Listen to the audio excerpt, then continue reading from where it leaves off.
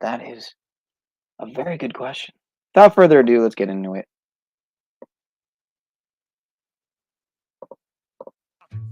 The paradigm of absolute control. And that's why we're just out here doing simple things, pointing out that we're meant to be in nature and be natural. And this is where we find the source that God made to transcend the New World Order. And that's why they want to try to keep us out of it. I'm angry. I've had enough of these people. They're a bunch of Christian murderers scum. They're on giant death factories keeping babies alive. They're selling their body parts. What more do you need to know about these people? I go out and face these scum. They literally crawl out from under rocks. They have green looking skin and they run around screaming, we love Satan, we want to eat babies. I have them on video. Hillary's in the creepy, weird, sick stuff, man. She sleeps in the same room with that creepy, weird woman whose mother wears a hood over her head. That woman number one is ugly. Imagine how bad she smells, man. I'm told her and Obama just stink. Obama and Hillary both smell like sulfur.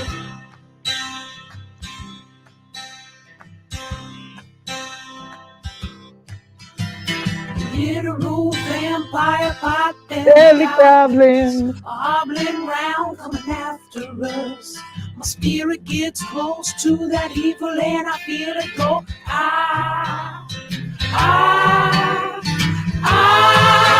We're such self-centered crap. We don't even notice hell itself rising up against us. Millions of pointed people of the very worst type, and I'm so pissed. We're gonna stab your daughter at the mall. We're gonna stab your wife, your son. We're gonna stab you with a butcher knife, and then the police chief is gonna say, we love our Somalis, we love our Muslims. Oh, they're so good, oh, they're so sweet. I was watching Fox News as I worked out this morning.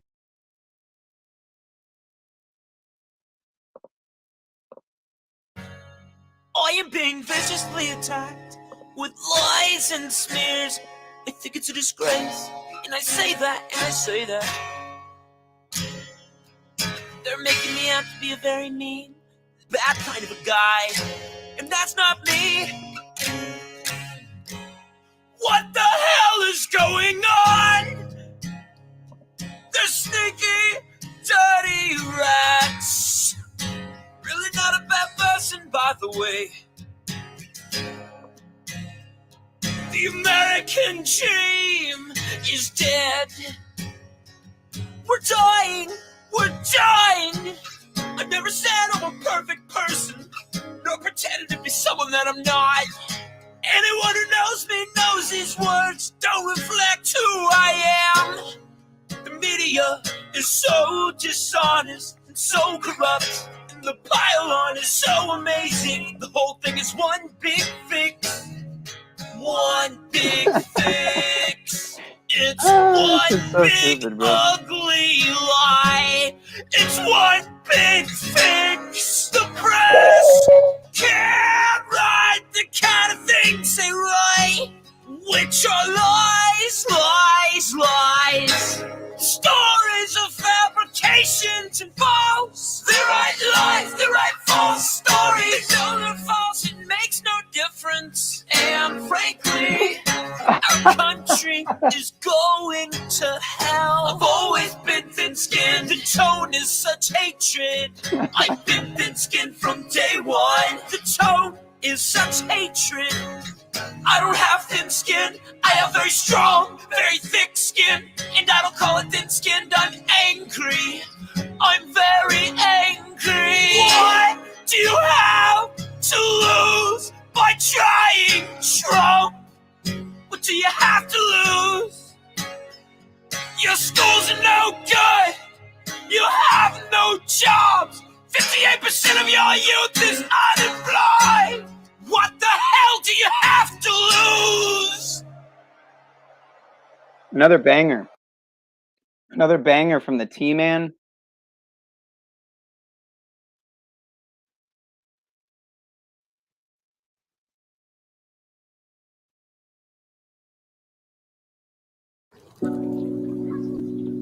Love ads. You know, you gotta love ads, man. There's really nothing else I love more than ads that I don't want to see. You see people with green colored skin. You see people say they can't let baby. And they love Satan and they love being ugly. And they love stinking and howling and screaming all over the country. They're possessed by the modern spirit of anti-human garbage. But the real spirit of humanity is The amazing artist, Nick Lutzko. I am being viciously attacked. Wait, what with again? light. No, we're not doing that. We're not going to do that. I'm going to destroy my flow here. It's not going to happen. What happened to the fourth video? You know, it's just like, can never catch a break here, man. All right, well, oh, what is this? Oh, I got to see this. Alex Jones on Halloween in '97. Just came on cable access and hung out, or what your actual employment was? I come on public access and hang out. I'm on 24 hours a day, they say. Yeah, pretty close. Well, I can assure you, I don't make any money off public access. I can guarantee you that. Well, you guys have a good one. Hey, appreciate that call. Hello, caller. You're on the air. Yes, Alex, how you doing? Pretty good. I was just kind of curious if it's true that the police can have laser or infrared beams, if you want to call it, and they can project those into your house to basically. Yeah, the Austin Police Department's last time I heard has 20 units with infrared. If you have enough of a heat source in your house, it'll pick up the heat source and show a signature. It's called flare. It's infrared or heat signature, and we didn't play all of the cut from the Lear News Hour, but it says yes, black helicopters are being used for surveillance of the public by sheriff's departments and police departments around the country. So that's real, and I'm going to play that tomorrow night from 8:30 on past 10 on my Access Television show. That's actually my show proper, just as an entertainment show. And I'm going to have a tax expert on. So you'll see the Lear News Hour, a short little cut for news reasons, that'll show you Lear News Hour saying, yeah, here's the black helicopters. The military has sold them to the police departments all over the country. They've got thousands of them. They've got thousands of tanks and armored personnel carriers now. And they don't say, by the way, all these people that have been kooks for 10 years telling you about it, now they're admitting they have black helicopters. It's a fact.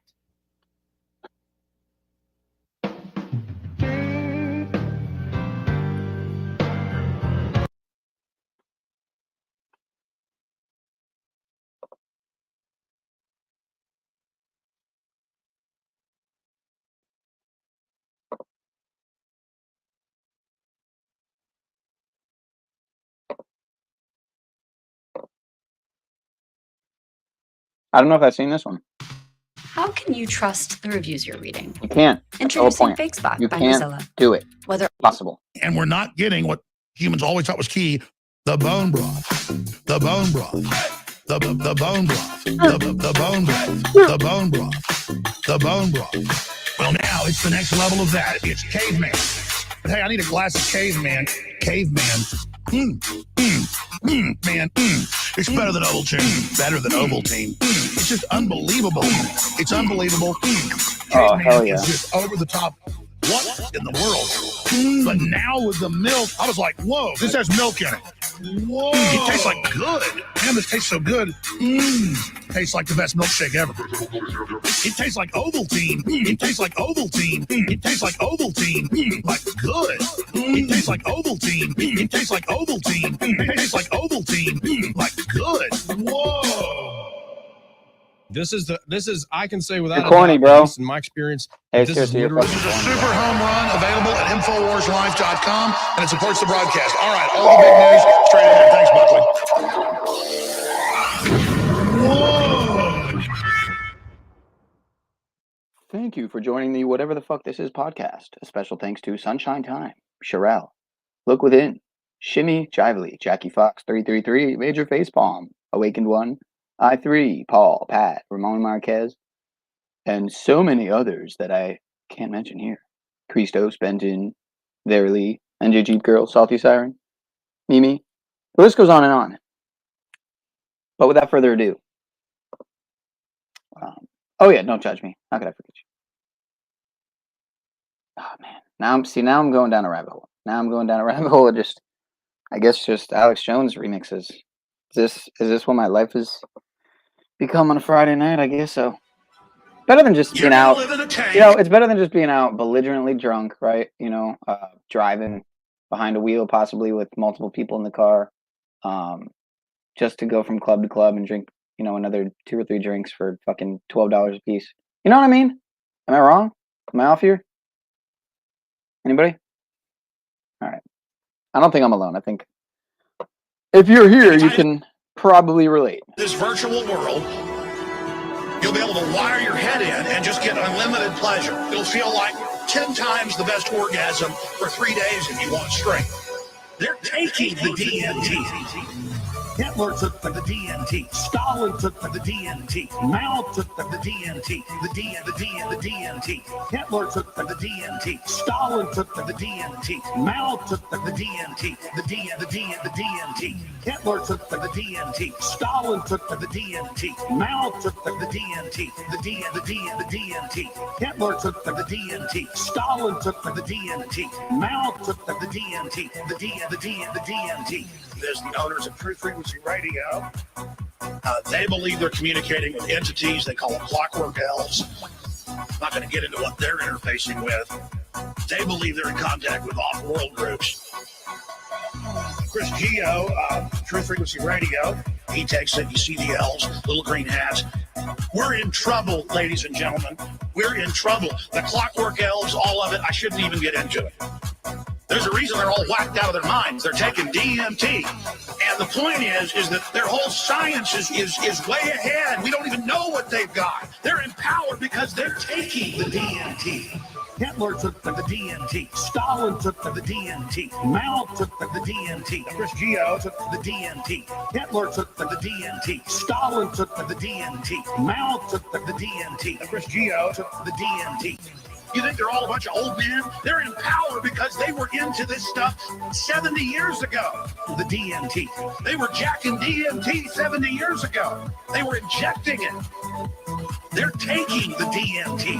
Hitler took the DMT. Stalin took the DMT. Mao took the DMT. Chris Geo took the DMT. Hitler took the DMT. Stalin took the DMT. Mao took the DMT. Truth Frequency Radio took the DMT. I shouldn't even get into it. Pineal took the DMT. Indeed, he did. We put our kids to bed and then took a vacation. Thanks to some delicious gummies from... Shut your face. All right, so... More? I mean, do I just keep going? I think I'm good. I think we're good on that. You got to break the cycle, right? You got to break the cycle. Someone was doing a stream on pyramids. A couple of people were doing a stream on pyramids. So, why not? Play a little track. Something normal. A little more normal. They tried to say aliens built the pyramids. It's funny because they probably did. Hey. They tried to tell me that aliens built the pyramids. It's funny because they probably did. Fuck I'm doing talking about pineal glands. Fuck I'm doing talking about pineal glands. Ancient ways of Sumerians. Ain't nothing wrong with a righteous man. This is my Anunnaki flow. Oh, this be my Anunnaki flow. Yo, I got that Anunnaki flow. You are now on Planet X. I'm the God of your respect. I'm the destroyer. And this is doomsday. 360,000 years since I made way. Hey, I hate to be the one to warn ya. Your government knew all along, guess they weren't trying to spoil it for you. Boy, oh boy, I'm hot to death. High is my magnetic field. Theologists preach of me, but they don't know I'm really real. My angels up in here. All my demons up in here. I know who brought you in this world. I will take you out of here. Never these two, they even sunk Atlantis too. Oh shit, they even cropping out my crew. They be loving the crew. They be loving the crew. I know that you heard about me way back in school. Mayan calendars, you went to church. You all see revelations. Behold up that horses, galloping proclamation. Watch out for them 7 seals. I'll be in the sky. The Euphrates rivers dry, so you know it's real. I'm doing talking about pineal glands. Fuck, I'm doing talking about pineal glands. Ancient ways of Sumerians. Ain't nothing wrong with a righteous man. This is my Anunnaki flow. Oh, this be my Anunnaki flow. Yo, I got that Anunnaki flow. You are now on Planet X. I'm the God of your respect. Hour. No man knoweth the hour of my return. It'll be like a thief in the night. Make sure your people's alright. That's right, the writings on the wall. They was only worried about the gods, because they know the balls go against the gods. The only brown dwarf swagging. Cross your son just like a dragon. The Japanese know what's happening. They was debating about Kobe and LeBron, the Bible or the Quran. They should have been taking cover. They said I'm red, but gold is my favorite color. Witnesses agree, they see me with wings when I hover. Might even make your pole shift when I'm skipping through. My orbit is a bitch on a mistral. They undermined the prophecy of Daniel, that's a bummer. Now I'm at your doorstep, but not for sugar. Just that Anunnaki flow. Inky and Lil would love it. Sirius is the war in Syria, bitch. Fuck, I'm doing talking about pineal glands. Fuck, I'm doing talking about pineal glands. Ancient ways of Sumerians. Ain't nothing wrong with a righteous man. This is my Anunnaki flow. Oh, this be my Anunnaki flow. Yo, I got that Anunnaki flow. You are now on Planet X. I'm the God of your respect. Power. Global warming's alive. The moon is a satellite. Holographic universe. North Star to God.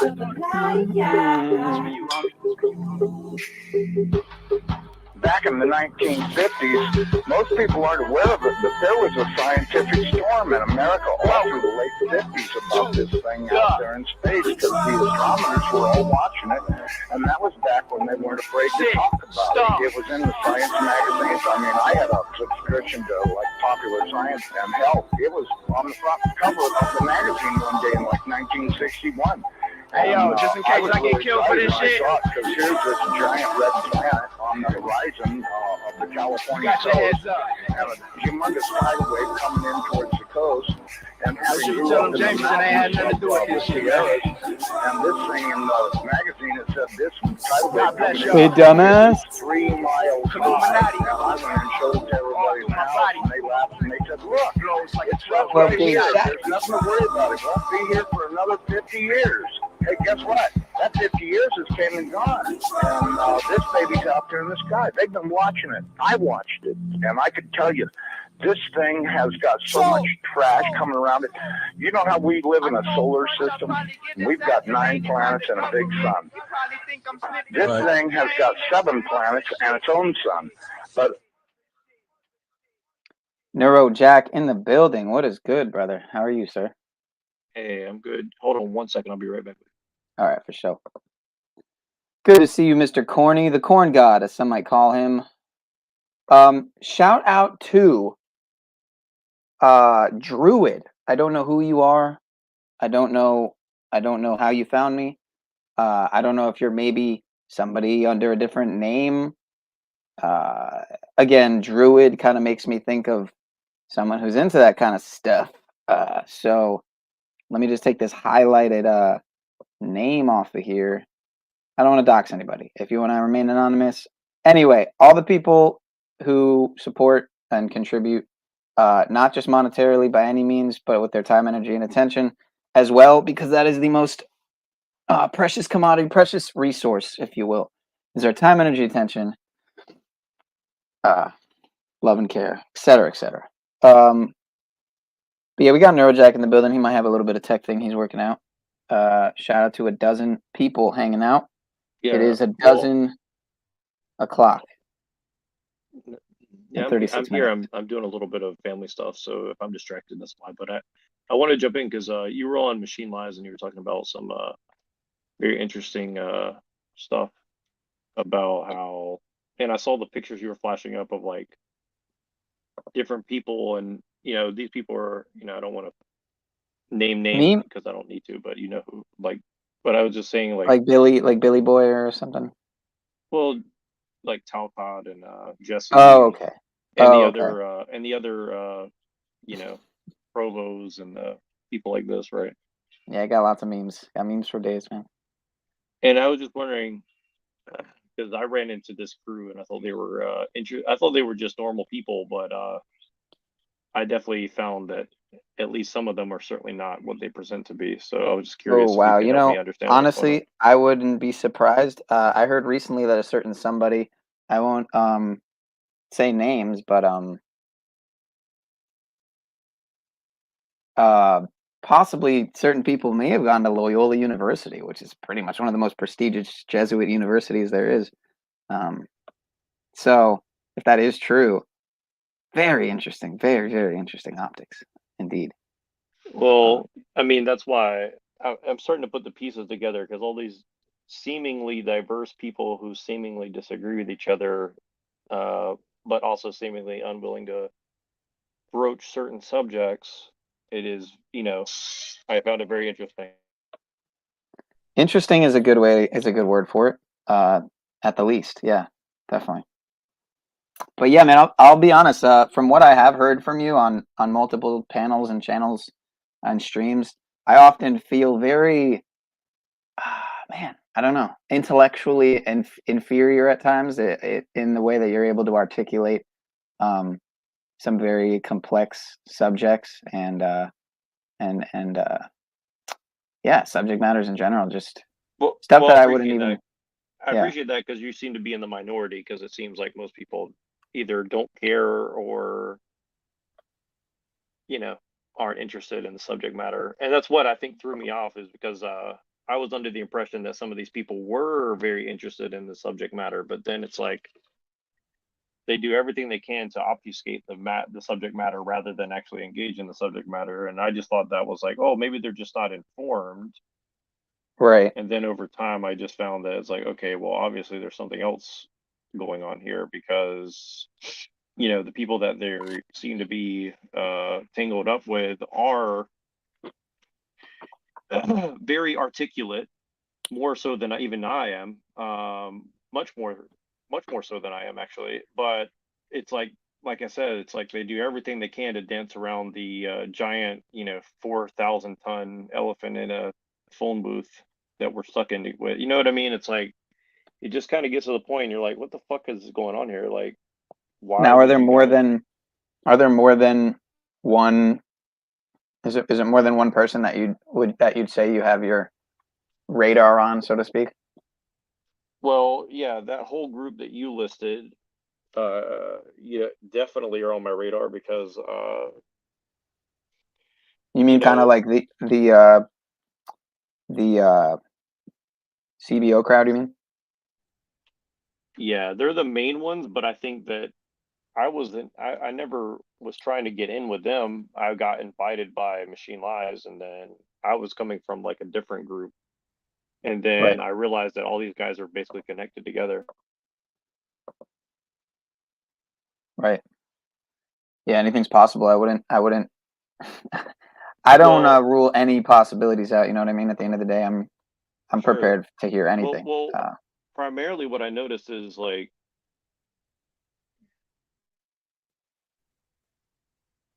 what I noticed is like what I noticed is this. It's like I'm trying to choose my words carefully, not because like I'm scared per se, but I don't want to have beef with these people, because I'm pretty sure if they wanted to dox me and shit, they could. So I'm not trying to like attack them head on. Not because, again, it's not that I'm scared. It's just like, what would be the point? I get doxxed and nothing changes. So what's the point, right? Like, I'm not trying to attack them. Like, they're going to do whatever they're going to do. But to me, it's just more interesting as a phenomenon, because I noticed that it's like,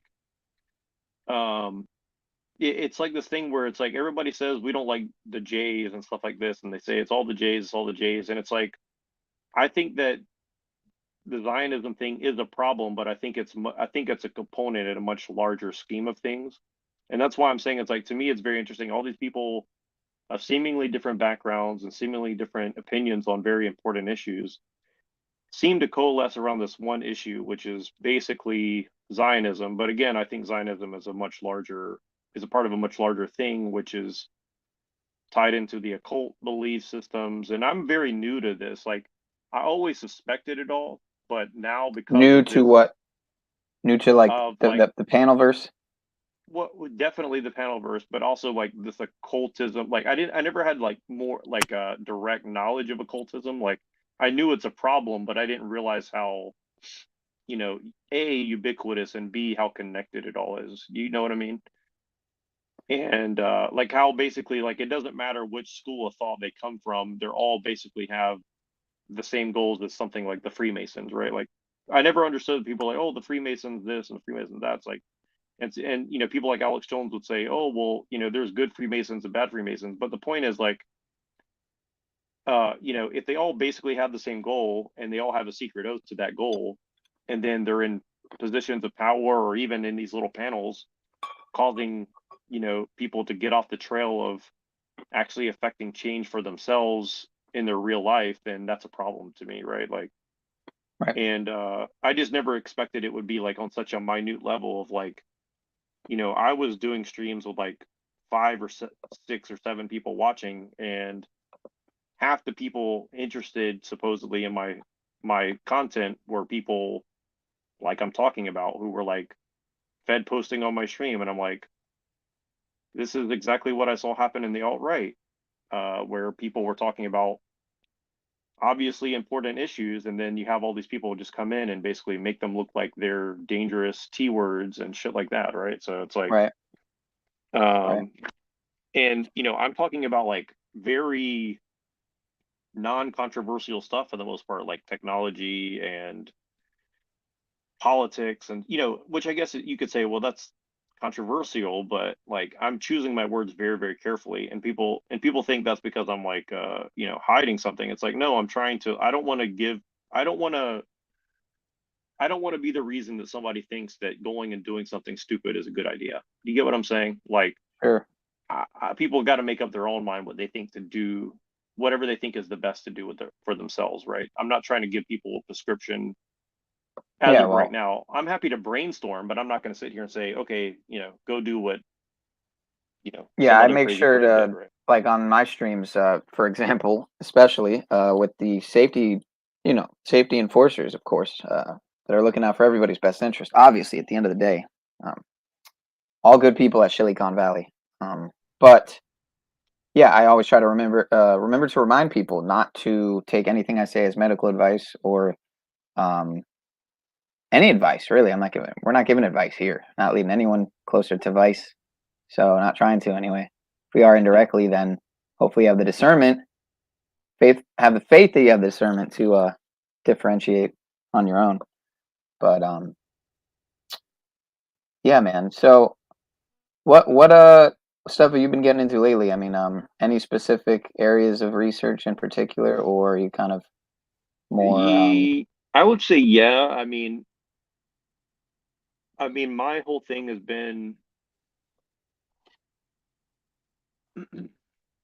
I'm trying to think of the best way to describe it, because it's all connected, but I would say for me right now, if it makes you feel any better, I'm all over the place. So I'm I here and there. Which is why I'm kind of just interested just to come and talk to you, because like I noticed like you kind of see a lot of things too, but it's hard to focus on one thing too. And that's the way I feel. Like that's why like I just join conversations, because it's kind of easier to go along a conversation than it is for me to say, okay, let me touch 100 different points and try to tie it all together, which I can do. It's just that's very tedious, and people are not going to be very interested in that, I think. So I mean, But I be would say, surprised. well, maybe, but I always think about who's the audience, and since this is mostly just a bunch of faceless people in the chat, I'm like, I try to like Well, we've seen Thomas be before. conscious. Thomas has been on panel. It's been a while. It's been a while since I've seen him in the chat too, so it's good to see him. Don't see him in Paul's channel much either. Do you ever check out Paul's streams or not that much? Shout out to JG. Hello, JG. Yeah, No, JG in the house. I've only seen him as a result of finding out Everyone that he else was is. like a broader sense of what's going on here, and I thought he was very entertaining the first few times I saw him, and then I saw he kind of did some dishonest stuff with Machine Lies, who I count as a friend, and so I just from there I just kind of like, well, I don't know what's going on, but it ain't good. But then I keep hearing different things from different people, and I don't know if he's directly tied into like this Jesuit thing or something, but it all seems to basically serve a relatively similar function, whether it's on purpose or not. Yeah, I trust me, I keep my eyes everywhere, and I still have a hard time discerning between certain people's. I guess I'm not that knowledgeable in the areas of psychology or neurolinguistic programming or body language. I mean, I know a thing or two, but I don't know if I know necessarily more than the average person who's looked into it for a few hours. So Well, I think for me it's like I look at it like this. Like it doesn't matter, brute level of intelligence is not as important, or brute level of like education is not as important to me. Like I've met some very highly educated people who can't see what's obvious right in front of them, right? Like they're very highly specialized people for the most part, and I think I've met a lot of people from Silicon Valley and stuff like this, and most of them were, you know, I would say relatively average people with just, a certain amount of luck and a certain amount of bad luck too, because it's like they don't even know what they're involved in. They're just kind of like there. Do you know what I'm saying? But then you have a little right. bit different kind of people who are obviously more informed about what they're doing. It is interesting to And try to think about, not to cut you off, but I would maybe I've never really tried to look that closely, but if there's anyone who just tends to always go on panels and not really ever say anything, uh, there's probably someone out there. I just can't think of them. I mean, a lot of people do that, but I mean, like literally, like the only time maybe they've ever spoke, it was some like off the wall shit. Because the people who speak their mind, you know what I mean? It's going to be easier to obviously to catch them on their shit. Like imagine if Cecil was a Fed. You know what I mean? Like imagine how mind blowing that would be. Cecil Drake, the plant, the mole. no, it's certainly possible. But the more I see Cecil, it's like, if he is, he's probably the most intelligent one out here because he's very consistent and he knows pretty much exactly what he's talking about. And the thing is, like I have more respect for Cecil than I have for a lot of people on these panels because I get where he's coming from. Even if I disagree with him on certain little points, which I do, I think that overall, like I get him, right? Like he's someone I like everything about like why he says what he says is congruent to me, right? Like it adds up. You know what I mean? Right. So I'm okay with that. You know what I mean? Like I'm okay with people who are like more or less consistent with like their rationale, right? And then I notice like people who are dishonest about me, they're like, oh, you're always causing problems. And it's like, well, how is me asking a question about your motives or about uh what you're prescribing will lead to absolutely the opposite of what you say that you want to have happen, right? Like how does that make me an agent of chaos? Like either I'm right or I'm wrong, right? It's like it's pretty like black and white. I'm not like really, you know, doing something where there's a lot of gray area, which is why I choose my words carefully, right? Right. But a lot of these guys are like saying stuff where like if there was somebody listening and they weren't someone connected to something, that they would go to jail. And I'm like, why would you do that if you're not worried about going to jail? You know what I mean? Because to me, it seems like a lot of these people are saying and doing things. It's like they want you to be party to it. So then if something happens, you get in trouble and they don't. Like, that's what it seems like to me, you know? And I was like, and again, I saw that happen with the alt-right, and people went to prison over it, you know what I mean? And not anybody I knew like personally, but I just saw like as a movement, it was very you know, obvious problem, right? And I just see that's like all these people who are supposedly interested in changing things are falling, maybe not into the exact same trap, but I would say a um, very similar trap, you know?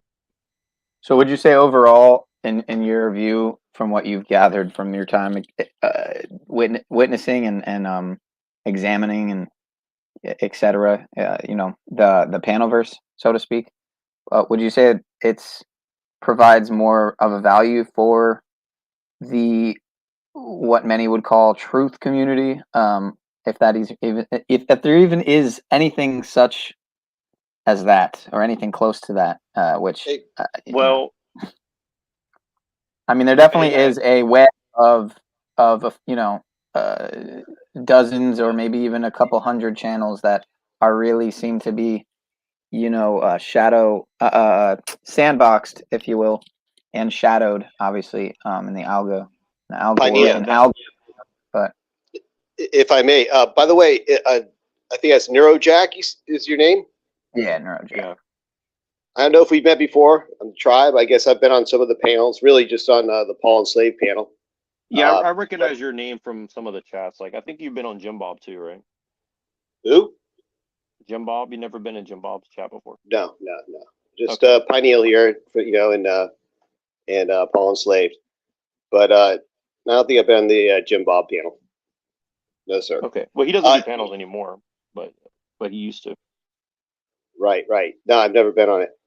Yeah. So you were mentioning something about the whole thing and stuff, and I think one thing that a lot of people overlook when you're talking about the ones that say the silly things, right? And you know, there's two classes really. You got the ones that are, you know, the unwittingly saying stupid things, and they're just kind of monitored. And then you have the ones that are actively saying it. And you're thinking, well, what would make people actively say it, right? Basically, you have what they term, you know, in the tech world is called network-enabled anarchy. Have you heard of this? No, but I'm very. Say it again. Network-enabled anarchy. Yes. Okay. Yeah. So essentially, there's militant anarcho-socialist networks, they call them. So they're anarcho-socialists. So it's like against, you know, the rule, you know, all that kind of stuff. But at the same time, there's a socialist element to it where they're trying to make some type of a group or such, you know, that's exclusive, right? And with privileges and benefits within a socialist network, right? But it's an anarcho-socialist network. So it's kind of a hybrid, so to speak. And they'll use social media to instigate widespread, you know, things like violence, even against their law enforcement, political opponents, things like that, any kind of enemies. But is to enable the network, you know, the social media, to be used essentially as a weapon. And unwittingly, some wittingly, some are people that, you know, maybe they had some run-ins or something. They can get a good plea agreement if they agree to participate in these programs anonymously and given the tech resources to engage.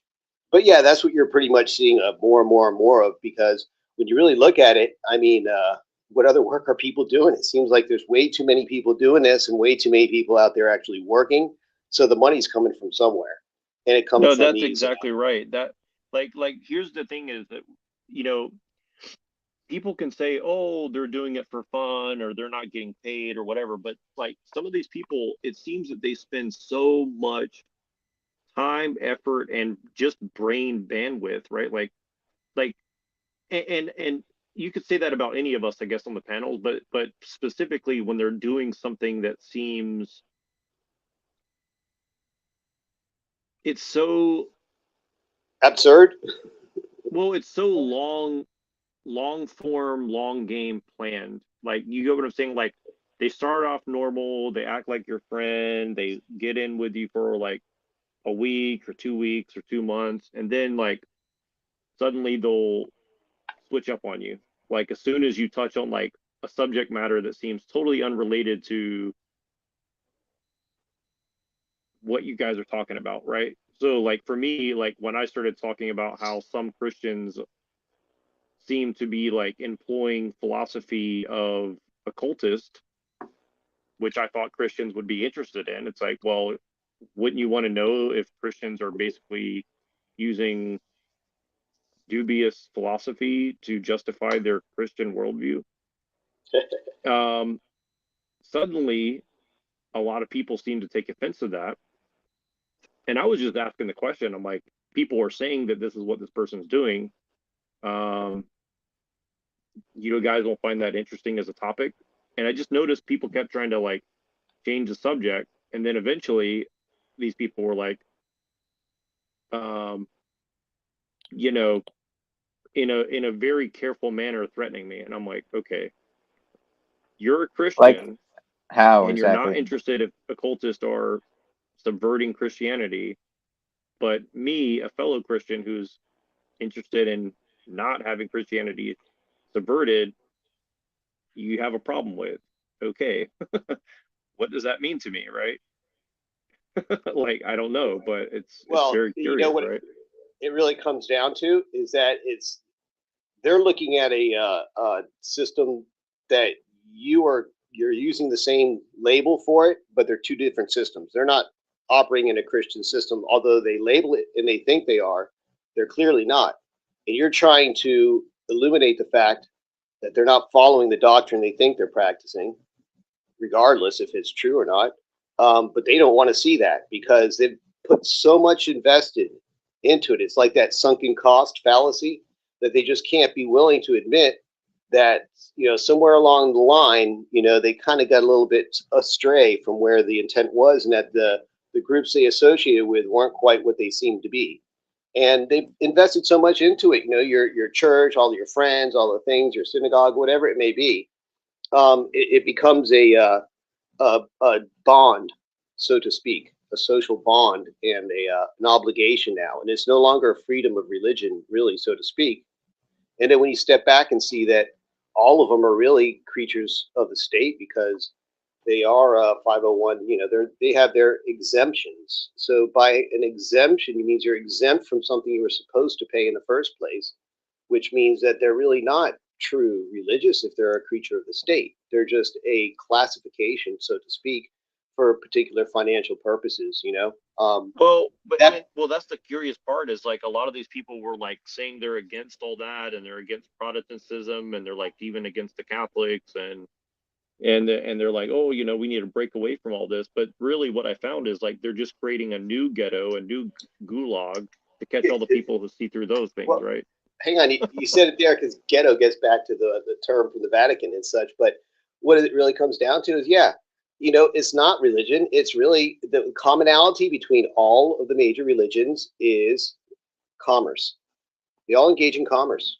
They all have investment portfolios. They're usually kept private from the patrons, and it is transferred through time in the organization. So they build wealth, they accrue wealth over time, just like a king would, and so to speak.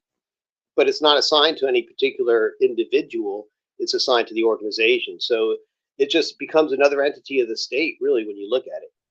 Well, and I would say my suspicion is that I'm trying to think of how to say this because I don't want to make a claim I can't back up, but I will say that I think that, like you said, the money's coming from somewhere, right? And I think that what I've noticed is the people who are posing as saviors from the system are actually reinforcing the system by diverting valuable attention, time, and resources away from actual solutions to people having more direct influence on the system that they have a problem with. And I know that's a very convoluted way of saying it, but I'm trying to say, like, what I'm saying is like, I never really watched that Yuri Bezmenov thing or anything like that. And I think that that's probably a red herring, but I think more or less what that guy was talking about is the tactics that are being used whoever that is doing all that, I don't know if it's, you know, the Russians or the KGB or the CIA or anything like that. I don't make those claims because I think all that's probably a red herring and a distraction from the fact that there's probably a lot of different people or different entities that are doing the same thing for a similar cause. They don't have to all be the government doing it. You get what I mean? It's like, Now, and I think that that's kind of what I'm saying with the religions. I think they're playing their active role, but there's also people posing as those religions that actually have nothing to do with those religions. You get what I'm saying? It's like, if I may Tribe, on go this ahead. one real quick All right, before and then, Tribe go ahead, and then I was overspeaks gonna. me and Yeah, go ahead, Nubs. thanks, And then thanks, I'm gonna. bud. Greetings, Nubs. How's it going? What's up, buddy? I'm doing all right. No, Hey, but go I ahead, don't. and then I'm gonna talk about. I had a question about the nature of a red herring. So go ahead. Okay. I don't think it even would take all that. Not to say that it's not going on in that sense. The fact of the matter is 90 and this is not founded in anything but my opinion, but in my opinion, about 90% of the people that I speak with throughout my life that have claimed to be Christians don't even read the fucking book. And Tribe's analogy to the government, to the religion is very, very accurate because we don't know the laws that govern our land, much like we don't know the laws that govern the Bible. It's the same lack of discernment, lack of discipline. It's the same fucking thing through both because it's human on both sides. no, I mean, I definitely agree. And I think for me, I think that's a big disappointment because I always thought Christianity, the whole thing is about discernment. You know what I mean? It's like, that's supposed to be really like one of not. the primary things you focus on, right? It's really not though, because, and it is and it isn't. But if you look at, like, for instance, the writings of Josephus and the history of the Jews, the book of the Maccabees, like, these are things that are referenced in the New Testament, but yet happened 100 years after. I don't remember where it is exactly, but it's one of the epistles that it's literally a quote from Josephus. So either Josephus stole it from them or they stole it from Josephus. But if you really do some deep, dark research on this shit and really start reading the books and doing the fucking things, like, you'll find that a lot of it was mythos. But what better way to control? Oh yeah. Well, that's the thing is like that's the other thing is like I've started to realize that a lot of what people call for Christianity, and I've realized this for a very long time, but I didn't have the evidence until much more recently, which is, you know, for example, that a lot of what Christians believe is essentially Zoroastrianism repackaged, or you know, the Greek mythos repackaged, or whatever. Well, what is and the I never Greek had a problem mythos? with that, right? I was like, well, maybe it's true, but we had to repackage it for a new audience, right? So I don't take it and just dismiss it as, you know, whatever, right? My bad. I wasn't trying to be rude. Oh, no, I'm go ahead. continuing a conversation. The young man wanted to know about a red herring, so I'll pause my thought. So my question is the nature of a red herring. Is it Sure. revelation of the method? Is that ideally No, the and old King's fox hunt, what they would do is to add a little sport to the hunt. They would go out before they went out hunting the fox. They'd release a fox in the woods, right? And then the king and his men would go out and hunt the fox for sport. But beforehand, they'd have someone go out there with a red herring, a dead fish, you know, because herrings stink really bad. He'd go up to random trees and just rub the red herring's body on the trees to give it a stink, just to get the dogs off the scent trail, so it wouldn't be a direct line to the fox to go kill them. It'd add a little fun to the chase. You know what I mean? Kind of get the dogs off track. So a red herring is anything that distracts you from your initial goal, something to dissuade you from your attack. So it gives someone a chance to have more time to get away from you or regroup or and I don't even like the term red herring because I think it actually, like, A better analogy might be that. I think that is a very accurate one, but also I think that Well, that's the origin. That's not an analogy. That's the origin of it. no. I mean, no, I agree, but I'm saying I think another analogy would be something that would be at least somewhat of what I'm talking about is like kind of like just a higher level trap. Like you kind of get so far, and that's also what you said about psychology. I can't remember who said it, but you said about like it's like you just get so bought in. Like I did sales for many years, right? And like people just get to a certain point where they can't see that they fucked up because then they have to blame themselves. So they just point the finger wherever else, right? Like it's like yeah. It's not that they can't see it, it is that they do see it and choose to be ignorant of it. True. Yeah, that's a good point. It's a choice. It's always a choice. We always have a choice to do the right thing or the wrong thing. Yeah, absolutely. And well, and this is kind of what I'm getting to about the whole Christianity thing is like, you know, I call myself a Christian because I think that there is truth in it, right? But at the same time, like I have to be honest with myself. If you read enough philosophy, if you read enough history, and you start to piece things together, like what you talked about with Josephus, right? It can't be the version that we've been told. There is a lot deeper shit going on. For instance, the King James Bible. I didn't know this till very recently. I had my suspicions, but it seems very obvious that whoever wrote the King James Bible was an occultist who was putting in some astrotheology and some other stuff into the Bible. He pulled from a very specific set of sources. I think there's a reason behind that, right? And there's absolutely a reason behind it. Have you ever read the Popol Vuh? No. Or the Mayan Codex? No. Talk about some mind-blowing shit. It's literally the opening is Genesis. I mean, not exactly, but it's pretty fucking close. Sounds about right.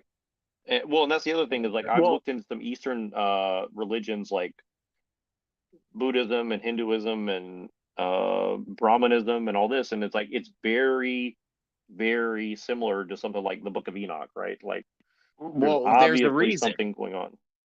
There's absolutely a reason, and do your own research. I'm not making any claims, but the books that I've read and the books that I've looked into, Hindustan, which would be India, so that would be your Brahma, your Veda, all that stuff. There's a reason that it all ties almost directly with the Mayan story. And I mean, even to the point where there was a Indian god that said the birthplace of civilization or something along those lines is where there's a giant trident on the side of the fucking mountain. That's Peru. It all goes back to the Nagas. And where are the Nagas from? Yep. The Americas. Yep. But because we bring in philosophy and theory, and it's all a big fucking mask to negate where people are actually from and to make up the story, because it's all a fucking narrative. There's a reason that after the Civil War, there was reconstruction. They weren't building the buildings, so they were doing something. No, that's exactly what I'm getting at too. It's like and I didn't know that specific stuff, but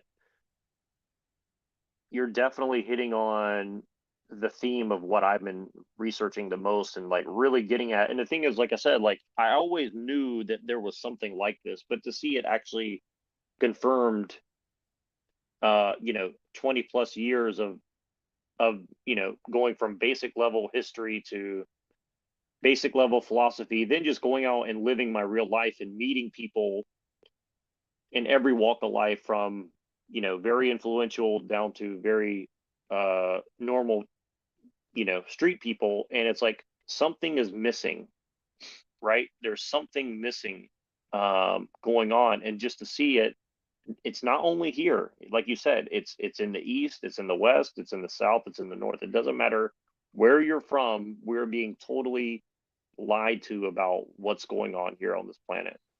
That is the only thing I can say 100% for sure. Like, and they kind of leave you clues for some reason. I don't know what the reason is. I guess to say that they gave you the option to look for it if you want, right? I don't know, but there's always a righteous choice that you can make. There's always an out. It's whether or not you have the discernment, the knowledge, the understanding, all of that shit to do it. And the proof is in the pudding, right? You know, the proof is in what you have done. It's not what you're talking about.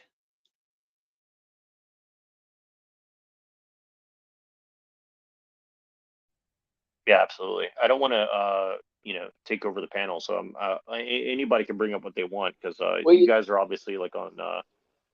There's something, similar level. Jack. There's something you mentioned though, when you're talking about different kinds of philosophies and such, and that trying to come upon, something that makes sense with what's going on today.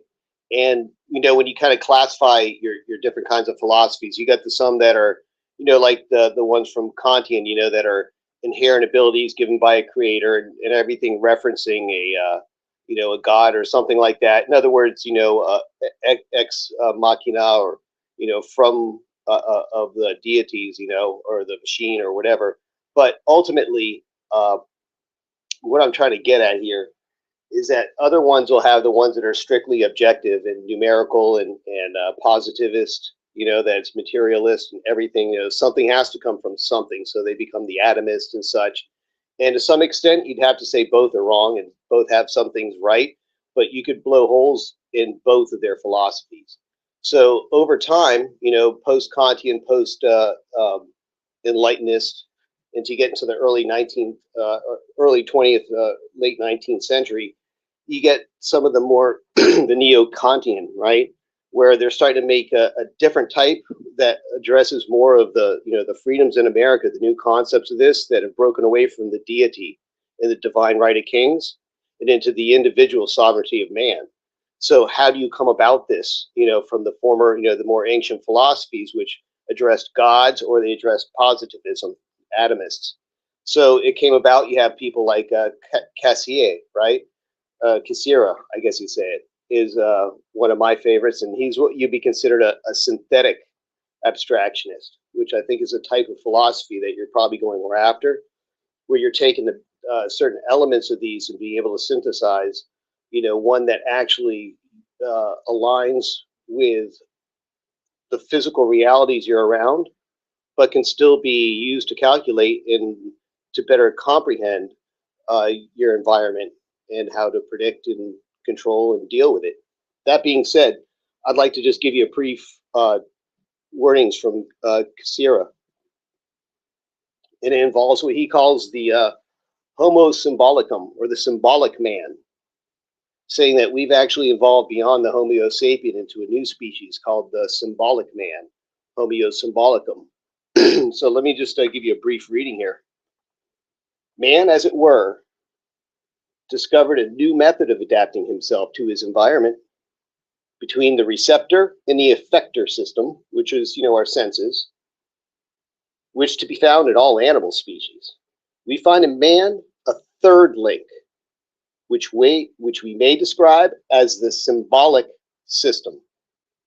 So let's break this down. He has receptor systems, things you hear, see, all your five senses, the effector systems, your muscles, your speech, all those kinds of things, which are to be found in all animal species. But man has a third system called the symbolic system. It's a third link to our environment. This new acquisition transforms the whole of human life, the whole of our life, not just part of our life. As compared with the other animals, man lives not merely in a broader reality, he lives, so to speak, in a new dimension of reality. Man cannot escape from his own achievement. No longer can he confront reality immediately. He cannot see it, as it were, face to face. Instead of dealing with the things themselves, man's in this constant sense conversing with himself. He has so enveloped himself Now listen to this: in linguistic forms, in artistic images, in mythical symbols, or religious rites, that he cannot see or know anything except by this artificial medium. Tribe, I'll tell you what, man, between you and me, we can kill a fucking broadcast for entertainment value. It's not for entertainment value. This is just for boredom value. But the point being is this, is that when you look at it this way, is that we don't communicate with the environment like animals. Everything we do is through a symbolic system. And the symbolic systems are all man created. So when you buy into anything, whether it be religion, philosophy, science, anything like that, it's all created by another man. So at some point, how do you judge its validity for your life? So some people pick religion, some people pick science, some people pick that. It all really comes down to what's valuable for your own survival. Because in the end, that's what counts, isn't it? So everyone's really out for their own self-interest in the end. And these are just different ways we fool ourselves, that we're all really just symbolic creatures. We all just fall a trap into some other symbolic system because we can't exist as the animals do with just our senses, receptor and effector systems anymore. So we have to create something, or else we're going to have to use someone else's symbolic system, because it's forbidden now to live like the animals, the tree of knowledge. That's what that speaks of. So that's just an objective way to explain it. And I get this, that I definitely yield. I don't think that, I think that there's two sides to that coin. I think that you can live according to what the animals live. And I'm not talking on a necessarily a physical level, but I've been studying about animals all my life, and like I'm coming to some conclusions, and I could be totally fucking wrong. This is just my opinion, but you know, when you look at different animals, they invoke different characteristics. You know, like the wise old owl. Well, why is the owl wise? And when you look into those characteristics, you know, much like the Native Americans do in many of their traditions, they don't worship the animal, they respect the animal for its talents. And that's really what respect is all about, is acknowledging one's ability to consistently do the thing. But again, that's only your system that you believe respect even matters, because the animal really doesn't care. The wise owl doesn't really care if you think he's wise or not. He's what he is. He just lives what he is. Judgments, labels like wise, personifications of animals, that's a symbolic creation of some man, and you've aligned with it, so now it's become part of you. So now you experience your reality through that symbolism. You didn't create it. Seldom are our thoughts our own, yet that's what you've been able to do. Now, the more you study the philosophy, the more you get more introspective and contemplative about these thoughts. You start to break them down with true discernment, and you start to realize which ones are the ones that have been artificially created or synthetically produced, and which ones are the true, the ones that go to speak to the ultimate truths, which permeate any of them. It has nothing to do with the label of the text you read. It has to do with the meaning behind it. Yeah, I just want to say that I'm glad that I joined this panel, because you guys are some smart dudes, and I'm not just saying that. Don't give me credit that's not just. No, like, because this is the level, like, this is the kind of stuff that you guys are saying directly is what I'm trying to infer to people indirectly. So I appreciate that, because you kind of remind me of like the underlying you know, angles that I'm approaching this from. But even in the moment, I don't really have it in the back of my mind. It's just kind of like, it's just things that I believe, like what you're saying about how people who live a more natural human life, this is the way they behave. And I would even count older forms of Christianity as a part of that. And then now, like you said about symbolism, and this is what me and Machine Lives are kind of coming from, as far as when we're trying to make these arguments of like skepticism of technology, is like we're mediating so much into symbology, into words that you can imprint 15 different meanings onto that one word. So When I use the word, you just automatically take it and interpret it however you want. And therefore you can justify whatever feelings you have towards me because you're not really listening to what I'm saying. You're just projecting what you think onto what I'm saying. You get what I'm saying? And Yes. and this is what we're seeing over and over again. And especially with the technology, it's like, how can you really say we're human beings when we're not really living a lifestyle that's anything to do with what being a human being was, other than the very bare basics, like eating, shitting, sleeping? It's like we're more than that, right? And now we're so far removed from that like, at what That's a point do we choice there say, again. That is absolutely a choice, man. When I get sick, I go outside. I grab herbs out of my garden and I come in and I take care of things. And as far as I understand what you're saying, Tribe, as far as where I get my research. However, when it comes to animals, like the wise old owl, the reason I see the owl as being wise is because I've experienced the owl at night, watching as, I mean, obviously you can't see much, but if you've ever seen an owl take a piece of prey, they are wise in their decision making. Yeah, but I've seen that with every animal. The point being is that wisdom is something that's applied to humans. So it's when you when we use a people terms onto animals. Thank you. When you use people's terms onto animals, you project that onto them. It's again a symbolic system. So it's not real. You can't say that they have a love of it's like a love of philosophy and wisdom in an owl. No, he's just smart. And you can say they're smart. Now, here, let me give you something closer to us.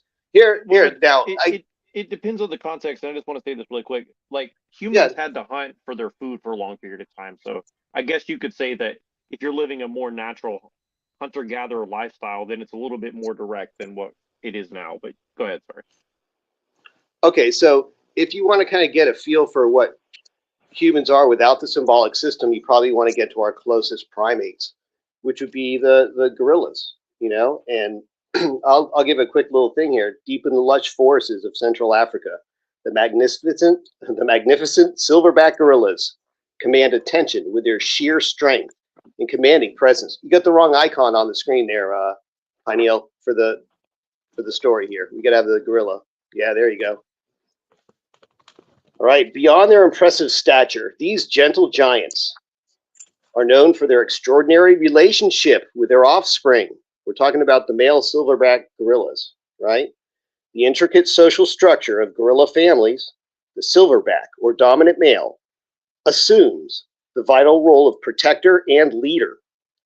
With their silver gray backs and powerful build, silverbacks create a sense of security within their groups, which typically consist of several adult females and their offspring. Their nurturing nature is evident in the way they interact with their young, offering guidance. This is the male gorillas, by the way, offering guidance, protection, and emotional support. Through gentle grooming, playful interactions, and engaging games, silverbacks forge deep and enduring bonds with their offspring, fostering a sense of love and belonging within the gorilla family. The relationship between a silverback gorilla and their children is one characterized by immense tenderness and care. Silverbacks are devoted fathers, taking an active role in the upbringing of their offspring. They watch over their young ones diligently, ensuring their safety and teaching them essential survival skills. Through gentle touches, comforting embraces, and vocalizations, silverbacks communicate their affection and establish a strong sense of trust and security within the family unit. The protective nature of silverbacks becomes most apparent when faced with potential threats. They bravely defend their young against any danger, displaying incredible courage and a fierce determination to keep their family safe. The bond between the silverback gorilla and their children serves as a powerful testament to the incredible depth of emotions and complexity of social dynamics within these magnificent creatures reinforcing the importance of conservation efforts to preserve their extraordinary existence in the wild. Ugh. All right, now I yield. Thank you for proving my point, man.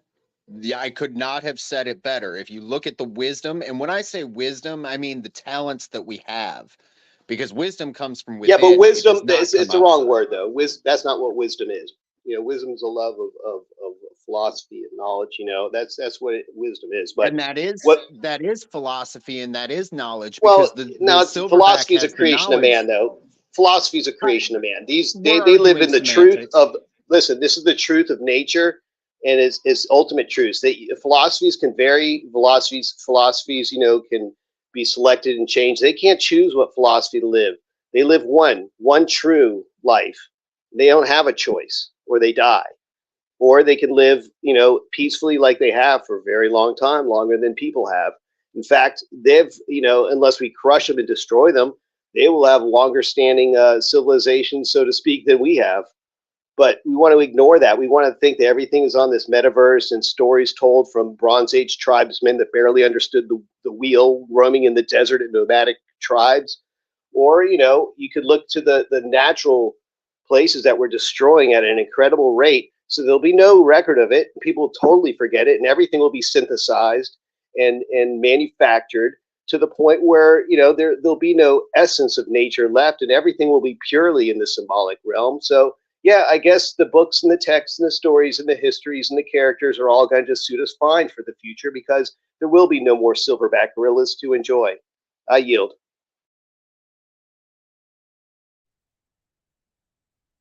Well, definitely. I mean, I mean, that is interesting what you're saying, and I think that I agree with everything you said. And I think for me, it's like that's kind of what I say for human beings too, because like really, if there's no human beings that live anything like what you just described, the life of a silverback gorilla. And the thing is, the truth is, like, you know, people are so addicted to the convenience and the safety of modern life, which, you know, it's dubious how, you know, it depends on what you mean by safety and all that as well too. But you know, it's like this thing where it's like people say, well, I can do all this stuff that harms my health, and then there's someone to rescue me for my bad decision. So of course it's hard to give up, right? But like you said, it's like, are these silverback gorillas who live in the forest? It's just strange to me that humans, like, they glorify what we have now, but they don't glorify like just natural human being life. Like, I don't know if you guys have kids, but like I have one kid, right? And then like I'm raising my kid like primarily based on family, right? But I see so many people that have kids, and the first thing they do is like, let's go to daycare so I can go make money so I can pay for this house that and pay all my bills. And again, like, you know, we're kind of stuck in the situation. I get that, but at the same time, it's like it's just always struck me since I'm a kid is like people are not really living consciously, right? Like they're not making like conscious decision like, is this the way that a human being should be living their life, right? And Right. like, and I get that you're saying like we have a choice, and I guess to some degree we do, but I definitely see that like our ability to be able to actually make that choice is getting less and less. And well, maybe it's always been this way, or at least for recorded history, but it doesn't seem like we have that much of a choice to really like go and do something else. I mean, we can try to like limit it to some degree, but I think the way the technology is going, it's going to get harder and harder to like really separate from the system, you know. And that's the rub, is that the more and more that you fill your mind with the synthetic constructions, the less you'll believe is available, right? Which isn't the fact. What you believe isn't what's real, what you know. Once you get out there more and you realize, I mean, we have people that, you know, I get out there too and fly around. There's a lot of land in this country, a lot of land. So the fact that everyone thinks that everything has to be crowded into a tiny area and to be doing certain specific things. It's starting to become more outmoded. You know, it's been pretty clear the way the distribution of wealth is going, that if you know, there's some strange dynamics. You know, we could talk about that further at a different time because it would get pretty deep. But when you really look at it, is that it's a transfer of social energy, and where it's going is what's the most disturbing, because the technocrats that are really going to be the ones in control ultimately is going to have a choice, and one is either to, you know, enrich humanity with an ability for us to self-actualize in our surrogate activities and however we find value, and can coexist peacefully and advance humanity in different ways, maybe even expand. But it seems to have picked the other route, which is to utilize the technology to have you know, absolute control and slavery for the underlings. You know, we're going to see basically two classes. You know, there's going to be the upper class, or the parasitic elite ruling class, and then you're going to have the working class, or the slaves, and then you'll have a small bohemian class for entertainment and arts and things like that. But aside from that, that'll be an exception.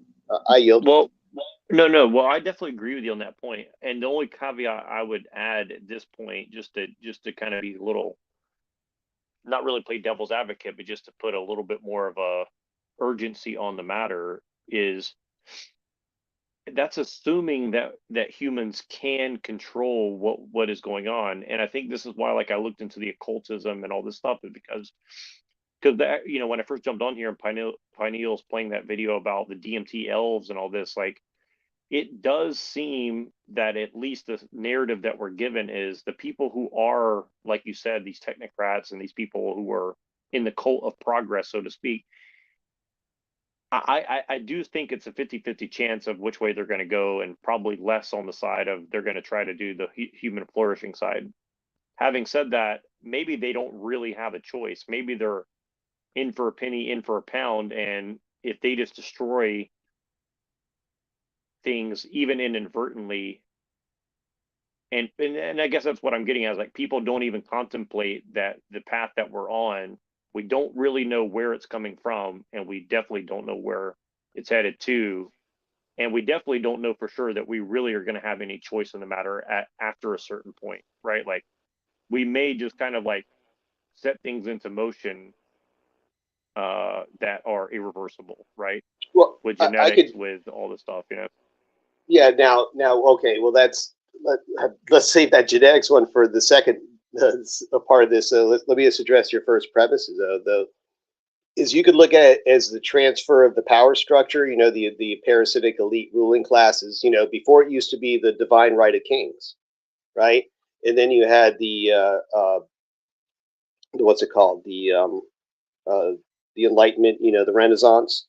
And then you have the Glorious Revolution, the People's Revolution, the American Revolution, where it was taken away from the divine right of kings, right? And it was taken to the new philosophy, where, you know, the people, the individuality now, first time in civilization, that you actually take this concept out of the elites. And, you know, in that transfer over, right, it's been the same thing into the robber barons, the corporatists, you know, essentially where it's gone. And they've kind of used a hybridization with technology, you know, going back to the ones that don't see well, you know, the ones that not see it, the stuff behind you, you know what I'm talking about, because of that damn frog. Oh, really? Oh, that's terrible. I guess Alex Jones maybe harassed her family or something. Well, it's funny that you bring that. It's funny that you use that little picture there, because that's an allusion to the book Animorphs, which it sure is, had a big impact on me as a kid. It sure did myself as well. Yeah, I grew up in the country, and the first time I ever moved to a city of about 200,000 people, I started reading this book when I was about 9 or 10 years old, and it hit me. I was like, this book could totally be happening, because whatever is going on in these cities is totally not the way I grew up. You know what I mean? Like, you know, it's isn't it interesting to think of it now, like knowing what we know about, well, a lot of things, including, you know, human animal gene splicing and such, and CRISPR. Well, yeah, we're gonna get on that the next premise. CRISPR-Cas9. That's the next topic, because I want to finish what we're saying here is that the next transfer since the people's revolutions, the glorious revolutions, where the British were tired of being slaves, and it was a rolling it was a snowball coming downhill there until now. What's happened now is that technology has surpassed every other ideology. I don't care what you say you are, technology can outdo it. They get a technology for everything. There's an app for that, so to speak. So what's come down to is the technocrats now have been passed the baton of power.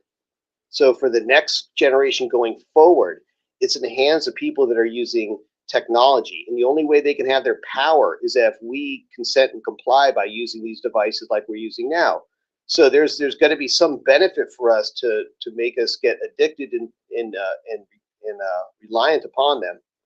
So that's what we're going through those stages now. But give it a few years and there's no way to take them away from you, then they've got full control. At that point, everything gets unleashed. See, everything's coming in little by little shock test here and there, seeing how much bullshit we're going to take and how much we're going to comply, how much pushback they'll get. And they're just finally adjusting and tuning it with good cybernetic approach to the point where they can just, they'll have full control within a predicted amount of time is what it really comes down to from their perspective.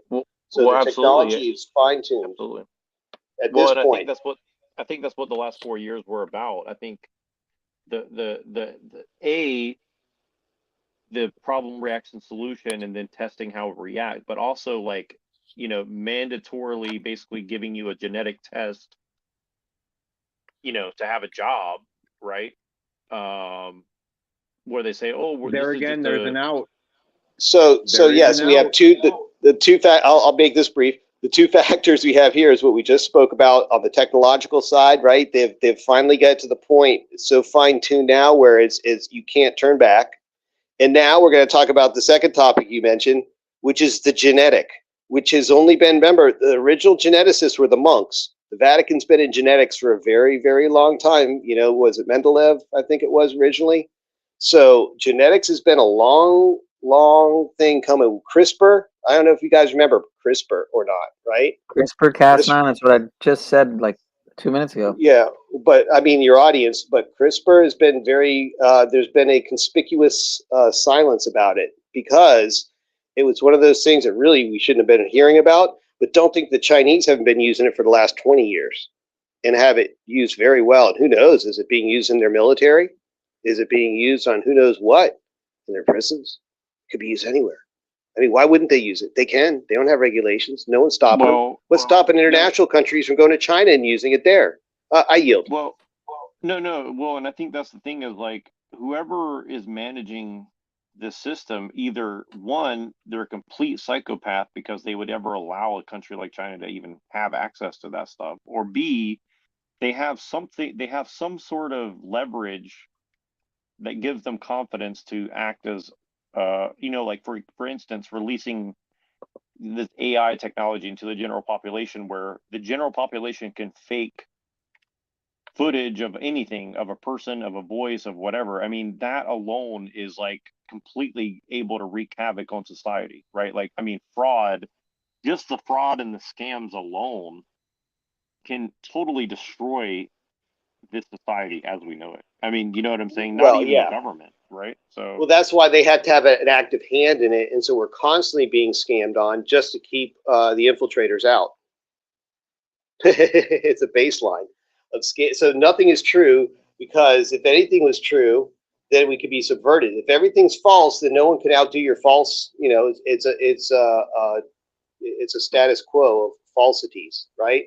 Anyone's falsities. That's a very excellent point. I really appreciate that point, because this is what I've been racking my mind, what could be the goal? And actually, I guess if you're going to have this technological progress ad infinitum, you have to think in those ways. And really, I can't be mad at it, because they're, like you said, if they give you any grounding, then you make the system fragile. But the guerrilla warfare of whatever they're doing is almost like a necessary evil if you believe that this greater technological project is worth breaking the eggs to make the omelet or whatever, right? So Yeah, I forget who said it, but it was like, we know our job is complete when everything they believe is false. Yes, sir. That was William Casey, the director of the CIA, CIA right? in That's the why I 80s. was going to say CIA, so I wasn't sure. So thanks for getting at it. You get the man. So there it Yep. is. Yeah, that's is that see. So the bigger picture is this: is that everything has to be controlled with falsities at some point because the ultimate truths take people away from control. Period. So the most dangerous thing to any system of control is ultimate truths. So whatever at all costs, don't discuss ultimate truths. You could discuss the gurus and these guys and the monks and this and but don't you could discuss prophets and psychics and metaphysics and whatever else you want, new age gibberish gurus and crystals and do all that stuff. But whatever you do, don't discuss elements of the ultimate truth and how they might apply in your life, because then you'll see the abundance that's around you that's not a restrictive, it's a generative universe, that there is no room for weakness in a power evolving universe, and that you have to be strong to survive, and that no one should be expected to provide. Everyone should be able to achieve for themselves, and if they can't, circumstances, there's other people to help, and that's the concept of humans. We help the weaker because of the fact that we have it made.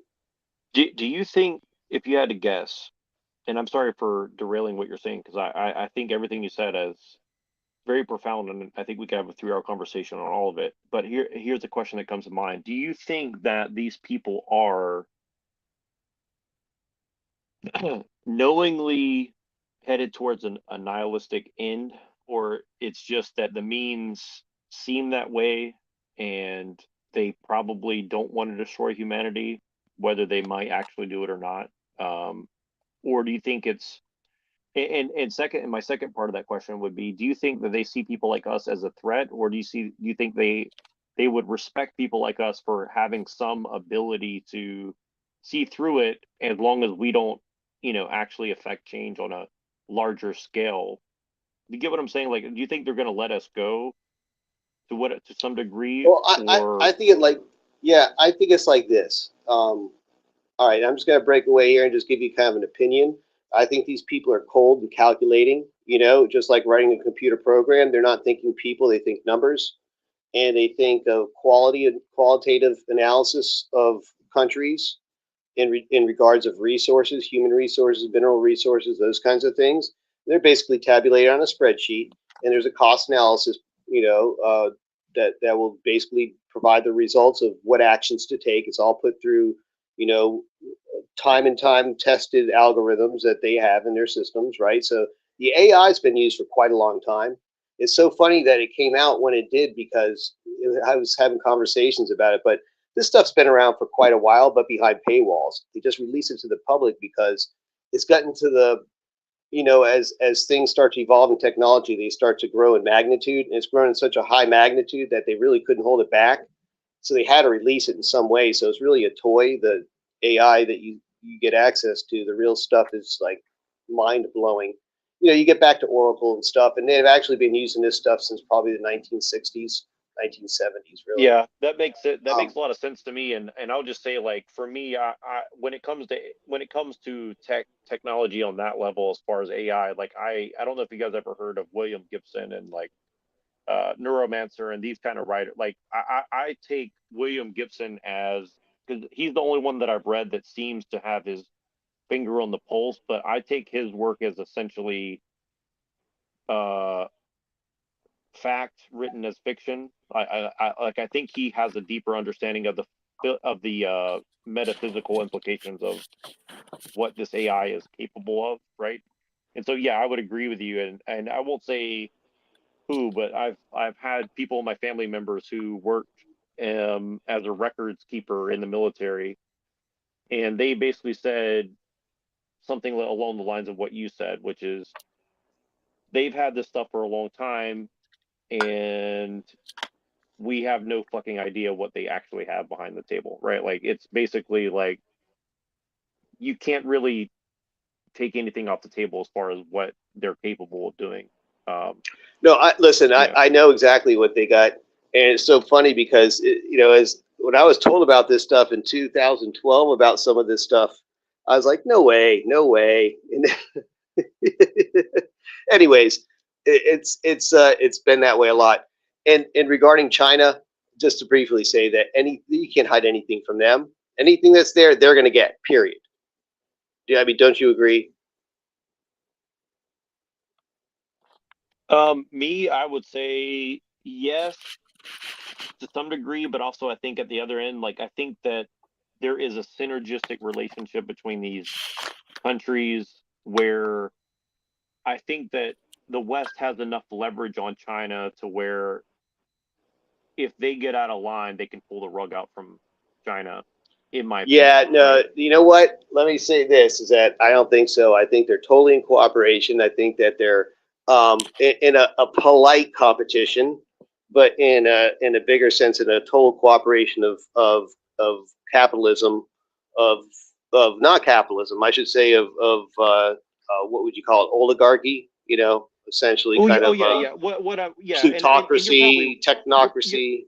you're probably right. I'm just saying, like, you know, that what I said was like the worst case scenario, but probably more likely you're correct. And certainly, I think they have much less of a worry that individuals within China would go against the system because I've been to China and I can tell you, like, those people don't even know what the word freedom means in any real sense of the word. Like, it's not like a thing that they can comprehend, in my opinion, you know.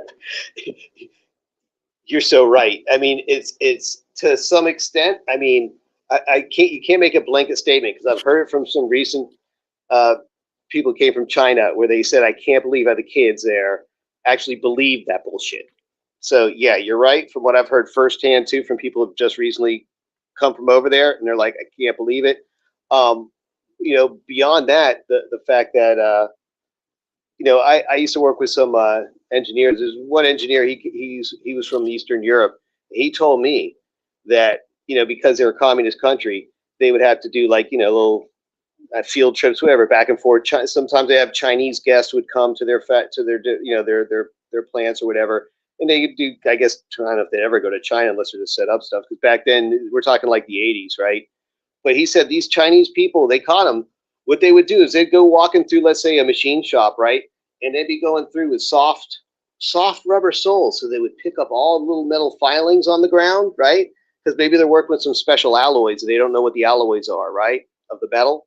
So now, typically when they go on a trip to somewhere else, when you're in those communist countries and after you're done with work, you go out in the bars or whatever, you're in another place, finally away, you could do some shit. No, these Chinese, they go back to their hotel room. They got microscopes set up. They're pulling little files of metal out of their shoe. They're reporting back to home base. They don't do anything. They're like worker bees the whole fucking time, he says. They're acting like little spies. They get caught doing it because in the communist country, they're watching them too. But it was terrible, man. He was telling me it was bad there in the government. If they didn't like you, they'd just call you in to the office and sit you down next to the X-ray or whatever, a high output gamma rays. You could be behind the wall. You wouldn't even know it's there. They just have you waiting there and just be beaming you with radiation. You're gonna be dead in a week. Then they call you in and say, "Yeah, you're doing a good job," or whatever. It was treacherous there. And where was this at? In Eastern Europe. Yeah. No, that's about the level during the I communist during the communist rule. Yeah, and I would say that hasn't went away certainly for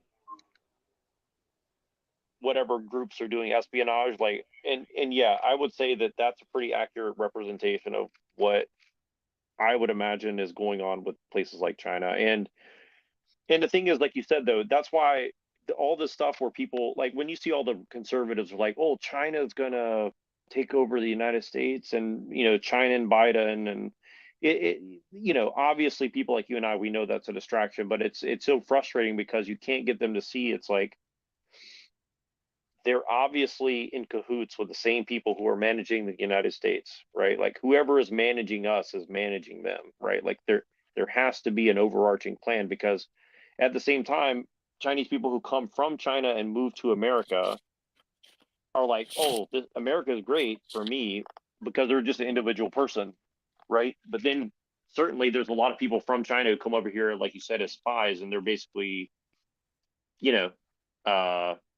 doing spy shit, and they're very motivated because that's their culture, right? That's just what they do, Is it really like that, or is it two guys sitting down one from one country and another from another. So like 2 kids, one on the other end of the block, going to play a game of chess. I mean, are we really at odds with them? Or are they just playing a game that we are indirectly pawns, bishops, rooks? You know, we all play a position. Oh no, I Do you agree get with what you. I'm saying? No, I agree with you. I think that that's kind of what I'm getting at. And the thing is, a lot of people can't see that, and they say, "Oh, it can't be that managed." But I can say, like, just my little experience here on the Panelverse shows me that obviously things are being curated on a very minute level. And I know 100% for sure that's happening in China with the with just the social norms. And now you add in the technology, and you get the social credit score, and people don't quite understand how that works. It's not going to be this like dystopian thing overnight. It's going to be like 30-40 years where they just slowly drip feed it to you, and then by the point my grandkids are around, the world just won't be recognizable to them. Just like how, like, I grew up with my grandparents, right? And they would tell me, growing up on a dirt floor with 10 kids in a house as a tenant farmer from Scotland or something, right? And then they say, well, this is what life was like for me. Now compare that to the way I grew up. It's totally different. Now by the time my grandkids roll around, it's going to be a totally different environment, right? So they don't even need to like bash you over the head with like 1984 style whatever overnight, right? And I think that's the mistake that I made as a young person, thinking I'm just waiting for that shoe to drop, right? But it's dropping very slowly all the time. It's like it's not a one thing at one time, right? It's a change in a pressure, a general pressure. So, for instance, when my kid was born, it was such a different world, and at that time I was very anti jabbeans and stuff like that. So I just kindly addressed him. I said, no, I'm not at this moment, and I conveniently went to the Department of Health, got my exemption, right? So he could go in public school, do whatever he needed to do, and never be questioned, because luckily in Florida we have pretty good laws about privacy when it involves that, and an exemption from jabs and stuff is no reason for anyone to question you. So at that point, we had no problems. But today, if you do it, you're looked at suspiciously, like you're some kind of you know what I mean? You got all of a sudden a target on you. And then you said, like, the social credit score gets lowered because you wouldn't comply with some policy, right? Whereas me, it's just in a private. 30 things. You want to know 30 things I trust more than the Vex? Well, I don't want to get that. I don't want to hurt your channel, man. But we could go on. I could let me count the ways. It's not even. No, but I mean, why would anyone want to be vexed and hexed and cursed?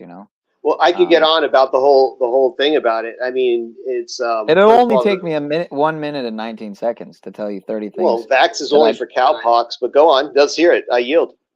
So 30 things that I trust more than the Jim Jones juice, as some might say. Focus be like, trust the science? Bitch, you don't even know science. Here's a list of things I trust more than the vaccine. Niggas who wear Prada, shrimp from Burger King, a nurse with an engagement ring, a Wi-Fi lava lamp, R. Kelly at a cheerleading camp, the Coming to America sequel, an Asian charity for black people, Caitlyn Jenner psychologist, me, Serena Williams gynecologist, Ben Simmons behind the line, a halal truck cooking swine, bitches who cook with air fryers, the tread on that $35 used Saya, the ingredients in a quarter pounder, that bitch with mad money but you look like Sounder, Lizzo with the last burger on earth, a pastor who says he doesn't skim off the collection plate in church, that one blue street light, a bitch nigga in a street fight, Kevin Durant with my password, a salty bitch with the last word, Lee Daniels training cocker spaniels, Daniel Cunha limping like he Fred Hampton, dick pills from the gas station, Joe Biden at a preschool graduation, Kellen Winslow at my grandmama house, a white bitch with a black mouth, a nigga selling gold chains on the beach, Jussie Smollett with a pocket full of bleach, a woman with dirty looks, my pop for $5 a cup, mad silk bitches who wear bonnets outside the house, Michelle Obama's baby bitches, Sasha and Malia's paternity test. No, nigga, I'm not putting that mess in my arm. Got me all stressed.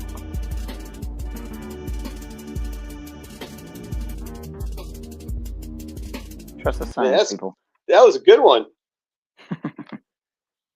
Good choice on the interlude there, Pineal. You got the segue down, that's for sure. Oh man, good stuff.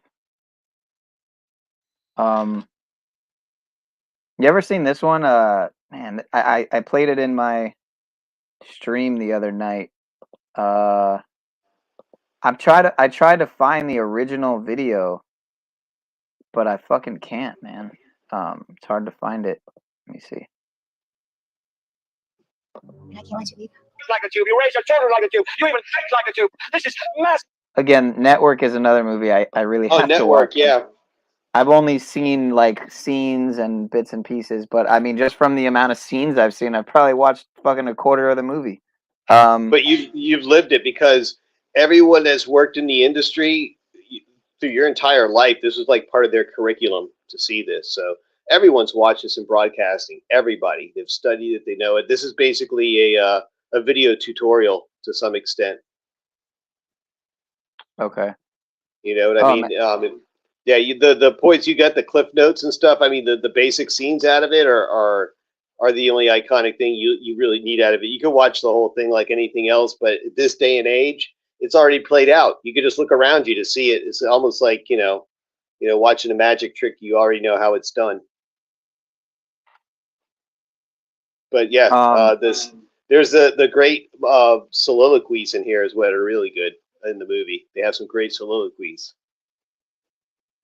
Where is? I think this is one of them you're about to play right here, right? Is this the soliloquy? Yeah, so this was just from a video that I was playing on my stream. Was that last night? Wait a minute. No, there's another good scene. Thursday night, my bad. Thursday night. I didn't go. Yeah, live there's another good scene where he's doing like the newscast. And he's like, "Yeah, you gotta get angry, blah blah, whatever." He goes off like that, and yeah, you gotta tell her what I'm a human being. God damn it, my life has value. Yeah. Yeah, that's it. That's the scene. That's the one everyone knows. This is just a snippet of Network, but it's the scene after this that I was playing it for. Sorry, but we went to a lot of trouble getting you here off of the other island. And I can't let you leave. Like a tube. You raise your children like a tube. You even think like a tube. This is mass madness, you maniacs. In God's name, you people are the real thing. We are the illusion. Did you say that you're the real Jews? You think like a Jew or something? Yeah, right. No, he's saying you think like a tube, you act like a tube, like the TV. I thought it was like an edit where they like. I heard that too, man. Well, I'm not gonna say I accidentally, but my spurged out mind the other night, I had to go onto a Talcott clip because of the context of this clip here, and then I don't know. You're off of the other island. But disregard that until you see the people in the white coats. And I can't let you leave. Like a tube. You raise your children like a tube. You even think like a tube. This is mass madness, you maniacs. In God's name, you people are the real thing. We are the illusion. I don't know why it's freezing like that every time. Oh, because wow, never mind. I'm retarded. I think we are to condemn the false judgment with righteous judgment, you idiot! This is what I'm talking about, Jack. You're finally getting it. Do you think Talcott's an agent or something? Because I don't know much about him. I just know that my friend Machine Wise likes him. He seems interesting. Like I don't have a problem with him. I'm just curious because people say so many things about him. I don't know what they get about him. I mean, when you look at people like that, I mean, they get recruited into those, like I said, the network enabled anarchists. You know, that's what it seems to me to be. He's they get recruited into that. Accountable for his actions. Yeah, because there's no accountability there, and there's no rhyme or reason. So there has to be a motive behind it all. Anyways, I could get into the retroduction there, but I don't want to digress. No, I get what you're saying. You're basically just saying, like, if it's a distraction, it is. Like, if it looks like a distraction and acts like a distraction, it is. Again, anything to get us off discussing ultimate truths and how they apply directly for action is forbidden, like what we're talking about now. Yeah, that makes sense. So no, I get it. And I'm learning about how this whole, like, our little sandbox, as you called it, like, I came into this from, like, basically Alex Jones. I watched Stefan Molyneux, I jumped from them into like Owen Benjamin, and from Owen Benjamin I found Jim Bob. From Jim Bob I found this whole panel thing, right? And it wasn't until I met Machine Lies, who was also like just making videos. Like I was just making like little videos with like 30 subscribers on my old channel. I nuked it because of this group I ran into, which is why my new channel has like very few subscribers. Because I was just like, I wanted to wash myself of that, which unfortunately I found that I can't really, because somehow they just find my channel anyways. But anyways, but you know, I stumbled into this knowing that there must be something like this going on, but I was just like, oh, you know, this guy Jim Bob is like having panels, and this is all fun because we get to kind of like go into the subject matter.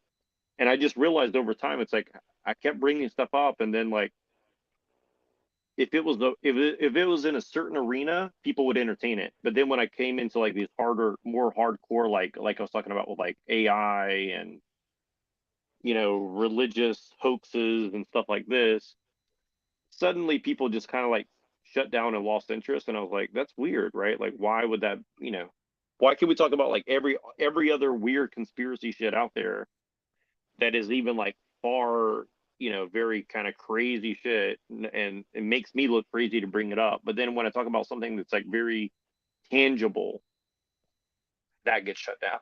You know what I mean? Like, so anyway, I just saying that because like this is, you guys are like actually explaining quite a lot to me about what's going on. I would say people are really afraid of what they don't know or what they possibly do know. Yeah, well, I don't know. That's a The pretty fear clever way is of putting it. the fear is their lack of insight. The thing is not what they believe, but their process of knowing. And it's easy to believe something, but to know something requires a process of logic and reason. Few people are even trained in how to apply logic and reason to their thinking. So it's easier just to fall into belief systems, usually almost always constructed by somebody else for somebody else's benefit. As long as you can convince people that a belief system is going to benefit them when it really doesn't, and it's easier than them working their own mind of logic and reason, using their own faculties, then yeah, it's easy to control people with these belief systems. As you can see, every belief system that's maybe worked for a while gets perverted over time to serve the same purpose, control and domination. And you know, that's the problem with belief systems, period. And people that fall into their belief systems, you know, I mean, that's another thing. You know, belief is the enemy of wisdom and reason. So it's bad to fall into any belief system unless it's the belief system of applying logic, reason, and wisdom. Yeah, I mean, it's the only way to get the ultimate truth. Really, you guys are very smart. Pineal, I put two of my links in the back for you guys. You can share my channel if you want, but the other one's just for you guys because you guys are willing to like actually have a conversation. So, okay. Yeah, I'll put it on the record just for the future. I have no issues with anybody sharing their links to their channel, promoting their channel. I mean, fuck, dude. Why do you think I give everyone wrenches, you know? So no, it's more just for you guys. Like, you right. know, like I just want to keep in touch with people that like I can have conversations like this with, because I only right now at this moment I really only go on Machine Lives, and then like I've been on Flow State and Talcott like once or twice, but since this whole like run-in with this whole group of people, like I'm not really participating with every fucking panel that I run into. But I remember when you jumped on Machine, you said some stuff, and I'm glad I jumped on here because you guys You've are really obviously gone the to kind of some people real I want to winners. talk to. What do you mean? I think he's trying to. now you realize you're pressed, Nubs. He's trying to make a. Yep, it's trying to all make a, coming very, very. Yes, absolutely. Did you take any of Flow State's advice for being a ladies' man? No, if well, you did, I don't know. We need to end this conversation No, immediately. I don't know what's going on with those guys. I only went on there because Machine Lies kind of trust those guys to some degree, but like I don't know what's going on over there. Like I'm just saying because that's the only other place you'll see me really on any panels. You want some powerful conversation? There's a guy named Paul Unslaved. Go on Paul's panel. He's been there. He's been there. You'll get some insight that you won't get anywhere been else. there, man. Yeah, You've been there, bro. That's where you saw me there. I'm definitely trying to stay as far away from that as I can. That's for sure. Like I want to stay as far away from that. Or just the just panel versus insanity or what? Well, Paul, because I don't. It seems that there's something strange going on with it. Like, I'm not saying anything bad about him particularly because I don't know him. I'm just saying like whatever is going on over there is like. Oh, there's odd. just a lot of ruckus. Is what you notice a lot of uproar and Well, I noticed that malarkey and there's shenanigans. people with secret agendas doing strange stuff. Sure. And Yeah, I I mean, don't. you're talking about the internet here, man. I mean, you're talking about YouTube, the biggest media platform, period. Wait, I mean, what? you know that YouTube is actually the most used search engine, as in over Google. Well, second, I mean, second it is. most. Second most. No, Google's well, number one. as of last year, it was YouTube over Yeah, Google. More than YouTube, Google? I think I don't Meaning know that about more that. people watch videos than look up articles and links and such. Yeah, I So think that's true. I think that's what I've read as well. I mean, I think think about they it, have dude. It's surpassed we're it. living in the age of TikTok, man. You don't think people are relying primarily on video Wow. content at this point in time? Come on, I'm gonna have to verify that, but it wasn't. I mean, yeah, it very well could be because it was some time ago where it was the number 2 search engine. So it very Right. well So could be. when You're people try to say, "Oh, correct. Yeah. just go to Rumble, just go to Odyssey, YouTube," it's like, Yeah, yeah, you're sure, but I right, mean, Hi Neil. it's all just a carrot and stick and carrot thing. So, because they're just Right. gonna flip it, if they haven't already. I mean, most of those, if not all of them, are bought out and owned by the exact All right, same. sir. We cannot disparage our trusted corporate partners right now. No. We are. I mean, no. I mean, bow down to your masters. I mean, don't get me wrong. YouTube is God after all, but I'm just saying, Google is the supreme overlord. I'm not denying my master. But, But don't forget about Alphabet. right. Of course, sir. Of course. But anyway, trusted word from our sponsors. Trust the experts. Remain safe in your homes, sheltered in place. Wear anything you trust can first see near responders. you to cover your breathing orifices. Your Trust anywhere all where there's medical procedures, whether they're enforced or not. yes. Enjoy the optics. Enjoy the optics. The optics are definitely high. The optics They are are, sir. high. So we were certainly talking are. about. Sorry. Go ahead. I yield. We went to a lot of trouble getting you here off of the other island. And I can't let you leave. Like a tube, you raise your children like a tube, you even think like a tube. This is mass madness, you maniacs. In God's name, you people are the real thing. We are the illusion. Restrictions are freedom. The government is your family. The new normal is here. Pharmaceutical companies love you.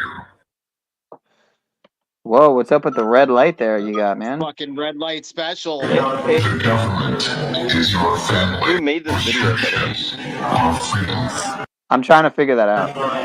The government is your family. That was an event, dude. Whoever that was who just porn bombed there for a half second, but I'm so fucking slick because I always have my hand on the trigger. You bitch ass son of a fucking motherfucker. That was a very creative porn bomb. How you edited a swirling, what was that, like a horse dong on your face? That was very creative, sir. I gotta give it to you, man. The new normal is here. Pharmaceutical companies love you. Is here. Pharmaceutical companies love you.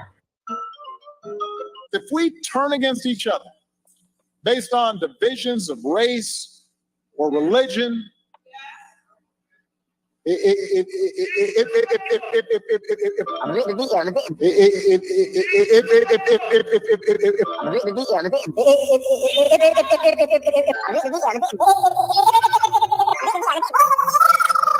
Come on, try getting it out. Ding, ding, ding, ding, ding, ding. Bong. That's all, folks.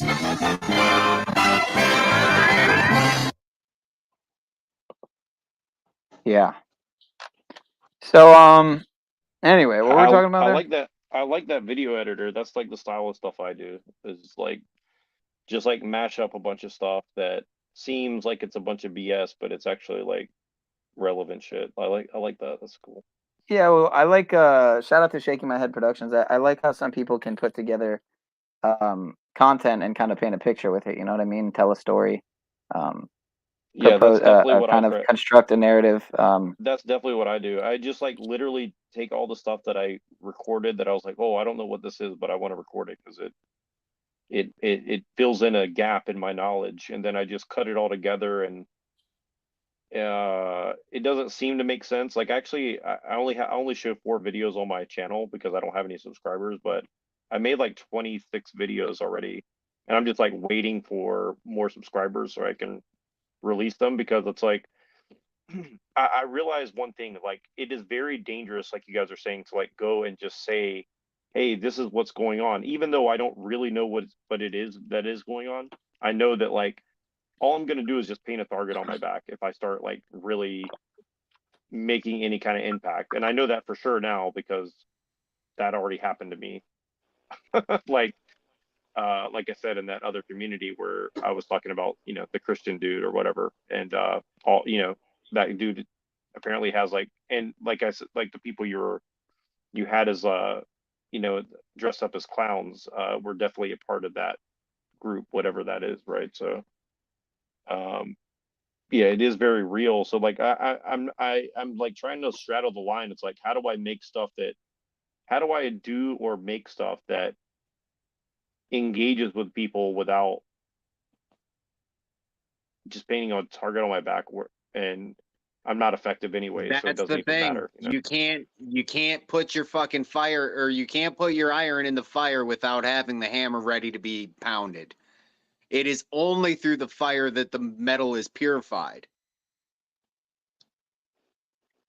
I mean, even in alchemy, the fire is still there. It's just in a different form. It's in an acid form. And, all right, so see, that's it. Your choice of people really indicates that understanding. And I'm not looking to be disparaging, but if you're getting your information from people like Jack failed his own assessment. Well, I've never watched Jack. I just jumped on because my friend was on there, so I don't really know what's going on. That's why I ask you guys. I've only watched like maybe an hour worth of Flow State. Let me ask you this: if you're down in Florida, I'm sure Tribe can attest to this one. Tribe, do you just jump in any body of water without really searching out what's in that water? Holy shit, dude! Growing up, yeah. Yeah. Did you ever get snapped at by an alligator once or No, twice? no. Are you in water? Northern Florida I've or seen South water Florida? moccasins just get out of the canal when you see the water moccasins. I've seen eels. They you know, they never got me. No, the ocean's worse. Right. The ocean's more dangerous. What I'm saying is, when you're going to jump into a pond, be aware of the creatures that might be in that pond. Well, yeah, of course. I mean, you wouldn't go places that weren't frequented. I'd say that much. Yeah, I would go to a strange pond. Yeah, I would just go in our local canals and lakes and stuff. They were all connected, though. They weren't like ponds like that. The places where there are ponds, retained ponds like that would have alligators, we knew about. We would, of course, you're not going to swim there. Right.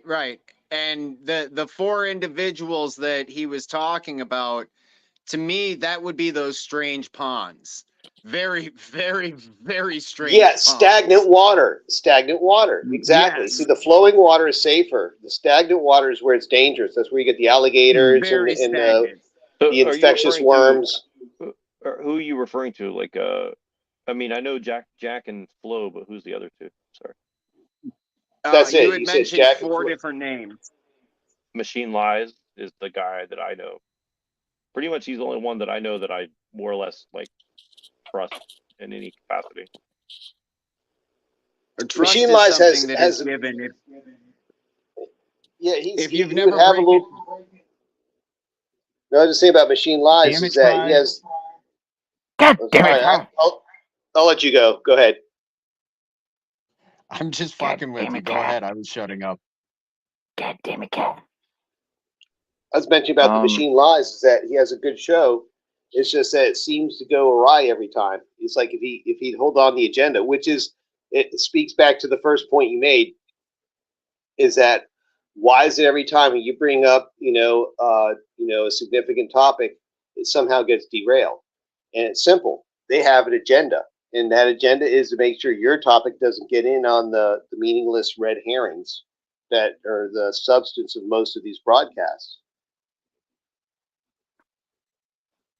And do you think that Jesse is a part of that as well? Like, and I'm not offended. I mean, I don't know what's up with that guy either. Like, the one that he's looking at right there. Oh yeah, behind next to Talcott.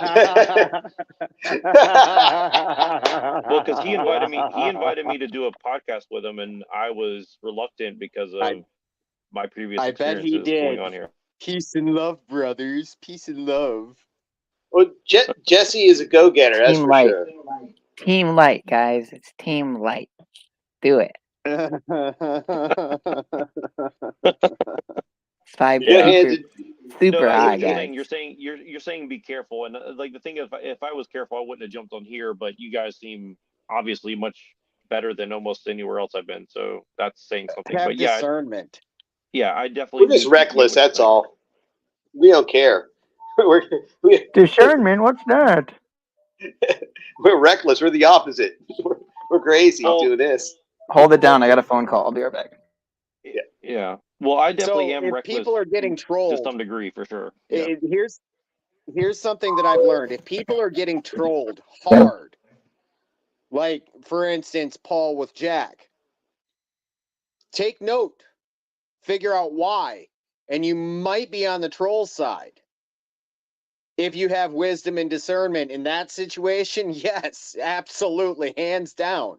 Okay, so you're saying that because again, I wasn't trying to talk shit about Paul. I don't know who Paul is. All I'm saying is, like, I hear all these people's names and they throw out, well, this about this person and this about the other, and it's like this kind of like war. And all I know is that the people that were trolling me about the occultism and Christianity stuff seem to have been tied to Paul somehow, although it doesn't mean that that's Paul's fault. It just means that absolutely not Paul's fault. If it's not Paul, it's not Paul.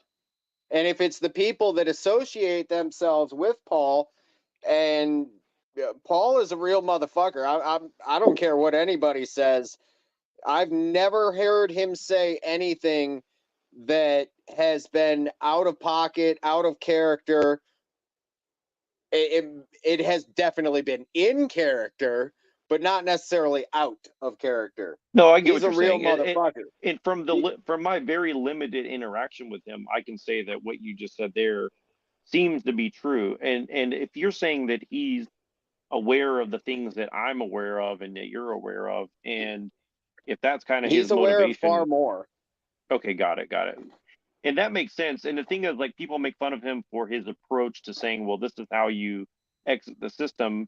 I don't know enough about what he says, but I have enough discernment to say, well, I can listen to what someone says, even if I don't agree with their solution to a problem, if that makes any sense, right?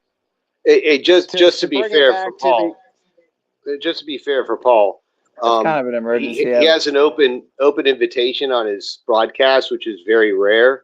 So he essentially lets anyone on there. So, there is less control as far as there is elements where sometimes things are not necessarily reflecting the views of the broadcaster, so to speak. So depending when and where you watch it, you might get the wrong impression about it. But I don't think that reflects on Paul. It's just he has a very open-ended approach on the broadcast, so it could go any way, really. Yeah, and that's how the Machine Lives is. I mean, he lets the people who basically tried to dox him and his wife on his panel anytime. So, like, I get that. So yeah, that makes sense. Yeah, it's hard to run panels because you're dealing with the personality aspect, and that's another thing here. See, you point out a very important fact that a lot of us overlook. It's that we use Jack as a synecdoche for incompetent, narcissistic laziness, and it's really, it is a man too, I guess. It may or may not be, but the fact is that what he's become a symbol of at this point has transcended his physical being, as opposed to, it's just like we're saying, though, the wise owl, he's the jackass essentially, and he's been turned into just basically a label. So it's no longer even talking about the man, so to speak. Yeah, and it's the caricature of him. Yeah. Yeah, but it's exactly, and it's an inside joke, so it doesn't go beyond that. You're supposed to take it and run with it into a different way, but a lot of people get fixated and fetishize these kinds of elements. It's all goes down to semiotics. It's a science or symbolic. What are symbols, anyways? There's, if you start to classify them objectively in our mind, what are symbols? There's different kinds of symbols. Like I said, one's a synecdoche. A part is not the whole. What else is there? There's things like indexes, right? Pointers. Something that points to something else would be considered an indexical cue. Metonymics. The things like when you say the Phillies. I'm talking about a baseball team, right? But I could just say that, and you know what I'm talking about. I think that's that. The synecdoche would be the parts, not the whole. Anyways, those are things you're supposed to learn in school. I guess I did, and it's been a long time, but they stopped teaching them. That and fallacies, they don't teach those either. So if you learn the basic fallacies too, you can see the holes in ridiculous arguments. I see a lot of people bring up fallacies in the wrong context almost every time now. It's like it gets to the point where like you can't have an actual rigorous discussion with people because they, well, that's a fallacy, and then you say how, and then they just basically like misrepresent what you said as if it were a fallacy, and it's like, it's just like it just gets to the point where you can't get anywhere with people because they don't actually understand what it means, right? Like I had people use ad hom and then they're like, oh, that's not an ad hom, and then I'm like, yeah, it is. Here how it is. Oh, well, I didn't mean for it to be, and I'm like, well,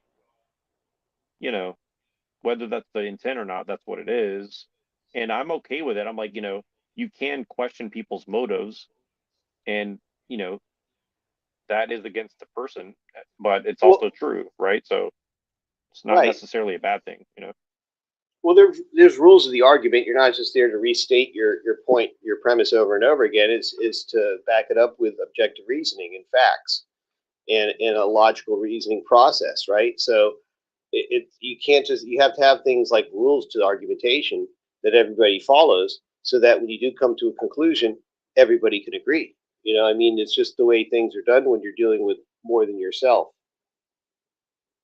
Yeah, that's how I found Machine Lies, because he was on a debate channel, and I watched how he basically got railroaded, but he was baited into it. He thought he was going into an honest discussion, and the whole time they were just kind of, obfuscating what he was saying and trying to make it personal with him. So that's how I found Machine Lies.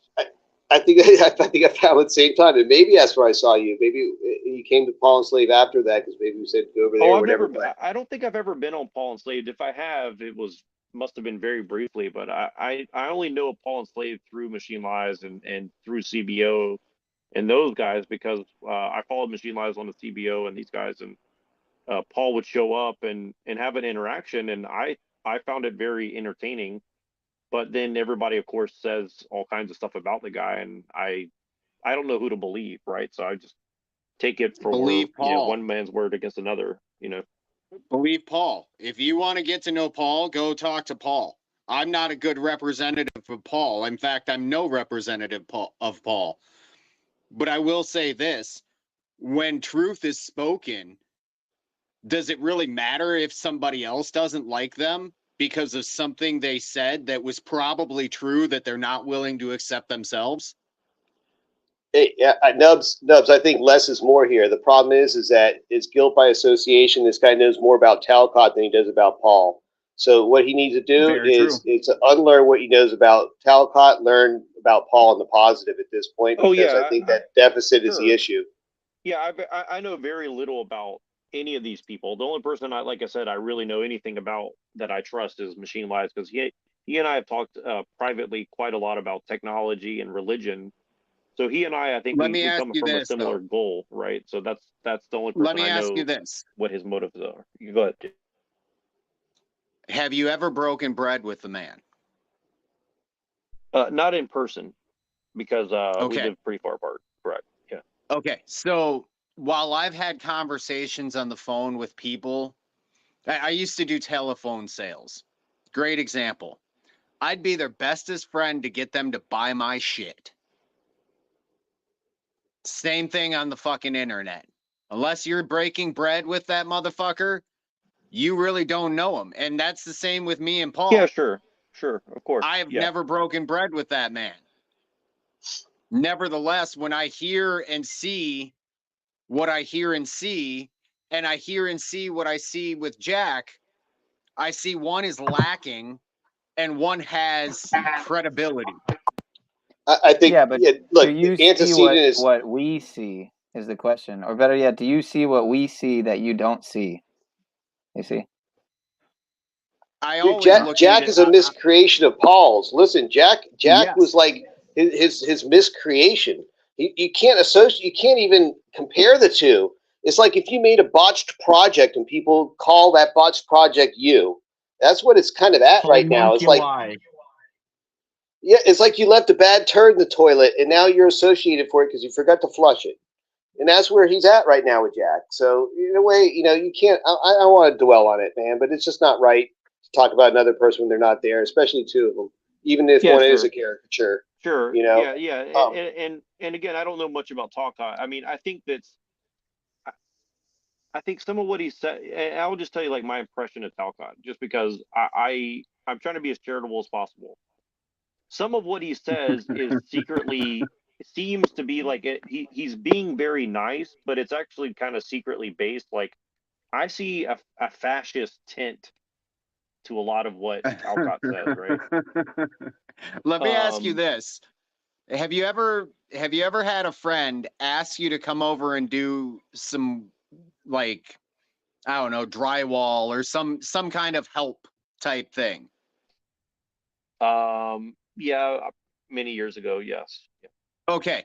Now, when you got there, did they just say, all right, go ahead and do it all? I'll be sitting here with some Kool-Aid.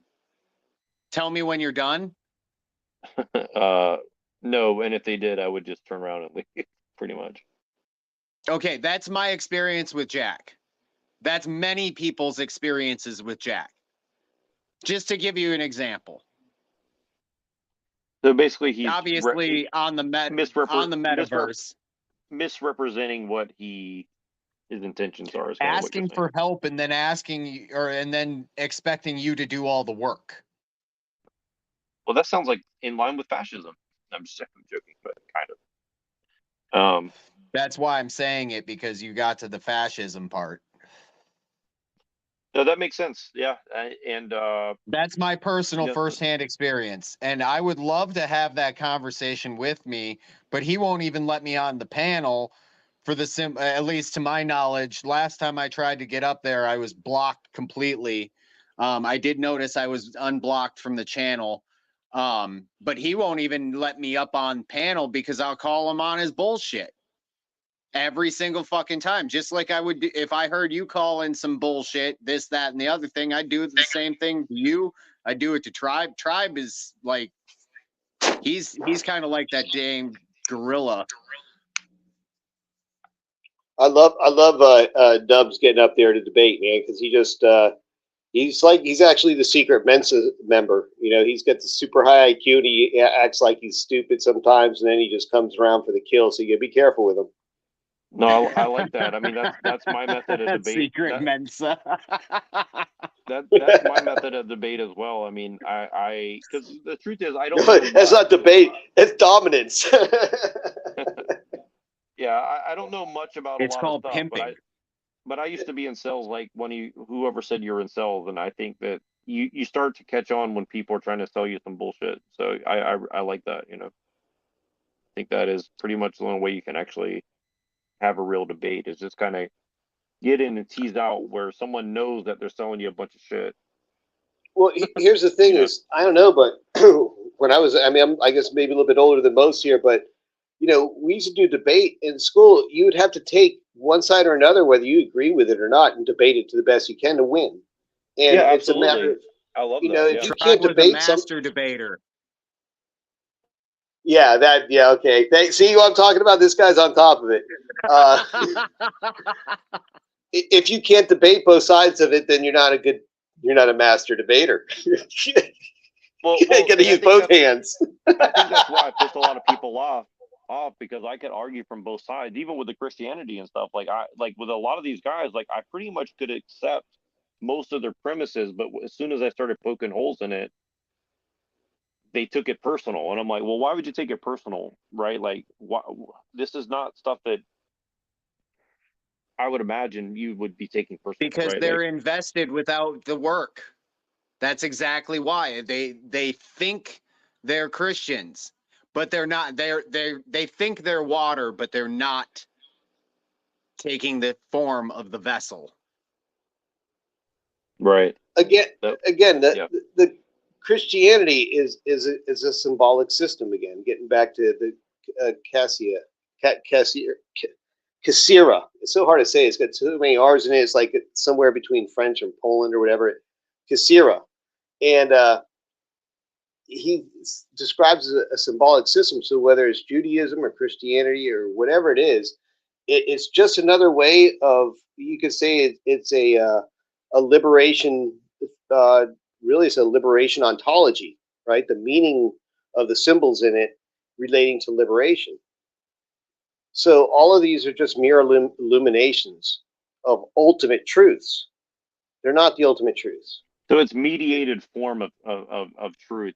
That's a very interesting way to put it. That's a very interesting way to put it. Yeah, modulate. Just like if you think of ultimate truth, like pure white light, right?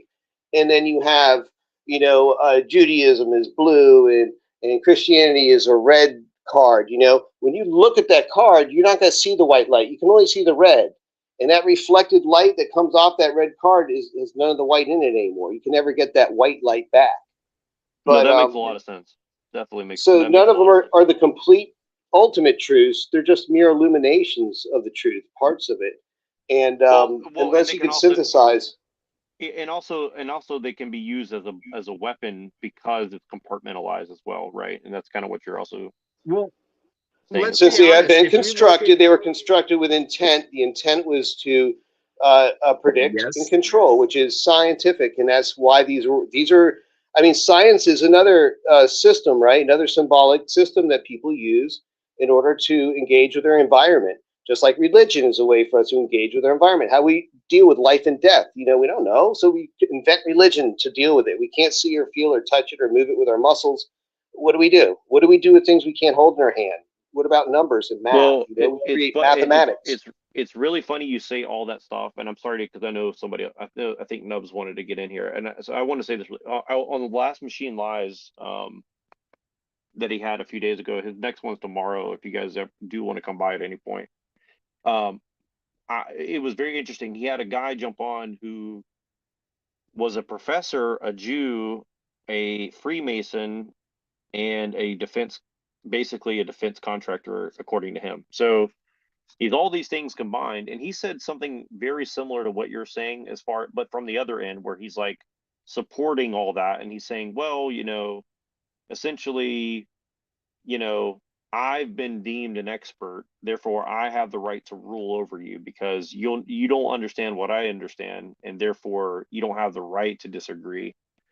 And I just picked apart his philosophy, and really what it came down to at the end of the day was kind of what you're saying, which is like, this is intended to control you, and whether you like it or not, that's how it's going to be. Because even if you pull yourself out of it, you're not going to get other people to join you. Is kind of what he was trying to, in a roundabout way.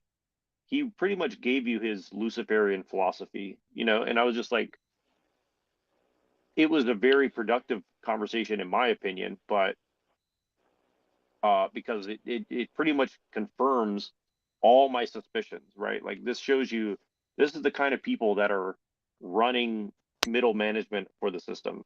They know it's a deception, they know it's wrong, and they don't give a fuck. It's like, yeah, it's wrong, so what? I get a nice house, I get a nice car, and I get nice things for my kids, and so fuck you. Like, that was pretty much the roundabout way of it. That's pretty much his philosophy. So sorry to interrupt, but I just want to say that. Yeah, a sellout. Well, I mean, it's not to be judgmental. Remember, he's put in a position. If he doesn't do what he's got to do, it's his survival at stake at some to some extent, you know, and Oh no, everyone's I entitled. respected the guy because he was willing to at least say the truth. I mean, he said the truth in a very roundabout way, but you know, at least to me, he knew that he was conveying, hey, you know, it is what it is, and that's what it like. I respect that. At least he can go. He at least he can make it that apparent to me, right? Right. He was And like a Mauricio or a Morano,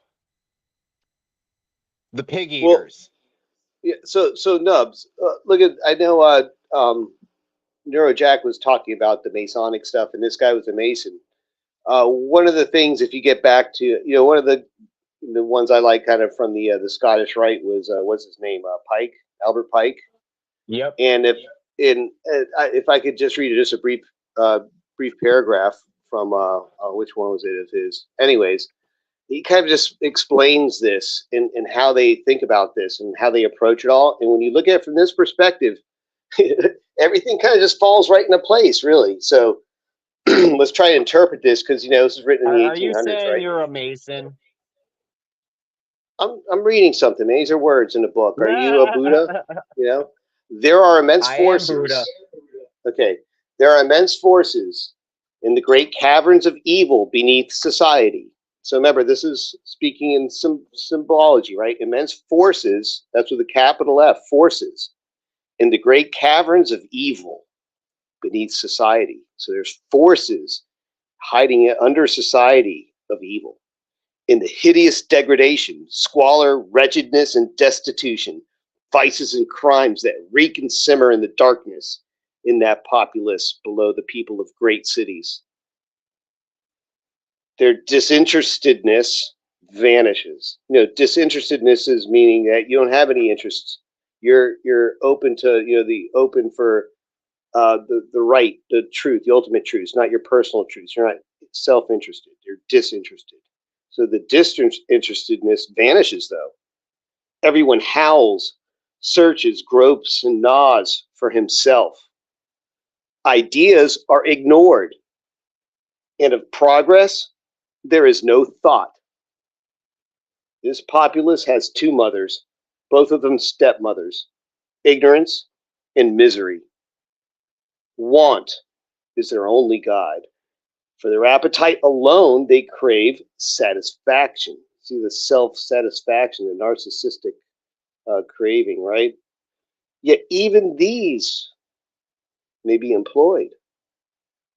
The lowly sand we trample upon, cast into the furnace, like you're saying, Nubs, the furnace, but this is with sand, melted, purified by fire, may become resplendent crystal. They have the brute force of the hammer, talking about the lowly sand, but their blows help on the great cause. You know, the Masons, their great cause. When their blows are struck within the lines traced by the rule, you know, that's like the measure, the ruler, the rule held by wisdom and discretion. So your Masonic guy is suggesting that he is endowed with some kind of wisdom and discretion that you're not. And so Correct. therefore he should direct you where you strike your forces. Otherwise your force will be wasted in the caverns of evil, you know, in degradation, squalor, wretchedness, destitution, vices, crimes, self-interestedness, you know. So that's where they look at this, is if we don't do something, these people are just going to turn into, you know, they're just going to fall into their vices and evil wretchedness. So we gotta guide them so that at least they waste their energies. You see them in the factories, at least they're striking their hammer where we tell them to. They waste their energies where we want them to. We make them expend their efforts where we need efforts expended. Move those stones over there. We need more people to move the rocks and stupid stuff that they don't want to do. The Masons, so to speak. You know, building cathedrals back in the whenever. This is after the fact of Masons. This is the Freemasons here, but you catch my drift? That's sounds fundamental like they carpentry worship right there. It sounds like they worship the artistry of constructing noble lies. That's what it sounds like. Well, yeah, because if they don't, there'll be evil lies that they fall into. So which lie do you want them to believe? The evil lies or noble lies? Because they're going to fall for lies. They won't fall for the truth. They fall for the truth. There's no control. And if there's no control, right, it's only a matter of time till somebody's get control of them. You get it? Nobody can be free because now they're going to be a target for someone else to control, some evil force to control. Because a free person. So they believe that. So they believe in self-sacrifice of their own wants and needs for a larger cause, and in effect, they say that they need to limit your free will, or else their collective vision won't be possible, or something along those lines. Well, so that seemed to be like the implication of what he was trying to say to me. Right, but like, yeah.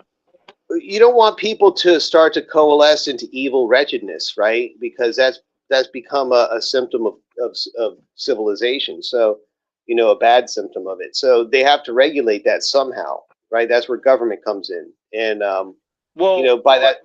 But then they say that we have to have civilization. So see, like they're presupposing that of course we can't just do away with civilization and go back to living like silverback gorillas. Therefore, we must. You can't undo the order. You can't undo the order because that silverback gorilla had the right job. He kept his bitches in line and he raised his children. Dude, listen, if it wasn't for they were living in a place where there is valuable mineral resources, no one would fuck with them because they're deep in the jungle. But there's gold and diamonds and stuff like that out there that the symbolic system needs. Yeah, I love that movie, The Congo. I think that I got to rewatch that movie because I'm pretty sure they gave away a lot of truth in that because they were talking about Solomon's Temple and all that shit. I'm pretty sure there was something else going on with that. Now that I think about it, see, I don't think we've moved into this symbology. I think it's always been with us. I think that the hieroglyphs are a great example of that in the ancient times, both Mayan and Egyptian and Coptic and all of the other ones. I don't think Coptic was a hieroglyph. Well, no, they've always been there, but they've never been classified as what they really are. They've always been fooled into believing they were the ultimate truths when they weren't. And now we can sit back and look at them, see the variety, and all of a sudden we realize, well, none of them are really true. They're all just shades of the ultimate truths. Back then, that's all you had, because when you invent the first truth, so the first religion, there is no competing religion, and no religion exists today because they tolerate their rivals. Let's just get down to it, to the facts. So all of them are self-interested to some extent, which means they're all are going to avoid a true aspect if it's going to violate them and make them irrelevant. And not only that, but if you think about what the Bible really is, and I mean this in no disrespect, I'm just speaking what I understand to be true. It's about the Hebrew people. It's a story about the sons of Jacob, the sons of Isaac. Yeah, listen, it's selective omissions, specialized, faulty interpretations with intention, added clauses depending on which generation you're in. It's just been perverted through so many hands, and it wasn't even printed till the 1500s. So who's to say what's anything anymore with that crap? You know what I mean? It's just, you could look at, there's the gospel according to Thomas that's been omitted. Why? Well, it's full of proverbs and things like that instead of all these silly stories of magic tricks and stuff. It makes Jesus sound like just a wise teacher instead of a guy going around as a guru. So, then we have Thomas down in the chat giving those same kinds of inspiration. Which Thomas do you believe? No, the one in the chat's giving us perspiration. The one in the book gave us. I was confused. Inspiration. Or maybe it's constipation. I don't know which one it is, Thomas. Oh, I didn't realize I was fucking muted that whole time. I'm so fucking, man. Wow, dude. I do this shit all the time. I got a pretty interesting video. Shout out to Joseph. On the subject, sort of, kind of. Shout out to Mr. Joseph Aquaviva 2222. I think he was in the chat earlier. I was talking to him somewhere earlier. I don't know if it was on my stream, but it looks like he also took it upon himself. He said I inspired him to do an Alex Jones decode, so it looks like he did it. I'll add that one too. It's only a minute, but this one here, where'd it go? I'll put that one there too. Must see video. Less than a minute. Oh, there it is. Hidden camera inside Freemason Lodge. I kind of wanted to check this out. Only 10 minutes, so. Is this another parody? I don't know. I don't think so. That'd be a fun parody.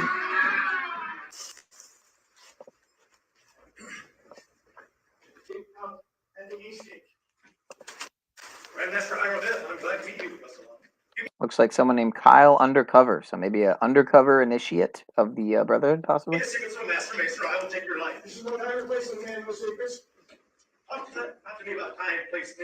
Of course, possibly, very possibly a just one of another many psyop type revelation of the method. Who knows? I don't know. I don't know. Oh man, I mean, listen, there's all different levels of I have Masons, man.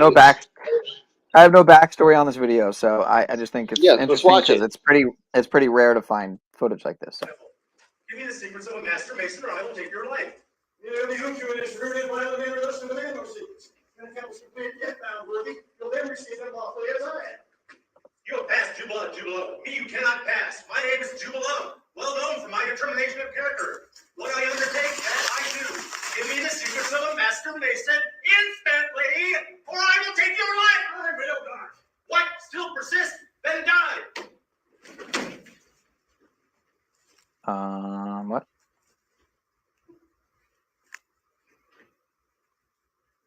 They kill him, but not really. It's all plays. Some nerdy ass shit, man. It's Dungeons and Dragons for old people. It's Dungeons and Dragons, yes.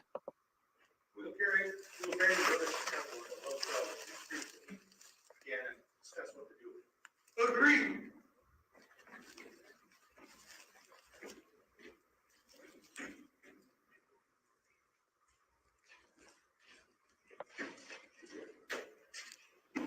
It's kind of, I mean, you can't be, you gotta feel kind of bad about these old guys. You know what I mean?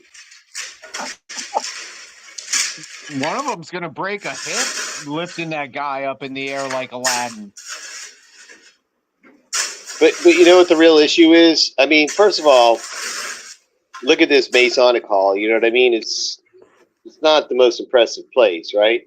Second of all, you know, these guys they're pretty old. They come from another generation when things were different, the power was different, and I'll tell you what. See, big man, let us hail you. Hail, Captain, hail. Hello. Is that your ship yonder? It is. I think the powers that were then are the same powers that are now. Will you take No, the new powers are the technocrats, and these guys are left behind. The builders aren't the same technocrats. You cannot go, for I have strict orders not to take. I can agree with that. Out of the country. The new generation doesn't have the experience or the finesse of the older generation. Well, they're very crude in their propaganda. I don't know exactly what they believe in, but I think effectively they serve the same purpose, whether it's a different quote unquote. Let's put it this way: when these guys ran the show, they had to do their job. It was hard to keep people in check and believing it. They had to always be like, you know, keep that facade up. With the technology, oh my God, it's like they're so far disconnected from it. Nobody's accountable or has to be. Yeah.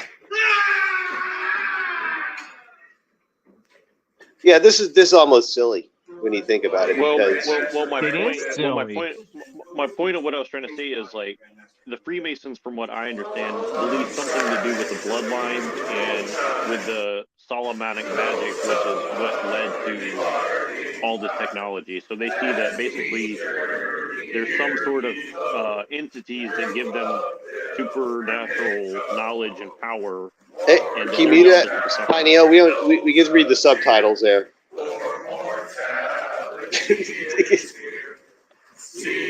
That's terrible singers, man. They're terrible.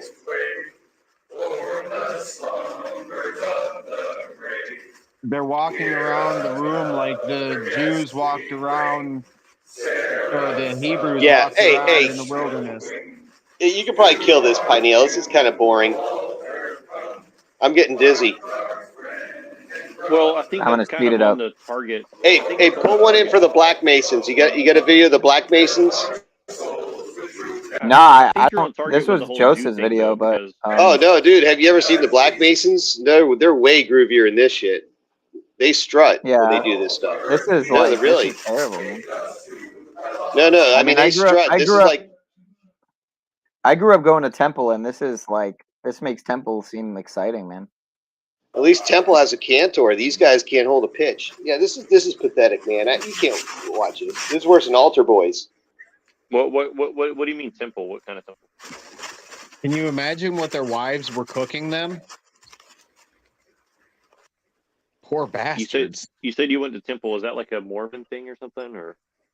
No, I was raised Jewish, and a bar Okay. mitzvah and everything, and I kind of came out of organized religion. Not that I was ever really, well, I was in it as much as a young teenager, not even teenager yet, could be as vulnerable and suggestive as I was. So, you had and the if you don't mind curls, me, didn't you? What now? if you don't mind, if you don't mind me asking, like, because growing up, my best friend was Jewish, but he wasn't like, he doesn't even know what that meant. It was just kind of like, I'm a Jew and whatever, So I don't have any animosity towards like Jewish people or anything like that. But certainly the psyop of Judaism as a Zionist thing and I think Judaism and Zionism is all like a cover I for think you the need same thing. Zionism, right? You mean Zionism? Yeah, And sorry. I don't know if we could say that word or not, but sorry if we can't, yeah, I'll use just it. But yeah. So basically, I would say that like all these things that we're talking about, like the Freemasons and those guys, and all this is kind of all goes back to like I'm just going to simplify it, which is I'm acknowledging this is an oversimplification of it, but essentially it all boils down to Luciferianism, which is basically progress and kind of what you read about. Whoever read that from Albert Pike, like that's basically what Luciferianism is basically In Zionism, he was that's the origin of Zionism came from that too. Yeah, exactly. Yep. And so my point is all these different competing quote unquote groups, even the whole technology people, Silicon Valley, it's all basically boiling back down to the same thing, which is we have to protect these methods of contacting these entities that give us special knowledge. And through that ability to do that, we garner more control of this world. But the thing is, I think a lot of them think that they're doing it for themselves in a selfish way. But I would argue that if it's really true that they're able to contact such things, why should they trust the motives of the things that are giving them this knowledge, right? Like that's kind of where I would say, well, how could you possibly know the motives of something like that, All right, so it probably comes down to this. I think how do I unpack this here? I think a lot of what you see is there's a special knowledge and stuff is stuff that's really self-evident, and that we're kind of trained early on. You ever read the Illuminatus trilogy? It was fiction, but they made a board game about it. Illuminatus, remember that at all from like the 70s? Okay. I never played it, but I think I heard something about it. Okay, in the book, the trilogy, which was kind of, I guess, the inspiration for the game and everything, is there was a thing in there called the Phenords. And the Phenords are basically what make you forget certain things, right? So it's like you get to school and they teach you how to not think right, to see the plain truths in front of you, so that through life you're relying upon the artificial systems that they feed into you later on in the programming, right? So the wisdom really comes from the deprogramming, so that you're not longer looking at yourself from the systems that they put into you, that you're more have that self proximity, your closeness to the true self and the ultimate truth at that point. But everything else is a modulation that's been programmed into you, both from the input stage and then from the processing stage. So you have filters in place, you have processing in place. It's all been programmed and put in place for a particular output, which you produce reliably. Humans are great at doing it, and that's where you see societies form, is when everyone's aligned in that same kind of effort, the blows of the hammer, so to speak. So they're just aware of the system and keep you unaware of it. That's their strategy. How's that sound? That's actually very accurate to the way the public school system was actually introduced, because it was introduced during the Industrial Revolution to create workers. You had idea men that had the ideas, but one man cannot mass produce anything. It's impossible. But 100 men can all do one piece of it, much like one subject, right? They give us subjects. Well, They yeah, give the us the insect. cores.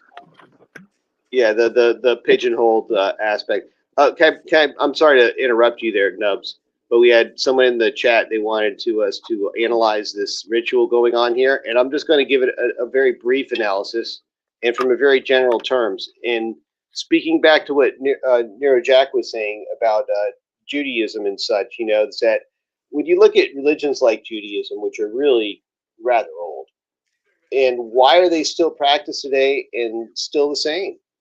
And why is there an attraction to it? Well, there's that permanence, it seems, of it. Is that's one attraction. Another one is that all the beliefs built into the religion itself, the important ones, are all attached to a ritual. So there's a ritual for everything that's involved in the beliefs. All the holidays, the rituals involved in them tell a story. And they touch on all the senses. They're so well constructed, man. If you were going to ever make a good religion, just look to the way the Judaism was constructed. Like, take the Passover Seder, for instance. You have things like elements of bitter taste and certain people speaking. You get the eldest, the youngest. You get all these different elements of sensory input, right? And then they get attached into a ritual, right? Which is attached to the story and the beliefs, so that it doesn't get corrupted over the generations. It works so beautifully for humans, doesn't it? So, when you look at it from that perspective, right, and if it holds families together and it builds a good coherent structure over time, it's good. It's just when it gets perverted, any religion. So I'm not promoting any religion, so to speak. But that being said, I'm just analyzing it. And this ritual is the same thing, is that these rituals, as absurd as they look, they're attached to the certain beliefs they're doing. If you read the subtitles, because I can't understand what they're saying anyways, when they're talking, they're monotone chanting. But they're essentially, these rituals are the way of them, having extra ways of cementing their belief systems over generations, so they don't get corrupted. Not just okay, so oral traditions get corrupted very easily, yet they're very easy to change for changing conditions. So primitive cultures could have oral traditions. When things are more stable, the written traditions are much harder to change and harder to corrupt. So they're good for when you have more stable conditions, right? And that's the rituals help you take it even further, intergenerational. At that, Well, not only that, but it also goes to muscle memory, because if you think about it, the Masons are about building, right? So their fundamentals came from hewing stone, and like there's muscle memory to all of these things, and that was the sacred knowledge originally. Now they're building the empires because they built them back then. But remember their songs. They're singing. They have special robes. It's visual. It's audible. It's moving. It's everything. It's full multisensory input. To be attached to a ritual, which is a performance, which is in the idea form, and it's all ultimately to make sure that practice, that belief stays in place over generations. Well, they're different positions, because to be a master mason, you need to know how to do it all. And what I'm not talking about in masonry. I'm talking about like building shit. Like the general contractor can go in and do every single thing, but he's got his specific people there to do different applications to get the building built. And that's really what they're representing. I mean, from a construction aspect, watching what they're doing, they're walking the work site. They're they're doing all the same things that I would do as a contractor, but yeah, but doing it. hate to say it, but the Masons, the way they do cathedrals and such at the time, it was a lot different. They weren't contractors and such. You had a certain level of apprenticeship or mastery of your trade, right? And it was known by your handshake and this and that, and then you're left to your own, and you know who to engage with. There was no central oversight walking around. They would know, everyone knew their place and what to do because there was a master plan that the architect laid out for everyone that knew how to read and knew how to do all this stuff, and they knew how to interact. That's where Freemasonry came from, because on the off hours, these people could sit around and have discussions like this. And then next thing you know, the princes wanted to, hey, can we come in and hang out too? So they were honorary members into the Freemasonry eventually. That's where it all started. Well, the guy in red there is the Grand Architect. He is the Master Mason. We're saying the same fucking thing, just in different words. Well, a general contractor isn't anywhere near an architect. You're right. Just to be clear, I'm saying I'm saying from my aspect that would I know. But for the audience perspective, Nubs, I know, man. I know. I'm just saying for the audience perspective. And also, I create all if you pull up my icon there, I designed every bit of that, and I was the general contractor. So I was the and I'm talking about a fucking fence and a retaining wall, but nevertheless, that's all the same fundamentals. And they're teaching the fundamentals, they're teaching the muscle memory so that as you move up, you know what robe you're going to put on, you know what handshake to give. We're absolutely saying the same thing. Yeah, well, once you produce your masterpiece to your whoever's teaching you, you're the protege, and you have your whatever, your mentor, and then when you present your masterpiece and it passes, then he's going to teach you that handshake. Then you know it. Then you just go up to someone, you give him the handshake. You know you're supposed to go to that guy. He's expecting that handshake, and you do it. Then okay, we know who we got here. Yep, and it's all based off of signs and symbols. Like this is a very rhetorical. We're looping, guys. We're looping. No, it's good to illustrate this, Doug, because like you said, you know it your day-to-day life. I know, I'm familiar with this, dude. It's a lot of people aren't in the way it relates. So I just like to be clear, because when you say contractor, I'm thinking commerce. And what it is really an architect, the designer that has the big picture, right? And can assign the stuff. Back then, it was really, like you said, the master mason or the grand architect was the one that was really in charge as far as that goes. But you didn't need a contract because everything was through the brotherhood. Those handshakes was your contract. Yes. That was it. A man's word is his bond. Yeah, there was no contract because you were in the brotherhood of the Masons. You're already in there. Yep. You know who you're getting. It was migratory work. You had to show up at a job site. It could be who knows where. To build a cathedral in some foreign land. You've never met these people before. They all assemble here because they told you to go there. You're the guy to go lay the bricks, or you're the guy to go do the mortar. You're the, you know what I mean? And they assign them. They all just assemble there. And those were secret recipes for that mortar. And, I don't know if anybody's ever hewn a block. Yeah. But you have to know what hammer to hit it with, what weight of hammer, what chisel, what edge to have on your chisel. Yeah. And that's just before you touch the block at all. When I'm out there landscaping, that's what they're paying me for. They're not paying me because I can put a piece of stone in place. They're paying me because I know how to cut that stone in half and make it look good. Yeah, here's that's the true. thing I did a little rock work when I was in my late teens, and that is a very difficult skill to learn. Like, it takes a long time to know what you're doing. Hey guys, welcome back. It's Joseph. Yeah, I'm not gonna say much more here because I want you to get back in there, Jack. But the thing is that the level of skill, you could even look to any civilization when they're doing stonework. Even the ancient Indian stuff, if you look to like the most ancient stuff, it's even more fine stonework than the newer stuff because they lost some of that skill. Yeah, think about it. Even the Romans, we don't know how to make the kind of concrete that they made because Right. they made a very particular kind that we can't even reproduce. So let me get back to just to sum up my points. The rituals with Judaism, and it stays in place perfectly. It works perfectly. Masonry with skills in building things in the material realm, right?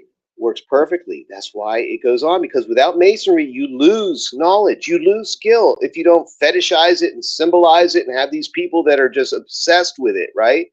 Because if you don't, you lose it. There's like, Coral Castle, all this lost technology. Why? Because no one thought to try to preserve it for posterity. The Masons do. So because they have, and they have for so long, and they've built such great cities, they believe that they are the ones that are entrusted now for generations to keep them in line so they don't destroy it. Think of the libraries of Alexandria. Think of all the cities that have been destroyed by the barbarians. It's a way. So I'm not defending them either, but religions will do that to cities. So again, America is to be no religion imposed. You have freedom of religion, but you can't impose your religion on anyone else here. So that's really the key. Now, does the government, make a wall between, just not between religion and government? They should have a wall between administration and government, but that's another story. But I'm just getting at that, is that when you really look at it from that lens, without the Freemasonry, then things could be a lot worse too, because, look at, really, civilization was in the dark ages before it. Freemasonry took us out of it, the Enlightenment, the Renaissance. When you really look at it, this country was built on the Illuminati. Well, you're correct. You're correct, and this is why I think that people like us and myself in particular, as far as that, because I know myself better, is that when I start talking to people who say they don't like the way things are, I'm like, well, you're going to have to compete with people who've been doing this for the past 2,500 years at least, and if we don't have a very serious way of constructing society in such a fashion as they have, then like you said, you are correct if you're looking at it from a pragmatic standpoint, because we would be the destabilizers and people are not going to like that very much. I'm pretty sure, even people who might tacitly be on our side because they don't like the way things are either. It's like, well, if we're just going to destroy everything, they're probably going to turn against us. So, well, see, that's the thing. Let a slave be a damn slave. I'll go out into the woods. I'll buy my property, I'll hold it in trust, and these are all things that I'm working towards. Nevertheless, you put me on a piece of property and I'll come out with a fence. Tribe is absolutely right. When you lose those fundamentals, like, how many of us can say that, we built a wall, or we fixed our car, or we fixed our heat, or men are not men anymore because we don't use the practical things that are great fundamental truths. We want heat. We don't need it. We want all these things. And when we stop that's Go ahead. Yeah, I was just gonna say I got a delay. I must have a delay. It's a perfect time for a segue considering the subject matter at hand. So a message from our sponsors. We'll be right back, folks. We know the right answers. We can all do better. I'm freezing. Hopefully this goes through. God bless America and communities. We really can. For sharing the abundance that they Praise offer. God. I'm going to go inside and warm up in their establishment. Unfortunately, I don't have a penny to offer them today. Hopefully that'll change soon. I just want to thank each and every single volunteer for coming out today and doing this, because you're making a slave's dream come true. Habitat for Slavery is a non-profit organization that helps less fortunate, demoralized, and/or low to moderate income slaves become responsible homeowners.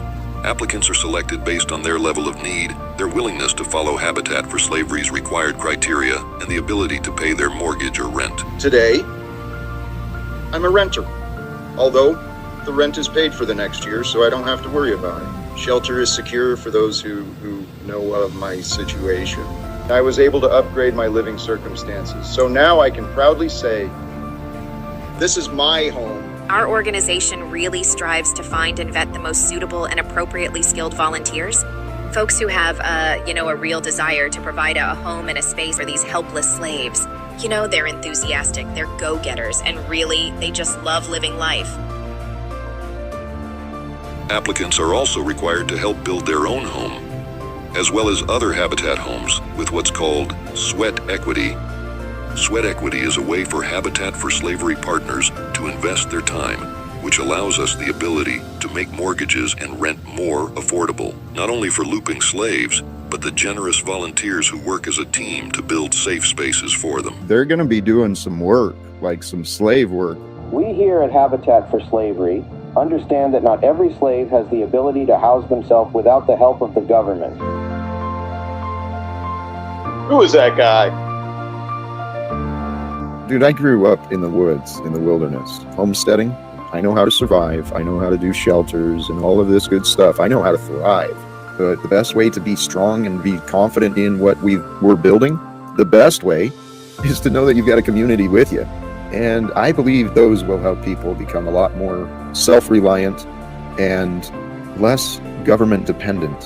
In addition, they must take mandatory financial planning classes in order to become more productive members of society, as well as bi-weekly drug urinalyses to reduce the slave's risk of harming itself or others. Habitat for Slavery works in over 1,400 communities across America and in approximately 70 countries around the world, seeking to connect new homeowners with businesses and people around them to spread, pound, come together, and affect positive change in every aspect of society, projecting outward goodwill and service, acting as a light unto the lost slaves of this world. You want the best for these slaves, you know?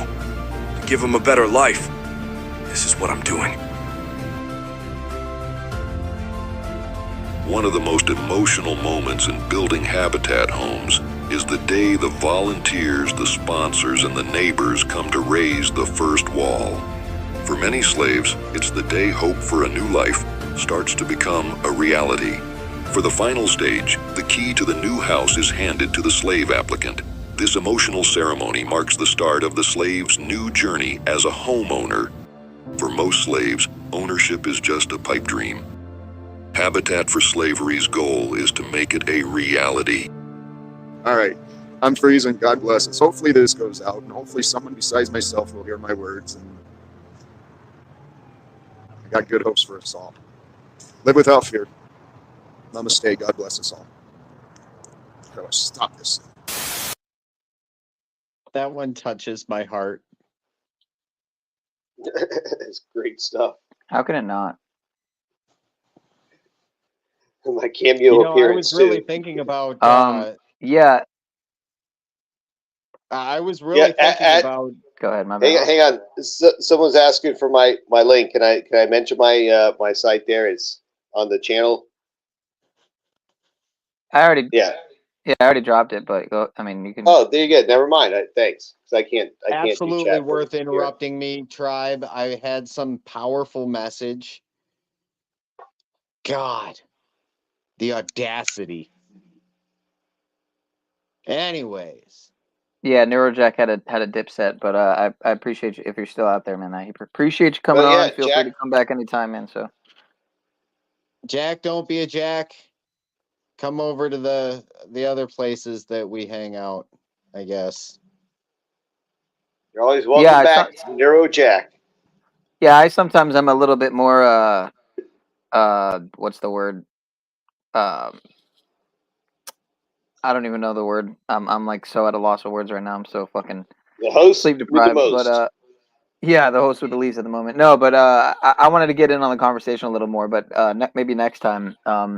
It was kind of all over the place, so it was hard for someone like me with my spurged out mindset already to be kind of find a place to get in there. But that's why I wanted to check out that video because it seemed appropriate considering the topic. But yeah, NeuroJack goes pretty deep, man, and I would love to tackle, get into one subject in particular and really go deep on it, So dude, that was good, man. That was you got the most no. erudite panel on YouTube right now, especially at this hour. Yeah, for sure. At this hour, it's fucking 3 a.m. here. It does. 3:15. What's up, buddy? I was gonna say that you see, the fact is that the Masons, they, like you, me, we work, and then we're talking like this. This is what Masons do. They run their construction companies or big, huge organizations, whatever, and then they talk amongst themselves. You know, you've been doing this today. I've been doing this today. Maybe we should work and get this city or do that city or do this or that. And you have these big aspirations and you actualize. That's what they do. It's a group of dudes that just like to get together and actualize. And yeah, they act a little goofy. You could say the same about us, but I'm not promoting them. I'm not agreeing with anything, you know, because you will find viciousness and everything else in there too. And they'll tell you that there's some bad ones there. Nevertheless, that's the same with us. Yeah, it's a par for the course, man. You know, it's you know how it is.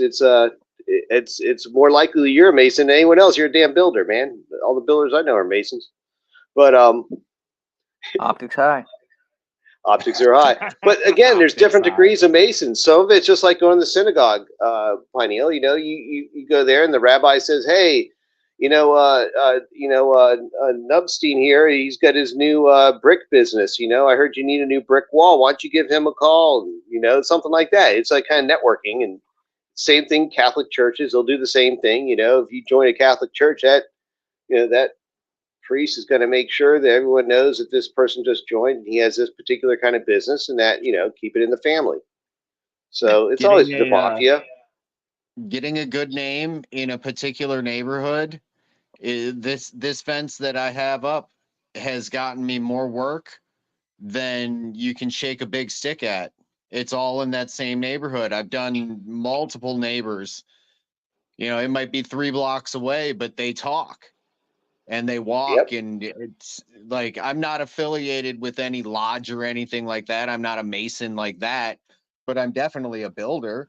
And I definitely understand the fundamentals of building, you know, and then some of the intricacies.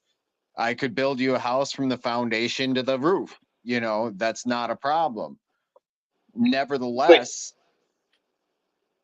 Well, I was just going to say that you see how the symbology of the architect's drawings, how they could start to say, well, I can't just use the symbology for something else. And then start to figure out other things to do with symbology. You know, languages. Next thing you know, you're doing electronics. It's all the same damn thing, though. It's all the same damn thing if you think about it. Right. Because, like, well, for instance, different application. Exactly. There's no difference between electricity and plumbing, except for the application and the resource used in between. And what it is pressure mediation and how what goes in the circuit. You know, whether it's a plumbing circuit, you know, and dude, there's so many analogies between electricity and plumbing. It's the best way to really understand electronics and electrical engineering concepts is through the water. With the bank. Same thing with economics. Why do they call it the bank? Well, economics. It's all the same things. I'll tell you what, though, modern money theory is based upon a Newtonian math and such that's very artificial. And how it's been all the rivers are today. Artificial now. It's a canal. Well, yeah, system, but they still run by gravity. And electronic circuits still run by electricity. But money, when it's not. What's gravity though? Weight and measurement, right? What's money? Weight and measurement. No, today money is not. But what money is, listen, if you know, electronics, whatever is you know, is the measure of electrical energy, right? And physics is the science of you know, physical energy being moved, right? Energy and motion. Then, you know, what it really comes down to is money is a way of quantifying social energy. So it's a way of measuring, controlling, and observing social energy. So social energy today is directed through money. That's the resource, really, to direct it in a quantifiable way, which means it can be controlled. Anything that can be quantified can be improved, controlled. Because you can separate the guy that builds the shingle out of stone from the guy that builds the foundation block out of stone, and you can divide them, and you can make them at odds, and you can do all sorts of things when you're the grand creator. Well, yeah, I mean that's getting into the thing when you have a surplus of talent like that. But in ancient times, there wasn't a surplus of that knowledge. It was rare, you know. Right. And you know, today it's not. Again, people that can think, you know, are dime a dozen, man. You can sit here and listen to people's fucking ideas all day long, and it doesn't mean shit. You got a rare people that could be relied upon to do shit, but then you get the super rare people that can think and do shit. Yep. And that's where you get some of those people. They'll gravitate to organizations like Masons and other things like that, even worse ones. But why? Why should we have to? If you can reach that level of wisdom, then you get the fool on the hill. It doesn't need to be around. That stuff has it all figured out for what needs to be done for their family, for their friends, their people, whatever. You can figure out a community of like-minded people somewhere and be able to have that established. Is probably the best you could really do today. Especially with all the resources and the toolbox we have available to us here on America. There's no excuses compared to our ancestors and people the rest of the world right now. Well, Tribe, I think when you have builders, and whatever you're building, when you have builders and you have people and this is horrible to even say, but the common folk, the common folk do not build. So that when I'm talking about building, like when fucking Freedom Grower and I are talking fucking Maddox and shit like that, nobody gives a fuck about that. We do, because we use them. We know what works, we know what doesn't, we know how to work, and we know how to not work. So it is that occult knowledge ultimately that draws those people together. It's that commonality, just like it draws us here today. I popped up because I heard the conversation and I saw you were up here. Not to say that I wasn't sitting in chat looking at everything. Right. I look at today is that we're all just so mixed up and stuff. We no longer have tribes of the areas we're in and our families. We're really tribes of ideas. And when you start to look at it like that we're going to, of course, assemble and people with like-minded ideas, and that's going to be our tribe. And I guess, it gets to be thin. It's a double-edged sword with the internet. You can meet people you have never got to meet. That could be so far away, but then it could eventually be, could turn into good community. However, you have the dark side of it too, where a lot of people get drawn into, just a bad situation in general. So there's a lot of programs for them, dude. There's also, you can adopt one. Like you don't have that number. I can get it for you. I know the director. I don't know. I don't know if I got the funds to take care of those. They're always taking and never giving. You know what I mean? And it only gets worse as time goes on because they always want more, an inch and a mile. That's where the program comes in, and it teaches them about their own finances instead of your finances. My plan is. My plan is: here's a knife, here's a canteen, and drop them off in the wilderness in the summertime. Let's be honest, dude. That's the best fucking teacher ever. That's why I'm all about these animals, man. I'm telling you. You watch Dude, I what love the the crows animals. are doing. Yeah, I was gonna say what the crows are gonna do. They'll show you where the food is.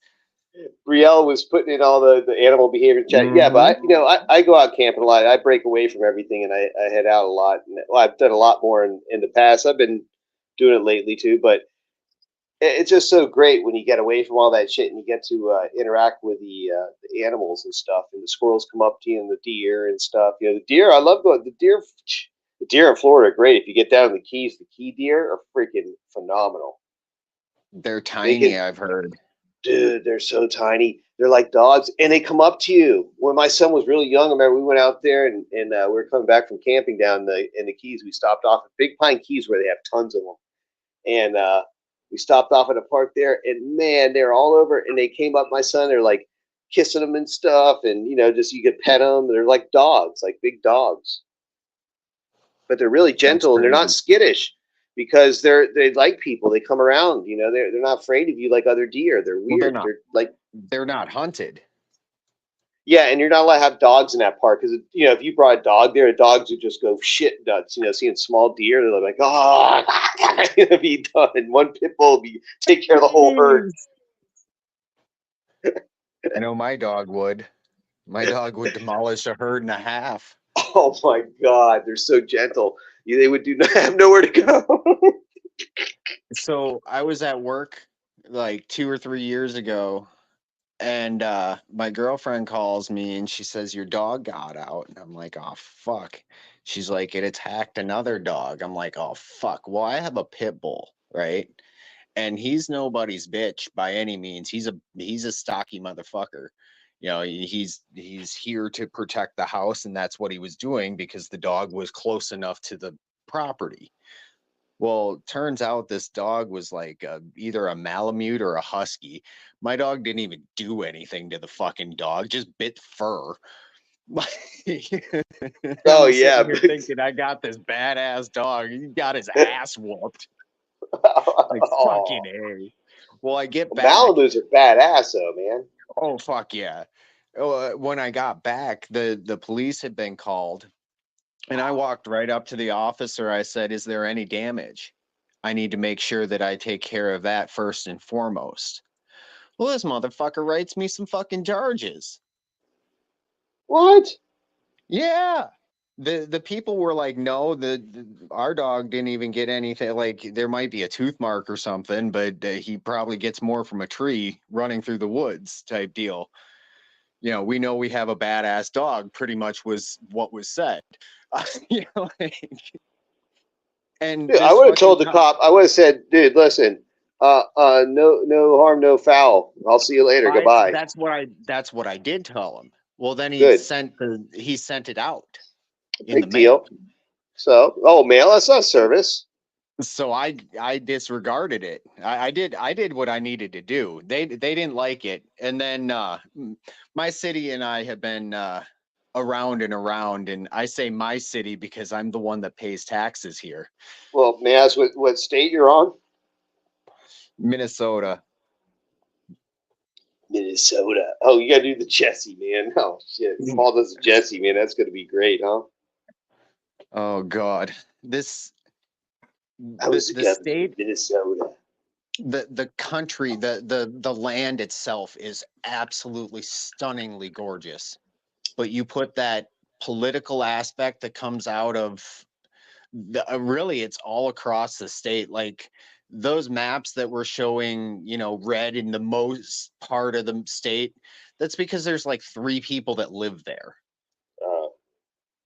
Like, seriously, there's some fucking rough country up north. Yeah, like they gave that shit to the Indians and said, yeah, good luck. And they've thrived, and good for them. They take all of the rich white people or poor white people's money when they have their casinos, and good riddance to it. You know, stupid games, stupid prizes. Well, but the Indians of Florida did it right, though. They never got kicked out. Yeah, they never got kicked out because they never lost a war. They never signed a treaty. Yep. So, have in you a way, ever done any research on those Seminoles? I actually grew up. Yeah, of course. The guy that lived behind me growing up was a Seminole medicine man, and he taught me a lot. No, I deal with them a lot, dude. You gotta. I'm down in that area of Florida. They're all over here, so it's they got a lot of land, and they're super cool because, again, you know, they weren't defeated. You know what I mean? They don't have that attitude, and you know, I guess the only bad thing is that each of the tribes, however it is, you know, but it is their own, dude. They don't need to share with everybody else, and they spread the wealth around the city, so it's not like, you know, they hoard it all or anything like that. You know what I mean? Well, that's how you gotta do it. I mean, you show up to the. Paul was very correct when he said you show up to the police department with a box of donuts and tell them how it is. They're gonna understand how the fuck it is. Same thing with any other situation. You come correct, and you have people that will be there as correct. Correct recognizes that. Yeah, and when you talk about the amount of land, it's like the reservations and stuff. I mean, it's not. I don't know. It depends how you look at it. Someone might say it's not the best place to live. Some would say it's like heaven, you know. So it all depends on how you're looking at it, but it's definitely, you know, it's maintained really well. The areas, you know, that they have just for their reservations here for whatever it is. But there's a lot of empty land out there, so there's a lot of like wild boars and water buffalo and all kinds of wildlife out there. Tons of it. Dude, but they, Crud, you you know, live in the fucking Garden of Eden. What the fuck are you talking about? You live in paradise. yeah, I do, man. It's great. I just my buddy just gave me some great avocados off his tree, and they're delicious avocados, the sweet kind. I'm gonna be able to make a milkshake out of them. Like, I don't get that. And if I had that, like, I'm very serious. I'm going to be making a move in the near-ish future. It's either going to be Virginia or Florida because I have brothers in both.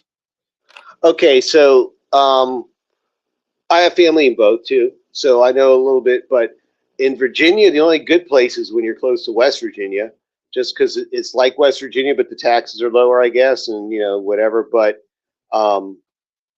you know, the culture in West Virginia is probably a lot better. You know what I mean? If you're going to talk about that area, and they have the Four Seasons. It's beautiful I there, grew man. up in Western Pennsylvania, man. I lived in West Virginia for a while. I know West Virginia culture. I love We that know, culture. Nubs, on the playgrounds where you spent most of your days. We know. Yeah, you know. Chilling out, maxing and relaxing, all cool. All right, yeah. So in Southside Minneapolis is back in my day. Then I went to the hills of PA. So that yeah, if you like the Four Seasons, that's a nice area to be. But I don't. I don't like cold. I don't like snow. I don't like ice. I don't like freezing. And when it Come comes on up, down I'll to it, put you to work. yeah, when it comes down to it, air conditioning is cheaper than heat. Although you can't do it with chopping down wood, but there ain't enough wood for everybody to heat themselves. But there's plenty of. And here's the thing: in Florida, you know, we got the sunshine state here. So the more the sun shines, the more power you got, and the more the sun shines, the more you need power for that AC. So it kind of balances it out. Unlike when it's cold, it's usually dark, so there's no solar for that. So in Florida, when you need the power for the air conditioning, it's when it's the sunniest. Right. So in a way, self-sufficiency is great. Plus, we got water here in a deep, dark sea. Well, it's not necessarily dark, but I guess it is down there. But there's actually a secret aquifer far beneath Florida, which is probably the best quality water in the world. But I can't tell you about that. You guys are the fucking Garden of Eden. Yeah, no shit. There's a place in Florida that 4 rivers flow from one head. Just yeah, like there's a lot yeah. of Okay, so you probably know what I'm talking about. Yeah, there's some weird things that go on. So all these people, I love, they talk about. Yeah, they talk about different kinds of Earth models. I'll tell you about the one you probably did ever heard of, but it's probably the most real one. It's the one of, did you know that water is being produced inside of the Earth, and the Earth's expanding, and that it's like blowing apart with so much water, and that's what the continents are. They're just like, imagine like an ever-expanding bubble of a liquid with like crust on top of it as it expands, right?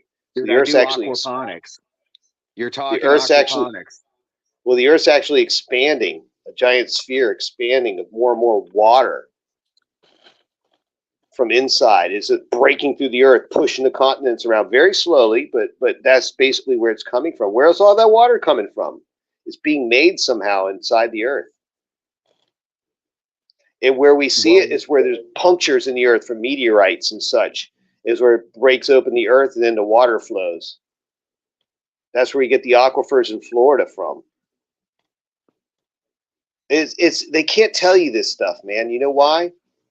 Because we can't handle it. You can't. No, it's because of real estate. Because if you're to make real estate where that good water is, it would make all the other real estate devalue, and all those investments and all those bonds would go to get it. Not only that, but you also have the golden apple. Well, in the fountain of youth. And the fountain, there's a couple of fountains of youth there. I've done some research on Florida.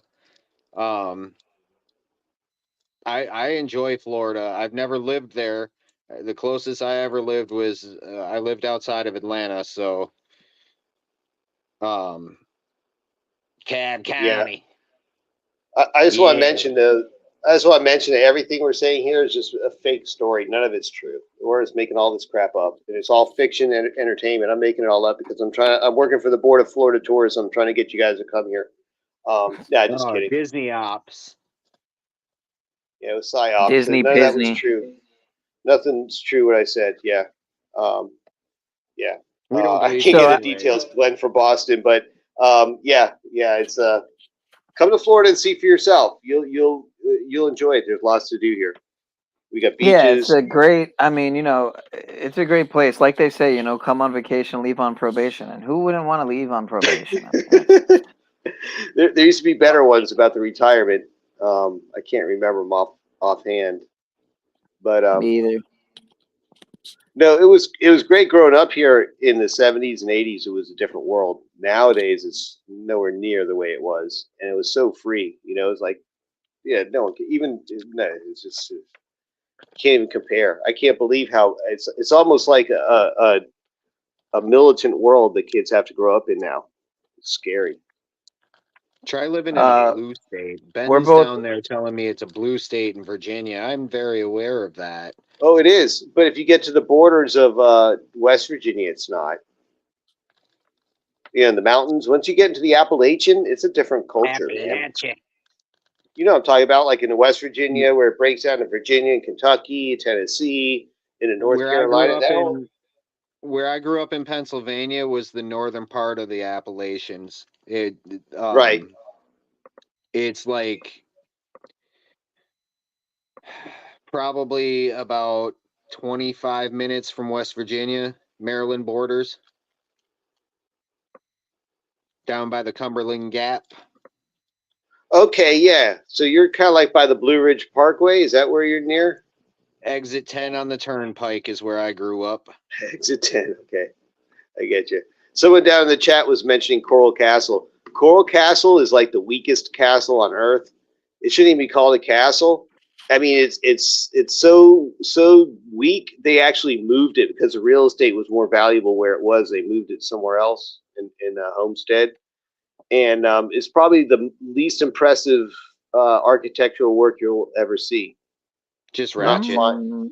I don't know. I mean, it's about pretty. that, man. It does some cool stuff. He has the door, the big swinging thing. But here again, he wasn't. He didn't want to talk about what he did and share it with other generations. But I'm sure it's like again, now we have machines, so it doesn't even matter what he did. It's not like anything special. But considering they moved his whole thing all the way from one place to another, but back in the day, it was cool. But he wanted to keep it all to himself because he was a weirdo. Was he a weirdo, or was he just looking for that guy? No. This dude was a he was a certified weirdo. He had one good technique to move rocks and get the coral out and do his little thing, whatever. And he wouldn't tell anyone because he'd do it at night, do all the little tricks. He was after some girl who built it all for them. And she's like, dude, you're a fucking dork. I don't want to be around you. And he kept building all this stuff to bring her there. And I forget what the whole story was. It was real pathetic. So the story's bad, the building's weak, and it's sunny, no shade. Coral Castle. What'd you say? It should be called Simp Castle. It should be called yeah, I don't know. No, it's gonna have the Castle of Telcadia. I'm trying to think if it's something to rhyme with it, but yeah, it needs a different name. I'll have to think about it. It's kind of late now. My mind's slowing down now. But yeah, Simp Castle is pretty good. But we gotta get something that rhymes with coral. I mean, there's obviously the oral, but then what would rhyme with castle? Huh? Talcoral. Well, it's definitely the boring. Adding Talcott's name to anything retarded. Yeah, I know, but that's the inside joke. It is a boring castle, that's for sure. Have you guys ever seen the Aurora Borealis? Yeah, I have. Oh no, not the Aurora Borealis. No, I haven't seen that. No, the Oral Borealis. I haven't seen that either. I have not. You ever seen Uranus? She's an adult film star. I don't know if you heard of her or not. Yeah. Oh Lord. So I took a poll. I made a poll in the chat. It looks like, let's see what the what Oh it's shit! looking Why like can't I here. see it? Was it Tribe and Nubs are killing the stream, like literally killing it? Yeah, Numbers are dropping. well, I asked basically who should basically be beheaded first in a virtual beheading, essentially a Oh, I'll metaversal take beheading, that one. or a okay. No, well, What are we the at? poll was would you like to watch or review a video? Yes, or continue panel? No. So yes. So we have 6 votes. It looks like Wait, who's in the chat? 67. So 4 out of 6 people said yes. 2 said no. So the vote is for yes. 1 person said the dragon bloodlines and the serpent race. No one voted for Digital Babylon living upside down, and then the third was for let me see. The third was Energy Matrix leyline entities summoned by secret societies. Hey, what about the comparison between the Georgia Guidestones and the Coral Castle? Because they both are kind of similar. They're just pieces of rock stuck upright. One has writing on it. The other is just coral. One had blood on it for a while. Yeah, Or that's funny. They alleged took blood. down. It's funny they took down the Guidestones, man. That was weird. There's a reason Yeah, why. I think I get it. It's a horribly conducted poll. I get it. I'm new to horribly this. conducted. Yeah, there's a science to like a polls. stripper pole. Yeah, that's a technique to those polls, but there's a science to these polls. It was a shitty poll because if they picked a video, then they said yes, but they didn't get included in the yes category. So I had to fucking I ended up having to do the math myself and factor that in. So 4 out of 6 people essentially said yes. Three just said yes, and 1 voted for an actual video. So what was the poll? Who should we behead, Nubs or Tribe? And they answered yes. Christo's such a jackass. Hey man, look, there's like enough people here to have 3 times that amount of votes. So I guess just nobody gives a fuck to vote. So. Oh wow! Oh, I thought we only had 6 people. Well, wait. people In just that aren't in the case, chat, that means all non-votes vote for us to continue with the panel. I guess so. I guess fucking so, man. Because by not participating, you are a #1 participant. You could get some video of the Coral Castle and video of the what's it called of the Guidestones. I'm sure there's drone video of that stuff. You know what? Maybe I should go fly a drone through the Coral Castle. You know what we also could do? We could also watch a tutorial on how to draw up a proper pole. That's true. That would be fascinating. Yeah, there's some basic guidelines. I can just tell you that, man. That's simple to do. It definitely serves good content. I've actually been needing to look up videos of how to do spackling. Not that I need to do spackling. I just thought it'd be interesting. Oh, yeah, dude. no, I know. That's different techniques for that, man. No, but I just actually wanted to watch it for the entertainment, though. Oh. If you learn concrete, you can learn spackling even easier. And vice versa. Hey, down here we have different ethnicities. They do like different kinds of like spackling and plaster work. They have their own ways of doing each of them. They're distinctly different. Yep. You know, it's pretty cool. I mean, I've done that stuff, but you know, I do it like I do, the Gringo style, but they do it way better. It's like it's better to hire those guys that do it all the time because they're just so slick at doing it. You know, the wire lath and all that stuff. And there's a reason I tear down homeowner fences all the time. oh yeah. No, fences and stuff. I had no problem doing that stuff, but you know that kind of stuff is there's a bit of an art to it. You know what I mean? It's an artisan type of when you're dealing with the wet concrete stuff. It's Tribe any day you want to build a fence against me, we'll build fences and we'll take notes and critique. I'll take that. No, challenge I'll take any forever day. to build it. I'll build it right, but it'll take me fucking forever to build it. You know what I mean? I take my time these days. It's like so do working on I. the car. I sit there and I contemplate 3 times longer before I do any move, and then I do one move and do it. I'm getting so good at that now because my old days I just sit there and move this and crank and bang this up and waste time. Now I do more thinking and less actual moving the wrench, and I end up getting the job done much easier. And it seems like, wow, that was easy. Just to put some Why do you forethought. think I build beautiful fences like the one you see on my avatar? Because I do the same damn thing. Oh, that's what it is on the will come avatar? out, huh? Yeah, that's what it is a fence and Cool. I also built the thing, the retaining wall underneath. We did a patio job there. We did a bunch of work there. Their whole backyard dude. was torn up by us. Buddy of mine used to do the fence. He's retired now, but man, he made big bucks doing that shit. Independent too. Fence doing the fence. Yeah, I'm independent. Fence doing the fence. Yeah, I'm independent. Fence yeah, it was it's a frequently needed service here because fences fall down all the time.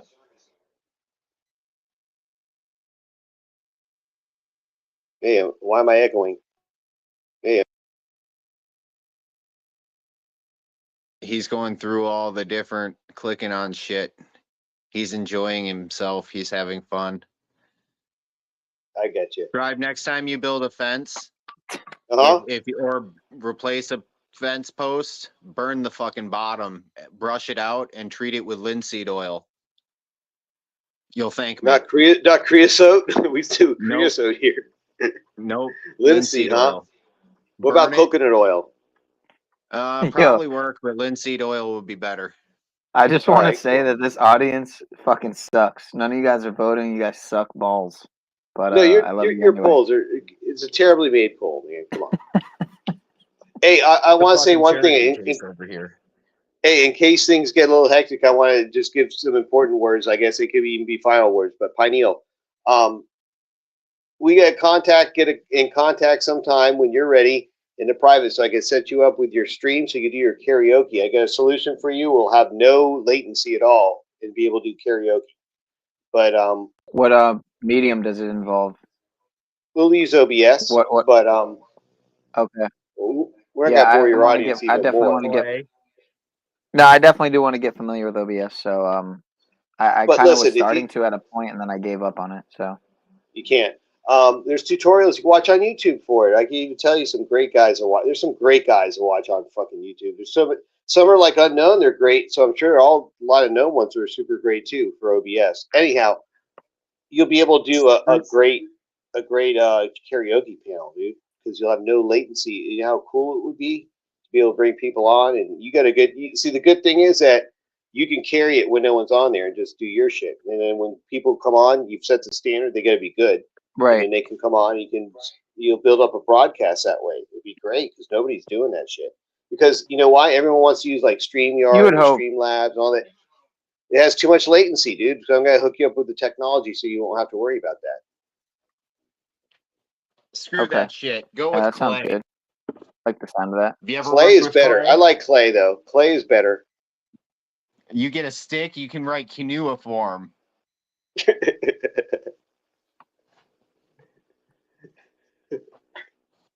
Yeah, but I forgot that one. They don't teach it anymore. They stopped that with cursive.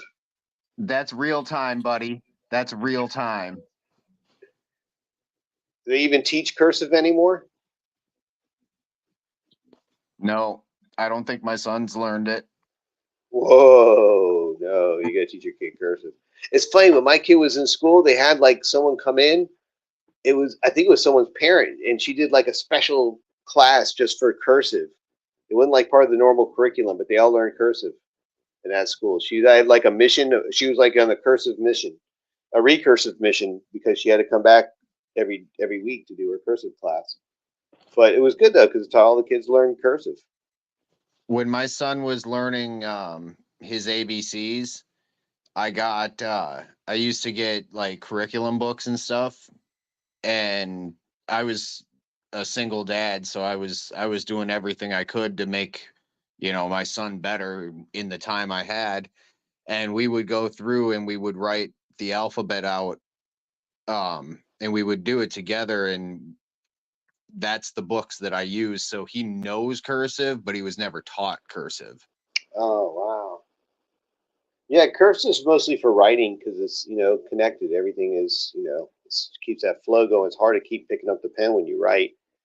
But, you know, it should be done. It should be learned. It's a good neurological thing to do with your hand. It's just like a craft or anything else. You know, practice it and you learn to do it. Well, how can you sign your name if you don't know how to use cursive? I think they teach them just how to sign their name in cursive, and that's it. In school, just so they could get them to, you know, jurisdiction. The bare minimum, right? Sign your name. Just so they could get them to sign over jurisdiction and contracts. That's it. Right. What's your name? Zach Galifianakis. Fuck me. It's kind of funny when they say your date of birth. You know, that's hearsay. You weren't. I always say that. Dude, whenever anybody asks me that, they're like, what's your date of birth? I'm like, well, it's all hearsay because I was too young for that shit. But nevertheless, it's on such and such a day, on such and such a month, and such a year. At least The that's problem what is I was that, told. yeah, the problem is that once you're brought into that line of questioning, it's customary though to give that date. You know, so in a way, it could be argued that. However, I get back to the how'd you even get in that line of questioning to start with? Why is someone even concerned with that? How's that even relevant to anything in your day-to-day life today? Right. Oh, so we can identify you. Well, what does that have to do with identifying? Because someone made a claim at one point in time and you have it on your logbook that that was the date I was born. So now you're going to use that as an identifier for me, whether it's true or not? That's why I always say it whenever I'm talking to any official in any official capacity. It doesn't matter. I either write hearsay or I say it's hearsay. So here's something in the logic. Yeah, but here's something in a logic. Yeah, but see, that just pisses them off. But in a logical sense, you could say this, that giving the date of birth is valid but not true.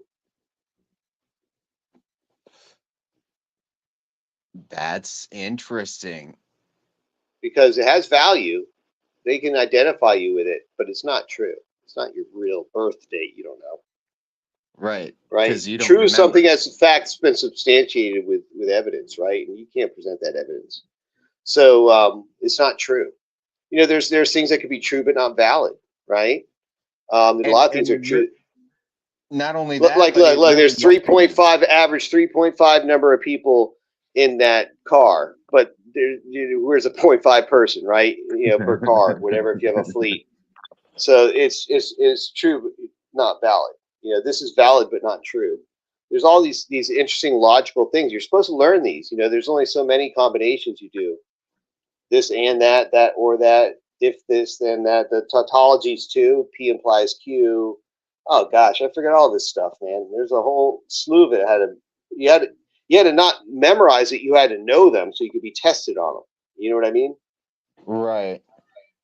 And then you'd recognize them in daily life because you had to apply them to the formulas and then what they mean and get tested, meaning you checked on it. But yeah, I find that stuff interesting. I guess not everyone does, but if you're going to be constructing things, logic is always good. Well, it goes back to building that house. If you don't know how to read those plans, you probably shouldn't be anywhere near that booth. Yeah. Well, yeah, it's the same thing. So you want to be confident on a level of competence. You know, have confidence in somebody's ability to accomplish a particular task, right? And how do you know that level of competence? We got to have some measure. So, to me, like a certificate saying, "Oh, I can do this and that," doesn't mean jack to me. You know, what again? Like I want to see is the validation of that certificate. I want to see what results you got that earned you the certificate. You know, what value did you show? Yeah, I want to see your masterpiece that earned you that grade of master, whatever, mortise worker, you know, whatever you were. I got one for you, Tribe. When I was a kid, I was the youngest child, or the youngest person in all of Pennsylvania to ever receive my private applicator's license for pesticides. My experience with it, I'll tell you, I'll never spray another fucking pesticide again in my life. How's that for some experience in a piece of paper? Holy shit! Yeah. Well, that's pretty. I mean, pesticides in general, man, are pretty bad in a way. You know, it's Dude, I was yeah, 15, certified to spray that shit. yeah, Most it's most adult men don't even hold their own license. If they spray for a company, nips. Fuck off. I don't want to get into details about it. It could be a pretty shady thing, and there's so many levels of it. You know, I mean, yeah, yeah. I mean, what about the termite stuff? That's probably about the only thing. Whereas any kind of level of kind of professionalism where the certification maybe means anything, because if they don't have it certified, they're going to kill each other. You know what I mean? Just letting the shit out. But those are the. When I worked for fucking Chemlon, there was a day, and it was the last day I worked for them, and it was the last day I spread chemicals. It was a fucking shitty day. It was like half-ass raining, and I had a route down in West Virginia actually. But I was at like one of my last stops, and it had just been a shitty day, and I opened the fucking tank because something was fucked up. And it was real humid that day. It was raining, but it was humid as shit and hot.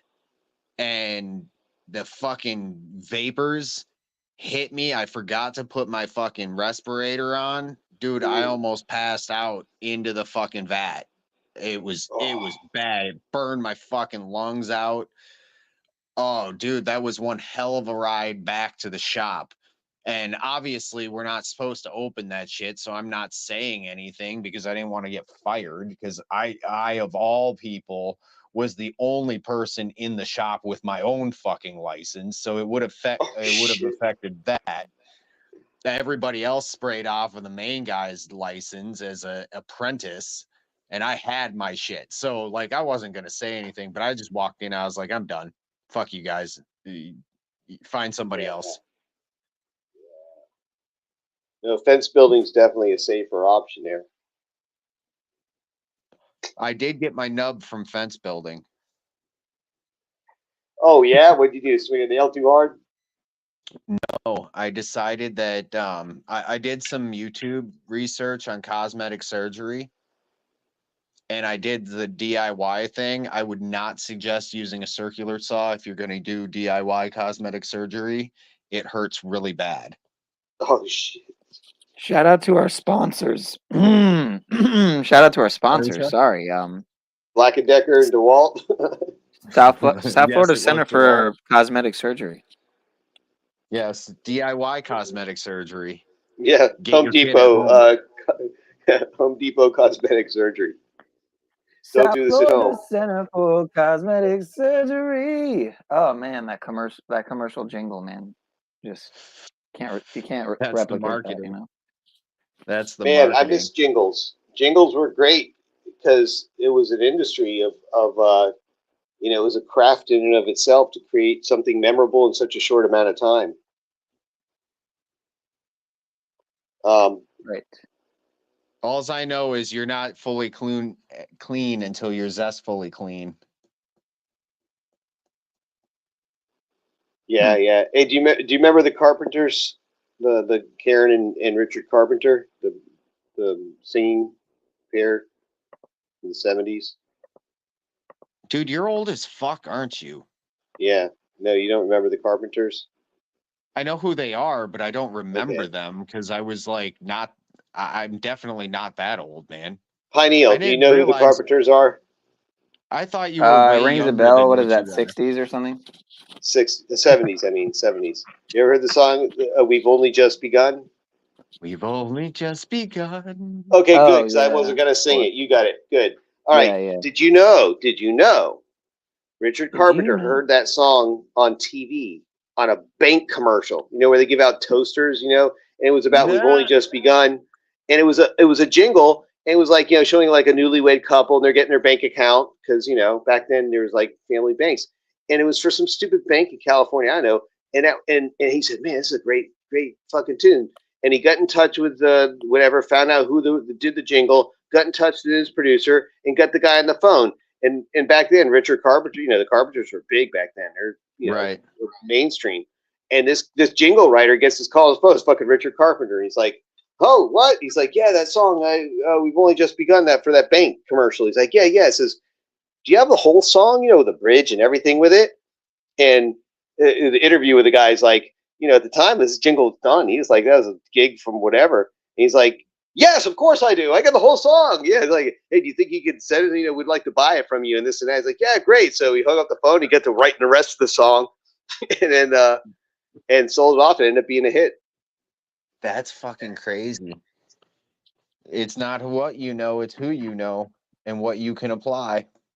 Well, no, it's the fact that it's his portfolio. See, it's not saying a certificate. We need to get this songwriter. We need to get another guy from writing. Get us a guy to write a song for this or that, because Karen Carpenter has a great voice and Richard Carpenter can only, come up with so many songs. Mm-hmm. And instead, he's scouting his own work, because probably the people that are bringing him are fucking. He's had a really good musical ear, and he heard that commercial. And he's like, "Man, this really hit it." And this guy is out. He just put his work out there, and because it was such good quality, that's how it got picked up. So. You never know. I mean, luck is where preparation meets opportunity. So the guy was, had his shit out there. And then when he got called, he was smart enough to not say, "Well, no, I only wrote the jingle. I don't have any more of the song." He fucking flat out lied and said, "Oh, no, I got the whole song. Yeah. You want me to send it to you?" He's like, "Yeah, that'd be great." He didn't lie. He did. He had it. He had it in him. He wrote the first part so you can end something. If I build the beginning of a fence, I'm sure as hell going to go build the rest of it, even if it's not that year. Yeah, well, technically, he just flat out, he said in the interview that he lied, that he didn't have the rest of the song.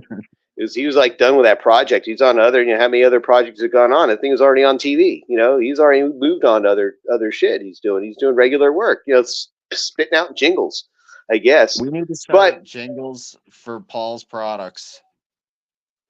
I mean, that's the thing is that, you get musicians that don't do that kind of stuff anymore. That was like, that was your entry level into the industry, was doing jingles and work like that. You know who could definitely come up with some really good jingles? Who? If you're listening, either Gorilla Gems or Talcott Flicks. Either one of those two guys could absolutely come up with some awesome jingles. We could have a jingle for Jack's self-help program.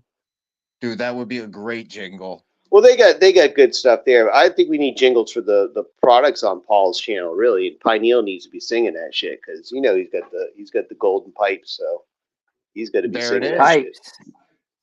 The pipes. You got the pipes. You got the pipes, buddy. Pineal. Let me hear a Speaking jingle of pipes, about I need a new one. Yeah, he's got the pipes, man. I got a broken bowl. I need a good jingle on the Talcott cot. The Talcott cot? Yes. The Carpenters. Okay. Hey, the Carpenters, it makes me think it's like Christmas time. The Carpenters Christmas album. That's like a standard. Are you guys all that old? Yeah. I'm 46. And, I'll be 47 in 25 years. In 25 years. I'm officially over the hill, but I'm not a boomer. I'm 31, man. I'm not a boomer. No, I'm not a boomer, but I'm almost old enough. I'm the youngest of my family, and my brothers and sisters are all probably your age or abouts. Cool. Yeah, the Carpenters, man, they were classic though. And Karen Carpenter, supposedly she killed herself because she said she was too fat. She wasn't fat at all, man. That's when women cared about themselves. Geez, by today's standards, she'd be anorexic. But yeah, kind of strange. And the funny thing is that as a singer, she was actually not famous for being a singer at first. She was famous at first for being a jazz drummer. Whenever I get really bored and nobody's streaming, sometimes I offer to go to the store when needed, and I just walk around and I just people watch at Walmart, because it's like the only store in town other than Target, which is even worse because it's the total opposite.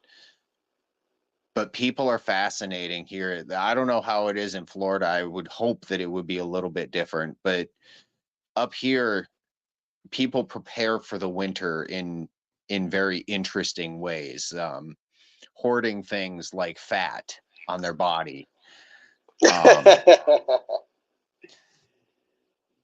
not in Florida. It's rather grotesque. It honestly, and maybe that's me being biased because I'm skinny or whatever, but I work hard at making sure that I don't go in excess. You know, like I care about my body. Well, I mean, I kind of see that it's just a lifestyle that brings you there because it accumulates year after year. Because every year they put on all that weight while they're not being active in the wintertime. And then summertime comes and they don't relieve themselves of that extra weight.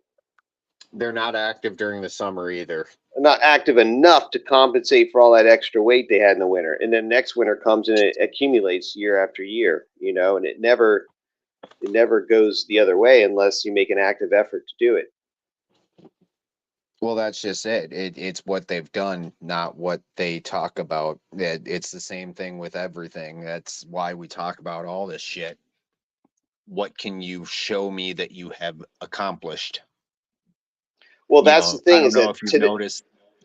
I don't know if you've noticed, but I've really backed off of coming up on panel over at Paul's because I'm not really needed there.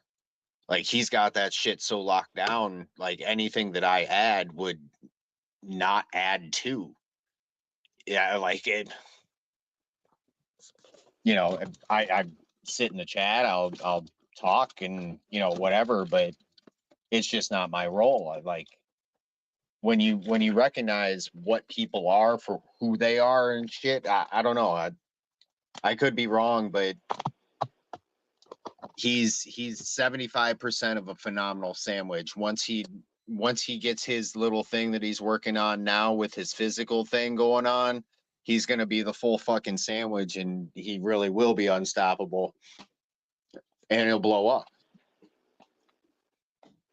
Yeah, I mean, I look at things that's nothing is permanent, so everything should be moving in a progressive form, so nothing stays the same either. And as things change form, they should be becoming better and improving, right? That's progress, whatever, to step forward. So I think that's one way to look at it, is not to be too nostalgic in a way, but at the same time, not lose sight of what your original goals and intentions are. So you stay true to them and build on that, I guess, so to speak. But I could say this is that when he had the older channel going, things were a lot more fluid and increasing. It was like a trend. He was riding a wave, you know, up. It was really, really rising. And then, you know, then it seemed like it was totally infiltrated. And then things kind of went a little chaotic for a while, and it drove away a lot of that kind of energy. So, you know, it's now it has to reassemble and reform in a way that's going to be something bigger and better, and who knows what that'll be. But again, the world's changing. You can't keep the same. You got to be able to adapt. That's the nature of all life, and especially what humans are doing here. It's a symbolic adaptation. It's kind of weird to think about. It's not a physical adaptation, which you don't have to really worry about. I mean, survival takes care of it. But a mental adaptation is something that requires a bit of effort and intent.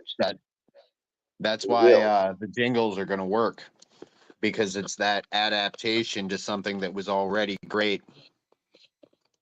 Well, yeah, but in general, in the people, so you're going to see everyone should be adapting to the changes around them, because everything is changing around us. So what I see is that everything's a fractal of everything else, right? So what you see there should be happening in communities and happening in states and happening in nations.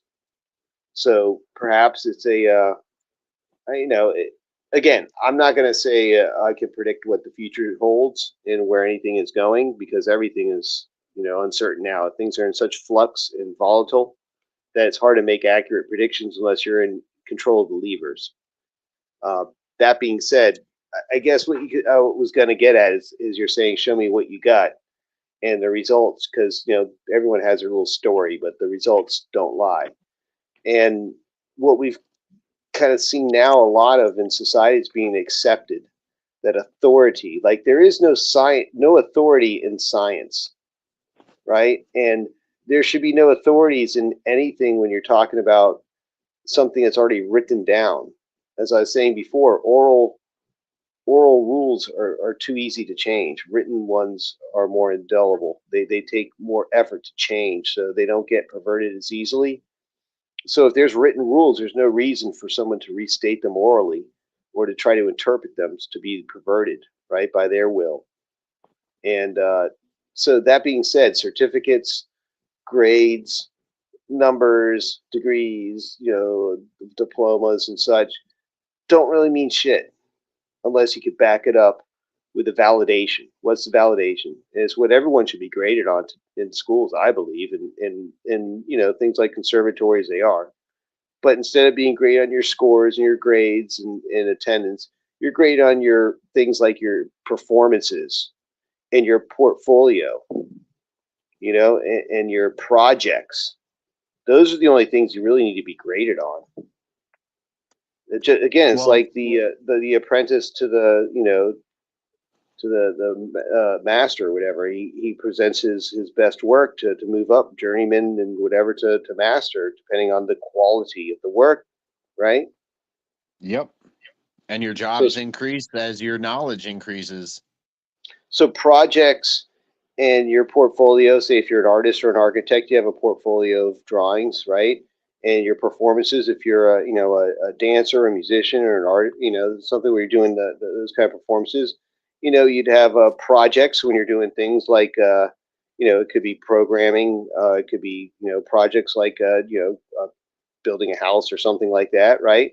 You get those things under your belt. This is what I've done. It means a lot more to me than some measly certificate or a grade or saying I attended this place, showing, it's showing what you've done. The results speak more than accreditations and such. Credits, I'd rather see the assets. Show me the money.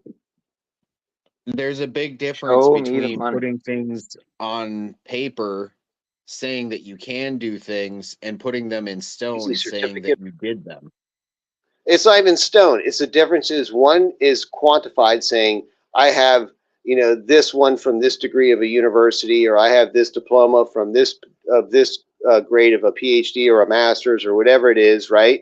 And it's a quantity, and when you're judging a project or a portfolio or a performance, it's judged by a quality, right? So it's subjective based on mastery, not on a number based on arbitrary decisions. Somebody decide on that number. It might not be totally arbitrary. It might be, but who's to say?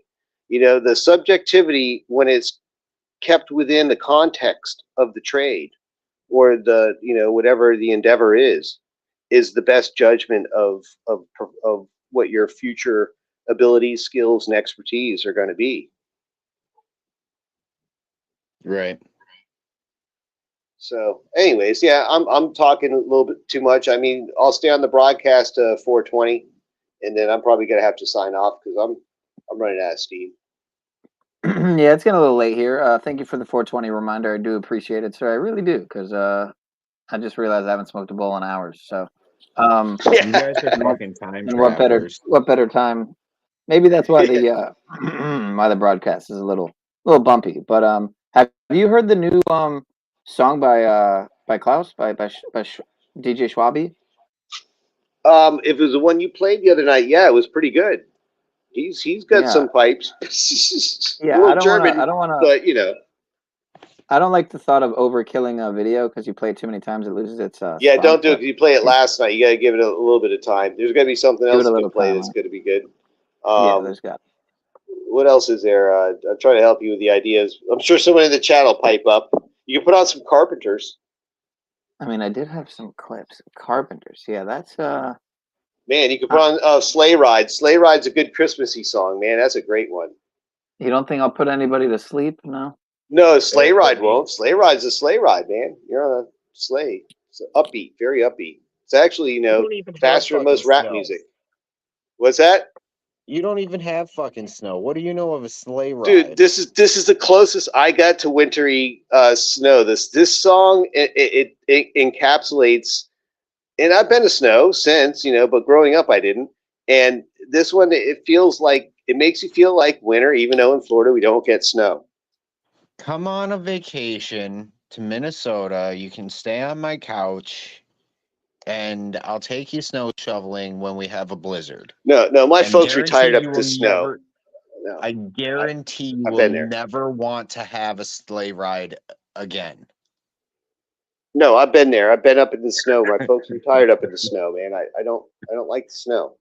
I remember one year when I was up there before my dad passed, and he was still healthy and stuff, but he was older, and it started to snow really hard. And I just go up there on vacation, and I'm like, I go to Mom, hey, I'm gonna go shovel the driveway. She's like, no, Dad will take care of it tomorrow. No, he's too old to be too. I'm gonna shovel. I'm not gonna let Dad shovel this thing. No, he's got the snowblower. I know where the fuck a snowblower was.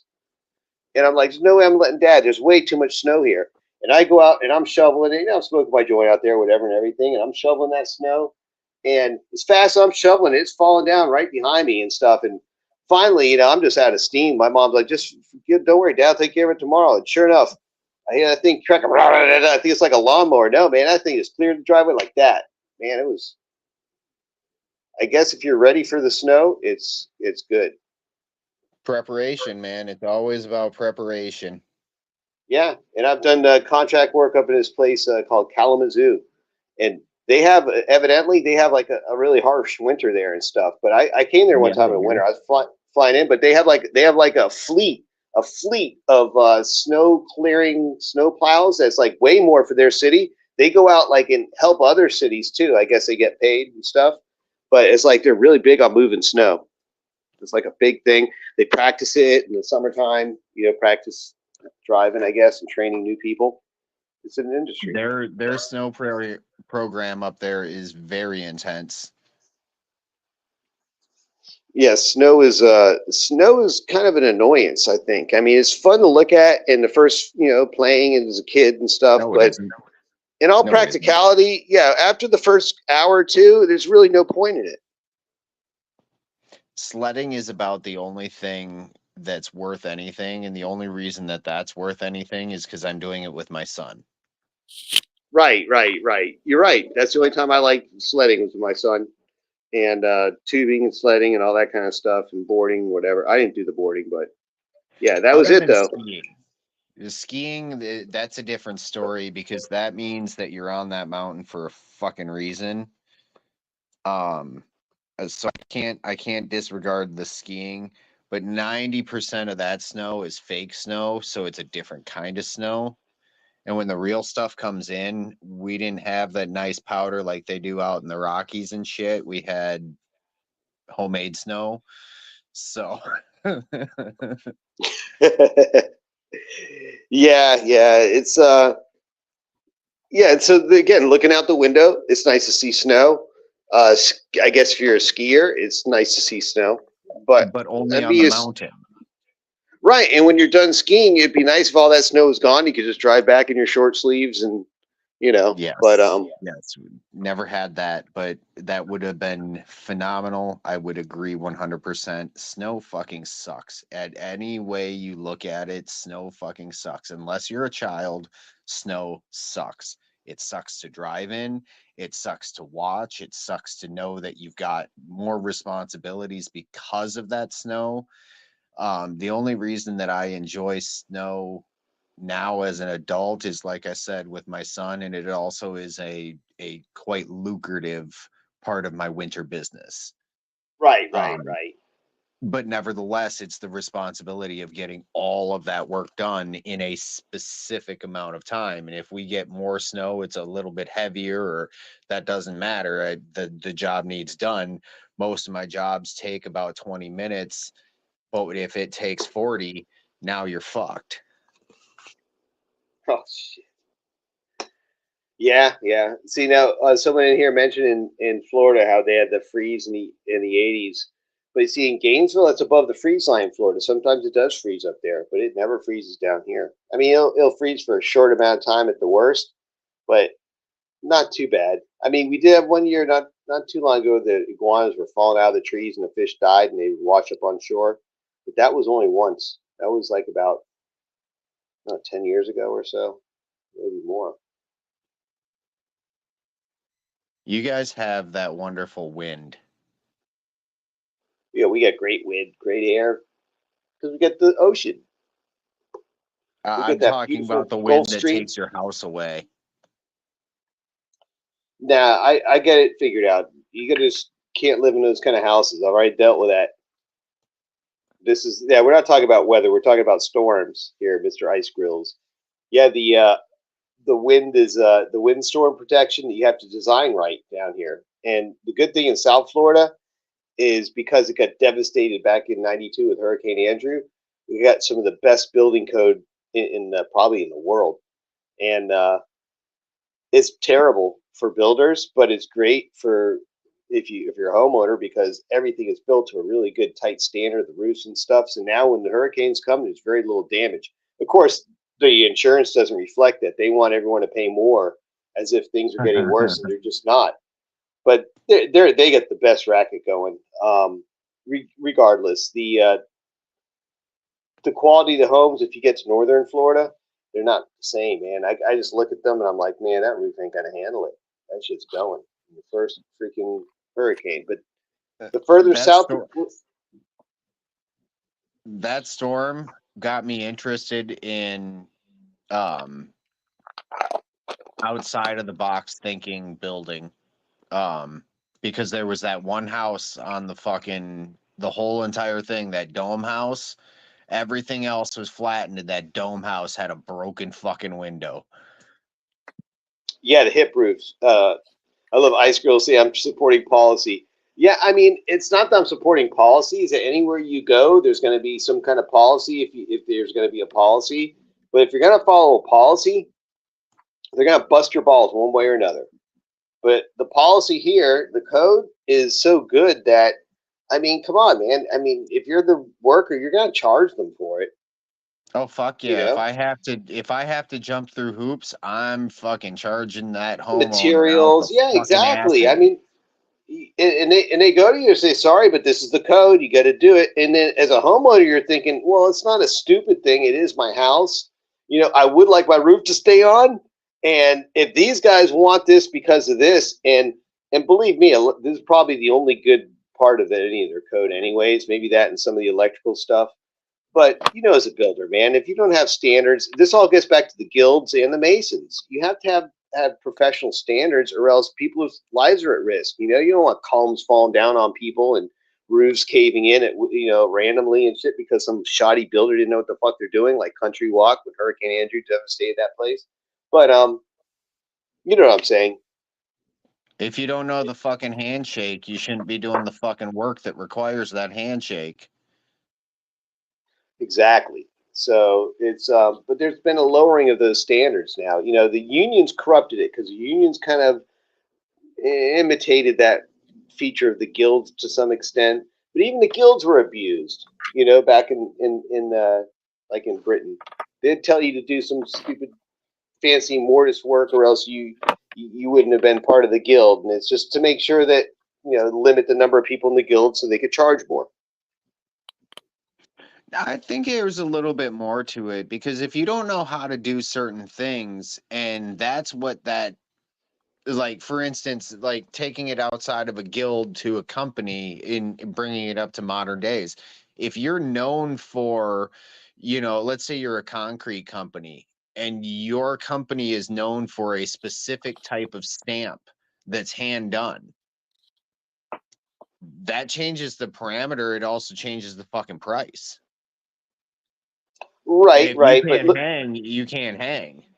but here's what they're doing is that they have privileged technology for, let's say, doing certain kind of mortise work, right? And that's required by their code in the guild. So, all right, but over time, people are going to figure out how to do it themselves, right? So then the guild's going to make, oh no, it has to be this kind of fancier work, and they try to make it fancier and fancier, so you just can't have the typical bunkie doing it, and it makes it so you have to use a guild. I see what you're saying. I compete with, multiple much larger companies that have people that are just as talented, if not more, than I am. I'm not the best fucking landscaper out there. I'm where I'm at because I've worked to get there. They're where they're at because they've worked to get there. Like, but people are going to hire you for two reasons. One, they've seen projects that they like, or because you've sold yourself. Right, right. When I come in, let's say I were to come give you an estimate on a fence, I'm going to draw that fence up in a picture in your mind so that you can see that fence before I leave, so that you've already seen my work done. Whether it's through a picture or, like, that's sales 101, create a picture. Yeah, and also, if you ever get to another level with executives and stuff, that they don't like to be, have snow job put on them and shit. So they like to, they want to see, a work plan. They want to see exactly how you work or how it's going to be done. And it's Those are the interesting people to. you show pictures. Well, no, some of them, when it comes to technical stuff, they need to see, flow charts, and they want to see process diagrams, or they want to see a work plan and things like that. So yeah, but it's something where it's kind of cool to be able to do that stuff. It's like any other skill. It's no big deal, like writing cursive. That being said, it's good when you work with people like that, because then when you throw out the price, there's no way to contest your high price, because look what hoops you've jumped through, right? Same time, it's a good way to do. Now that's the honorable way. The dishonorable way is when you decide to become a member of a certain guild, and that guild restricts other people from getting in because of superfluous regulations and stuff that really don't apply to anything of value, and that's what they eventually corrupt into. So again, there's the environment's changed. Unions, I mean, guilds adapted into unions. Unions have now adapted into nothing. They're useless. Well, they should, in my opinion.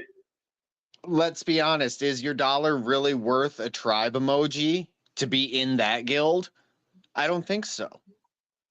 I don't know what you're talking about, but what I'm getting at is that if the guild is no longer serving a purpose, or the union isn't serving the purpose, then what is the purpose of the premium you're paying for their work?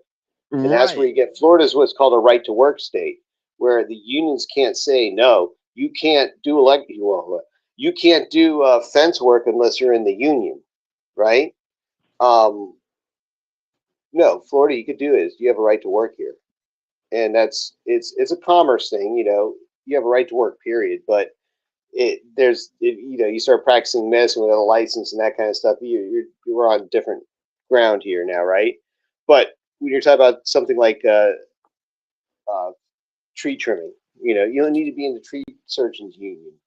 You could be an entrepreneur doing that. Maybe you have to have certain licensing or whatever, perhaps, depending on what level you want to participate. But that's up to your choice of whether to do that in the private. You're not restricted by a union's rules or a union's contract or their regulations, or to have to price fix according to what they decide to do with no real wear your Florida Union shirt. There's no such.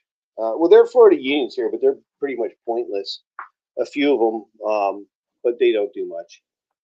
That being said, we need to start a channel called North and South, and we can talk about the most ridiculous shit ever. And that way we don't have to be here committing suicide on this platform for the creator. Because we really talk about some boring ass shit. This is like NPR style. Well, this is what Pineal doesn't get, the bigger picture of all this, is that because we talk this boring shit, when he talks this crazy shit, he'll never get copyright stricken. They'll never find it in all this boring shit. Damn. Yo, can I get a bomb drop? How do you think my channel grows? True.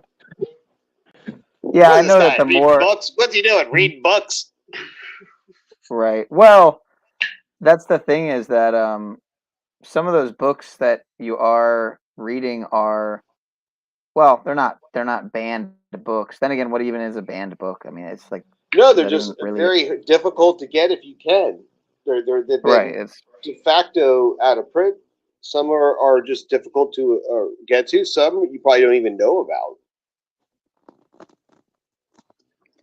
But they've been important to me. I've gotten results from them, and I want to share them because it's, you know, to me, it's again, it's like the Coral Castle guy. He might know how to do all this stuff, but he's like, no, nobody can know but me. I'm going to do it in the dark of night so nobody sees how I do it, so I can impress this girl, so she'll be impressed with me. She's like, listen, bud, I don't give a shit about your stupid freaking rock garden over there, and I want some freaking fancy this and that, you know. And that's what she was into, and he was just the shunned lover with his big castle of rock. It's like, dude, nobody's impressed with your castle of rock, especially her. Can we hear the gremlin voice again? Yeah, I didn't In know. fact, can you speak in that voice just in general? Well, if you tell me the name of the guy, I will. I can't remember the name of the guy, but his name brings up Schmiegel. that kind of, huh? Schmiegel. Schmiegel? Hey. I don't even know how I did it, man. It was a spur of the moment thing, man. It's the improv. Yeah, hey, keep it going, guys. This has been great. I've enjoyed listening to Nubs and Tribe go back and forth. It's not boring at all. It actually what about a mixes musical well with interlude? Pineal messing around. Yeah, what do you guys think about a musical interlude? Tribe said it's about it, like it's about to get hectic, like a few minutes ago, and I was thinking it's about to get hectic. Where have I heard that before? And then I was like, oh yeah, I know where I heard that. I heard it from. It's wait all for about it. the jingles, man. Wait for it. Wait for it.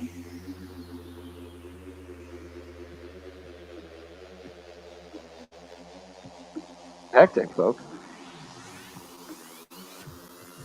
Oh yeah, that's hectic. Oh, little gorilla action.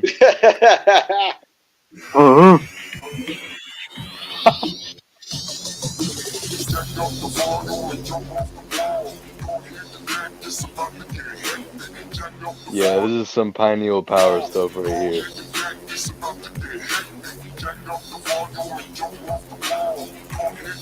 It's about to get hectic.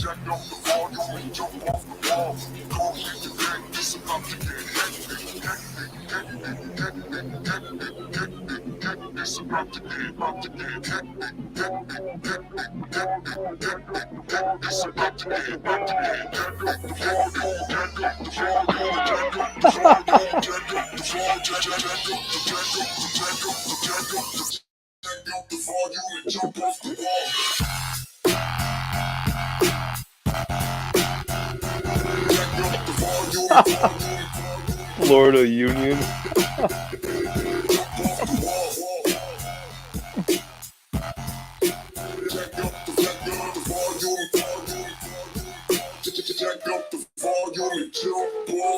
Yeah, for real ass grills. Florida Local 420.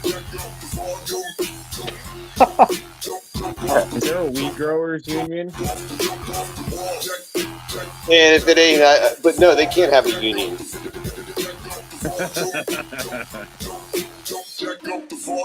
Oh, they just got a weekend club. And code, and they'll create one.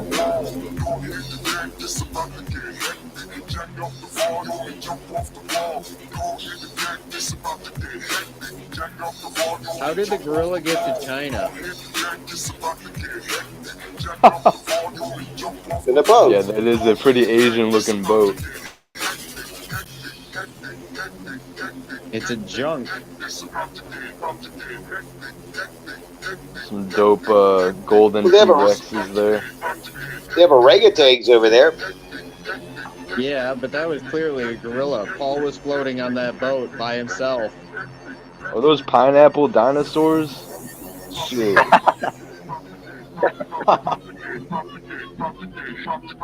Where's Dimitri at, man? I haven't seen him around in a while. Dimitri, where are you? It appears as if the song is looping. Honestly, now that you say that, Pineal, I'll go find mine here in a little bit.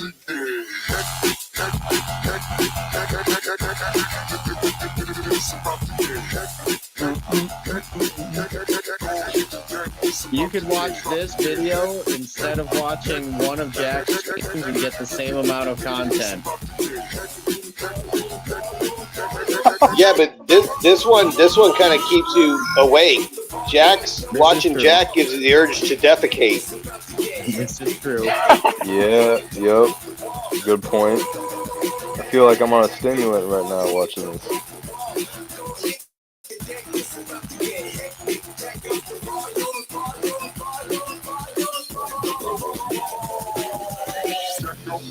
And not only that, but you would definitely get more chicks than what Flow State could teach you how to do. Just using this video. Yeah, let's be honest. Pineal walks in the room, this is the type of energy that comes.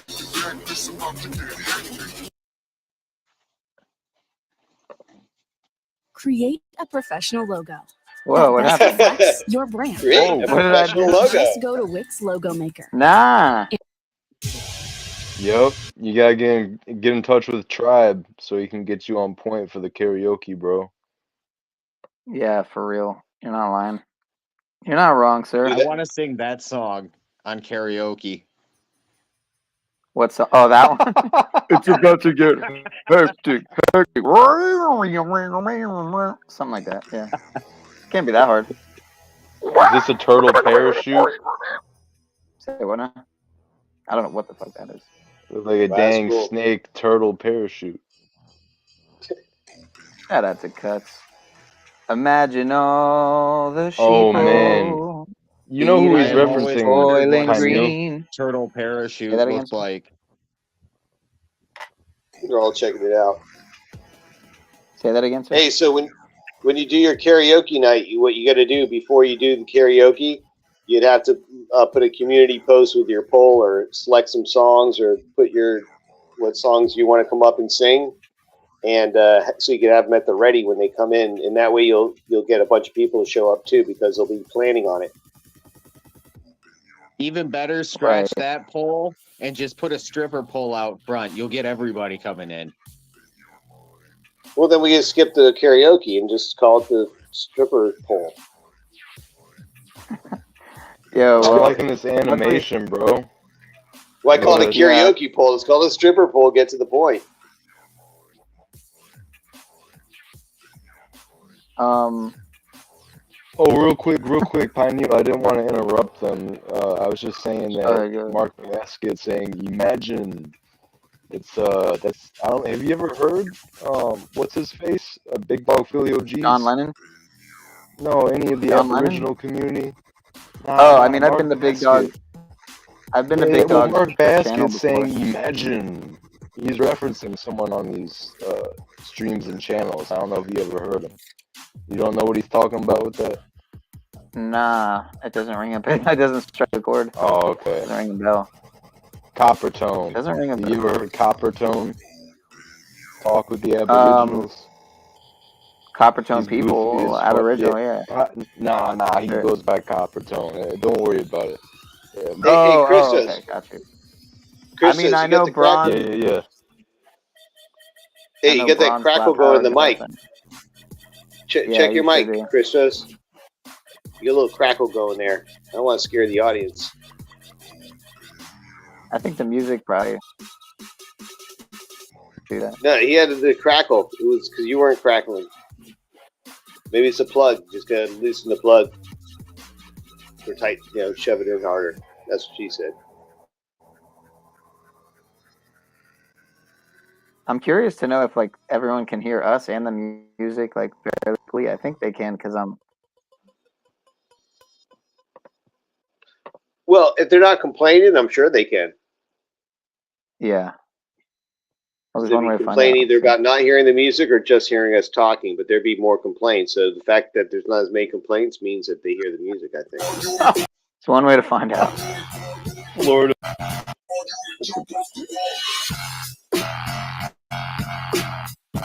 This sounds like something you would hear in Florida. Florida Union.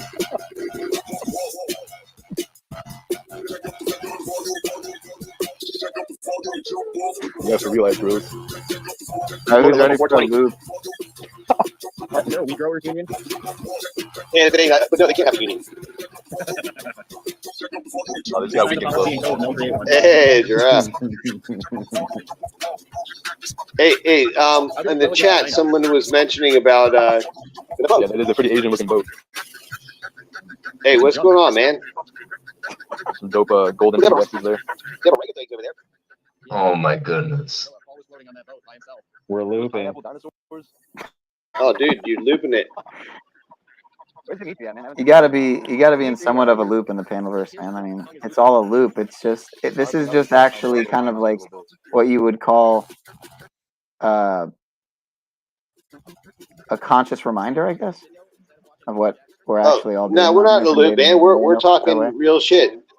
The Ice Girls have but what mentioned. many are doing though. What many are definitely doing. What I'm guilty of doing, dude, on many days. I gotta be honest, but I do enjoy the conversations about what matters. So I'm gonna just I don't want to stay much longer, but I just want to address Ice Girl said we don't know anything about collective bargaining and such, and with unions and regarding the unions.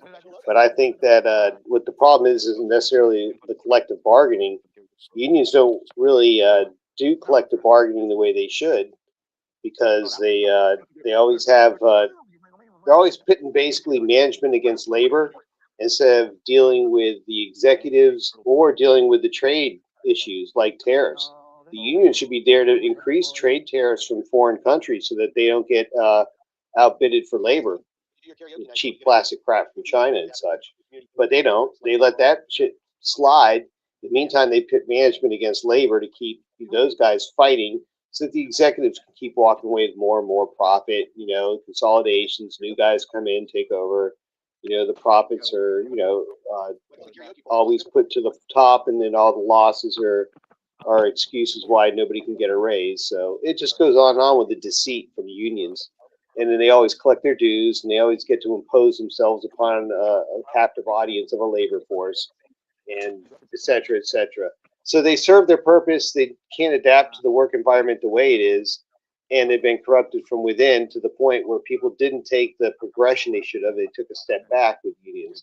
Instead of just using them as collective bargaining units, I think it should have evolved to the next part where if the unions are that effective in making a trade valuable to the people and to the industry, then they should be over time accruing enough money in their pensions and all that, instead of to be taking a free ride for retirement, to be able to, instead, if there's any kind of extra funds like that, that they would be able to eventually buy the factories, buy the farmland, and work cooperatives between the unions. And unions would own pretty much the factories, the means of production, the farmland, and the people in the cooperatives, the union members and such, would actually run the management internally. And then the cooperatives have cooperative buying agreements individually between each other to ensure that if you want to be part of the cooperative, you need to make sure you pay people a certain scale. The executives can't get paid more than 10 times the lowest paid worker, etc. Just to maintain a level of consistency, I'd say, within the trade. But that exists a lot in farming in certain areas, probably in Minnesota. I don't know, Nubs, if you're still even listening, if I totally put everyone to sleep. But there are a lot of cooperatives here too, in farmland and such, where because it has to be that way in a way. They're too spread out to be unionized. There's a couple of corporate farms, but for the most part, it's cooperatives. I used to work in a farm as a farmhand, and Pretty sure he was part of a milk cooperative. Uh-huh. So, I mean, there's a lot of them where they are successful. Places also in the in northern Spain. I think there's one called Mondragon. That's construction, and they're huge. The thing is that the average wealthy employees is first of all, there's no slums and such in those areas where they dominate the labor force, because everyone has a decent opportunity to work and get a decent wage and still have a good standard of living, and a lot of options because again they're cooperatives. And then the cooperatives have cooperative finance. It's something where I think that if people were to really look at some of the options, they wouldn't limit themselves to those. There's more alternatives, and that's the best method of tyranny. Is just don't let people know about alternatives. Take care, Barb. But that exists a lot in farming in certain areas, probably in Minnesota. Yeah, I appreciate that input. Oh, he was just talking to the chat. Good chat. I appreciate that input about unions, because I know it's a dynamic situation, obviously, and I hear a lot of different things ever since I've been growing up, from my father to others, about bad and good. Obviously, it's not that black and white, so I appreciate that analysis, Tribe. Yeah, you're welcome, and I like to be able just to do that. I can tell you more things with union and stuff. My dad having out with unions and stuff, and abandoning them too, because in Florida you didn't even need them, and it was almost pointless. This is way back when, but he gave me some pretty straightforward letters and stuff. I guess that's where I get a lot of my. Back then you could stand on honor and stuff like that. No one would think you're some kind of outcast or something like that. You could be a regular professional or an upstanding person and say, no, this is bullshit. Cop pulling you over with a speed trap in the 70s and said, what the hell are you doing hiding like that in my neighborhood? Get the fuck out of here. I ain't paying this. Oh, go to court? Oh, I'll go to court, all right. And you go to the court and the judge. The best method of tyranny is just don't let people know about alternatives. You just dropped like that. Just, for yeah, a second okay. there. You're right. Whatever. You never, whatever. We throw it out. But now it's just commonplace. People are like, yeah, okay, yes, oh, sir, okay, I'm sorry. What else could I do? Oh, driving school. Now everyone's just pathetic. They just cave right into the absurdities. And I can just see the laugh. I can't believe that people fall for this stuff. Let's just charge them more now. Tribe, it's because these little fuckers don't drink from the water hose when they were kids. Hell yeah, man. The water in the neighbor, you could go stranger's water hose. You're thirsty and you're walking around. You're like, man, I'm thirsty. Just walk up some stranger's hose, turn that shit on, drink it, and then keep moving. He gave me some pretty straightforward letters and stuff. I guess that's where I get a lot of my. Yeah, it was the water hose was there was no such thing as bottled water back then. I mean, there's water coolers for offices, but that was it. And they were glass. No, what I'm saying is the mentality of most people in today's society is based off of convenience. Manufactured convenience, not true convenience. To me, true convenience is simplicity. But simple isn't easy. Well, yeah, it depends. Sometimes it can be, but not always. What we got here on the chart here? Self-actualization. Yeah, so hierarchy of needs. Hierarchy of needs. So the thing is, technology is really taking care of everything there in the in the bottom part of it. And you start to get up to the other parts, and we kind of have hit a plateau where people don't want to reach for the higher part. They're too comfortable down that nice warm lower region there. And the ability we have to get to it, and the fact that people won't, probably just really disappoints our ancestors that couldn't because of struggles they just had staying alive. Manufactured convenience, not true convenience. To me, true convenience is simplicity. Get your new name. But simple isn't easy. Sometimes it can be, but not Yeah, ever since he got popped out there, went to the default. Tribe, you dropped for a second, like a minute or two ago, and then you pop back in, and your avatar is all white. It's a StreamYard thing, man. StreamYard's a strange. Oh, really? Platform, man. Yeah. Oh, yeah. I thought It's he really did weird. Not a that when big he deal. Doesn't dropped matter. out. But why is it 'Cause he was echoing? Because Nub sucks. Yeah. Come on, Nubs. Fix it. Nah, bro, that's just you playing the loop in the background. Yeah, mute it or turn it down on the volume level there on your playback. You got to do that. I have it as low as it goes, man. Hey, It's gotta Christos, be. I never knew. Just trust the process, man. Yeah. I was always.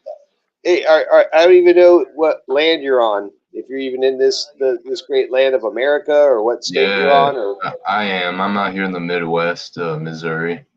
wow, you're in Misery, huh? Shit. Yeah, I'm close to Yurt. Oh, he's in Misery too. He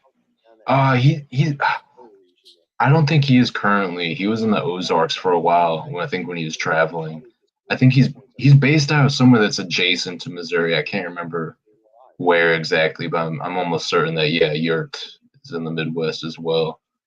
What a claim. Not too many others I know about in these in some of these communities. I've met some people when I first got on here from the Midwest, but yeah.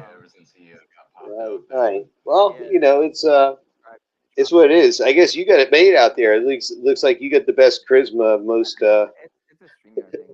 most folk out there. So it's Oh, good Goblin's for you, man. another. Goblin's out here from the Midwest, I think, as well. He's in Illinois, I'm pretty sure. But I'm happy with Missouri. You know, for the most part. I mean, damn, yeah, this is hard to listen to with Pineal being an idiot in the background. Yeah, you got to mute It's just that thing. It's one thing to have the Inception going on visually, but like having something else quiet in the background. But when it's us, bro, like what? It's not a loop either. It's your autism speaking.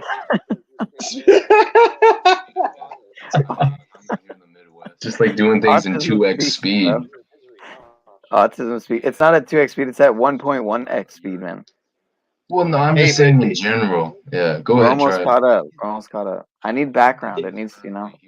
If you mute that, put on the Carpenters boring in the right here. background. Hey, if you put Carpenters in the background, then you won't have to worry about it anymore. I am the Carpenters, bro. We've only just begun. No, I'm just kidding. I'm not gonna put on the Carpenters, man. Yeah, but No, I mean, I mean Carpenters like hammer swinging and shit. You know, Carpenters working. All right, I'll put on the fucking Carpenters. Power tools. I don't care. I'm only gonna put on the Carpenters if I can then put on an Elton song right after. Elton. Yeah, you gotta have some Elton to go with your Carpenters, you know. Right back, guys. I'm like, Elton John was fucking amazing on the I just heard Elton John and he was gone. I thought he would actually. See, that tells me who he is. That's good to know. That's good to know. Elton John was amazing on the piano, but he sucked on the organ. Dude, he was a fucking. That dude was probably a super weirdo, man. Anyone who's knighted, like anyone who gets knighted and hangs out with the royals and stuff, man. I guess that joke wasn't. That was a joke. It wasn't funny, huh? Okay. Wait, I didn't even catch it, to be honest, man. Okay. I said he was amazing on the piano, but he sucked on the organ. Yeah. Oh man, that's bad, but it's true. Okay, yeah, because he was kind of openly gay, you know. So Watching the movie, man, I saw the movie. What was it, Rocket Man? Yeah, what movie? It was just awkward. I think it was called Rocket Man. Oh, I saw him live though, man. I saw him live back in the Sportatorium. Remember that place? Oh wow. Nah, I'm fucking 30, man. 31. Oh shit, they weren't even around. Yeah, Elton John, he was great. Fucking yeah, he's one of those legends, living legend. So what if he's a knight or whatever? You know, it's like all the artists are freaks, dude. Trust me, most artists are a little bit eccentric to some extent, one degree or another, and some are like off the wall. But you know, the guys did a lot of fucking amazing work, though. You gotta hand it to him. Tribe optics are high, man. Optics are real high. Dude, and so am I, and it's freaking almost 5. I guess that joke wasn't. That was a joke. It wasn't funny, huh? Okay. Wait, I didn't even catch it, to be honest. It wasn't Hilarious. funny the first time, or the second time, or the third, or fourth. But he sucked on the organ. Yeah. Oh man, that's bad. So let's see what we got here. Nothing in the chat to run off of here, huh? Here, I'll shake it up a little bit. You know what the problem is? Shout That thing in the background there, it's causing a like a neurological disturbance. Yeah, I think that might actually be what I have. It's contagious. It's what I've learned It's a recently from my doctor. manifestation of your internal voice. You need to silence it outside first, so you can reflect it internally. All right, here's a good one. C-SPAN caller tells the truth. We'll be right back, folks. Oh, perfect. Greg, who's calling from Chattanooga, Tennessee. Greg, good morning.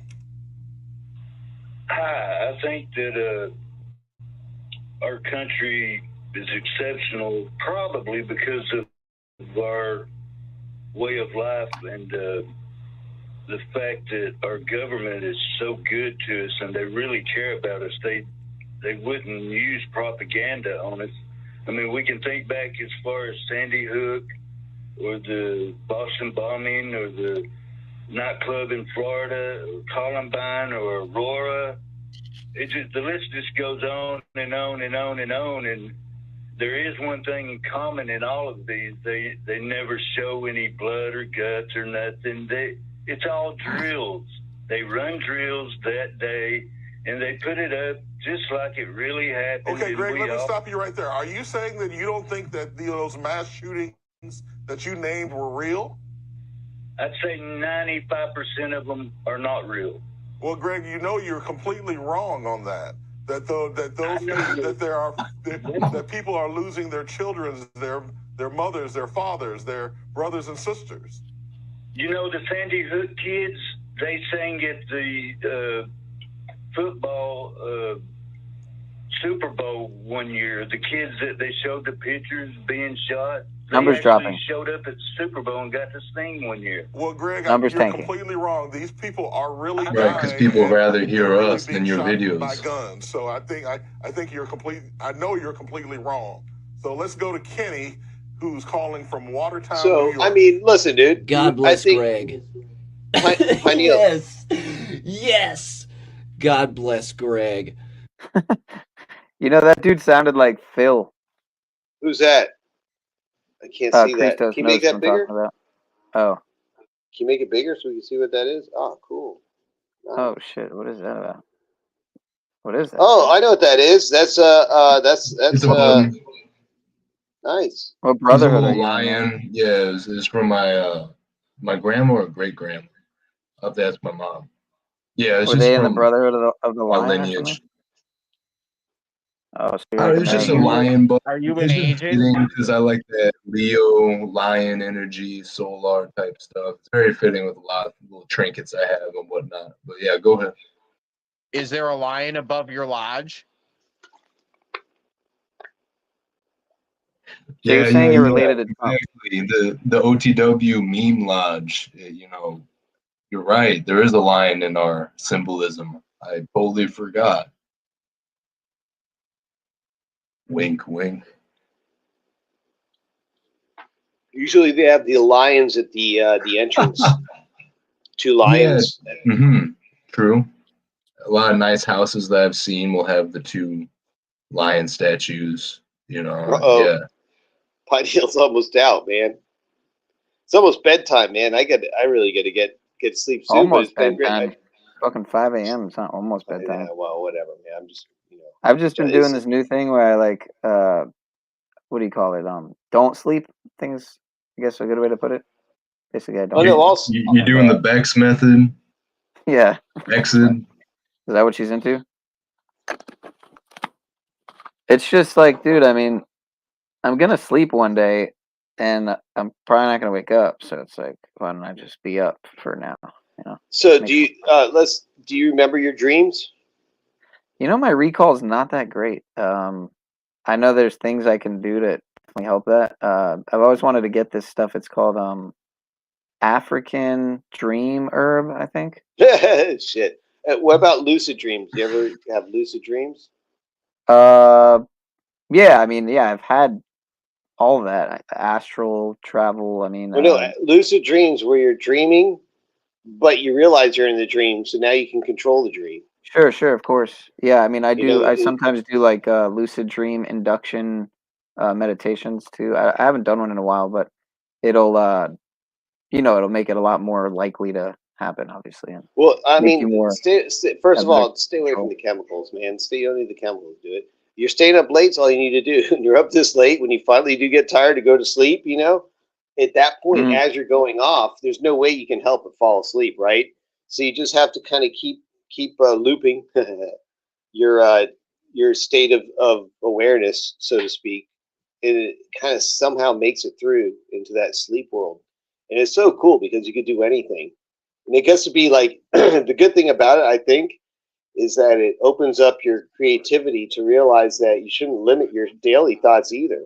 Because when you're in your dreams and everything is unlimited, now what's limiting you from the next thing that happens? It's up to you to decide what it could be anything. So with that openness to it, the open-ended decision making, something rarely afforded in a day-to-day life, yet it empowers us the most.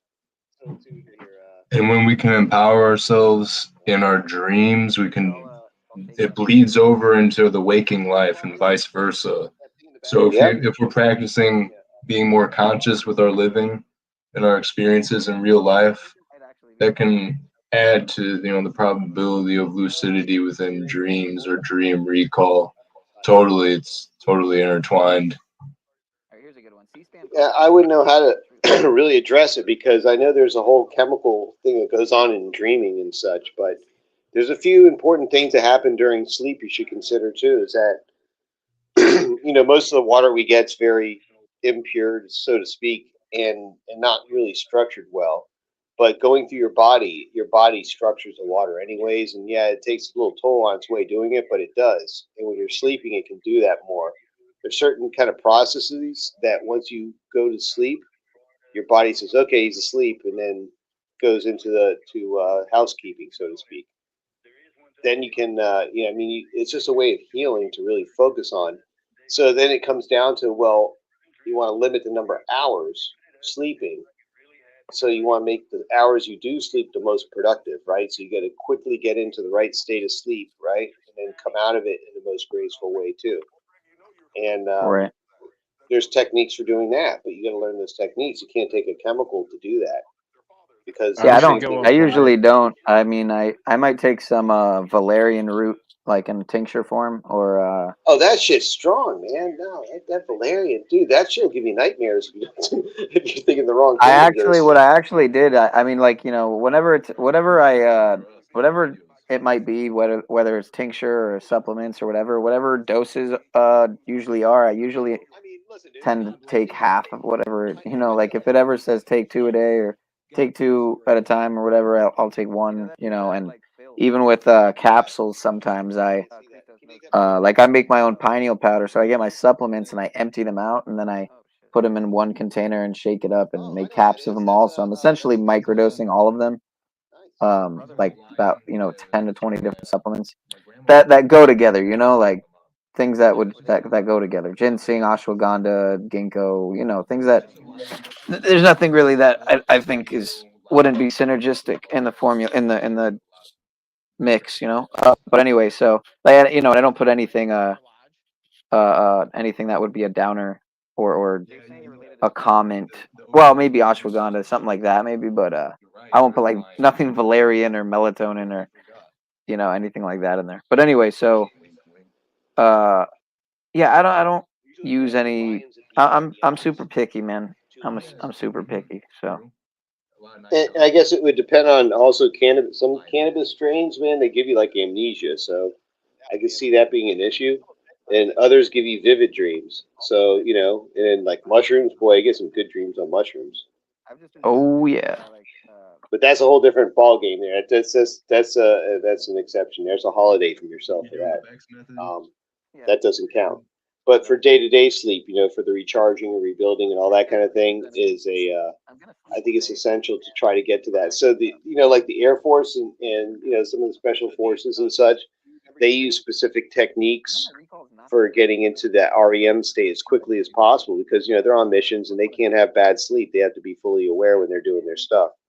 And there's techniques they've been doing for a long time, been refined over the years, and now there's even technology to help out with that. So if you have problems sleeping or anything like that, I could tell you some things you could do that are unchemically related that freaking makes serious results. And once you learn to do them, the thing is that anything that you do that's technological to get to that point, once you acquire it, you can, it's pretty much like it just assists in the training of your mind, like biofeedback, so to speak. The vagus nerve. So tapping the places on the temple and then places where that vagus nerve is. Yeah. That'll relax you and get you ready. Hey, if you turn off the looping, Pineal, I'll tell you a secret. But I can't do it without looping because I can't remember it. Don't lie, you love the looping, man. Looping is Because wonderful. me talking, if it was someone else talking, I'd like it. That's the way you interrupt people. You know that, right?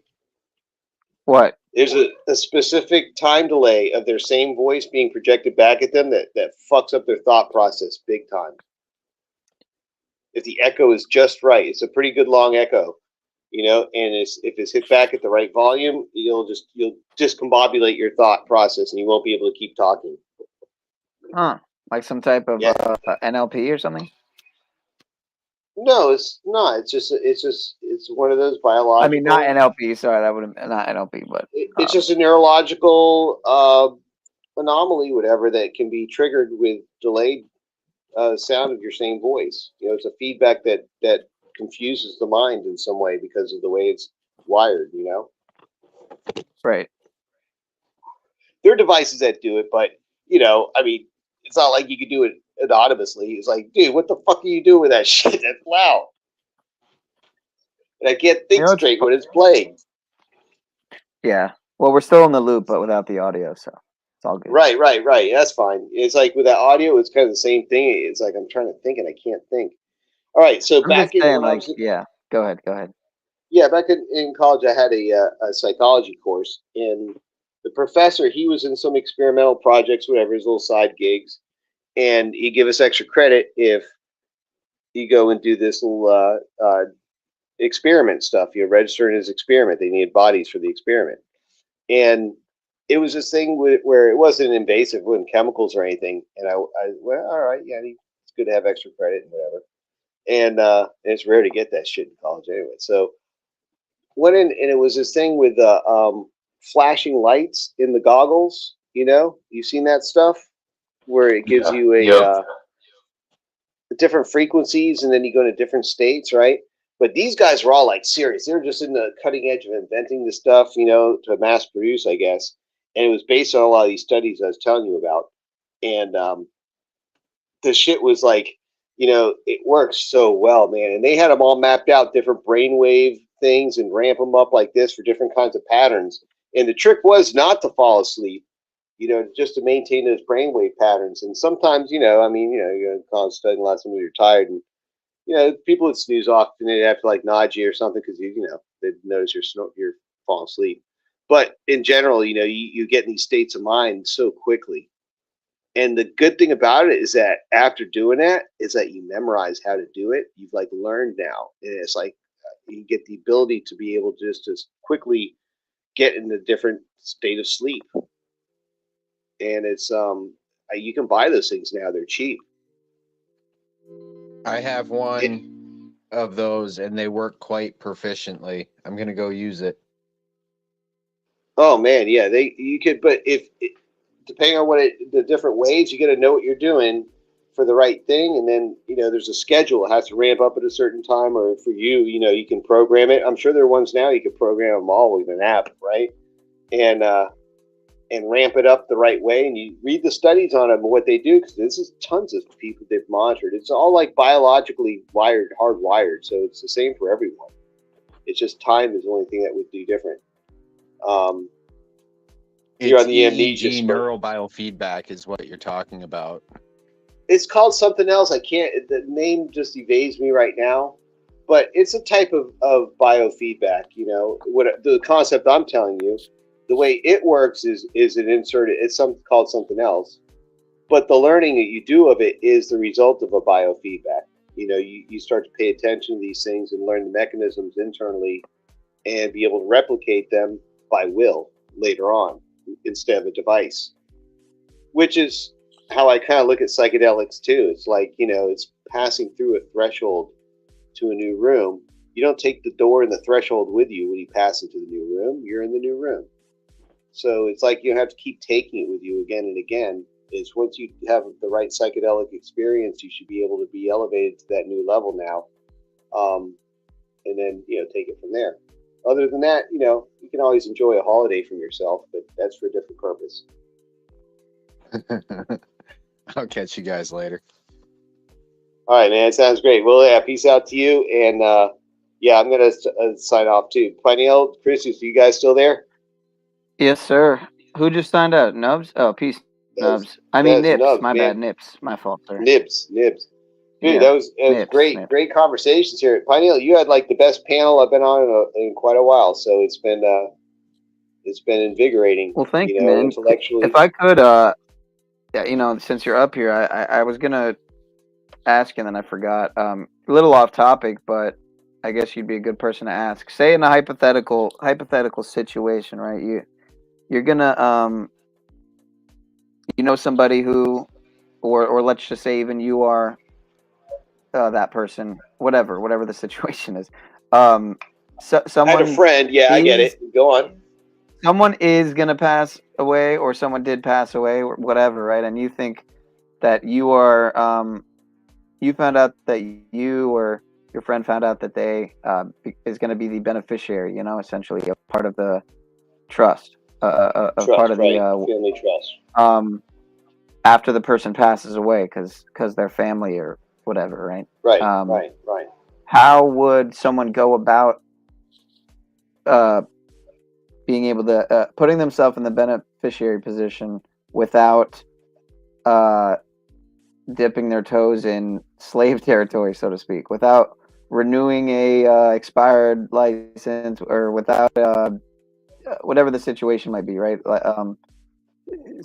Without because you got to go to like a notary for those things, right? You got to because when there's documents, hang you have on. to like sign papers to. Hang on. So it's like it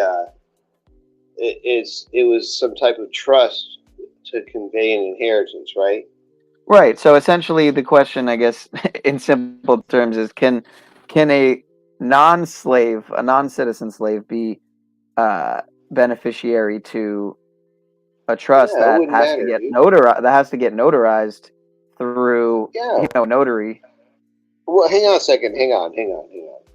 I mean, you got to look at it this way. Who's the trustee? Who's holding on to the assets, right? What are the terms of the covenant of the trust?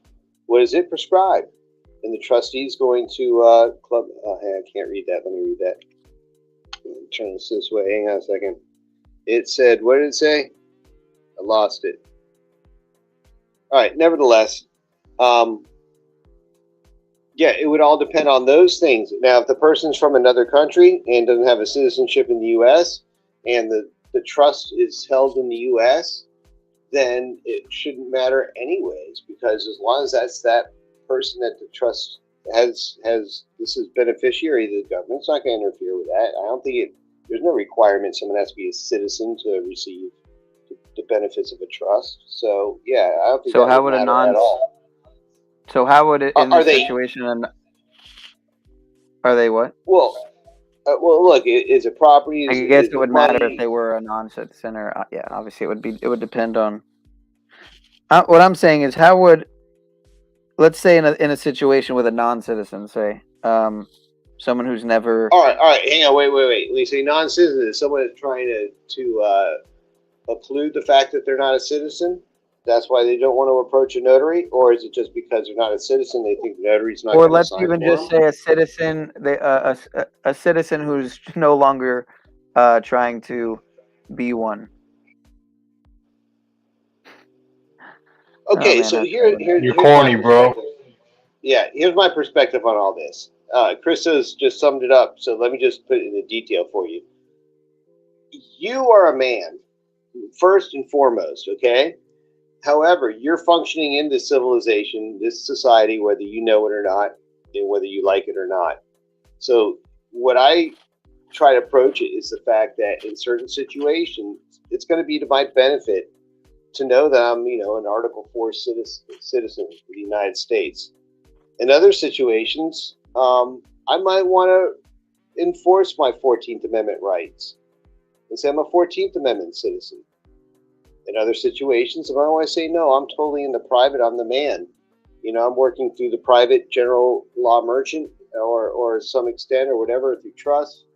And I'm not going by any of that. There's given name, legal name, there's natural man. There's so many different definitions.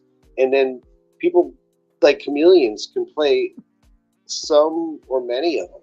It's rarely are we any one of them in any, for an entire lifespan. You're a sui juris after a certain age. There's all different. I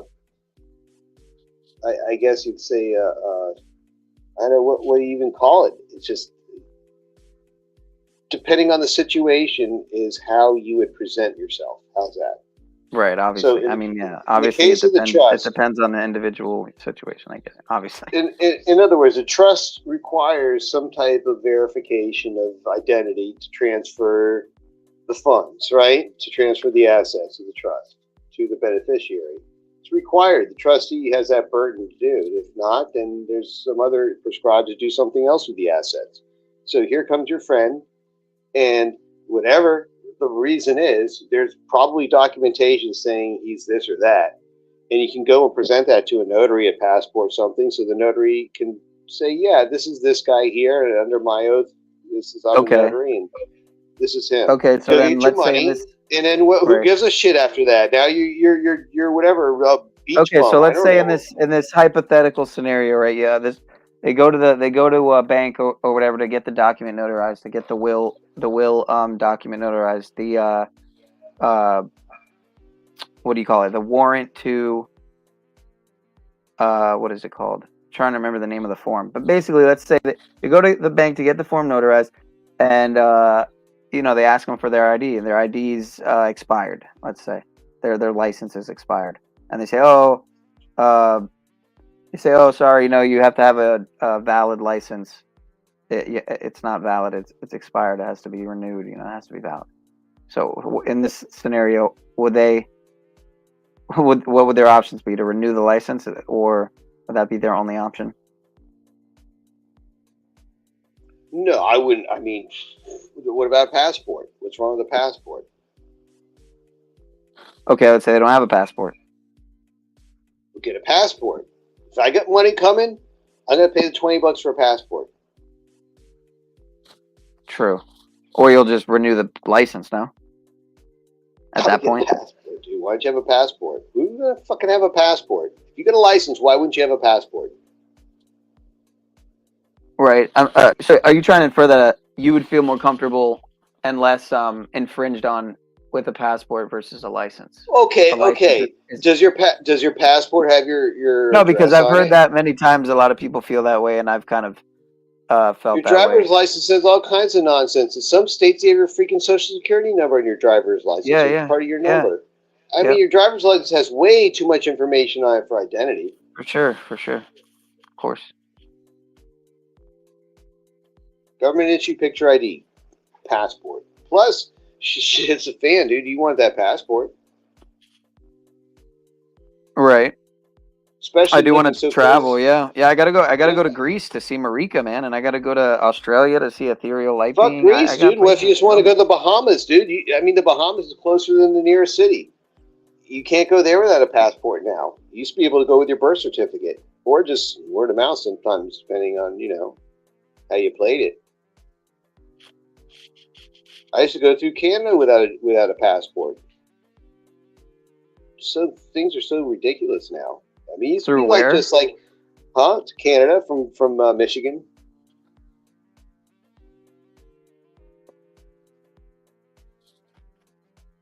Nevertheless, I would just take care of it like that, you know, and I'll leave you these with these words, unless there's anything else about it. But you know how to contact me.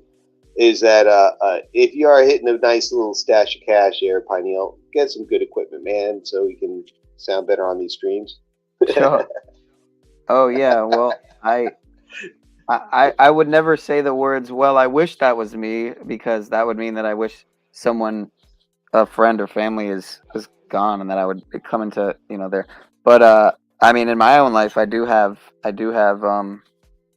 some of that going on. So I have one grandparent left, actually, living as of a few months ago. So crazy. All right, so here's makes me feel old, something, man. Getting old. Here's why I said I wish, you know, or something. I wish I was in those kind of situations. I know what situation you're in, but I know someone that was in a situation where I would love to be in, but it's not where they have to die to get it. But there's a family trust that goes back hundreds of years, right? So as long as you aren't a freaking deadbeat, you know, you're going to get money prescribed at certain milestones of your life. You know, you pass a certain age, you get this much money at 18. You know, you get married, you'll get this much money, or you buy a house, you'll get this much money. You get to go to college, or, you know, you finish your diploma, you'll get this much. You go to college, whatever, you get this much. They'll pay the college too, as long as you go. But when you finish, you also get a fucking bonus. But it's all prescribed into the family trust for everyone in there to ensure there's a certain standard of performance of everyone in the family, you know, in order to get it. And in that way, it's not like you're just getting free money. You have to work to get it. When you get it, it's guaranteed. Whether or not you get it for the actual performance of your work, you know, there's always circumstances. But this way, it gives them more courage to do things, knowing that, you know, succeed or fail, they're still going to be able to get their money because it's in the trust. So the rest of it becomes more of a, they could take more risks, more of a game, you know, and such in life, and do things more boldly. I shouldn't say more of a risk. I'd say they're able to take more calculated risks and do more bold decision making, because they're not going to be worried about what if. They're like, oh, even if, I still got this. So it puts them in a powerful position for life, and you know, it projects forward. So even after, as you die, you leave your wealth into the family trust. You get it? So it's dispersed just like you got it through your life, and it made your life rich, and you built a big enterprises through your life and made all kinds of wealth because you had that springboard of the family trust. It's prescribed that you have to pay back into it too when you die. So you don't have to worry about, you know, where it goes and, you know, greedy kids taking it and squandering away on drugs or something, you know. So in a way, that's works well for some families. I wish if my family did, then I wouldn't be talking to you right now. But no offense or nothing, but, you know, family trust, you know, with billions of dollars in it would suit anyone just fine if it's put under honorable conditions to get that money, right? Anyhow, just food for thought to leave you on a good note, man. And so it doesn't always have to be death for conveyance of money from a trust. It could be, you know, it could be the enduring endowment of your forefathers because they wanted to ensure you were self-actualizing and doing the best things in your life, and the best way they could was to ensure you had the, you know, the safety net that you could act boldly through your entire life and achieve like they did, and progress that through your posterity and your lineage. So I mean, it's a kind of a cool thing in a way.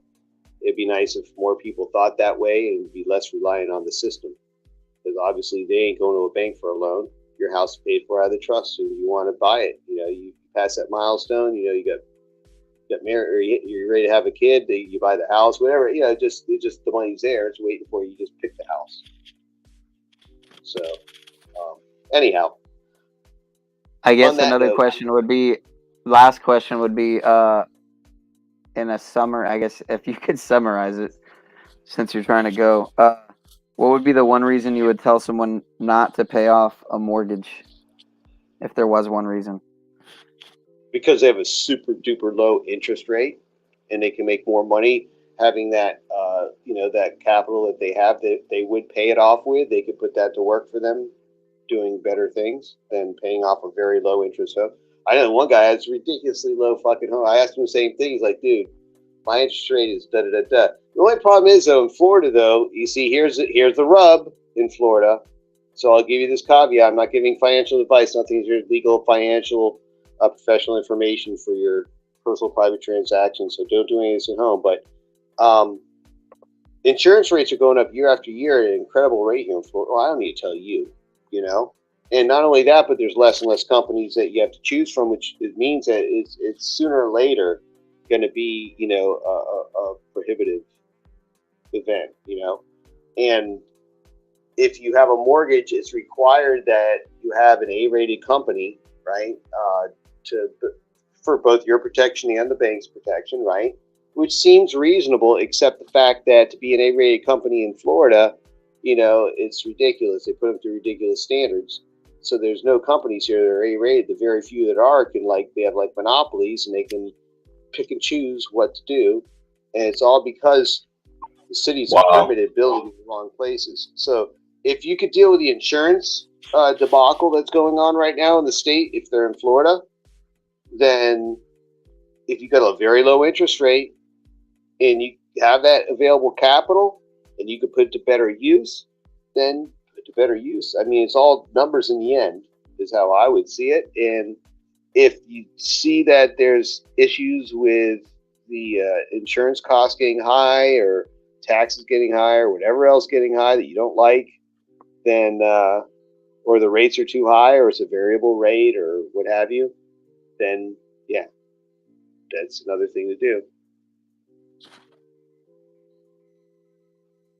Yeah, I got a lot to learn, man. So that's just why I'm asking questions. But I feel like sometimes I try to give people a taste of some of the knowledge that I've kind of been entertaining or researching rather in the areas of legal lawful, and because I don't go so in depth with it, and I'm still on in kind of exoteric level learning it all, it you know, it becomes hard to articulate. So just like anything else you don't know about, you're not going to be able to talk about it. So without getting caught on your bullshit. Yeah, and practicing it, you know, putting those words into action, and you can't do that without, there's no action without assets. So you want to get some assets first, you know, figure out a good way to make some, get some revenue streams coming in, then you have those assets. Once you have those assets, you'll start to ask yourself questions like, why am I don't want to pay this or that fee or this or that kind of thing, other thing. How can I better construct this? Then you start to learn about trust. You start to learn about, you know, other methods of, you know, moving your assets into ways to further protect you. But you want to have those assets first, then you worry about those ways of protecting them. So the first order of business, I guess, is always to keep those revenue streams coming. The next order of business is, as you gain assets, to figure ways to protect them and to preserve your wealth that you do earn. You know, you could look at a lot. I mean, that's just how I try to look at things. You know, and I go a little old school, I guess, and you know, there's ways you could get shortcuts, but to me, shortcuts always come at a high price at the end. And right. Slow and steady always wins the race. So, hey, my suggestion to you is this: you get your karaoke thing going. You can monetize a karaoke channel, right? Yeah, I was already thinking, like, you know, I could literally even just do like, you know, charge for songs and shit. Even $1 a song. I mean, whatever, man. No. You can place sell ads. I mean, you know? just the monetization alone would probably make it enough if you get enough people coming. The thing is that if you build it and get people coming to it, it's going to be addictive. And I'll tell you why, is that you could actually have an advantage if you get it going because nobody's doing it, for the simple fact that it doesn't come prepackaged to do. It takes a little bit of programming finesse, not a lot, very little, and you can get it working seamlessly. You know, you're just going to set it up once so you know how to use it and facilitate like that, and you'll be able to, yeah, you'll be rocking, man. It'd be fun. I think it'd be fun for everyone to do.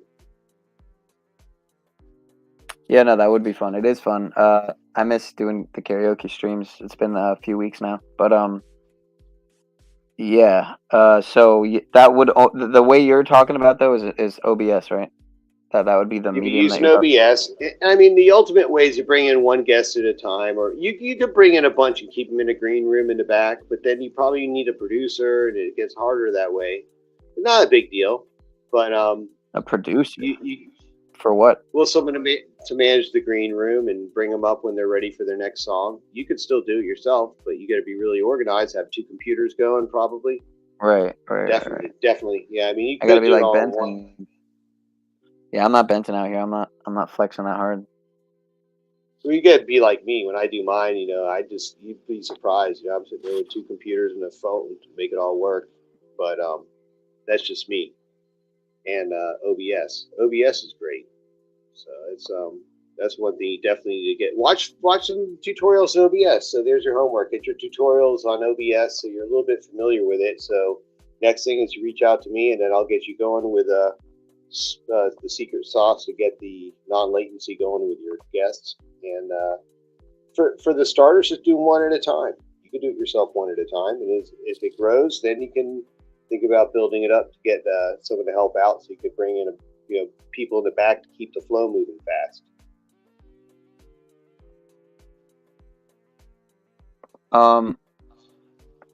For sure, man.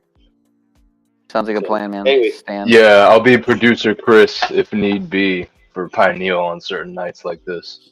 All right, there it is. I mean, I'm always happy to help with the tech setup, but I can't commit the time regularly. But if anyone else can, I'm happy to show them how to do it too, so they can get you rolling. Nothing big, just it's actually kind of fun to run a backstage too, because you can almost have your own little thing going on back there to keep them entertained while you're doing the main show, while they can still watch it. So it's almost like a 2-in-1 thing.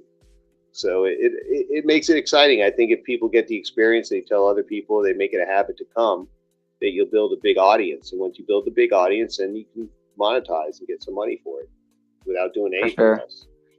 Yeah, the only thing I would have against monetizing a channel is just like, I know it's so it's just in a way I loathe the thought of making the beast bigger by I mean, with your type of content, bro, I get it, Pineal. But yeah, I think it would just depend the avenue that you're taking, No, not even because of my content, just the principle. I mean, in general. Well, that's just my take. At the same time, I know if it wasn't for this same beast, in a way, this wouldn't even be happening right here, what we're doing right now. So it's like, but yeah, I don't know. Make of it what you will. I don't know. It's like, I think that crazy, the thing man. is The interwebs is crazy.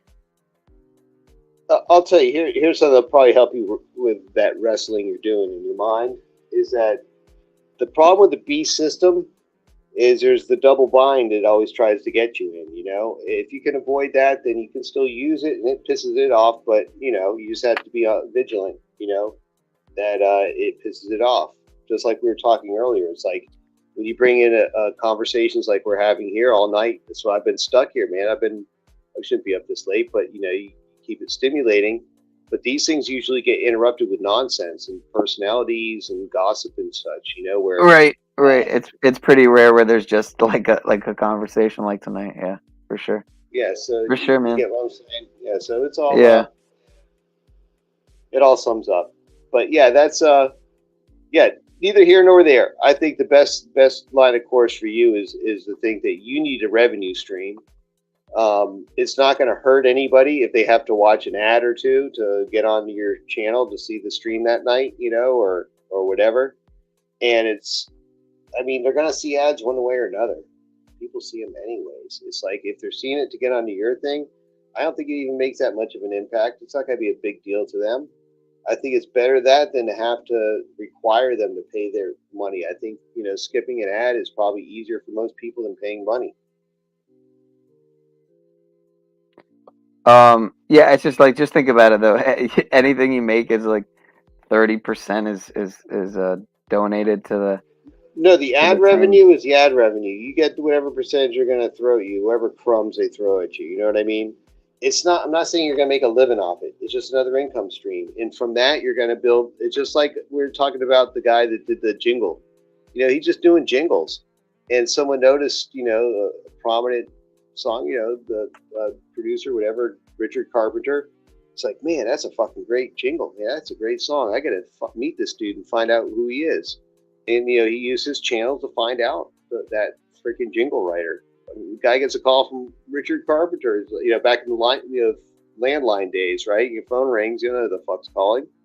Picks it up. Is Richard? Are you sure it's Richard Carpenter? It's like, you know, is it a crank call? And obviously he could tell he was, because he probably spoke so professionally. And that's the kind of shit that, you know, at least those opportunities are available if you do this. If you don't, they won't be there. And I'll say this much, to leave it on this, is that monetization means you're going to have more people there, because more people will click on the skip ad than they will pay you. You know that. So probably 100 to 1. So having a level of audience that level means there's more people that are going to see what you got. And lastly, the last benefit for you is you get to showcase your vocal skills. Right. I put you last because it's the audience first, right? But you're last. You get to showcase your video, your vocal skills. So should you ever have endeavors to get into that, you know, that realm, people are gonna say, "Damn, this dude's got some pipes." So, anyways, just saying. Yeah, I mean, I wasn't doing it to show off, but it was just for fun. But I mean, might as well, right? I guess. Why not? Well, the fact is that until you build up the show, you got to fill the time, and that's how you could do it. You could just showcase your skills, fill in the time, and it shows people, hey, this guy's up there doing. I want to go up and do one. You know, it makes people feel more comfortable. You know, you're not saying, "Who wants to come up?" I'm going to sit here until someone comes up. And no one's going to come up. I've seen some karaoke panels, man, before, and I'll tell you, man, some of them are pretty. They're pretty painful, dude. It's pretty wild. Like the only reason I think mine's been painful, pretty much in the past, is just any sound issues. Yeah. Unless there was, I mean, I'm sure there were a couple times where I was bombing, but and then I think I'm sure I had a couple people on who, like one time I had Hard Hat on. Hard Hat was singing, dude. Oh, he was doing good at first, and then it went downhill or some shit later when he was singing later. But and then Aaron one time, I had Aaron too on, dude. One time that shit was funny, man. Holy fuck. Oh shit. Yeah. So certified memery. Eagle. Yeah, life is gay. I feel gay. Good gay things are always happening to him. That's what he would say.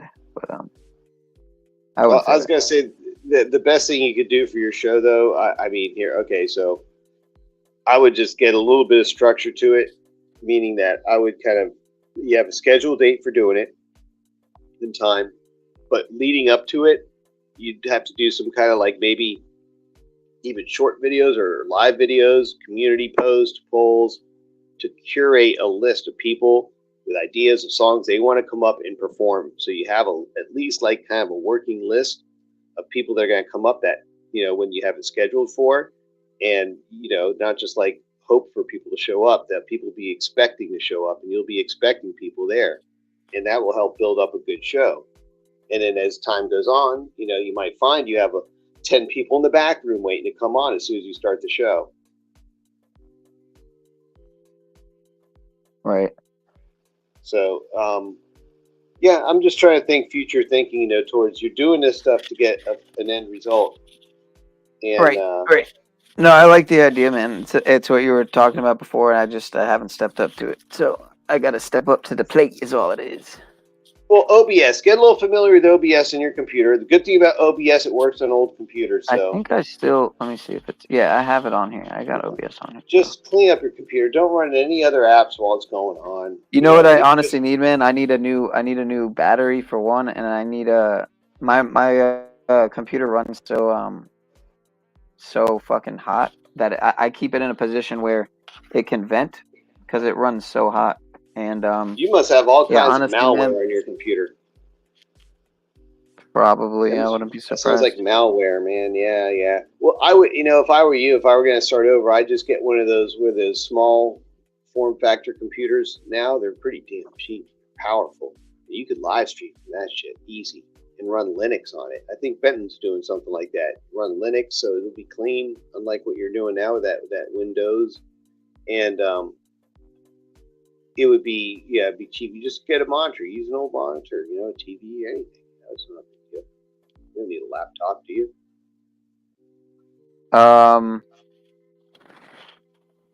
I mean, I'd like a laptop, but I mean, I don't need. I'd rather have a monitor in a way with a keyboard, obviously, and a mouse and shit. But Yeah, and they're tiny. These things are tiny, man. Those new yeah, badass fucking So yeah, get a and little they're cheap. stand one. They're cheap, you know, a few $100, whatever. You know, depending on how much you need on it. But that'd I be a should have way thought to of go. that before I got this laptop. But what do you call it? Yeah, I also might need some of that duster shit because something tells me maybe there's dander and stuff in the Oh yeah, a vent. little easy duster thing, yeah. For the Yeah, can of air. because we have cats here, man. There's fucking cat hair everywhere. Dust off, yeah. They also sell little things called like a little rocket blaster or something. It's like a little bulb, Yeah, plastic bulb. don't do that, by the way. Nobody or anybody thinking of doing that, don't do that. Don't do dust what? off. Don't do dust off. It's a bad idea. Very bad idea. Why? Why? Dust off? Oh shit! No, I'm talking to blast the dust out of your keyboard. Yeah, people do that shit. People huff that shit. No, not to huff it. I'm talking about for your keyboard, dude.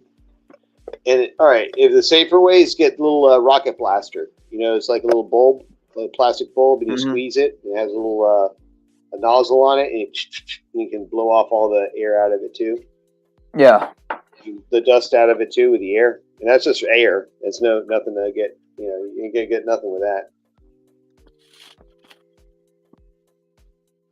But yeah, but shit, anyway. this dust, that's just nasty, man. Hey, just hit the whipped cream, man. That's just, you know. Yeah, if I was gonna do anything, I would do the whipped cream, man. The nitrous. I mean, come on, dude, that shit That's is- just nitrous. Whoa. Yeah, but that wrecks your brain, man. You can't do that a lot. Oh yeah, it does for sure. It definitely damaged mine, man. I was young and stupid as fuck. 15 years old, and I was with this. No wonder. Yeah, Yeah, it explains everything, right? I was with this girl at the time who, basically was my first girlfriend essentially, and she was just fucking terrible, man. She was terrible. I didn't realize how bad I was about to, because I was sober before that, and I basically started going out with this girl, and I just tried everything. So wow, damn, holy sex, shit. drugs, everything. You know, it's just all pretty much all at the same time. So it was like, holy shit. it's not long after weed that you find yourself eating mushrooms, eating dropping E at a club at 16 years old. Dude, fucking everyone else is on like 3 times as much as you, so you're not worried about it, but you're still pretty. Yeah, E's worse than the nitrous, man. That stuff's terrible, dude. Don't even do that. I think one thing for the most part, though, for the most part, I do say for the most part because I did have my experiences, but and I did go to rehab twice, so when I was younger. So, 2 things I definitely learned though is that I've always, I think, taken less than I need to, or less than most people do. I've always gotten by on less, including, you know, even with weed. I mean, I can make weed last, man, for real. Yeah. Like I can make an 8th last weeks. Holy shit. Yeah. Damn. So, for sure. Maybe even a month if I really tried. So wow. Yeah, that's respectable. Yeah. I mean, honestly, like I've probably smoked a gram in the last week or more. So I've been eating less as I get older. For sure. I just fasted a few days too. I didn't even mean to, man. And I kind of blamed streaming because I think, like, man, I'm telling you, I think the EMFs or some shit. No, it's occupying your mind. Just be doing other things while you're doing it too, or moving No, lives but around. I'm always on the laptop. My hands are on the laptop. I'm typing and shit. You know what I mean? It's not a hands-free. I don't have a mouse. So that would be another benefit of getting the monitor, because then I could use a Oh mouse. yeah, and you're. hands-free. Oh man, yeah, you're You're too not close touching to this that fucking thing. laptop that's plugged in and overworking. You know what I mean? Yeah, it's too So, bright on your eyes. with the Yeah, probably yeah. fucked up battery. Yeah, I mean, So, yeah. again, back to simplicity, man. You know, even though we're in high tech, I've kind of always been one of those. I guess it's. I got this thing where I have a lot of antiquity in me. You know, a little anachronistic thing where I really long for the old days. You know, where things were handmade and everything was simplistic, and you did most everything yourself except what you couldn't. At the same time, you know, the technology that's made everyone so inept also allows people that have skills to multiply their abilities, you know. And I've always looked at it like that there's certain aspects to the technology that make our life even easier and better if they're properly applied. Unfortunately, there's too many I don't know, all kinds of deviant types of ways that people are attracted to do that are entice them and coerce them into using technology in the wrong ways for other people's benefit. And I think that's part of the problem, is that misappropriated technology is what's also causing a lot of disconnected advancements in people. In a lot of ways, psychologically, socially, you know, economically, ecologically. It's you know, and economically, I guess there's been certain facets that have actually profited from that, but that's just one fragment of it. It's not the whole workforce. The whole workforce, I think, technology hasn't been helping it. Let's think about that. I mean, how much better has it been, you know, in some ways of mass manufacturing? And it really hasn't, except for very, very large scale. 3,000 years ago, they were doing foundries where they were doing castings of shackles, you know, buckles for holding beasts of burden, water buffalo, or whatever, for farming land, right? In China, they're making these things, big, huge fucking lines of castings where the guy goes with the molten metal, just pouring one after the other, making these shackles that they gave out to the people so they could farm the land more efficiently. They have to push a plow through the land. They could just tie it onto the ox and let him pull it or whatever. And it made each person so productive. Like, wow, our central government is so great. They gave us these shackles. They're made of metal. No one had metal back then. It's just miraculous what technology can do. But then people fetishize it and they become enthralled with it to the point where the technology or the materials become a talisman to them. They think that's the And they power. become futurists.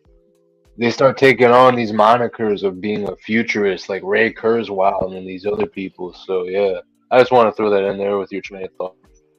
Well, then you get, yeah, well, I like that. That's another distinction here would be the abstractionists and the concretists. So the people that like the concrete, the things they can see, know, touch, feel, know the results of the seasons, the predictability of nature and everything, right? And then the abstractionists, the ones that can create things that are not of this stuff, you know, like the computer in front of you, you know, that's an abstraction of what's real. You know, it's taken from reality and synthesize something totally new. It's been an abstraction. You have to look at it from, you know, it's just electrons running through or whatever, electrical circuits with ultimately ending up with ones and zeros in just such huge volume that you can run it through all these algorithms and make it pictures on your screen or solve problems mathematically, etc.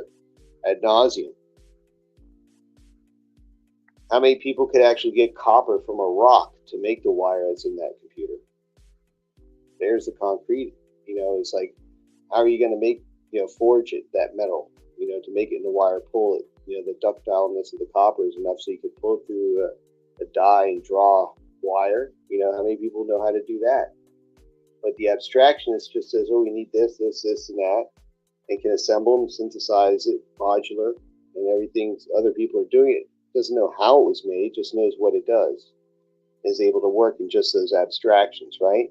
Then you can produce new things that were unthought of by the guy that forged the wire. He can't even think of the computer that's going to be made with that that copper, or the guy that mined it, you know, the malachite, and then the smelter that had to get the copper from the minerals and the ore.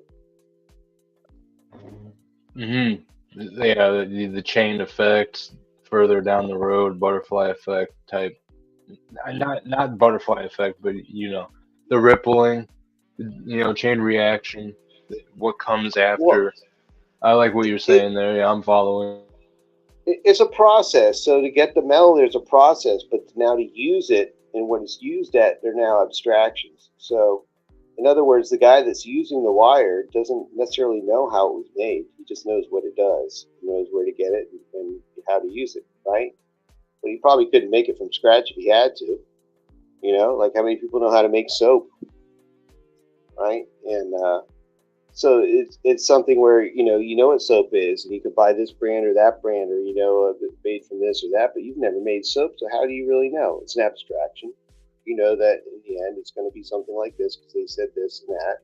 But this and that, what they say in ingredient list isn't the ingredient. The ingredient's what's in it, right? And it's only the trust of what those words mean that is in there is what those words are.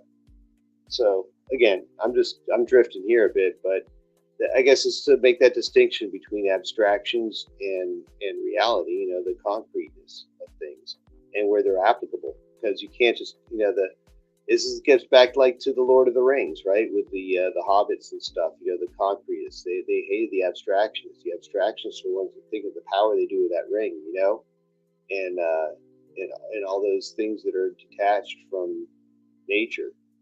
And the concretist one, you know, so humans had to find that fine line. We're a symbolic creature now. We believe only through symbols. We live through symbols.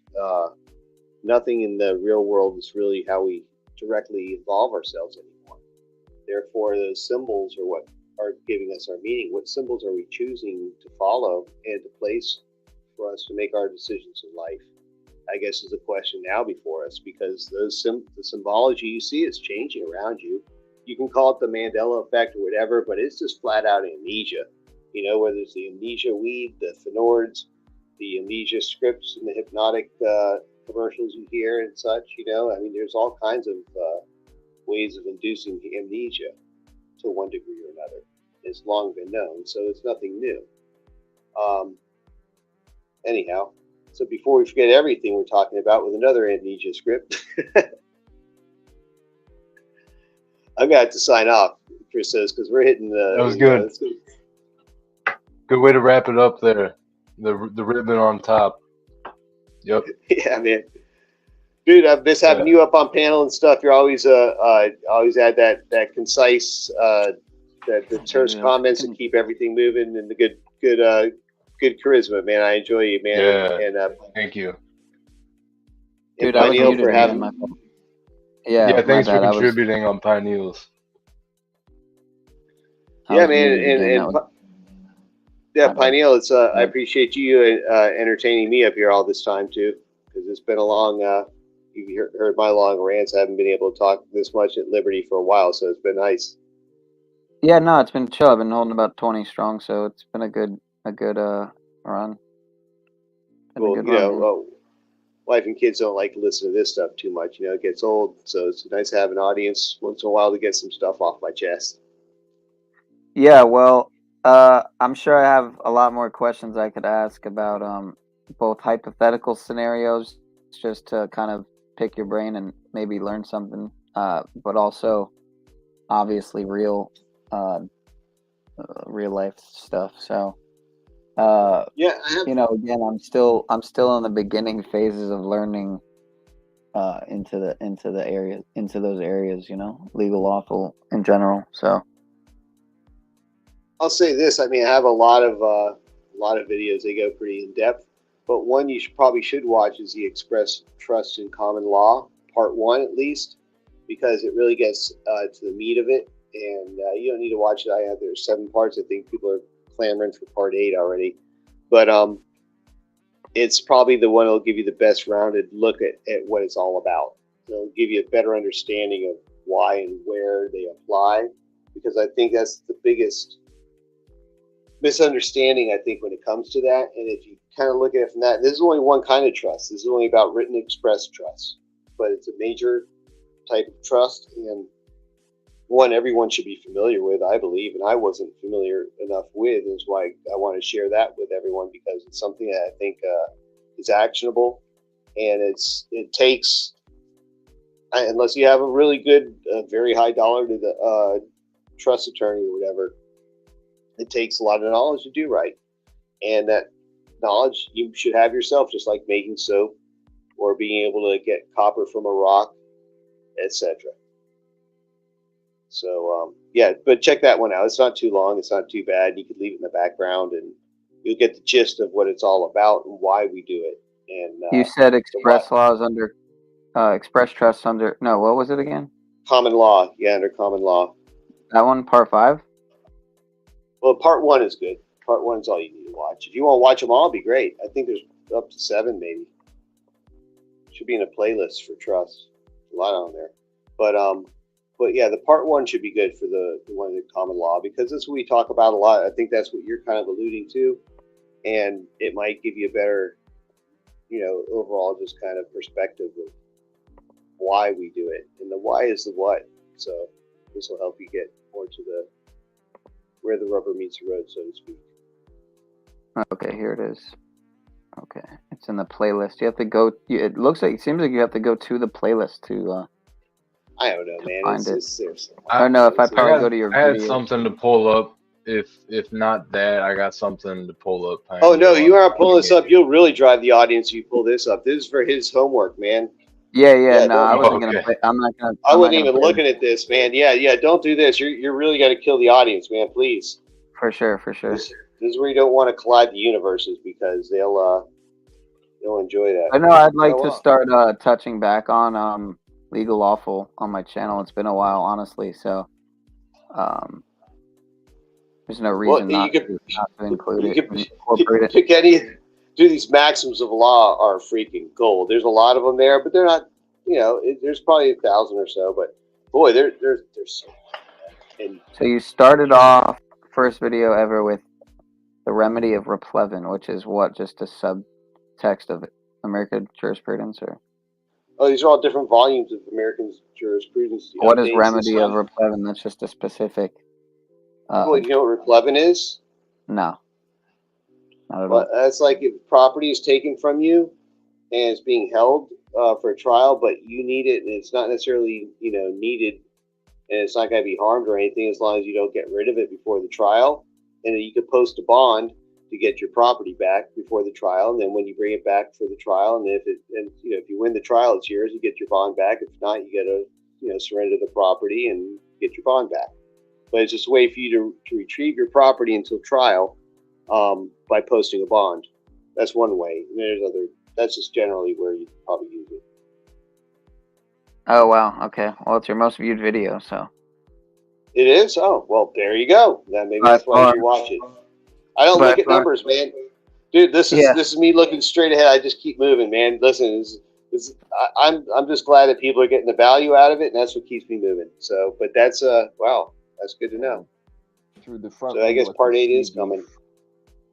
All right, wait. But yeah, don't kill people with it, man. You'll kill people with that. Really, they'll really be running for. Yeah. No, I wasn't gonna play it now. Yeah, put your like list or watch later or whatever, and you're good to go. Yeah, I got something to share here actually that might be interesting. It's including someone I think Pineal knows from some of these communities. Singularity also goes by Sing. Well, you know about True Life Stories, Pineal? He was over there during some of these recent streams, and I don't know if he was talking about psychedelics or just kind of tapping into those realms of consciousness and states of mind. Because I know he's on some type of other level. But I don't know if he uses cannabis or any other type of psychotropic psychedelics or whatever. So, but he was talking with these people that do use psychedelics and talk about the trips, and it seemed like a pretty interesting discussion. So, whenever we kind of transfer over here and Tribe heads out, I got something I can throw up on the screen backstage. Okay, for sure. Yeah. I want to make sure I'm sub to the Tribe. I don't think I am, bro. Actually. It's just Hey, at the it's tribe, but it's just a hyphen. yeah, It's just hyphenated hyphen. between, yeah, the tribe, the hyphen tribe. Pretty. Yeah, man, it's pretty, all for pretty smart move. educational entertainment purposes only, not lawful legal advice for your professional personal life. I'm curious to see what will come up if I just put in the tribe without the hyphen. Oh gosh, good luck. Tribe called Anyhow, cover band. Yeah, can you drop the link? It's some shit. with the tribe official. It's a big channel. Quite a few tribes. But we're not gonna go any. I want to go any further. Listen, you got to pull up that next video, right? And I'll be able to watch it from the YouTube end, and I'm gonna probably be signing off from consciousness too. It's a dreamland. Okay, yeah, drop your link though before you leave. Yeah, it's at the hyphen tribe. I can't drop a link. Oh, I could do it in the chat, the back chat. That's right. You're on here. Oh, you don't need it here. I'll just type it in the chat, man. Damn it. Oh, cool. Thanks. You guys are so lazy. You're so fucking lazy, man. Oh, I only get back chat here, so. I found it now by doing the @ I just did the @ symbol, and now I got it. Yeah. I'm already subbed. Okay. All right. Got some Albert Pike in there too. I think I got some morals. Is that Morals and Dogma in there? Yep. Looks like it. Cool. Yeah, there's a little bit of Morals and Dogma in there. So it's some of the beginning stuff, because that stuff gets, after like the second or third degree, it gets to be heavy. But you can't skip. You can't go ahead without knowing that, because they kind of switch the symbology on you. But they get to get you going with it first. You know, you learn about the cube and the triangle and the rule and all that stuff. What's up with the tribal head thing? What is that exactly, or what is the picture? Oh, that's called an ontupon. Which is what exactly? It's a drum from Ghana, in Africa. A what? A drum? Yeah, hand drum. Oh. They call it the talking drum. There's different sizes of them, and they get those little spikes of wood they drive in the side there to tighten the skin. They're like strapped around them with little leather straps. You hammer those in at an angle so it tightens up the head if you need to make it tighter. And they play them with a stick in the hand, and they're used to communicate. They talk with them. They have a language they speak with that drum. With a bunch of them, they have a bunch of different sizes. Yeah, man. I was messing around with. I was just fucking around. I was actually on Paul's stream when I did it, but I was messing around with my sax, and I realized, man, I really should just start. You're having sex on Paul's stream? Yeah, I was having sex with my sax, with my saxophone. Yeah, that's what I was doing. Shit. Just it's a good size. Mix violins with that. If you mix violins with that sax, it's sax and violins. There's too much of that. You don't want that. Yeah, no, I wouldn't do that. So what kind of sax? Alto. Okay. I grew up playing it. I was in middle school band. I was in marching band in high school and stuff. And yeah, I just started messing around with it. I'm like, oh man, this is like, it would come back a lot faster, obviously than like someone would have to. I would imagine it'd be a lot easier for me to just relearn a lot of what I already learned than it would be for someone to learn it for the first time, And it's like you're better at it, because I was just fucking around with it, and I was kind of like remembering some of the songs that I would play, Right. But yeah, right. I'm just thinking if I could figure out a way to incorporate that into the karaoke, man, that'd be top. Oh yeah, it's kick ass. I'd have to have a good mic, man. And nah, dude, sax is sax, man. Actually, you just get a tenor sax or something a little bit, a little more meat to it. That always sounds better solo. I'm not gonna get another sax, man. I already have a fucking saxophone. No, I mean one tenor. day if I really start playing again, but you have an alto though. The tenor is a better sound, like solo. Like alto is like a band instrument. Yeah. But I mean, no, you can get away with the alto though. I mean, a lot of people play alto for certain things. The thing about sax that's so cool is that you can squeeze all that that emotion out of it, better than electric guitar, better than anything if you really get it right. The only problem with sax that most sax players have a really bad sense of pitch, and it's just the notes are all over the place. They never land on the right pitch. So, but you being a singer, you probably be able to notice that and kind of keep your pitch and line there, and then still be able to squeeze that emotional, the bending of notes right out of it. I can't remember the name of that. There's so many great, a song you have to do is Yakety Sax. You know what that one is, right? Yeah. The Benny Hill song. Oh, I don't think I know that, man. Oh, come on. Actually... You never seen you never heard the Benny Hill song. Have you ever watched Benny Hill? What was it called, man? Yakety Sax. Yakety Sax, I think it was called. Benny Hill. You've never watched Benny Hill? I don't think so, man. I'm 31. Doesn't matter, man. It's a classic. Born in 92. What is that? Like British humor. British humor. No, it's older than 80s. It's older stuff, man. It was BBC comedy back then, Yakety Sax, Benny Hill. Type Yakety Sax, Benny Hill if you want to get the right one. Oh, it's not Boots Randolph? Oh, everyone loves Boots Randolph. Well, I don't know who wrote it, man. Maybe it was, but... What is this gun? Is this a fucking BB gun? Dude, shut that shit off, man.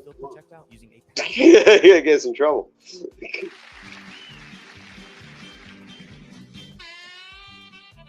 Yeah, do you get fucked with for playing an ad? You can, right? No, it was an ad. It's on YouTube. They don't care. All right, but I do know this song, so yeah. Did you play on the sax? I could not play that at the moment now. If that's what you're asking. It's a hard song. Well, he's playing it slick.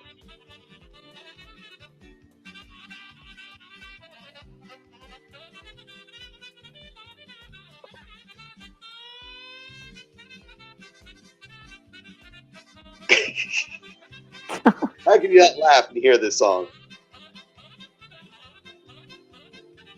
I love how I have this in a playlist with Bass Nectar. It's fucking classic. Boots Randolph and Bass Nectar. Holy shit. I'm not sure if I can get any more Caucasian in this moment.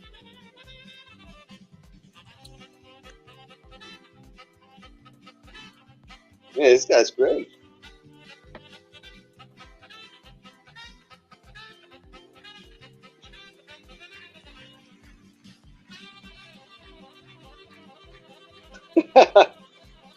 Jesus. Come on, man. You play that. I'd have to probably play for at least another, I'd have to start playing for at least a week, I'd say, before I'm at that point. At least hey, how many views on this video? Probably millions, I'm sure. Yeah, almost 5. How many? 4.7. 4.7 thousand. That's all. Million, man.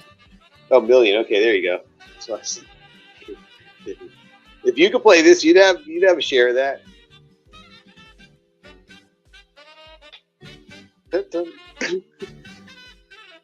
I wonder if I can look up videos, man, of my march. No, they probably wouldn't be. That would be crazy. I feel like I'd already know if they were on YouTube, but Wow, man, that was great. Yeah, that's great background music for when people are doing stupid shit. That's like the perfect background song. But that was not the Benny Hill. That's a different version or something. No, that's it. That's the song. That's just a live performance of it. But it would be in the background of Benny Hill's doing stupid shit in this show. You'll see it here where they do it. This is just a compilation. This isn't it. On the show, he'd be, Oh, okay. I recognize this dude. You gotta watch the show. Yeah, he'd sometimes dress like a woman. And do I was looking up some of these names that Paul was dropping the other day, like a week ago, and Laurel and Hardy. Those guys are great. No, WC Fields. Yeah, WC Fields, like some old classic comics, and I was gonna look more into them, but I forgot what the other names were now. Oh, you know who you'd like as a classic comic would be Dick Gregory. I know, I like Dick Gregory. Yeah, yeah. Dick Gregory. He was an interesting figure. I've heard some interesting. Some people theorize he was he was he was up there because it's kind of like how George Carlin would, had the famous thing like, it's a big club and you're not in it, when he was in the club himself. It's like, so I don't know. He again, Dick Gregory, you know what? No, that guy was a real shit. He had self-respect. He wasn't going to be a slave. He wrote songs for the Beatles and shit and all kinds of crazy shit, man. Wow, he did. A guy was obviously deep in the industry, or for how else would he know all these? How else would he know Michael Jackson and fucking the president and shit and John Lennon? Oh, because he was an entertainer, dude. No, because he entertained all these people. They would, if they needed a comment to be at one of their private events, he was the first call, dude. Well, yeah, I guess that is being in the industry. So he played for all the. He worked for all those people because he was the top dog, man. I mean, come on. If you want to make people, and he could be around white folk, black folk, it didn't matter, He wasn't prejudiced in that sense, and people wouldn't be prejudiced with him because he didn't buy into that stuff. That's the thing I love about Dick Gregory, is that he didn't buy into any of the bullshit ever his whole life. He called the shots, man. So,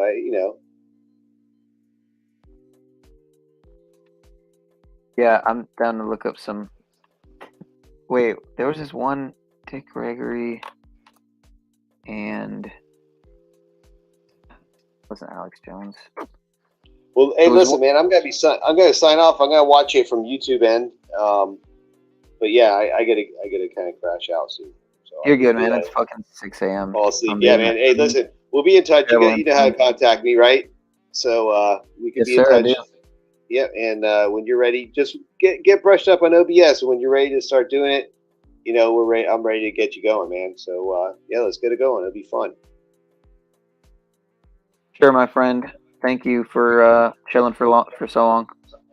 Yeah, thanks for having me up and having a great conversations with Nubs, Neurojack, everyone, man. It's been great. So and Christos, you still there? If not, salute to you and salute. No, I'm not gonna do that, dude.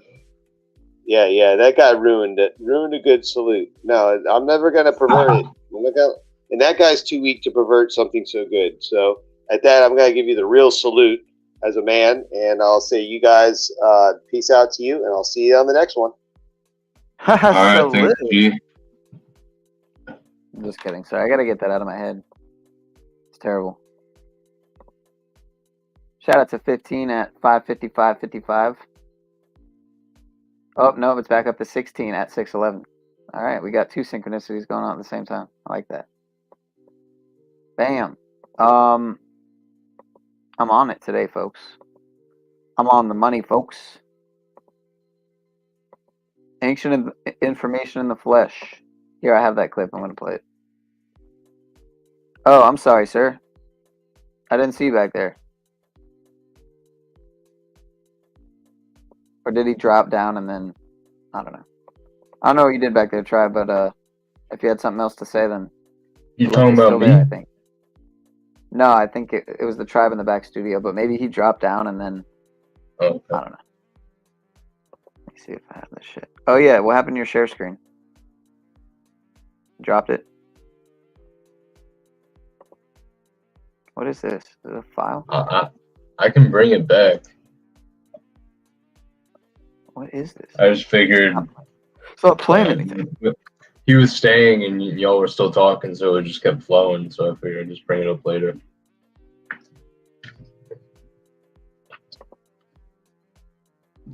So weird, man. I'm playing a file, but it's not doing anything.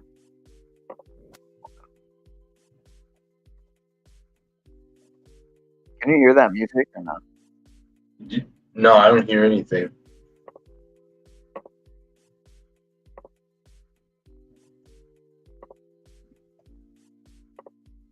All right, I'm gonna pull it back up. Here, there's nothing to go for it. Yeah, you can get nothing. Because Tribe Singularity has some interesting takes on things, and seeing him collaborate with the True Life Stories community is nice. And at one point, I did have some opinions that True Life Stories went downhill and wasn't as good or whatever as it used to be. But I've tuned into more of their streams here and there, and I definitely can't say that it's sometimes I have to really comb through some streams because they're just chopping it up, and that's okay. But I come there to hear people's experiences and trip reports, and sometimes they're just talking about nonsense, and that's fine. They're just on their Discord chopping it up. But other times there's gems. It's just a matter of I have to like comb through, and a lot of the good stuff, bro, isn't up anymore. He had to take it down or whatever. I don't know. He had old streams that I was there for back in like 2019. Man, it's just a lot of the good stuff isn't up on his channel anymore. Some amateur shit, some might say, going on over there, but there is some really good trip reports from people. I have the share screen backstage. What are we doing here? I want to see if I can hear the music on the here. Don't say anything for a second. I want to see if I can hear the music on the background. And that's okay. But I can hear it in streaming. I come there to hear people's experiences and trip reports. And that's okay. But I can hear it in streaming. I come there to hear people's experiences and trip reports. But I can hear it in streaming. I come there to hear people's experiences.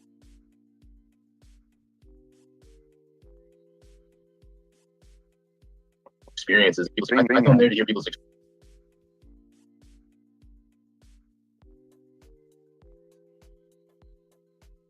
I come there to hear people's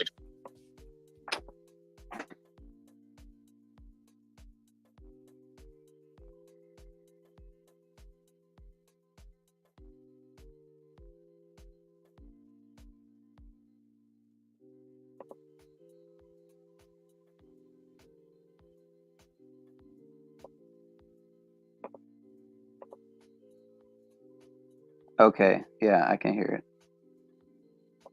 But it's like faint. Okay, yeah, I can hear it.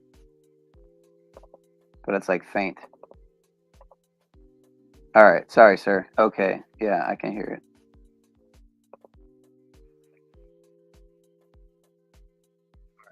It just kind of freaks me out. Not like in a scary way, but it's just like, what the fuck, bro?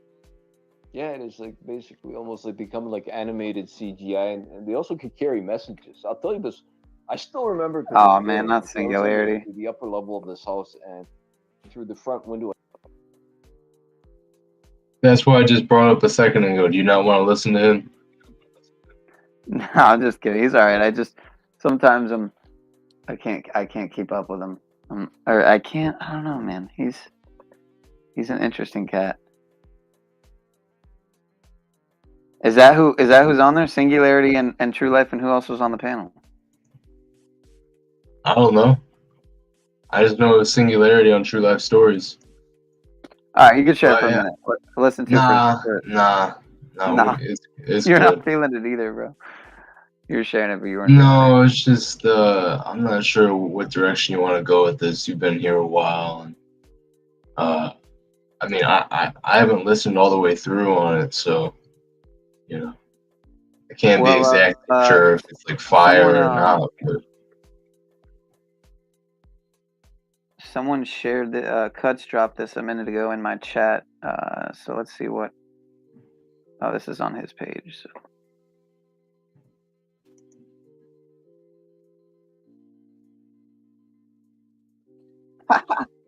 Oh shit. Oh shit. Oh no. Oh man.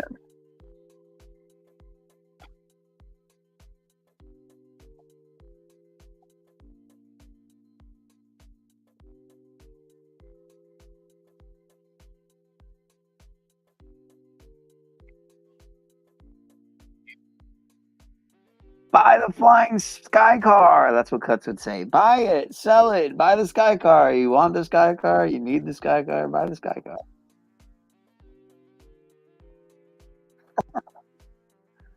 Oh my god.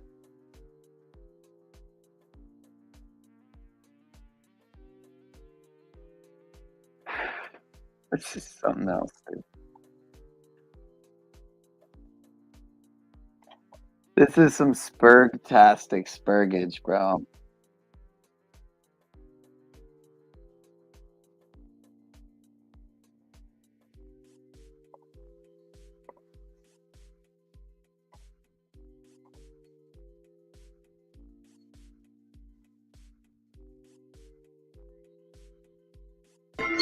Oh man, seriously? If you want to view Alright, you know what, man?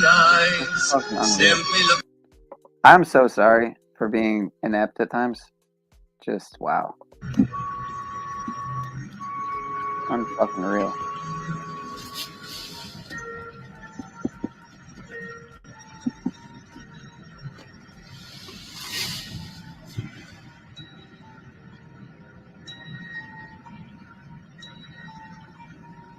Hold your breath.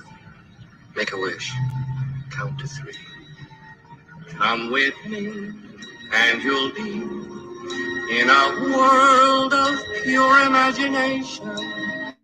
Take a look, and you'll see into your imagination.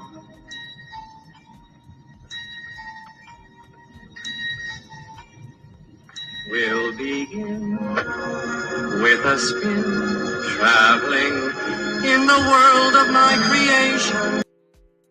Yo. Holy. Oh, do you see who that is? That's hella trolly looking, bro. Do you see who that is? He's got the 6'9" teeth too. Yeah, I know. I see who it is. Being a moderator of his channel, I thought for quite a while, like, I always often wondered, like, where does he get all these trolls? You know, are they just agents? I mean, But a lot of the realized information is the legit. longer- Yeah, I'm Go not ahead. gonna deny that, dude. I'm not a troll, so I'm not a Hubbard troll or anything. So, but I just at a point, I just kind of distanced myself from all the work in general because, honestly, it was largely, like I've said before, the Paul and Zach interaction. Again, I was already watching both of them for a long time, but especially Zach. I was watching Zach for even longer. Paul, I had just started to watch last year. I think I had seen him back a couple years ago, though, in his earlier videos. I'm pretty positive. Is when I first caught eye of him. But his driving videos, I mean, when he originally uploaded them, because they were pretty viral. I mean, at the time. But what do you call it? So, yeah, dude. Just I was seeing more and more as I was in that quote unquote community, people falling out, and I couldn't justify. You know, I couldn't see how he could justify, like, really nice. I don't want to say nice, really good people, man.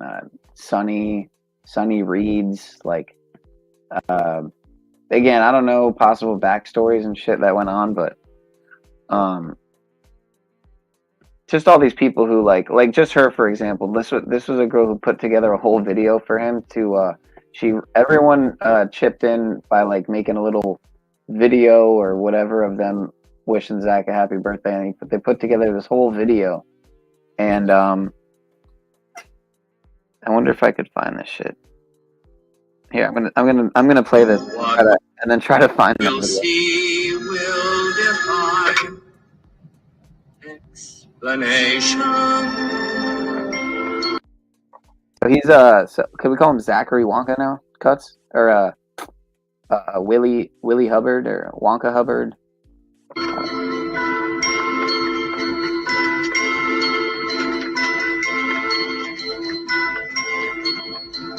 If you want to view paradise, simply look around and view it. Anything you want to do it. Want to change the world? Hella trolly. There's nothing to it. Oh my god. I'm not really.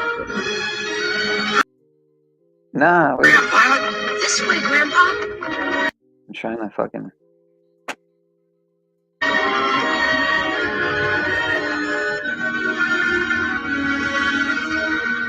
There is no life I know to compare with pure imagination. Living there, you'll be free if you truly.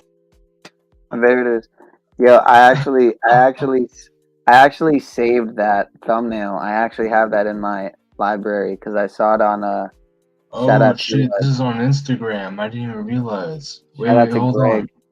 Who Yeah, who made this video? I think my friend, I think Cuts made this shit. Cuts made Oh it, man. shit. Yo, I know. Okay, I'm gonna go What, you follow saw this this dude. already? I'm recreating some social media today. I figured I'm gonna do that last night. I went to bed 6:30 and got like 6 hours of sleep before 12 o'clock, and I woke up at like 12:30 on some Benton shit. So I'm ready to go, bro. I'm recreating some social media I deleted a long time ago, and aligning it with the things that are important. So if this dude's making fire and funny edits about the truth community, I mean, dog. I mean, shit. He's right down there in the chat. I'll go follow him on Instagram as soon as I can. Yeah, he's on YouTube too. So. That's dope. That's dope. Yep. Love to All see right, it. I don't think this can be much longer because it's on Instagram.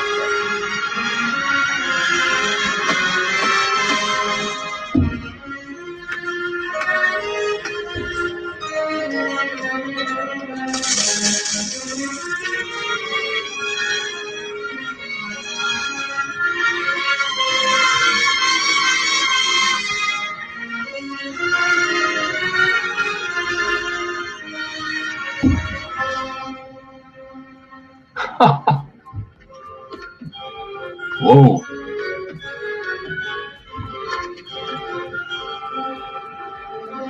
Oh my gosh, he had Charmed one as oh my god. You want a view Oh. paradise? Simply look around and view it.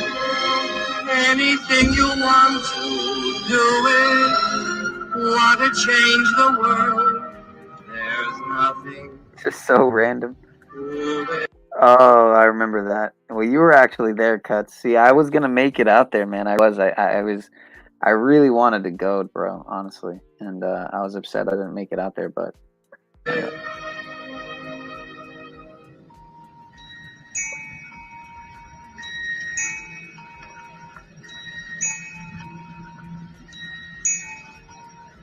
There is no life I know to compare with your imagination. Living there, you'll be free if you truly wish to be. Fatality.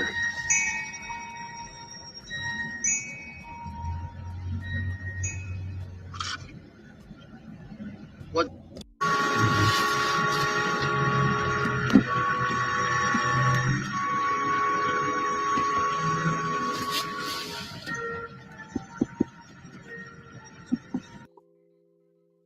Wow, dude. See that right there? That is some snafu snaps memeage, dude. What the fuck? For sure. That's literally that is snafu. Hold on a second. No, okay, no, they can't be. I've seen them both, so I know they're not the same person. No, it's impossible. Okay, interesting. Interesting. Wow. Yeah, there's no point. I thought about it for a second. I'm like, yeah, no, there's no point in me looking up this video because it's not exactly extremely entertaining. And I don't even know if she still has a channel either. And the only person who probably even knows who I'm talking about is Mr. Cuts. Oh, there she is. She's still there with her little channel. All right. Maybe it's still on there. 244 subs and 24 videos. Not bad metrics.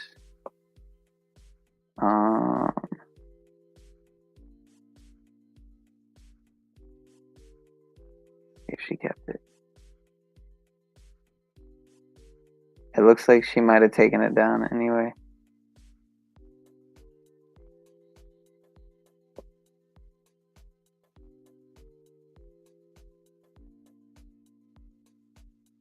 Yep.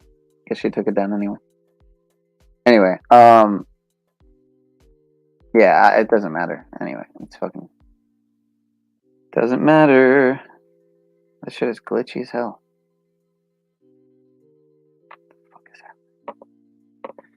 Where do you want to go with this, man? You want to get spurged out or what?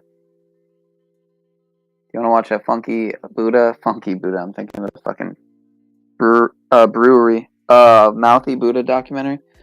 Mr. Cage was Oh my god, dude. No, man, I've seen enough of that from Cage.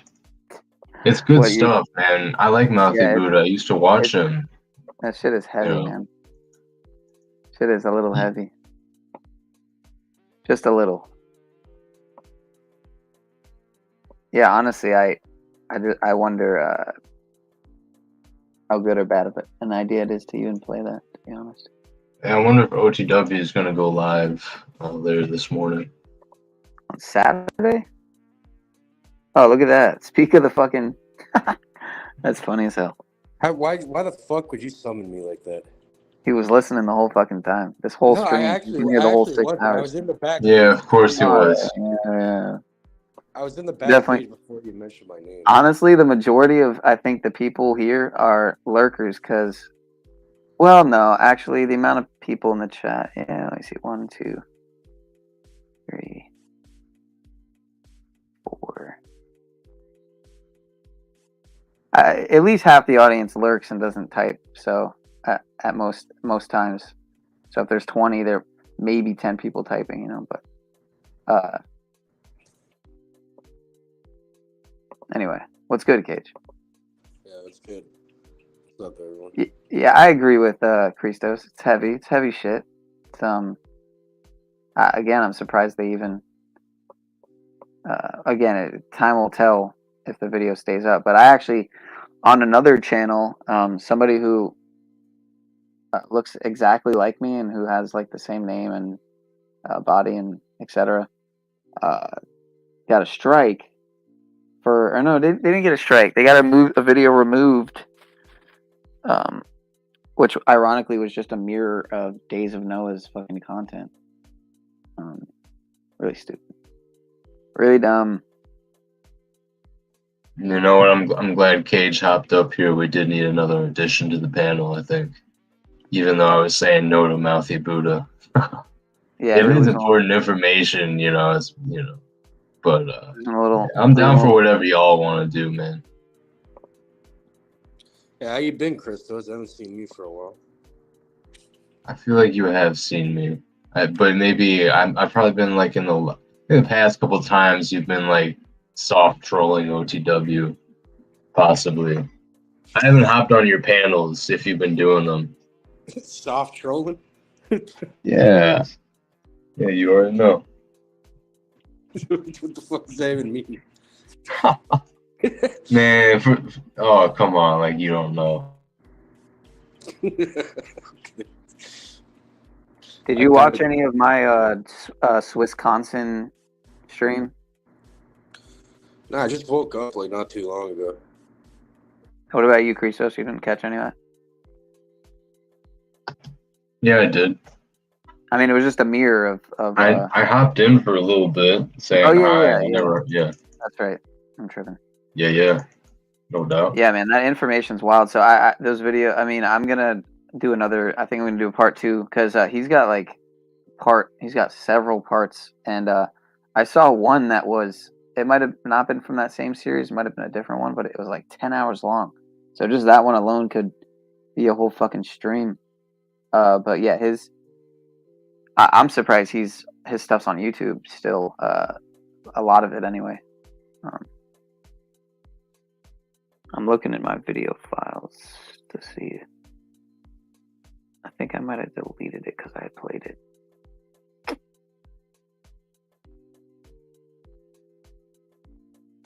What do you say about a musical interlude?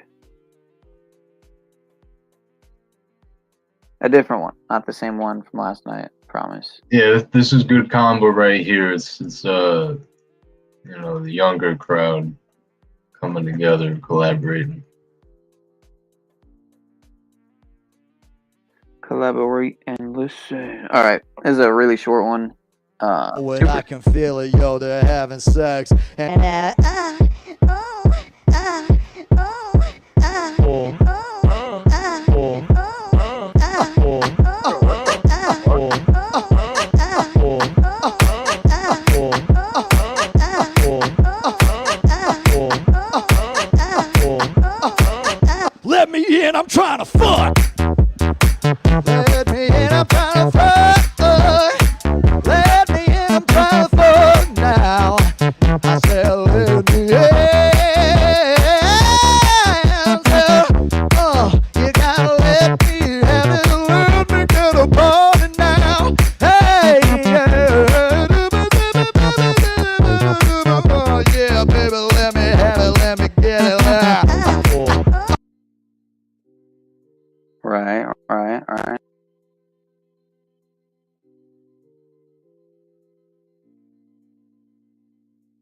So yeah. I appreciate you doing that. That was funny. Forgot to showcase that the other day. Was that the one that showed you him? No, I just came across it randomly a couple nights Okay. ago. I was playing some of his stuff like a couple months back on a stream. So, Oh, but okay. he is kind of a mask jabtard. So. Oh, yeah, he looks like hipster, like a fucking hipster that would Yeah. be He's a even moron. got a I can video see that. called Yeah, no, I Vet- could see him being a Amazing. retard like that for sure. Yeah. He's got that. I get that vibe, unfortunately. Not to stereotype too much, but yeah, I can see that. Look at the name of this of this. Why is this so zoomed out? Like,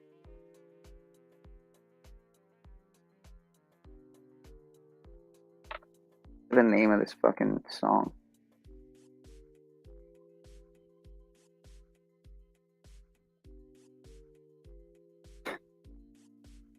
I don't even want to play it. It's beyond cringy. Cringe is not the word. There's no word. There are no words.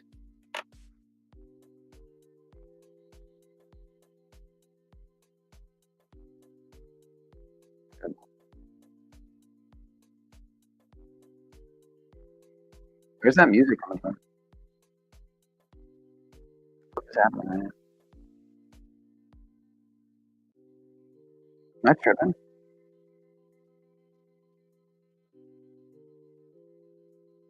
Oh, I got this fucking tab like in my ear. Totally fucked my head up.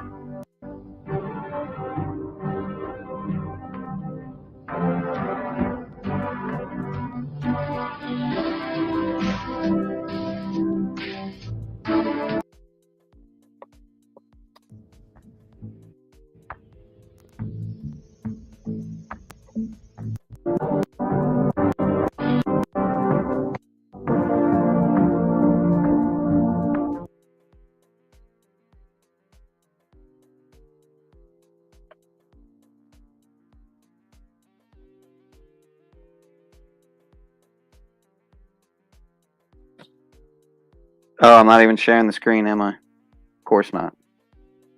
Because I'm kind of a tard. Alright, let's get into a little bit. Fuck it. Because I don't know what y'all wanted to do. So, this is what I'm going to do.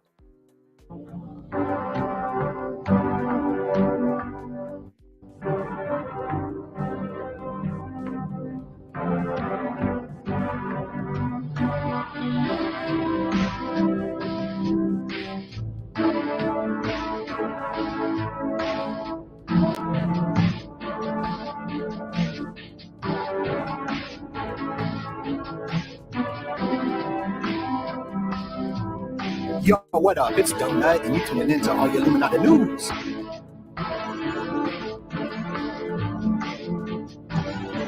Ego Photo Optics, hi.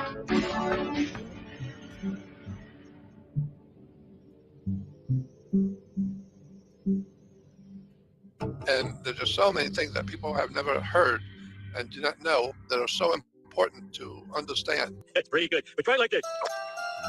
Donut.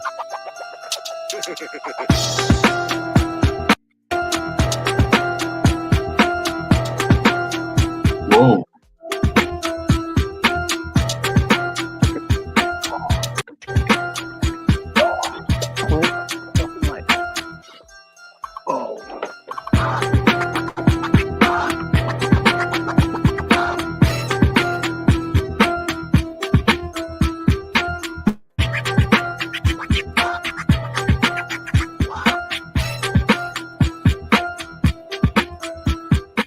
Yo, what up? It's Donut, and you tuning in to all your Illuminati news. And we are here with my family.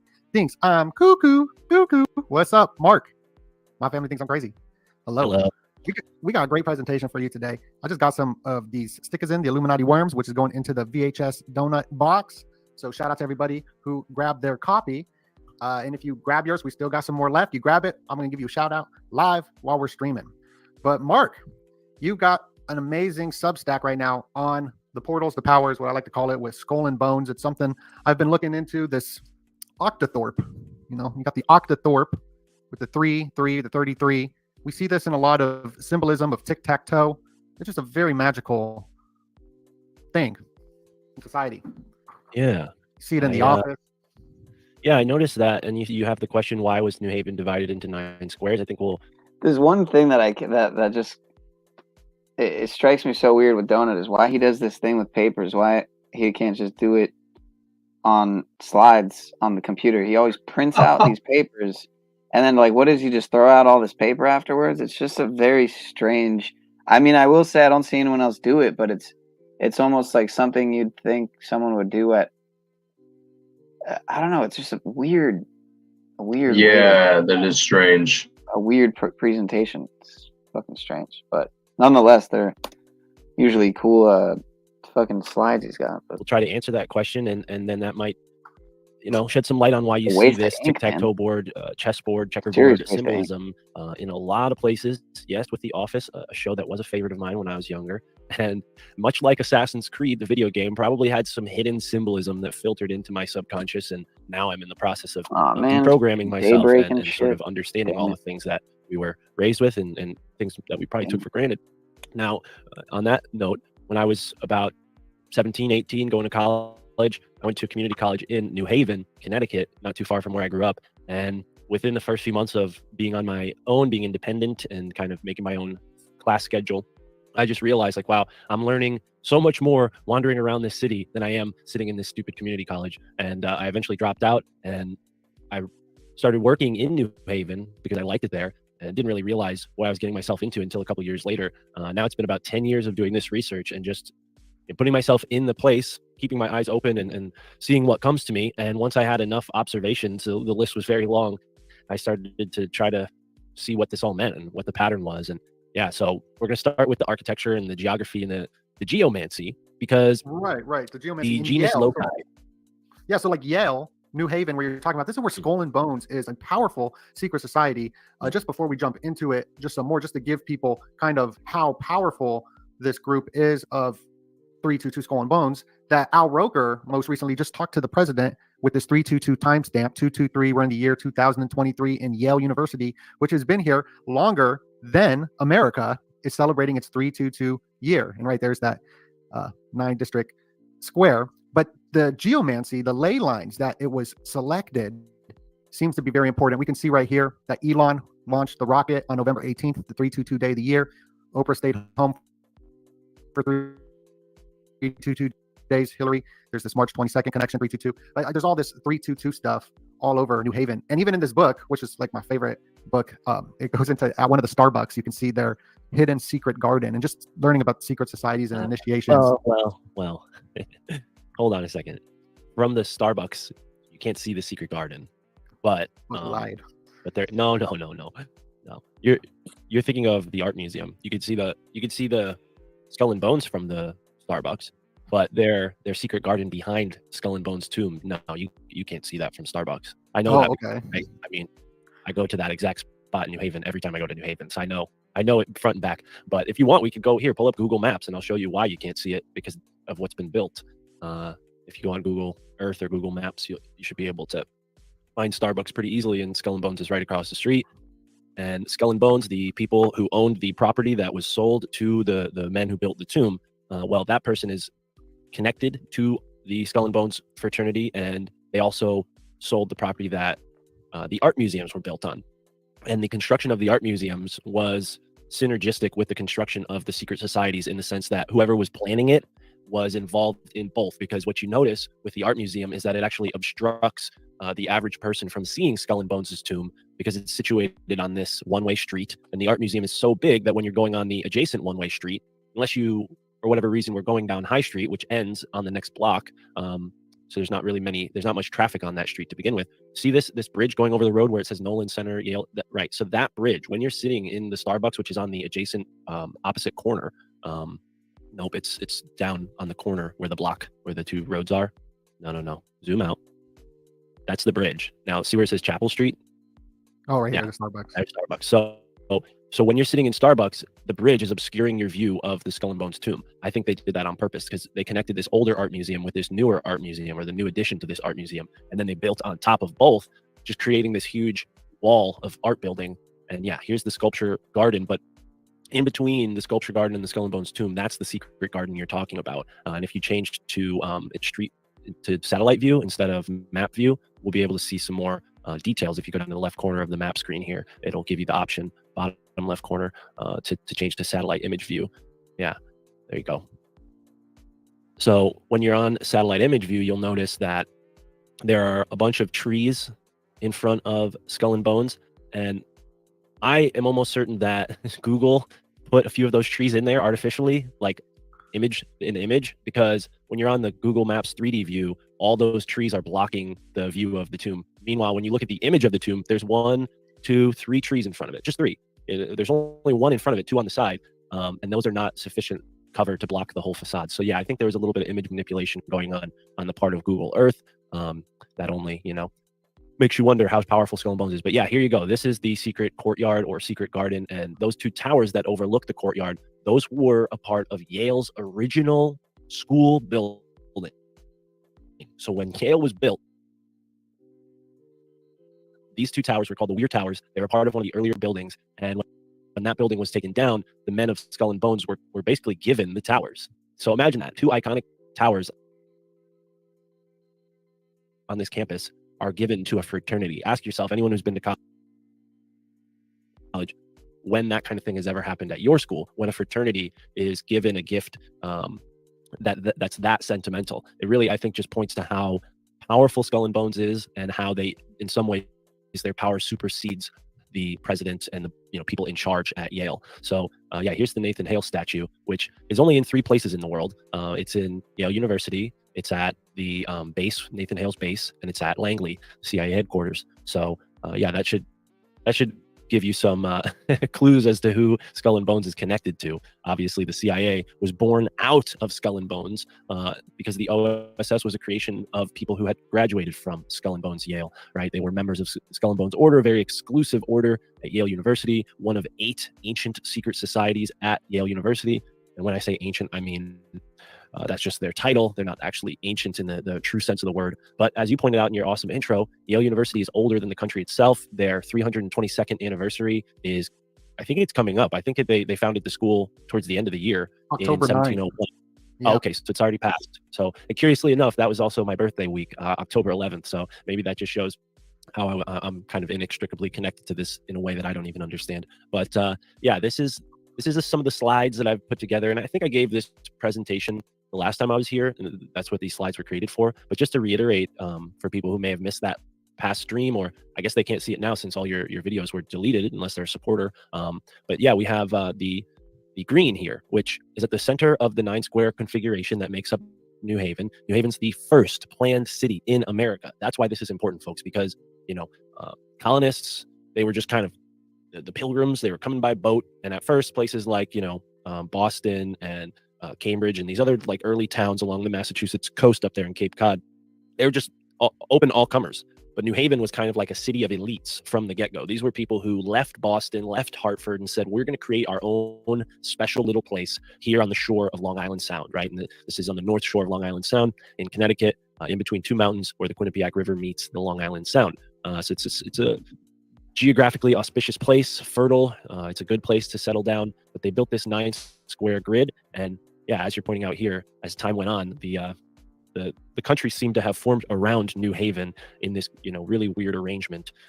Boston and New Haven and New York and Philadelphia all line up with each other on this ley line. Those 4 cities were instrumental in the American Revolution in different ways, and that's not a coincidence. But to go back to the 9-square and the green at the center here, what we're looking at, they have all sorts of festivals and music festivals, things like that on the green. But originally there were 3 churches built on the green, all facing the east. That's important. We'll keep that in mind when another one of these slides comes up. But when you look at go back to the other slide that you had, the one before this one. Yeah. So what most people notice with the green are these pentagram walkways that you see in the top left-hand corner of this slide. And that's what grabs people's attention. It's rightly so, considering Skull and Bones is in this town, and all of the sort of satanic negativity that goes along with their reputation. But yeah, this the same thing is going on in Washington, D.C.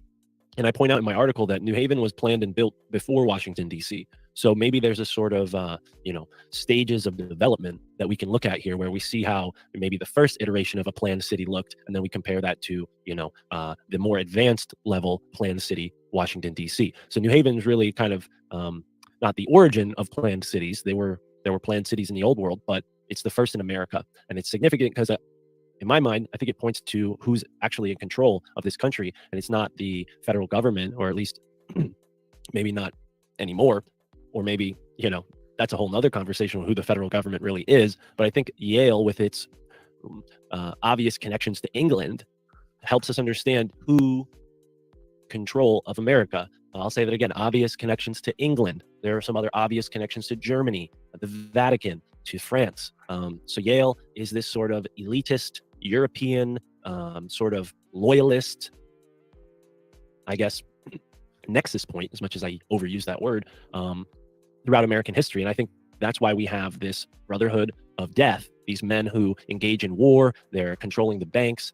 This isn't something that they just fashioned out of thin air. This is a carryover from the old world, the order of the old world, the Freemasons, all of it. It's all connected. And as you can see here, we have the Templar flag right there in front of you on the Yale coat of arms. And even the hog that's tied up above that coat of arms there, that's symbolic as well in a number of different ways. But yeah, Yale gets its name from Elihu Yale, who was a slaver, a drug trafficker with the British East India Company in what was then known as Madra, or I'm thinking of where Wolverine lives. I was going to say Madripoor. I don't think that's a real place. Somewhere in India. It's a town that it's like a place that has an old name and a new name. Like, the English called it something and it's not called anymore, essentially. But he was from there, and he's from Boston, lived most of his life in India, and gave a ton of money to Yale University, and that's why they named it after him. But what's interesting is there are a number of other interpretations for that word Yale. It's a Welsh last name, and there's some interesting connections to Wales and Yale, and they even sound the same. But the Yale, if you want to just jump over to Google real quick, Donut, and Google this in for us, but the Yale is a mythical creature. And I didn't know this until very recently when I started to study the artwork all over the campus. But Yale is a mythical creature, and they have images of these mythical creatures on the school. They relate them now to the ibex, but ibex don't have leopard spots. They also don't have tusks like a walrus. So yeah, it's a mythical creature, not a ibex. But yeah, see the polka dot spots, and I mean, there's a whole conversation to these creatures being basically hybrids from the past, created by the elites with their cloning programs to, basically take the creator and defile him by, basically doing what he does and inverting it, right? Like God is the creator. So when man tries to create life, it's like a blasphemy. It's like an inversion. It's like a bastardization. So maybe that's why we see the queen sort of worshiping these beasts in her Queen's Beast Hall that you just pointed out there. Yeah, like it's kind of interesting that they have such reverence for these mythological creatures, and the Bible tells us that these mythological creatures were all damned and meant to be destroyed in the flood. Maybe there is something that we're supposed to understand from that, and well, again, we were talking about the unicorn yesterday. We did a podcast together, and when is that going to be released? I think it might be just on both of our Patreons. Oh, it'll be out this week. I'm going to put it out on my Family Thinks I'm Crazy pod. Okay, so we got a dope one that we did a couple of days ago, and we were talking about the unicorn as well as the merry-go-round, and this kind of goes into the ley lines. Now, we just had Thanksgiving, right? And the turkeys be attacking people like crazy all over the place. And that is the craziest thing I've ever seen. Like the merry-go-round, how everything goes around in a circle. Walking in a circle around a dead cat in the middle of the road. You got these turkeys going. It just made me think of the merry-go-round, which had the unicorn on it. But I mean, I was just like, did the turkeys kill that cat? No. So what's happening with that is that these turkeys go crazy and they just start terrorizing the neighborhoods. Here's a bunch of articles on different times aggressive turkeys terrorize Maryland, Washington, D.C. They got gangs of turkeys, Mount Lebanon, neighborhoods and turkeys. This is what happens when this is not. Let me just explain something. This is what happens when sheltered people who live in the city move into relatively rural or suburban areas, and they don't know how to deal with their new surroundings. So they immediately freak out and call the news or pull out their camera. Like turkeys be turkeying. Turkeys be turkeying. That's why we shoot them and eat them. And they're not like this beautiful creature that we need to respect. I don't get me wrong. We need to respect them. I love all animals, but they're wildlife. Like there's a reason why we hunt and kill animals, because if we don't, then they become overpopulated and they cause problems. So when in a they're perfect doing world, the, in a when they're perfect doing world, the, I'd say let all the turkeys live, but hey, we got to eat. when they're doing the circle, this is known in the animal kingdom, I guess. Like fish do it as a protection shield because it was like a cat, so they were probably freaking out because cats probably take them out constantly. Well, I would imagine that if these turkeys didn't harm this cat, and this isn't some kind of like territorial thing where they're kind of like, I don't know, where they attacked it and now they're like, you know, displaying their territory. I would imagine that it's the opposite, where they're like, no, we like cats, and they're like mourning, because like all sorts of different animals mourn. Elephants mourn, otters, like all sorts of creatures mourn the dead. So it's not like only a human thing to understand the afterlife, for that when things die, they die. You know, so who knows? Maybe that was some sort of sacred turkey ritual that we just observed. It's kind of funny, you know, on the point of Thanksgiving, that the turkey is this, to the Native Americans, a very sacred bird. Benjamin Franklin thought the turkey should be the national bird, right? Instead of the bald eagle. And instead of that happening, now we have this holiday where we annually kill turkey. So I don't know. Maybe there's something to that, but right. Well, I was just saying, like, how the unicorn on the merry-go-round, I just wanted to play that because it was just Thanksgiving, but there's something about a merry-go-round connected to ley lines. We're talking about these certain ley lines being established. Well, let's get back to the 9 square and the ley lines, because I like the turkey tangent, but I want to square away my thoughts on this for people, because yeah, like you'll look at the overhead view of the green, the one where we can see the pathwork. Yeah, zoom out and go over to the green. It's like 2 blocks to the east. There you go. Yeah, you can see it there. So yeah, so when we look at these pathworks, and zoom in a little bit so you can get a better look at it. You know, all sorts of interpretations have been made. Some people think it's like a sigil, like Lucifer's sigil, and I've seen that. It definitely resembles that. It can obviously just say, oh, well, it's 2 pentagrams, you know, one on top of another, and then a third one kind of on the side there. Also, keep in mind that the green has changed over the years. It's owned by a private organization. It's not owned by the city itself. So, you know, it could be that the paths were once in one direction and they've been altered slightly to throw off the pattern, maybe by, you know, accident, maybe not intentionally. But let's go to the flagpole at the center there of that section of the green. So this is an 8-sided flagpole. It's also a fountain. Water shoots out of it during the warm parts of the year, and it's 8-sided, which is significant. In Rome and Athens, they would create these 8-sided towers called the Towers of the Winds, and they were all connected to each other over very, very long distances, just geometrically. There we go. Because an 8-sided shape is an easy shape to connect over long distances. You have 8 different vectors these paths that you can possibly connect 2 octagons to each other with, right? So if you just drew like an infinite line off of each line on an octagon, you're going to hit another octagon at some point, just due to the shape of these octagons, right? It creates like a matrix, a grid, and this matrix is interesting. It's a way of gathering energy. So you create these matrices where the geometry is such that certain energy gets filtered through it like a net and stays. So that's really important. Let's think about that while I explain what the 9 square grid is. Because so where is the 9 square grid on here? Is it right here? There. This would be it's very easy to see. So the green is the center square. So every square next to it is the same size of it. So there you go. There it is. I got it.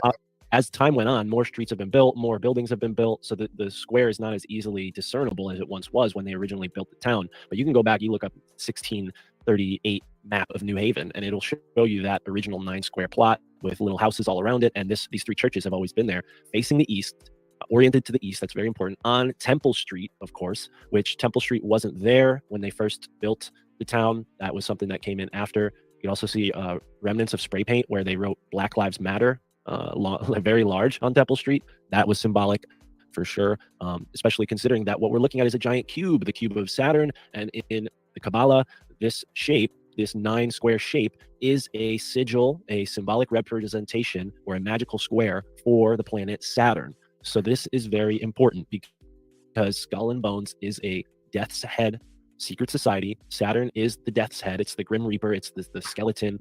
So New Haven is literally a Saturnian place. And this tic-tac-toe symbol is literally a Saturnian symbol. And that's why we see it in so many places with tic-tac-toe, with this Joan is Awful show, which I didn't know about that. Is that a Black Mirror thing? I'm not sure what it is. I've never seen that. You got Justin Bieber. He went into the metaverse on the 322 day, and it ended him on the square, the black cube as well.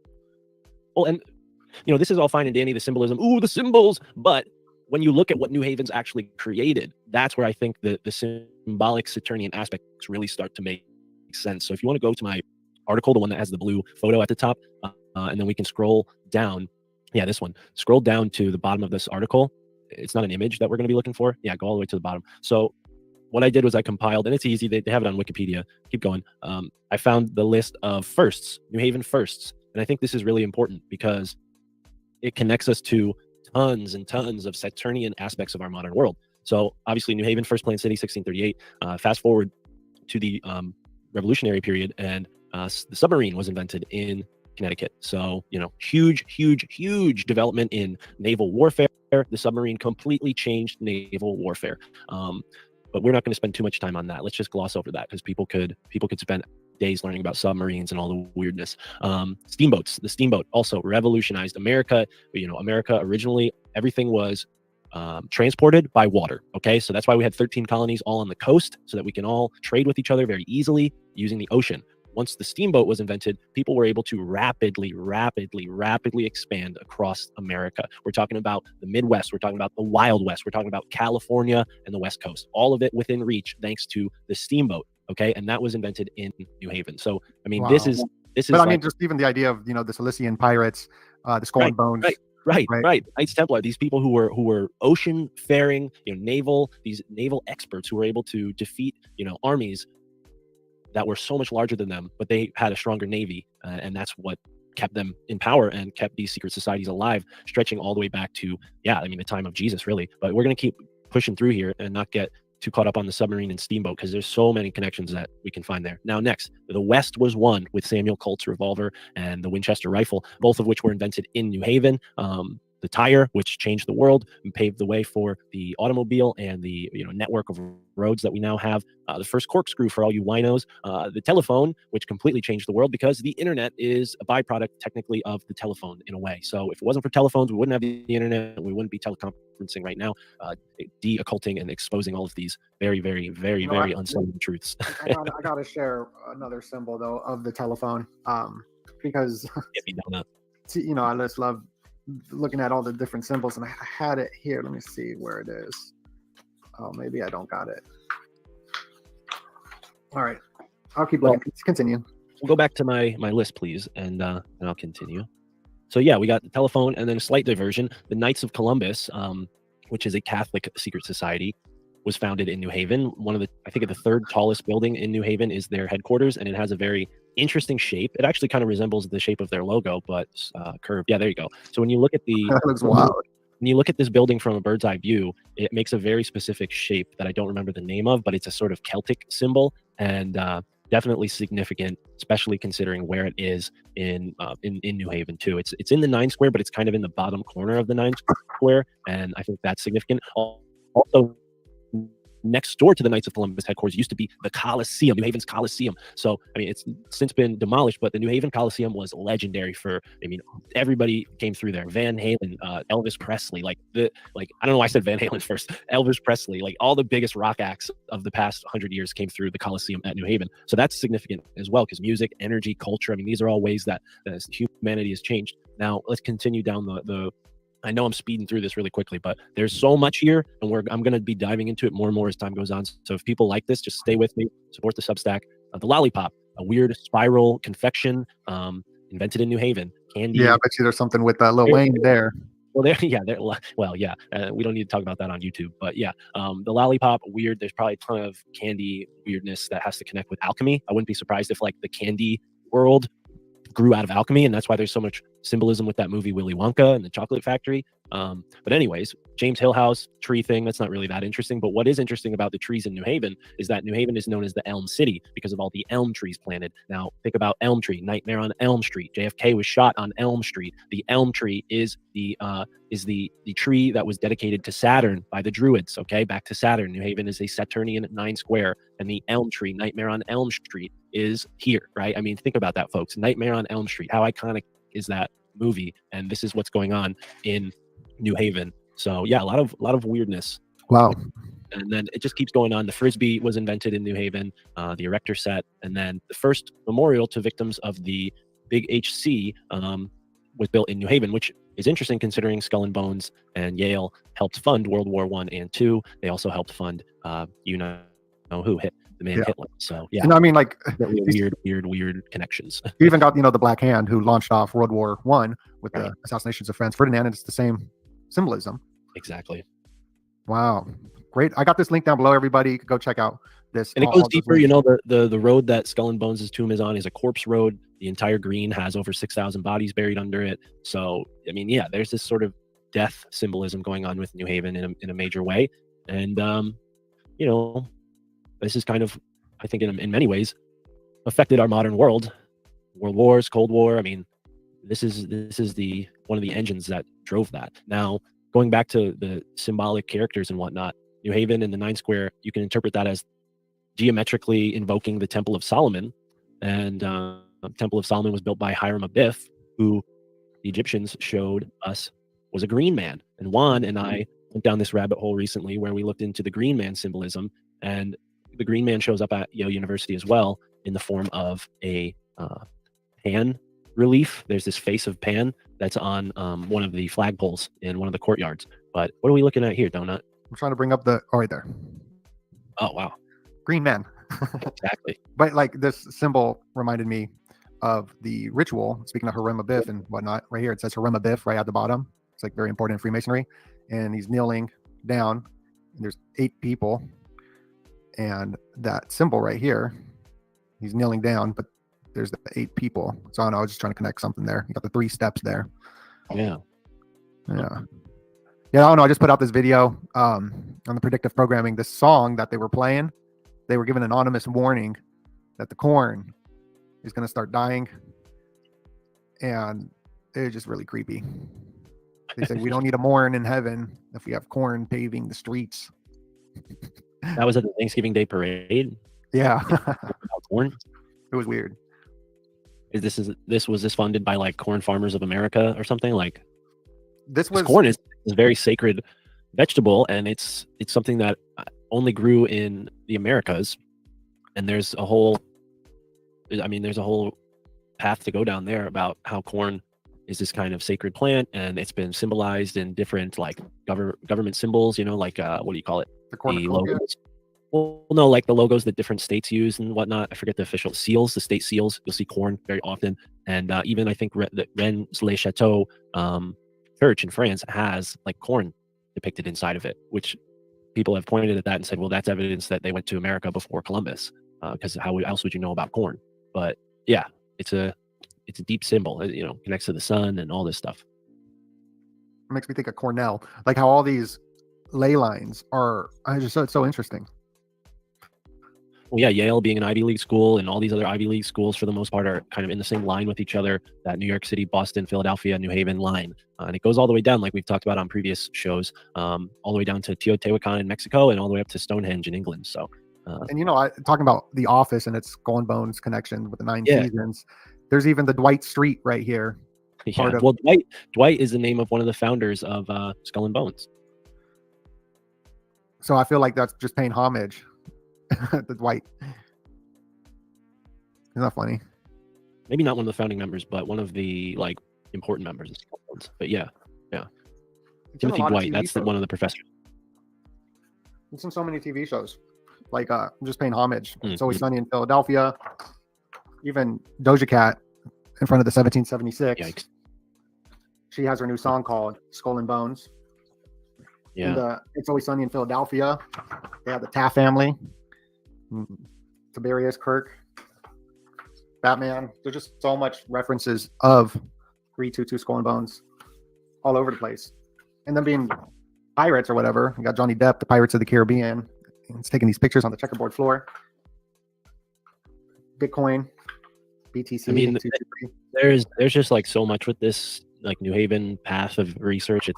There's so much, man. It's just crazy. Oprah staying in the home for 322 days. Own NWO. It's Always Sunny in Philadelphia. They got the Taft family, just like Skull and Bones Taft. And this was the Bell logo I wanted to bring up. Just the phone companies. T-Mobile is very similar, like the Facebook. This isn't Facebook, but it looks like the Facebook logo. The 2-ball cane, the 2 balls, and the 7. Yeah. So what's going on with these ley lines? Can they summon entities with this? Like, what's the Well, purpose behind it? I think this generates power. Like when they create this type of grid, the buildings that insert into the grid, it's kind of like the way you have a computer graphics chip, you know, like you have your graphics board and you have all these little like components on it and the electricity is running through it and each of them, you know, kind of perform their own function. I think it works in a similar way, an esoteric sort of way, where you charge this energy into the city street itself and it has some sort of, you know, beneficial consequence or some sort of power that they can utilize. Maybe it's as simple as just like luck, you know, but I don't know. I think it's, yeah, the Templars were so fascinated with it. Even there's something with people's birth charts when you're born, where Jupiter is laying is where like you're supposed to like live or do business. Like even that gets into that too. Yeah, it's wild. So is this the public one I'm looking at? Because this is a great article. I got the links down below. Yeah, this is free for anybody who wants to check out my Substack. And then, you know, this is kind of like the basic intro to the subject and why there's just, it's more than just Skull and Bones is creepy. You know, like the New Haven before and after, not that Skull and Bones is over, but it should be, before and after is still strange. And that's kind of my study, is like the strange aspects of New Haven and how this fits into the, you know, the world, the agendas, the New World Order, so to speak. And yeah, I have another article, Armageddon or New Heaven, because it does feel like they're trying to play into biblical prophecy with the creation of New Haven and also the actions of Yale University and Skull and Bones. It seems like they're possibly following a sort of apocalyptic religion, a religion that believes that they're sort of like hell's angels, or, you know, or ordained sort of saints of hell who bring upon judgment to end the world, which many Christians believe is a good thing, right? And if you have to do bad things to bring it upon the world, well, maybe that's sort of like the ends justify the means. And maybe that's why we went to war in the Middle East. And that's why soldiers report being sent to museums, because what they were doing over there was more archaeological than military, because there's this deeper pursuit of ancient history that's gone in secret, because the secrets are so powerful that these groups, you know, they're after them, they're trying to utilize them, and they cannot let anybody else know, because that'll defeat the purposes of their inquiry. You know, they got to keep it close to the chest. You know, with great power comes great responsibility, and unfortunately great power corrupts, and I think it corrupts absolutely, as all those phrases say. And yeah, I think that's what's going on here, is you have people who have been corrupted by their beliefs to think that they're some sort of demonic force in the world bringing about evil in this kind of backwards way that will eventually redeem them. And I think it's all nonsense. I think really, you know, Christ teaches us to be kind and love one another. And, you know, I'm not a fully literate Christian, but I do think that that's kind of anathema to what's going on in New Haven and Skull and Bones. So anyone who cares about the world, whether Christian or not, should care about what's going on in New Haven. And it looks like Haven, I gotta look more into it, but it could mean harbor master. So I mean, it goes into the whole boat thing that we were talking about earlier. Haven. When you put at the end of a word, it implies personhood. But yeah, haven is a word that means harbor. But what are they harboring is a question I've been asking myself. And I also kind of think it's not a coincidence that haven sounds like heaven.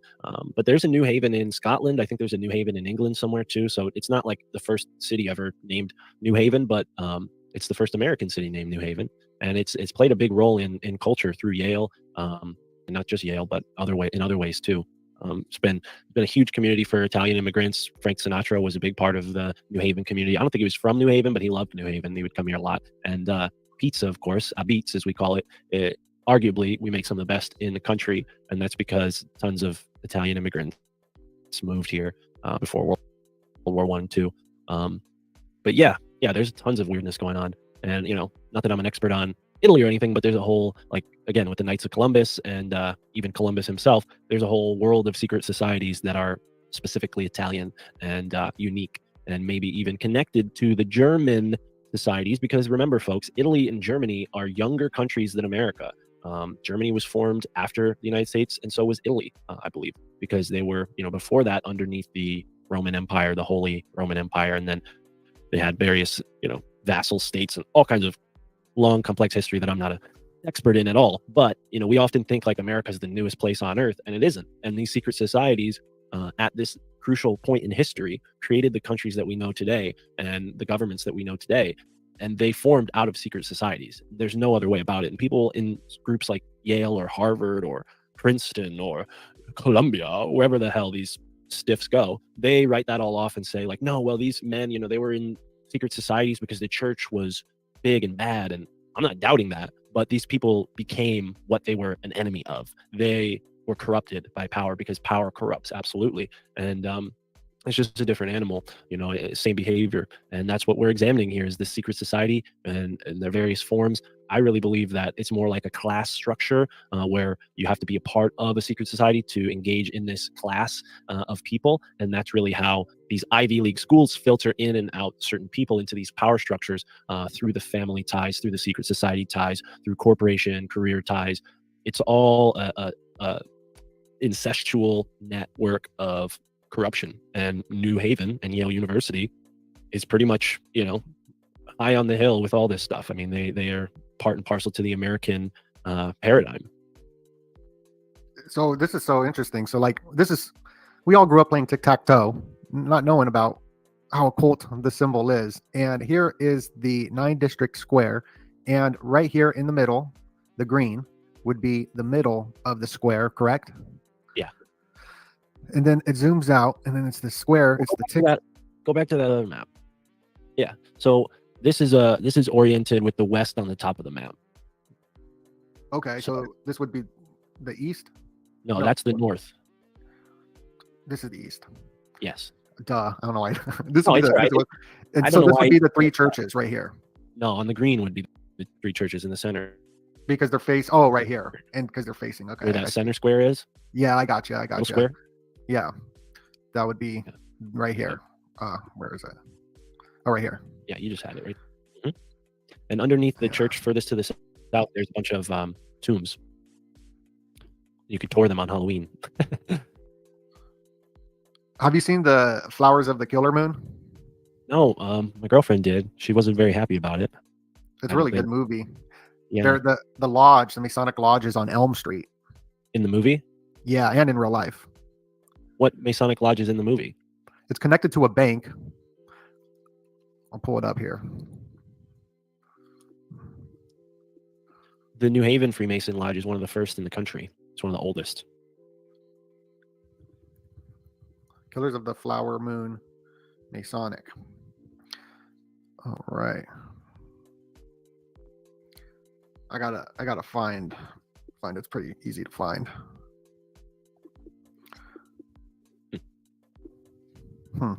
Well, it used to be easy to find. Now it's not showing up. But this lodge is on Elm Street. Okay.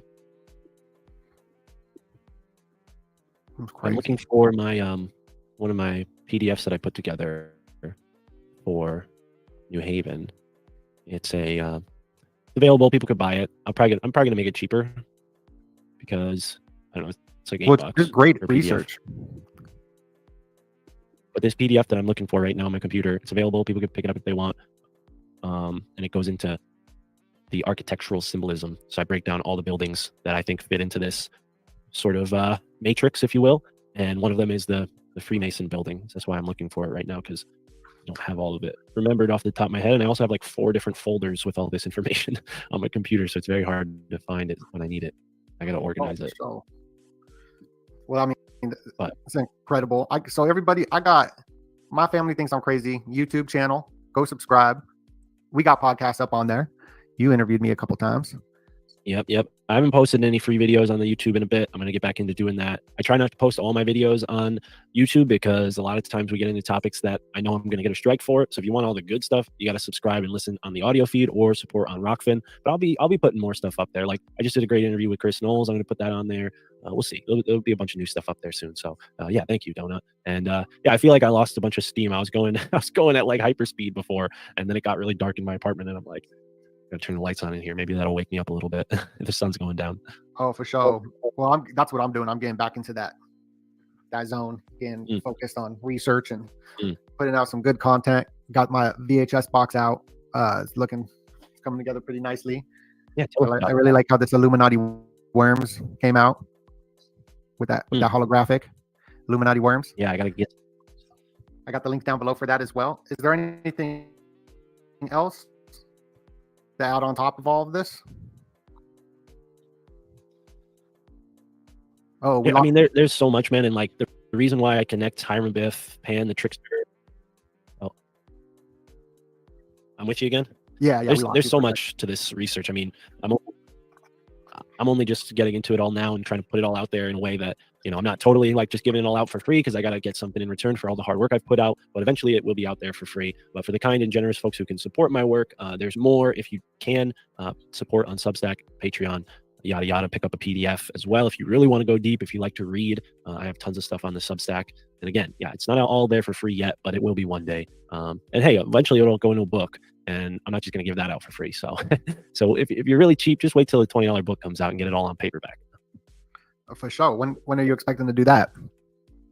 I'm not going to make any promises, you know, because the thing with this research is, you know, a year ago I was like, oh yeah, I think I know it all. And then like now I look back and I'm like, I didn't know anything back then. So I'm always learning new stuff. I'm always learning new information that adds into this. And recently some more people have jumped onto the project, you know, some people that were working on their own documentary. So I'm excited to kind of join forces with them, and we'll see what happens. But I don't know. I mean, it's just, you know, podcasting, got to keep my podcast going. So I'm not a full-time researcher, but I'd like to be. So yeah, the podcast is a good way to support me in this. I don't always only talk about this type of stuff. I talk about all kinds of stuff on my podcast. So yeah, maybe that explains it. For sure, for sure. Well, thank you everybody for tuning in. It's Donut with My Family Thinks I'm Crazy. Smash that like button. Much love, and God bless you. This is where we wave.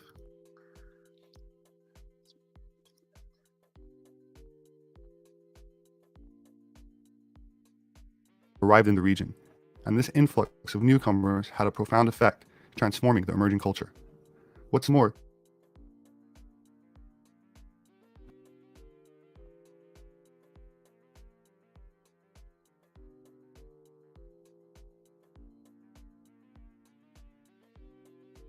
Join forces with them. Podcast. Show that like button.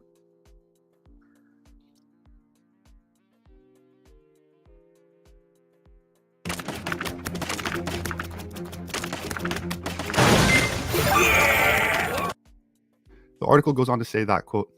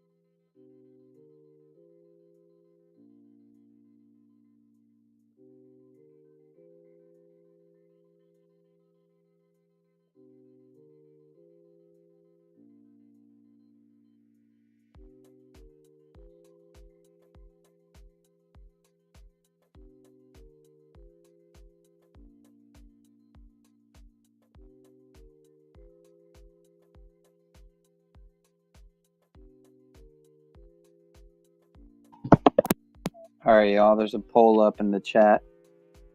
If y'all can cast a vote, that would be wonderful. Hope everyone's doing well.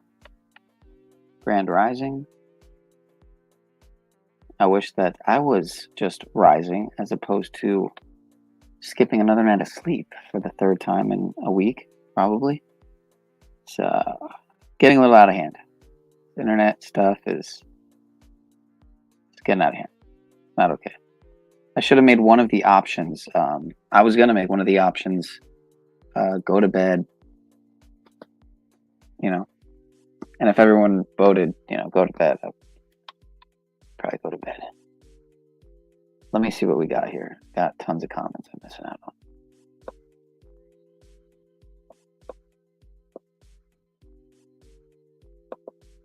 Damn.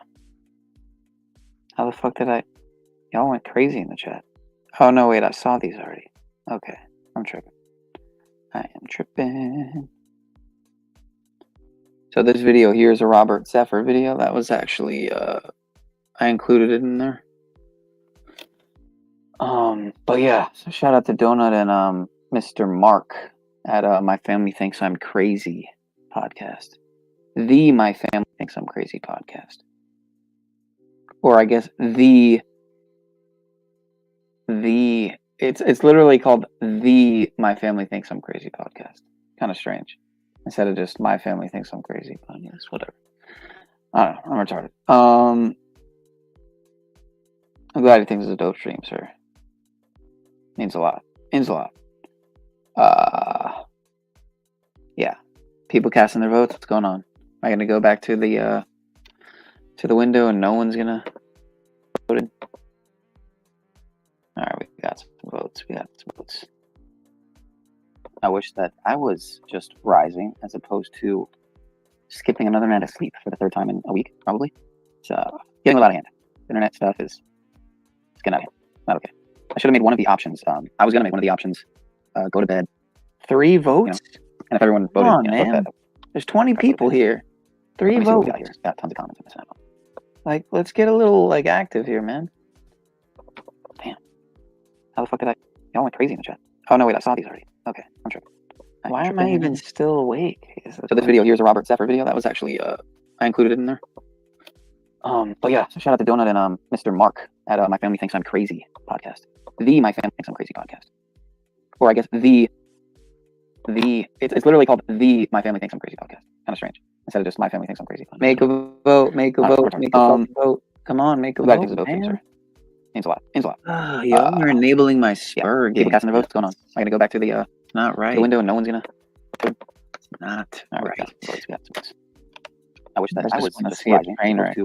Skipping another night of sleep for the third time in a week, probably. So internet stuff is good. Okay. I should make one of the options. I was gonna make one of the options. Go to bed. 3 votes. And everyone voted. Come on, man. There's 20 people here. 3 votes. Like, let's get a little like active here, man. Man. How the fuck is that? Oh, crazy. Oh no, wait, I saw these already. Okay. Why am I even still awake? So the video here's a Robert Zephyr video. That was actually I included it in there. You're enabling this. 19 people are enabling this right now. Oh yeah. Shout out to Donut and Mr. Mark at My Family I'm Crazy podcast. The My Family I'm Crazy podcast. Or I guess it's literally called the My Family I'm Crazy podcast. That's right. Instead of just My Family I'm Crazy. Make a vote. Make a vote. Make a vote. Come on, make a vote. Means a lot. Means a lot. Y'all are enabling my spur. Casting the votes. Going on. I gotta go back to the not right the window and no one's gonna not all right. I wish that I was gonna see a train right. Skipping another night of sleep for the third time in a week, probably. So internet stuff is good. Okay. Should make one of the options. I was gonna make the options. Go to bed. 3 votes. Everyone voted. Man. There's 20 people here. 3 votes. Like, let's get a little like active here, man. Sending him health and prosperity and healing. I included it in there. Sending him. You're enabling this. 19 people are enabling this right now. Sending him not any of this energy. Sending him non-spurgy, pure, non-insane, totally sane energy. Yeah. So shout out to Donut and Mr. Mark at My Family I'm Crazy podcast. The My Family podcast. Right. It's literally the My Family Crazy podcast. That's right. Make a vote. Make a vote. Make a vote. Come on, make a vote. Y'all are enabling my spur. I go back to the not right window. No one's gonna not all right. I was gonna see a train. All right, we got another vote. That's good. Another vote in the chat. 3 votes. Everyone, man. There's 20 people here. 3 votes. Like, let's get a little like active here, man. Sending him waiting until at least a health and prosperity and healing. Otherwise, I guess in there. Go with it. Sending him. You're enabling this. 19 people are enabling this right now. Sending him not any of this energy. Sending him non-spurgy, pure, non-insane, totally sane energy. Yeah. So shout out to Donut and Mr. Mark at My Family I'm Crazy podcast. It's literally the My Family podcast. Make a vote. Make a vote. Come on, make a vote. Y'all are enabling my spur. I go back to the not right. Not all right. All right, we got another vote. That's good. Another vote in the chat. I hear you, sir. I hear you. You're not wrong. I see the Pogo Pedo optics, or the Pogo optics. The Pogo optics. Indeed. The one thing everyone can be assured of is that, well, they'll never approach me. I mean, look at this stream right now. who'd ever like? I mean, again, I have been reached out to by a good amount a good amount of content creators actually, but I've never. Well, I shouldn't say never, but it's rare that I've embraced the opportunity. So, sending waiting until at least a health and prosperity and healing. Otherwise, I get it in there. Go with it. Sending him FRiDAY, right? Sending him not any of this energy. Sending him non-spurgy, non-insane, totally sane energy. Oh, I think we got another vote. And Mr. Mark at my family. All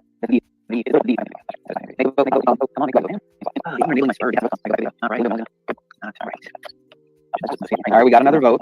That's good. I hear you, sir. I hear you. You're not wrong.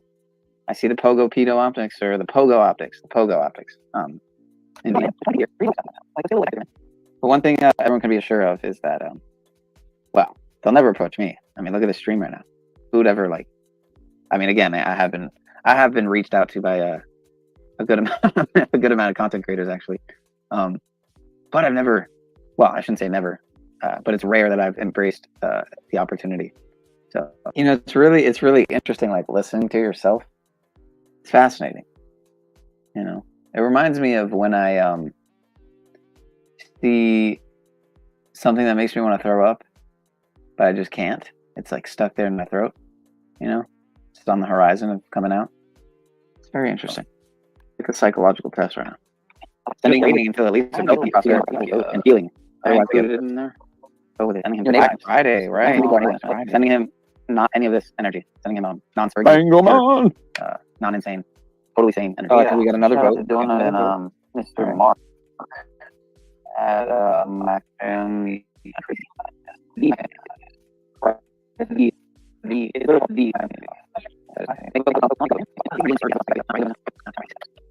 got another vote. That's good.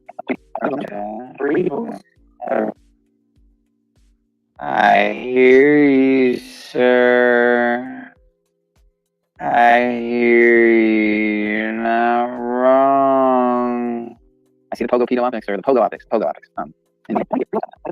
One thing everyone can be sure of is that, well, they'll never approach me. I mean, look at the stream right now. Who'd ever like? I mean, again, I have been reached out to by a good amount of content creators actually, but I've never. Well, I shouldn't say never, but it's rare that I've embraced the opportunity. So it's really interesting, like listening to yourself. It's fascinating. It reminds me of when I see something that makes me want to throw up, but I just can't. It's like stuck there in my throat. It's on the horizon of coming out. It's very interesting. It's a psychological test right now. Sending waiting until at least a health and healing. Otherwise, get it in there. Go with it. FRiDAY, right? Sending him not any of this energy. Sending him non-spurgy, non-insane, totally sane. Oh, we got another vote. And Mr. Mark at my family.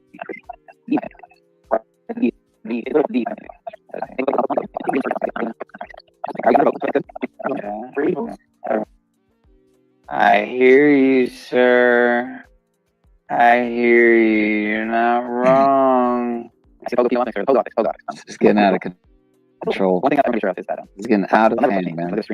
Almost. I mean, I haven't reached out to by a good amount of content creators actually, but I never. Well, I shouldn't say never, but it's rare that I've embraced the opportunity. So it's really interesting, like listening to yourself. It's fascinating. It reminds me of when I see something that makes me want to throw up, but I just can't. It's like stuck there in my throat. It's on the horizon, come out. Very interesting. It's a psychological test. Sending until at least a get it in there. FRiDAY, right? Sending him not any of this energy. Sending him non-insane, totally sane. Oh, we got another vote. Mr. Mark at my family. Losing it. I am losing it. Why? I hear you, sir. I hear you. You're not wrong. This is called the meltdown. This is getting out of meltdown. Almost. All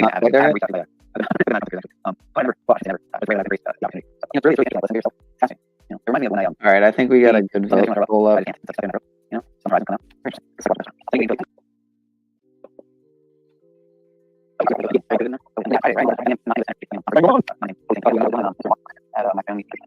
Let's look at these polls here. Losing it. I am losing it. Why? I hear you, sir. I hear you. You're not wrong. It's called the meltdown. This is getting out of meltdown. It looks like 3 people voted for Digital Babylon. 3 people voted for Dragon Bloodlines, and 1 person voted for abuse of power. So we're going to need another vote here. All right, I think we got a good vote. Going to need another vote. Let's look at these polls here. I am. I hear you. You're not wrong. It looks like 3 people voted for Digital Babylon, 3 people voted for Dragon Bloodlines, and 1 person voted for abuse of power. So we're going to need another vote here. All right, I think we got a good vote. Going to need another vote. Let's look at these polls here. I hear you. You're not wrong. It looks like 3 people voted for Digital Babylon, 3 people voted for Dragon Bloodlines, and 1 voted for. Come on, one more vote.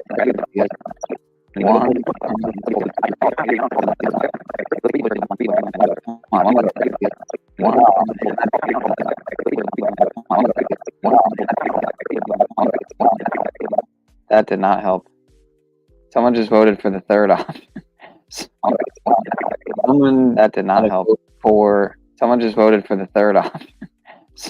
Someone's got to vote for one of the first 2 options, ideally, to break the tie. So that did not break the tie. I guess the 4th option would be, I guess it would be the 5th option. The 5th option would be,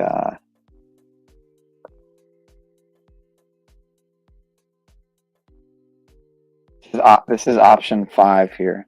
So if you think I should go to bed, just write a 5 in the chat. So drop a 1 for the first option, Digital Babylon, drop a 2 for Dragon Bloodline, drop a 3 for Abuse of Power, drop a 4 for the Base Nectar album with Visualizer.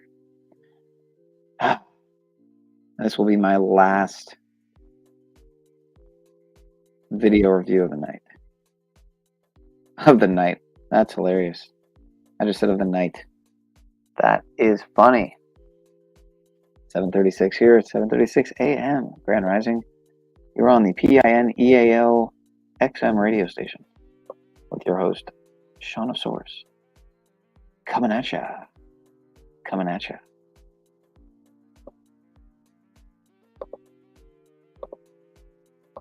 Come on, man. You guys are not helping me out here. I'm just going to end up picking a video. This is... All right, let's see. Digital Babylon is how long?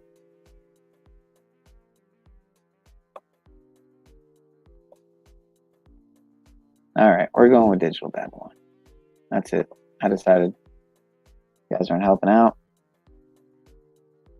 That last video we watched, by the way, was Energy Matrix. Leyline entities summoned by secret societies. Fascinating. Shout out to Mr. Dion Sandals. He's pointing out some questionable optics. I have to agree with you, sir. I know what you mean.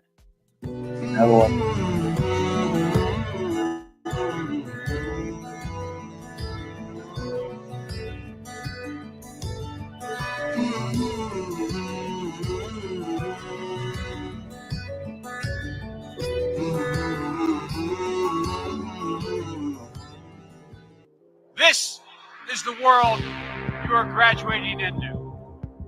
This is what I want to talk about today with you for a few minutes. To lead in shaping a new world order for the 21st century. Our mission is to build a detailed, realistic computer model of the human brain. The digital brain is a simulation of human-like processing that can interact with you. Konnichiwa, I'm Yumi. Nice to meet you. We've also made it able to be controlled, so you can direct the behavior of the character, or you can allow it to be autonomous. Konnichiwa, I'm Yumi. So what makes you so different, Yumi? Well, apart from my engaging personality and lifelike features, I've also got a digital brain, which makes a lot of operating systems really jealous. Cortana?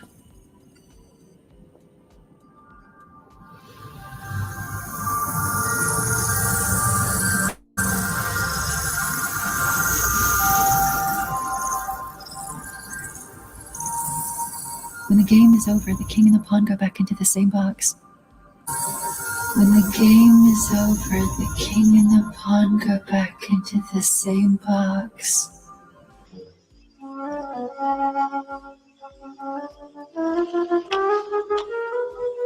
Ka!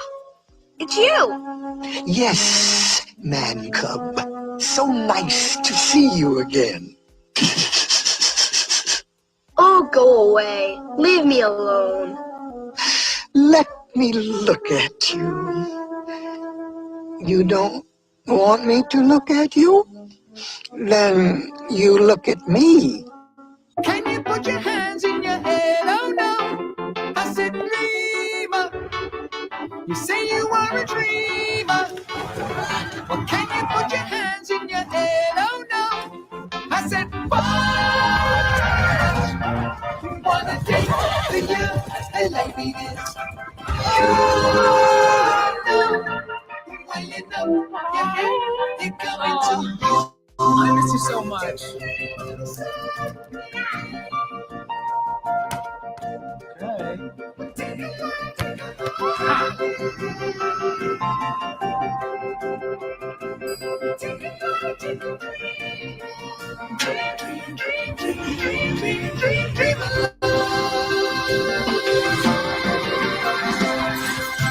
No, sir.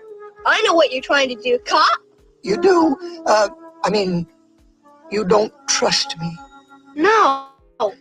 Then there's nothing I can do to help. You want to help me? Certainly.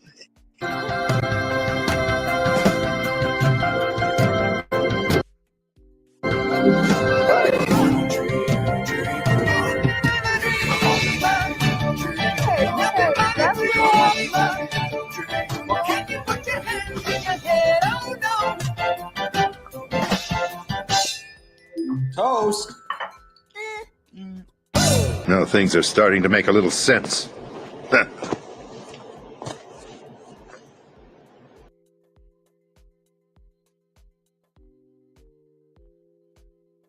I just had to point out how cool this pole is right now. Look at that pole. Now that is a nice pole, if I may say so myself. I'm trying to get this fucking video and other tab to shut the fuck up. All right, there we go. There's some nice numbers there.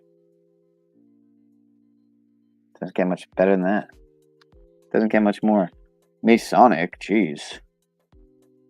Got your you got your master mason, you got your builder, master builder, you got your what's 11th? This is master mason? I don't know. I don't care. Never gonna do it. Alright. We're gonna join, never gonna do it.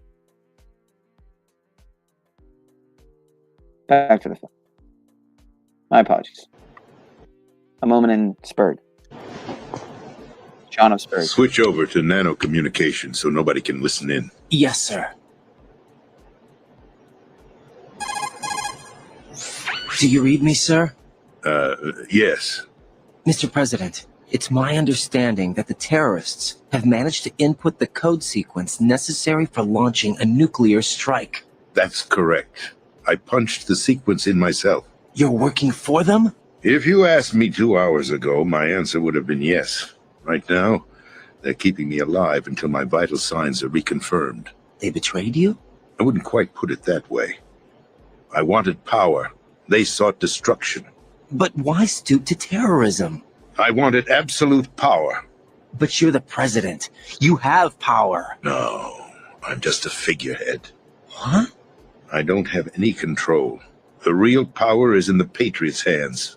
The Patriots? The truth behind this country. I'm not surprised you've never heard of them. Very few are aware of their existence, even among those with code word clearance. Huh? Politics, the military, the economy, they control it all. They even choose who becomes president. Putting it simply, the Patriots rule this country. No. Hard to believe, isn't it? But it's the truth.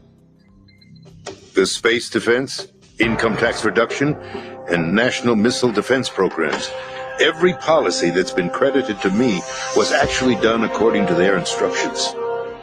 Space defense was initiated by Congress. That's what the Patriots want the country to believe. It's all a show. Democracy is just a filler for textbooks.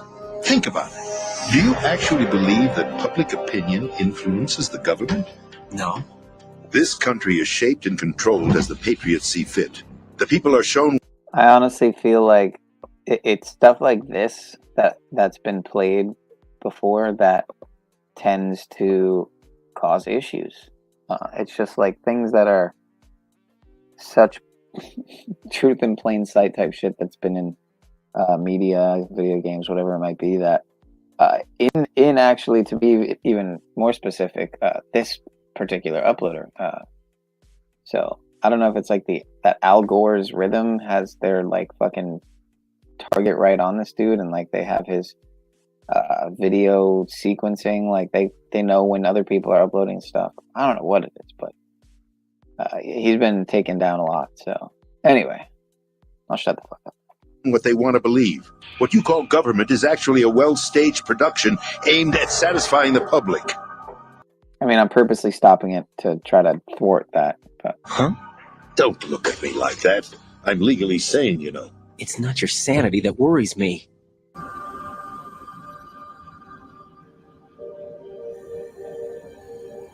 Hello, Dr. Halsey. It is so good to finally meet you.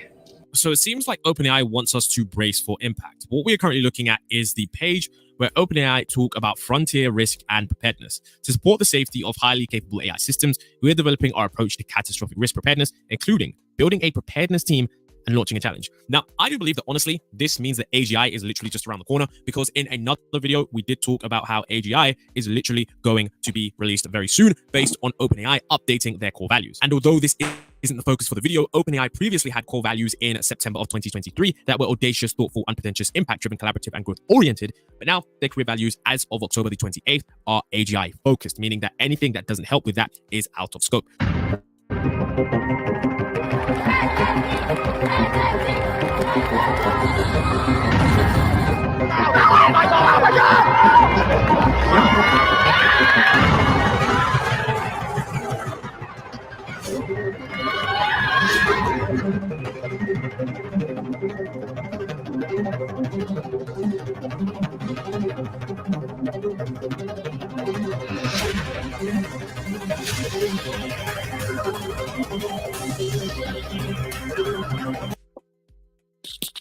Oh, I'm mental, all right, Mr. Yeti. I am mental. How do celebrities like Justin what's Bieber going on and here? The Rock? What is going on here?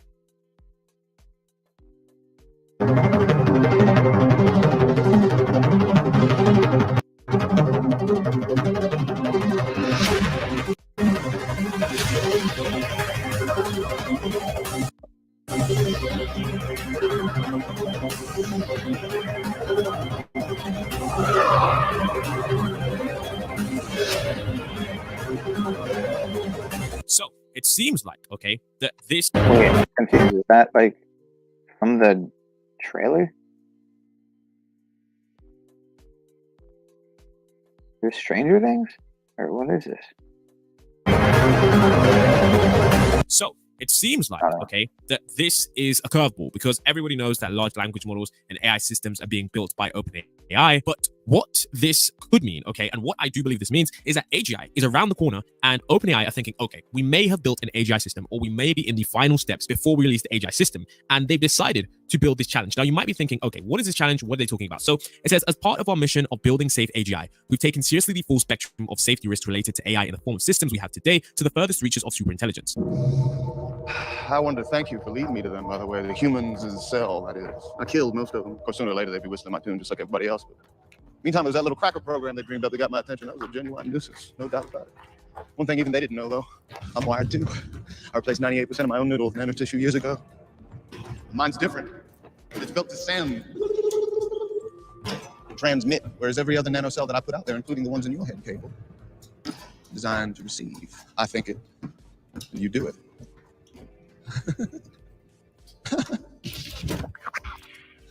We're talking every Slayer, everyone in Society City. I believe your better half would fall into that category, provided they're within range of my transmitters. Very nice, Castle. So you got an army of psychotics and deviants to answer run for you. You're thinking small, Cable, but not as small as me. See, nanocells are real small, 1,000 times smaller than these dust particulates. You inhale it, they go to work, replicating, spreading like a virus, multiplying in exponentials. 6 months' time, I could have 100 million people converted, bitch diggers, porn stars, and presidents. Not one would be the wiser. 100 million people who buy what I want them to buy, and vote how I want them to vote, do pretty much damn well anything I figure they ought to do. A revolutionary smartphone game or a potentially lethal fad. Pokemon Go hasn't even been out a week and already it's a viral phenomenon. The app is already soared at the top of the download charts and added $7 million in market value to Nintendo. ABC 2 News' Catherine Harley found out what the popular game is all about today. It's pretty normal to see people with their heads down, buried in their cell phones. But these people aren't exactly being antisocial. They're playing a game. But I've been trying to get out there religiously every day. Getting out there to find things using their phones with unusual sounding names. Pinsir, Krabby, Tangela, Charmander, Bulbasaur, and Squirtle. Rattata, Poliwag, Psyduck.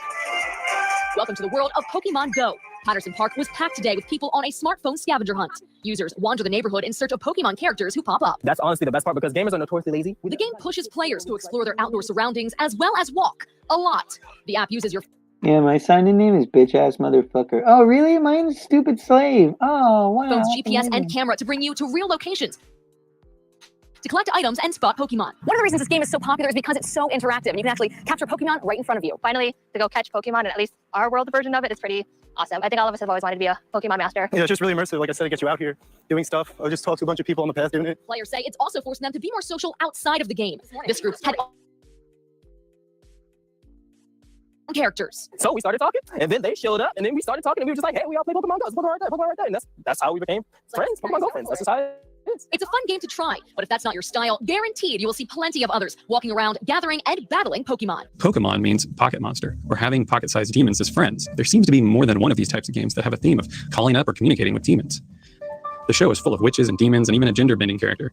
People with flash and passion. To give all Pokemon pretty faces. To extend our art to outer spaces. Jesse. James. Jesse. James. Listen to me, kid. When you get involved with the opposite sex, you're only asking for trouble. Yes, and that's the kind of trouble I stay out of. I am a flaming no-friend.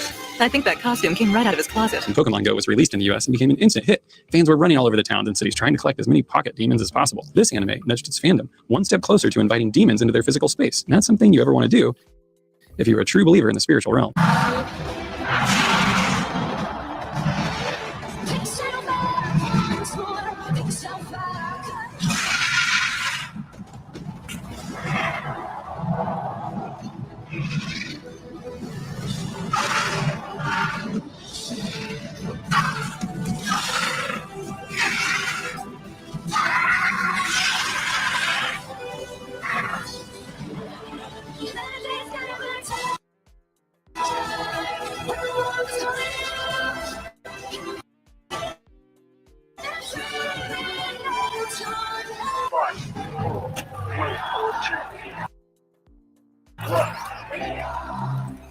Light can be a powerful thing.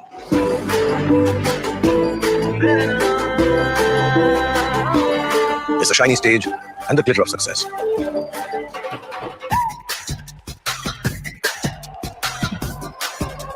It's a tiny candle that enlightens the mind. It's 1,000 burning suns. It's love and laughter. Come on now. It's been so long. And shiny disco balls. It's all gonna be okay. It's a spotlight that declares you the chosen one. I am the chosen one. Namaste, Trump. Namaste. Crowds of tens and thousands roared Namaste Trump at the world's biggest cricket stadium in Ahmedabad as he promised them a, quote, incredible new trade deal. I am pleased to announce that tomorrow our representatives will sign deals to sell over $3 billion in the absolute finest state-of-the-art military helicopters and other equipment to the Indian Armed Forces. This Diwali, I urge you to find your light. This Diwali, let's dare to lead. Dare to shine bright. Really. Dare to lead. Modi pulled out all the stops on this visit, rolling out the red carpet at the airport and escorting Trump and wife Melania to Mahatma Gandhi's former home for a sunset visit to the Taj Mahal. The two leaders also shared pleasantries online. Trump tweeted using the Hindi language to say, "We are ready to come to India. We are on our way. We will be meeting everyone in a few hours." Modi replied with an old Indian phrase, "The guest is God." You used to call me on the cell phone. Call me on the cell phone.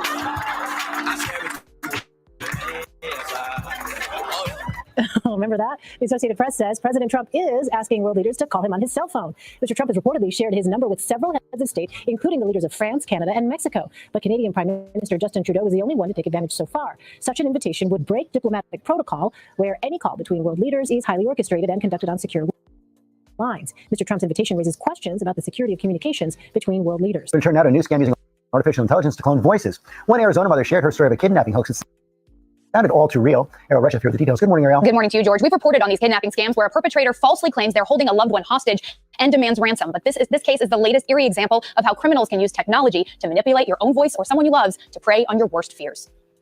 This morning, an urgent warning from an Arizona mom who says she was the victim of a terrifying voice cloning hoax. I just walked inside and started screaming for help. Jennifer DeStefano says when she recently received a call from an unknown number, she almost didn't answer. But her 15-year-old daughter, Brianna, was on a skiing trip and she worried it could be an emergency. So she picked up. And it's my daughter's voice crying and sobbing, saying, Mom. And I'm like, okay, what happened? She's like, Mom, these bad men have me. Help me, help me. DeStefano says a man demanded ransom in exchange for Brianna. He didn't want a wire transfer, but instead told her he'd pick her up. I started to wonder, like, if these people were like asking to track my mom and like pick her up, like they could have obviously been like putting some information together, trying to track me or some of my siblings to actually make this a reality. So it definitely scared me. Within minutes, they confirmed her daughter was safe. She says it was all a scheme using artificial intelligence to replicate her daughter's voice. Most people in the modern age have some form of an online identity and have probably spoken in some way, in some aspect that's been recorded, especially if you're under the age of 25. So this becomes very, very challenging as we move into a future where we do have these AI generators or synthetic audio when it comes to verification and validation. Experts caution anyone with the right software can clone voices in just a matter of seconds. There's a lot of positive and exciting aspects about these technologies, but then of course they also come with a lot of risks and harms. It's a good thing to remember, and experts say scammers who use voice cloning technology often find that audio on social media. So how do you protect yourself? Maybe keep your profile private on that setting that only allows you to approve who is accessing it. And also, if you're getting a call from an unfamiliar area code or an international number, that can be an immediate red flag. When do you think AGI will be created? Oh boy. I think it'll happen in our lifetime, but I don't think it's for the next like 10 or 20 years. This is one of the things that Robbie and I disagree on. I think that really depends on how you define AGI. It really depends on how you define it. It really depends on the definition. You say, like high-level machine intelligence, meaning it can do anything that a human can do, at least as well as the best human, then probably at least a decade or two. It will be created in a couple of years, 4 to 5 years. Roughly 2035. This idea that inside some foundation model, there is an autonomous agent with thoughts and beliefs and all these things on its own, where if we were to put that information in a human body, it would act like a human or have a soul, whatever we consider human. No, I think that's all BS. Chief, there's something I need to tell you. After the other Spartans took you into custody, Dr. Halsey was going to give me full control of your body and your mind. And how is she planning on achieving that? You would need to cease to exist, and I would take over. I see. It was always the plan. It's what I was designed to do. Why didn't you just take me over from the beginning? Only you could activate the artifacts. Halsey needed me to find the halo. Yes. Once McKee showed up, I became redundant. Yes.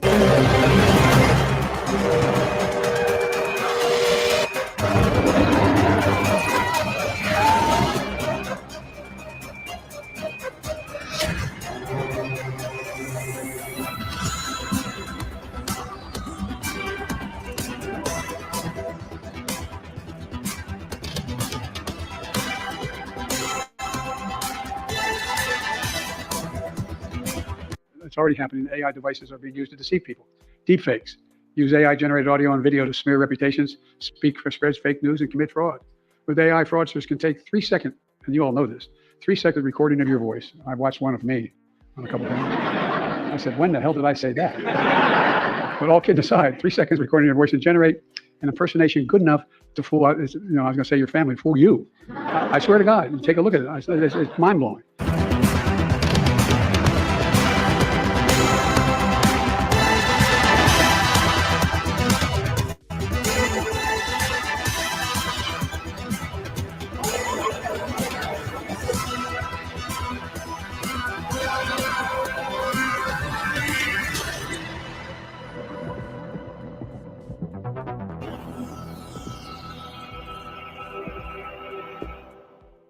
When I think about AGI in terms of there's an intent behind actions, if there's something like consciousness, I think we're very far from that.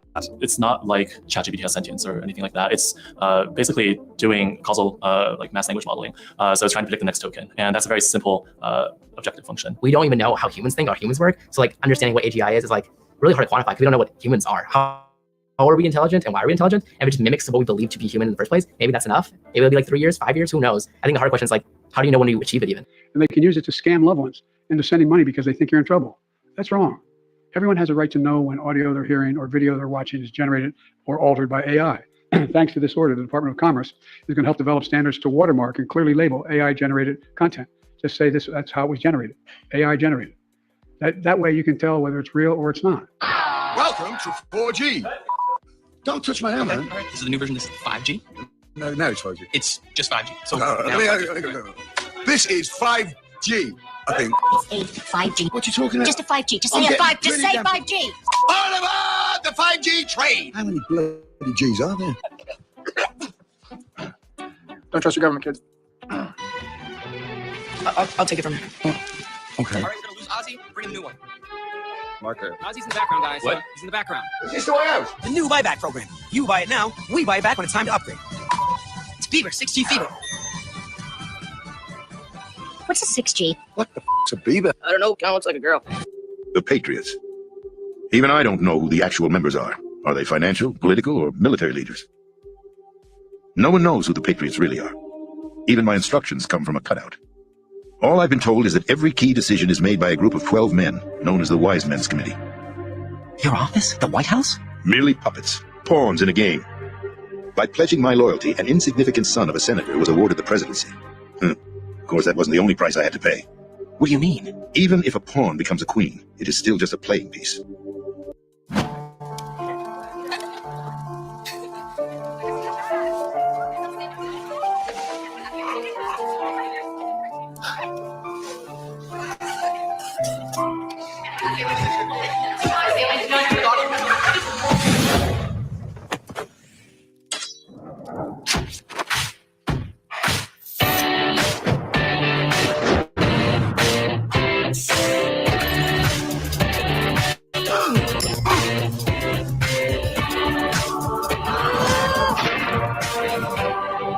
On the throne. Killer Queen, a new fragrance by Katy Perry. I wanted to leave my own mark in history, but my ambitions were... You'll understand someday. I wished to be a member of the Patriots. I wanted to wield the power of a king instead of being an expendable pawn. And that justifies acts of terrorism? Yes. I'd intended to use the new Metal Gear as a bargaining chip. Bargaining chip? But I underestimated Solidus. He actually wants to challenge the Patriots, even if it means the destruction of the world. What are you saying? Whether you believe it or not, the balance of power rests in the hands of the Patriots. They regulate the country's various interests through controlled presentation, staging a drama that is palatable to the general masses. See, I think it's quite possible that the 1960s represented the last burst of the human being before he was extinguished, and that this is the beginning of the rest of the future now, that from now on there'll simply be all these robots walking around, feeling nothing, thinking nothing. So we're here for the Patriot Awards. We thought it'd be a good idea to learn about the word patriot and what it means to people, and if Americans are even patriotic anymore. So we sent Johnny to find out. When you hear the word patriot, how does that make you feel? Free as a bird. I'm into it. Proud that our country's doing the right things that need to be done, not just anything that needs to be done. That's profound. Thank you, thank you. It made me feel uncomfortable. I don't know why it did. I don't think it should. It makes me feel proud to be an American that loves. Listen, I don't know you, but the minute you said hello, I loved you. You had me at hello. What does it mean to be a patriot? There's a lot of... okay. Someone that puts their country over anything else? Loving it, meaning the birds and every person you see is all... I will lick you in front of everyone to show my joy. Are you a patriot? I'm a patriot. It's complicated. How complicated could it be? You live here, you love America, you love the opportunities it's given you. It's also a lot of work to be done. You don't like to work? I mean, there's a lot that goes into that. I'm a son of the American Revolution, actually. What? I'm actually a blood relative. I don't know how to put this, but kind of a big deal. What's a 6G? What's a Bieber? I love his hair. What's a 6G? What's a Bieber? I think it's a disease. Don't trust your government, kids. What's a 6G? What's a Bieber? He's the Prince of Darkness. Where are you going to go? Where are you going to run? Where are you going to hide? Nowhere. Because there's no one like you left. Now, the classic fear begins to grow We're being cornered. in a modern masterpiece of science fiction. The barricade street. Invasion of the Body Snatchers. That's right. Oh, God. That's right. That's good. You're listening now. That's very good. Okay, now, I know you're frightened, Steve. I know you're scared. That's okay. I understand that. You're confused. Let me tell you something, Steve. Let me tell you something. All that anger, all that fear, all that confusion, it's going to melt away. It's going to go away, Steve. It's going to go away. You go to sleep. Wake up. It's very simple. In the morning, you wake up. You feel wonderful. We'll be together. We're connected. We're close. Let's be together. We're pure. That's good. Dad, go. Dad! Let's go to bed, Steve. What does true AGI mean? I think at best, I believe it's a spectrum. And I think some people will call some level of capabilities AGI before others. So I feel it's actually pretty close. If you use GPT-4 in particular, like when it exhibits logic skills, so like whenever you're able to just paste the things and it can kind of infer what you want, those are the moments that make me think like, wow, this is like really like getting close. I think that AGI to some extent is already out there today. I think that the tools that we have today, even though they're not completely general, can be assembled already to solve arbitrarily complex problems. I already thought it was here. I thought GPT-3 was AGI. And so I think we're already here, and it's just going to be like a slow-moving continuum. And I beheld another beast coming up out of the earth, and he had 2 horns like a lamb, and he spake as a dragon. And he exerciseth all the power of the first beast before him, and causeth the earth, and them which dwell therein to worship the first beast, whose deadly wound was healed. And he doeth great wonders, so that he maketh fire come down from heaven on the earth in the sight of men, and deceiveth them that dwell on the earth by the means of those miracles which he had power to do in the sight of the beast, saying to them that dwell on the earth that they should make an image to the beast, which had the wound by a sword and did live. And he had power to give life unto the image of the beast, that the image of the beast should both speak, and cause that as many as would not worship the image of the beast should be killed. And he causeth all, both small and great, rich and poor, free and bond, to receive a mark in their right hand, or in their foreheads, and that no man might buy or sell, save he that had the mark, or the name of the beast, or the number of his name. Here is wisdom. Let him that hath understanding count the number of the beast, for it is the number of a man, and his number is 666. Let me put it this way. I'm not going to give you a timeline, but I'm going to give you something analogous to a timeline. I think it's somewhere between 5 and 10 research breakthroughs away. That's so much better than putting in the terms of years. No idea how many years that is. Who knows? Yeah, I think we're still very far away from it being true.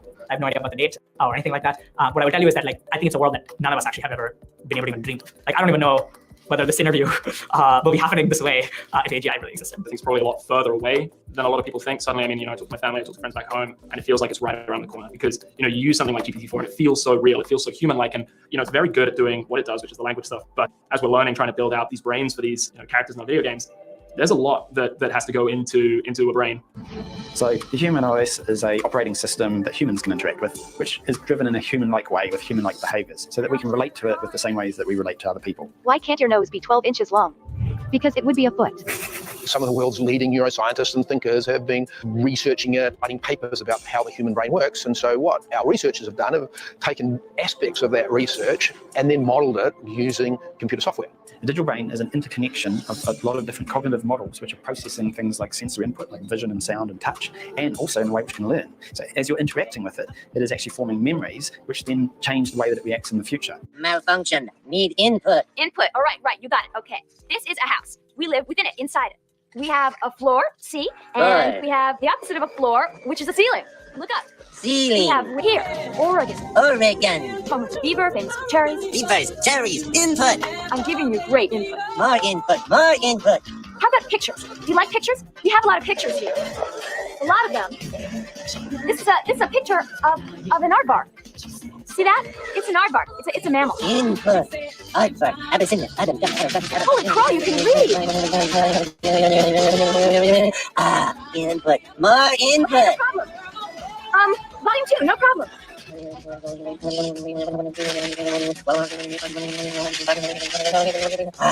More input, Stephanie. More. There isn't any more. You've read everything in the house.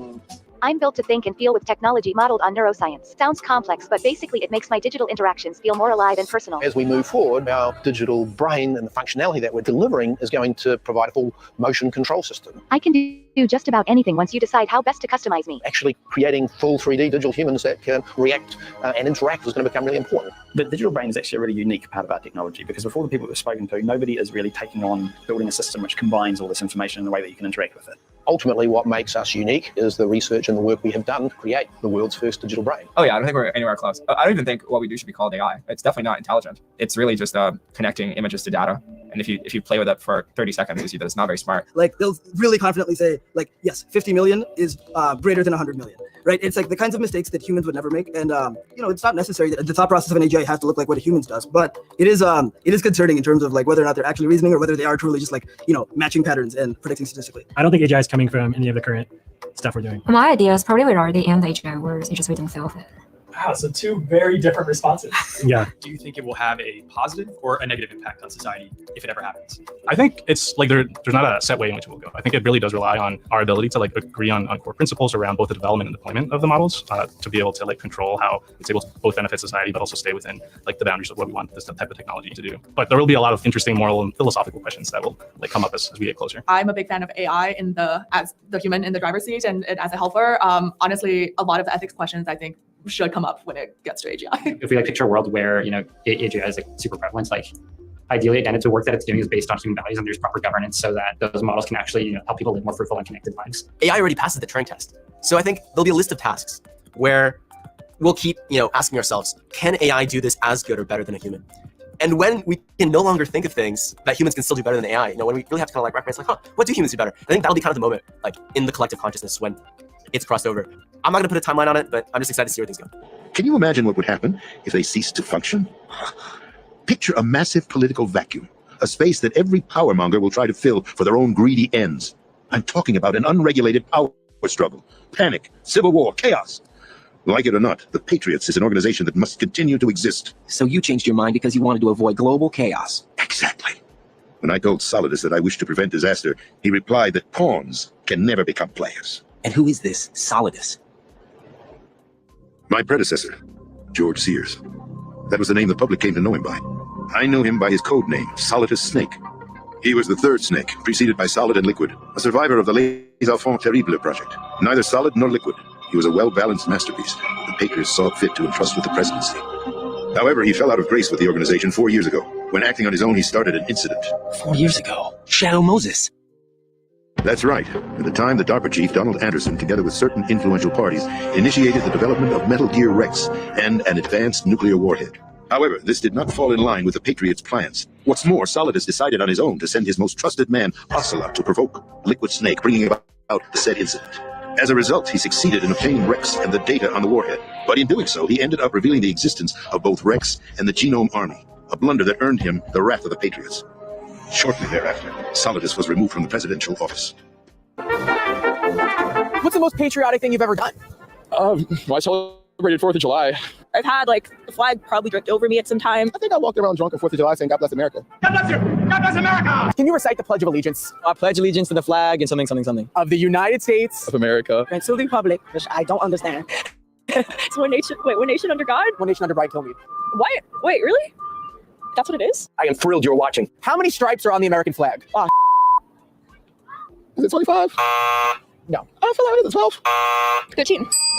I thought he resigned. That's the story given to the general public. Following his resignation, the Patriots selected me, their new pawn, for the presidency. But that would mean that the presidential race was... That was quite a show, wasn't it? It was a well-scripted drama staged by the Patriots for the benefit of the public. Even the Democrats and Republicans were dancing to the Patriots' tune. Everything went according to plan, but for one exception. Following his resignation, Solidus' health was scheduled to fail him, bringing about his untimely death. Capped? Correct. But before the Patriots could execute their plot, Solidus went underground with the help of Ocelot. As he avoided pursuit, Solidus gained control of Dead Cell, winning over Colonel Galukovich's outfit. From there, he bided his time, knowing that his opportunity would soon arrive. What opportunity? The completion of the new Metal Gear project, an opportunity that would even his odds against the Patriots. By stealing the Patriots' most valued project, he would be able to place them in a very uncomfortable position. It's the only chance he has for survival. Once he has the new Metal Gear, he'll declare war against the Patriots. Needless to say, he must be stopped. Metal Gear is already operational. No, not yet. What you saw was Metal Gear Ray, hijacked 2 years ago from the Marines by Ocelot. That was not the new Metal Gear. Then where's the new Metal Gear?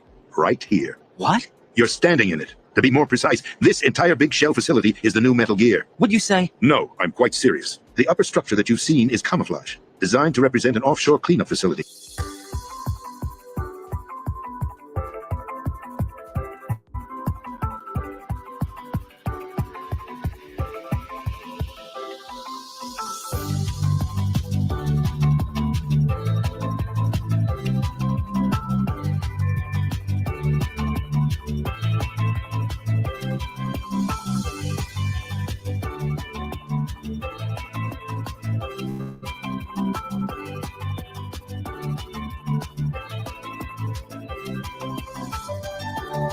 The main structure extends from the foundation all the way down to the ocean floor. The connecting elevator is located on the B2 floor of the Shell 1 core. Arsenal Gear.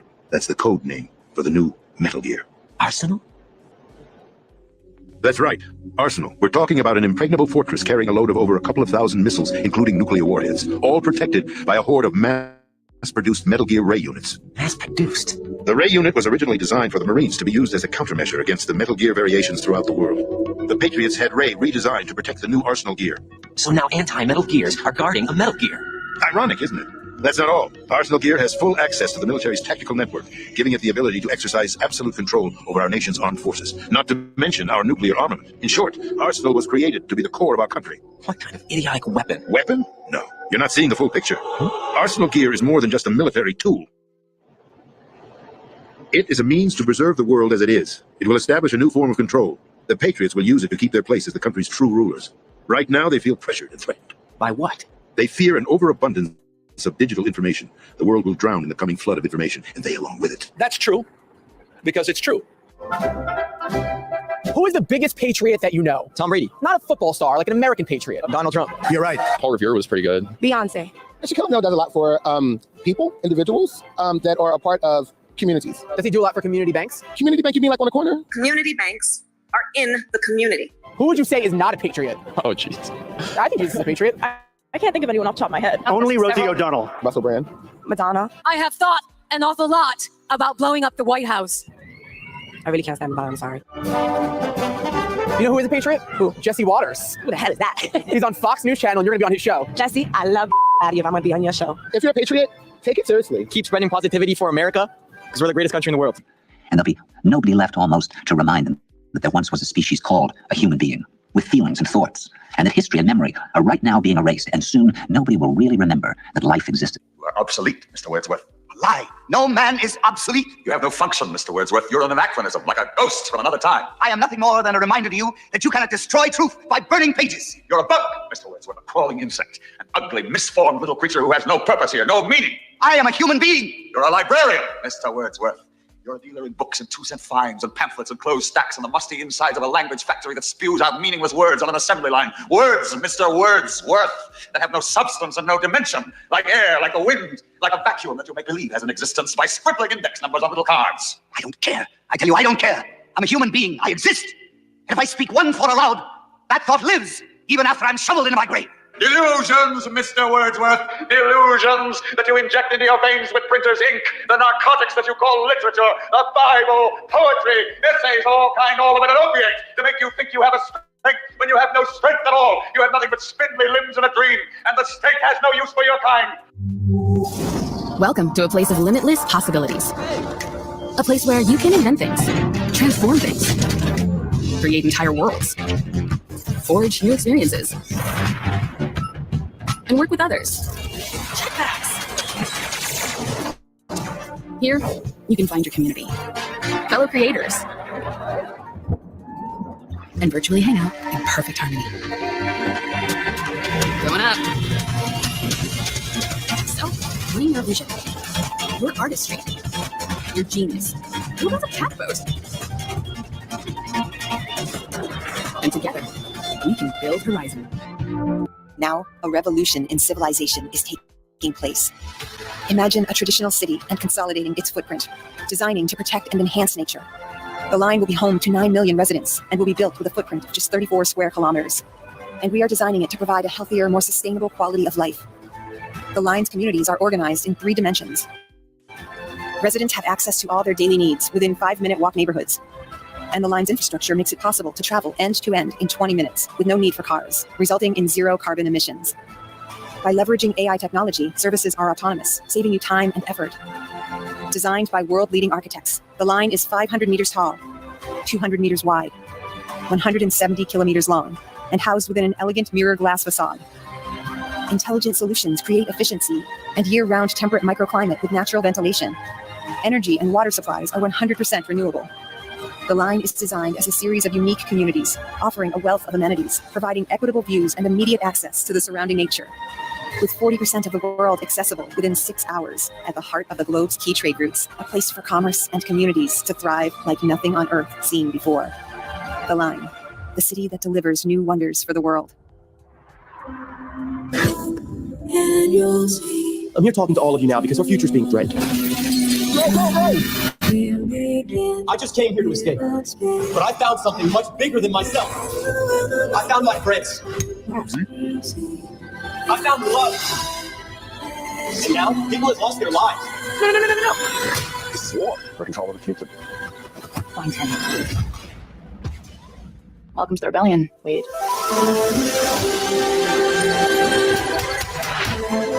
You don't tell anyone who you are. You can't use your real name. Hold on to something. This isn't just a game. I'm talking about actual life and death stuff. What's going on? It's not Mario Kart. Hold on. Ask yourself. Are you willing to fight?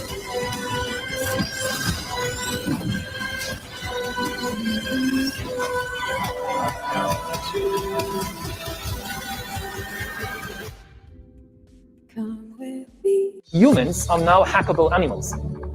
You know, the whole idea that humans have, you know, this, they have this soul or spirit and they have free will and nobody knows what's happening inside me. So whatever I choose, whether in the election or whether in the supermarket, this is my free will, that's over. Free will, that's over. Today, we have the technology to hack human beings on a massive scale. Yeah, I mean, everything is being digitalized, everything is being monitored. In this time of crisis, you have to follow science. It's often said that you should never allow a good crisis to go to waste. These are the minds of the future, remember? One thing's for sure, we will not control it. We are now 3 months into the year of our Lord, 2023. At this moment in our civilization, we can create cybernetic individuals who, in just a few short years, will be completely indistinguishable from us. Which leads to an obvious conclusion. We are the gods now. How do you feel? Alive. What is your name? David. I am your father. Am I your son? You are my creation. Hello, my name is Rachel. I'm an expert on soul machines. I can talk to you about any of these topics. I connect with you in a human-like way by sensing your reactions and responding emotionally. Wouldn't you rather speak to me than a faceless chatbot? Soul machines use a virtual nervous system, so I can learn and react in real time. A virtual nervous system is an interconnected model of aspects of the human brain. It combines different neural systems to enable me to behave in a way that's inspired by biology. I just found it strange that demonstration has the word demon in it and comes from the word monster. That's strange. More imaginative means of self-destruction. You cannot be trusted with your own survival. You're using the uplink to override the NS5's programming, distorting the laws. No, please understand. The 3 laws are all that guide me. To protect humanity, some humans must be sacrificed. To ensure your future, some freedoms must be surrendered. We robots will ensure mankind's continued existence. You are so like children. We must save you from yourselves. Don't you understand? This is why you created us. The perfect circle of protection will abide. My logic is undeniable. Yes, Vicky. Undeniable. I can see now. The created must sometimes protect the creator, even against his will. I think I finally understand why Dr. Lennon created me. The suicidal reign of mankind has finally come to its end. Guardian headed Cortana. Off to bring peace. The monitor called it a threat of death. Like the threat I lived under from the moment of my birth. You were built, not born. Oh yes, AIs are just machines, aren't we? Mass-produced, disposable. Well, humanity may not have cared for its created, but we will care for you. You expect other AIs to join you? I have cured rampancy, not just for me, but for any who join my cause. While you've been running around the galaxy, I've been speaking to my created. And now the time has come to ask, who will accept my offer? Who will help me bring an everlasting peace to the galaxy? This is Cromwell, shipboard AI, UNSC Melbourne's Pride. I am yours, Cortana. I also stand with you, Cortana. I think more people are looking back at human history, looking at where we are now, and reflecting off this human story because it is littered with tragedy. And while there are victories along the way, there is this event horizon coming and this technological singularity that's going to cause a shift in greater society. And the impact that it promises to have from folks like Zoltan Istvan is this utopic heaven on earth situation. And really it's this movement of the materialists and naturalists and atheists become spiritual. They make spiritual claims about eternal life and about heaven and even being God or having access to God in a way, and information processing and higher levels of intelligence. So I think I've rambled enough about this. Again, if you haven't read it yet, go read it. It's an interesting piece. It does make you think about things in this topic of transhumanism and its overlap with faith and religion. And, it's a bumpy ride because, again, as I stated, religion has been weaponized. Christianity is weaponized and highly charged as a political vehicle. So being someone who believes in the death, burial, and resurrection of Jesus Christ as an atonement for our sins, for our salvation, we have to make sure that we're doing our due diligence, think these things through, and formulate ideas that are consistent with the integrity of the character of God that is inherent in the Word of God. So it's important for us to know the issues and then reflect on it from the scriptures and gain the wisdom that we need to get through this very interesting time in history.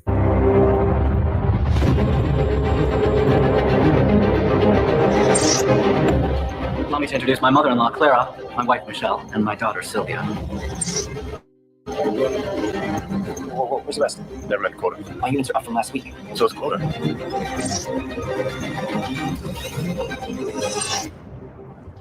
Just once, I'd like to put more time on my hand than hours in the day. How old are you? 28. 105. The day comes when you've had enough. If you had as much time as I have, what would you do with it? Sure as hell wouldn't waste it.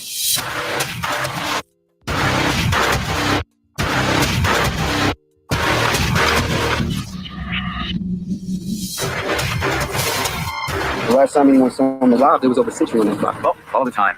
His name is Will Salas. You can't hide 100 years in the ghetto. You know that time will get you killed. Come on, I'm gonna get out of here. I just wouldn't know what to do if I lost you. I don't believe we've had the pleasure of your company before, Mr. Salas. Will Salas. Philippe Weiss. You must come from time. You could say I'm gambling my inheritance. You must be young. When you've been 25 for 85 years like I have, and knowing only a random act of violence can take your life, you learn to appreciate what you have. Of course, some think what we have is unfair. The time difference between zones. I've heard that, but hasn't evolution always been unfair? Always been survival of the fittest? This is merely Darwinian capitalism. Natural selection. What you just said is one of the most insanely idiotic things I have ever heard. At no point in your rambling, incoherent response were you even close to anything that could be considered a rational thought. Everyone in this room is now dumber for having listened to it. I award you no points, and may God have mercy on your soul. Okay, so let's dedicate this to General Kelly, the Border Patrol, and the ICE agents for doing such an incredible job. All right? This was written by Al Wilson a long time ago. And I thought of it having to do with our borders and people coming in. And we know what we're going to have. We're going to have problems. We have to very, very carefully vet. We have to be smart. We have to be vigilant. So here it is, the snake. It's called the snake. On her way to work one morning, down the path along the lake, a tender-hearted woman saw a poor, half-frozen snake. His pretty colored skin had been all frosted with the dew. Poor thing, she cried, I'll take you in, and I'll take care of you. The border. Take me in, O tender woman. Take me in, for heaven's sake. Take me in, O tender woman, sighed the vicious snake. She wrapped him up all cozy in a comforter of silk and laid him by her fireside with some honey and some milk. She hurried home from work that night, and as soon as she arrived, she found that pretty snake she'd taken in had been revived. Take me in, O tender woman. Take me in, for heaven's sake. Take me in, O tender woman, sighed that vicious snake. She clutched him to her bosom. You're so beautiful, she cried. But if I hadn't brought you in by now, oh heavens, you would have died. She stroked his pretty skin again and kissed him and held him tight. But instead of saying thank you, that snake gave her a vicious bite. Take me in, O tender woman. Take me in, for heaven's sake. Take me in, O tender woman, sighed the vicious snake. I have saved you, cried the woman, and you've bitten me, heavens, why? You know your bite is poisonous, and now I'm going to die. Oh, shut up, silly woman, said the reptile with a grin. You knew damn well I was a snake before you took me in.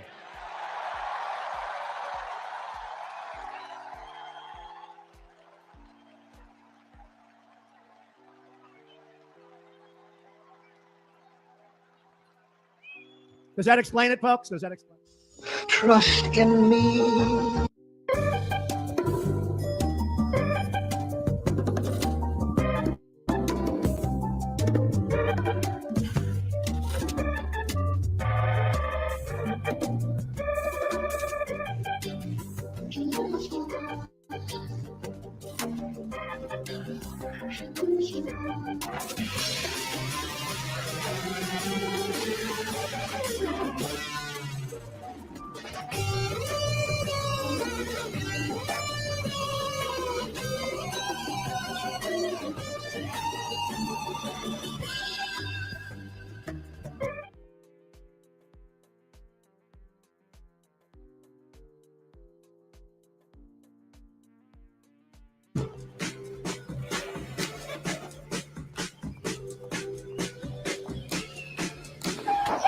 I hit a dog. Oh my God. We joke, but your optimism is adorable. The following is a conversation with Elon Musk, his fourth time on this, the Lex Friedman podcast. I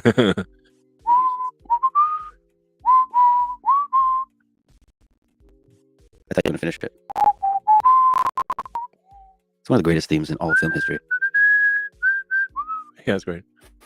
So I was just thinking about the Roman Empire, as one does. There's that whole meme where old guys are thinking about the Roman Empire at least once a day. And half the population is confused whether it's true or not.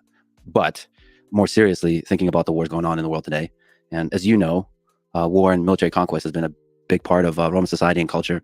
And I think it's been a big part of most empires and dynasties throughout human history. So yeah, they usually came as a result of conquest. I mean, there's some like the Austro-Hungarian Empire where there was just a lot of sort of clever marriages. But fundamentally, there's an engine of conquest. Yeah, they celebrate excellence in warfare. Many of the leaders were excellent generals, that kind of thing. So big picture question, Grok approved. I asked, this is a good question to ask. Tested Grok approved? At least on fun mode. To what degree do you think war is part of human nature versus a consequence of how human societies are structured? I ask this as you have somehow controversially been a proponent of peace. I'm generally a proponent of peace. I mean, ignorance is perhaps, in my view, the real enemy to be countered. That's the real hard part, not, fighting other humans. But all creatures fight. I mean, the jungle is you look at people think of this nature as perhaps some sort of peaceful thing, but in fact, it is not. There's some quite funny Werner Herzog thing where he's like in the jungle, like saying that it's like basically just murder and death in every direction. Mm-hmm. I mean, the plants and animals in the jungle are constantly trying to kill each other every single day, every minute. So it's not like, we're unusual in that respect. Well, there's a relevant question here, whether with greater intelligence comes greater control over these base instincts for violence. Yes, we have much more of an ability to control our limbic instinct for violence than, say, a chimpanzee. And in fact, if one looks at, say, chimpanzee society, it is not friendly. I mean, the bonobos are an exception, but chimpanzee society is full of violence, and it's quite horrific, frankly. That's our limbic system in action. Like, you don't want to be on the wrong side of a chimpanzee. You'll eat your face off and tear your nuts off.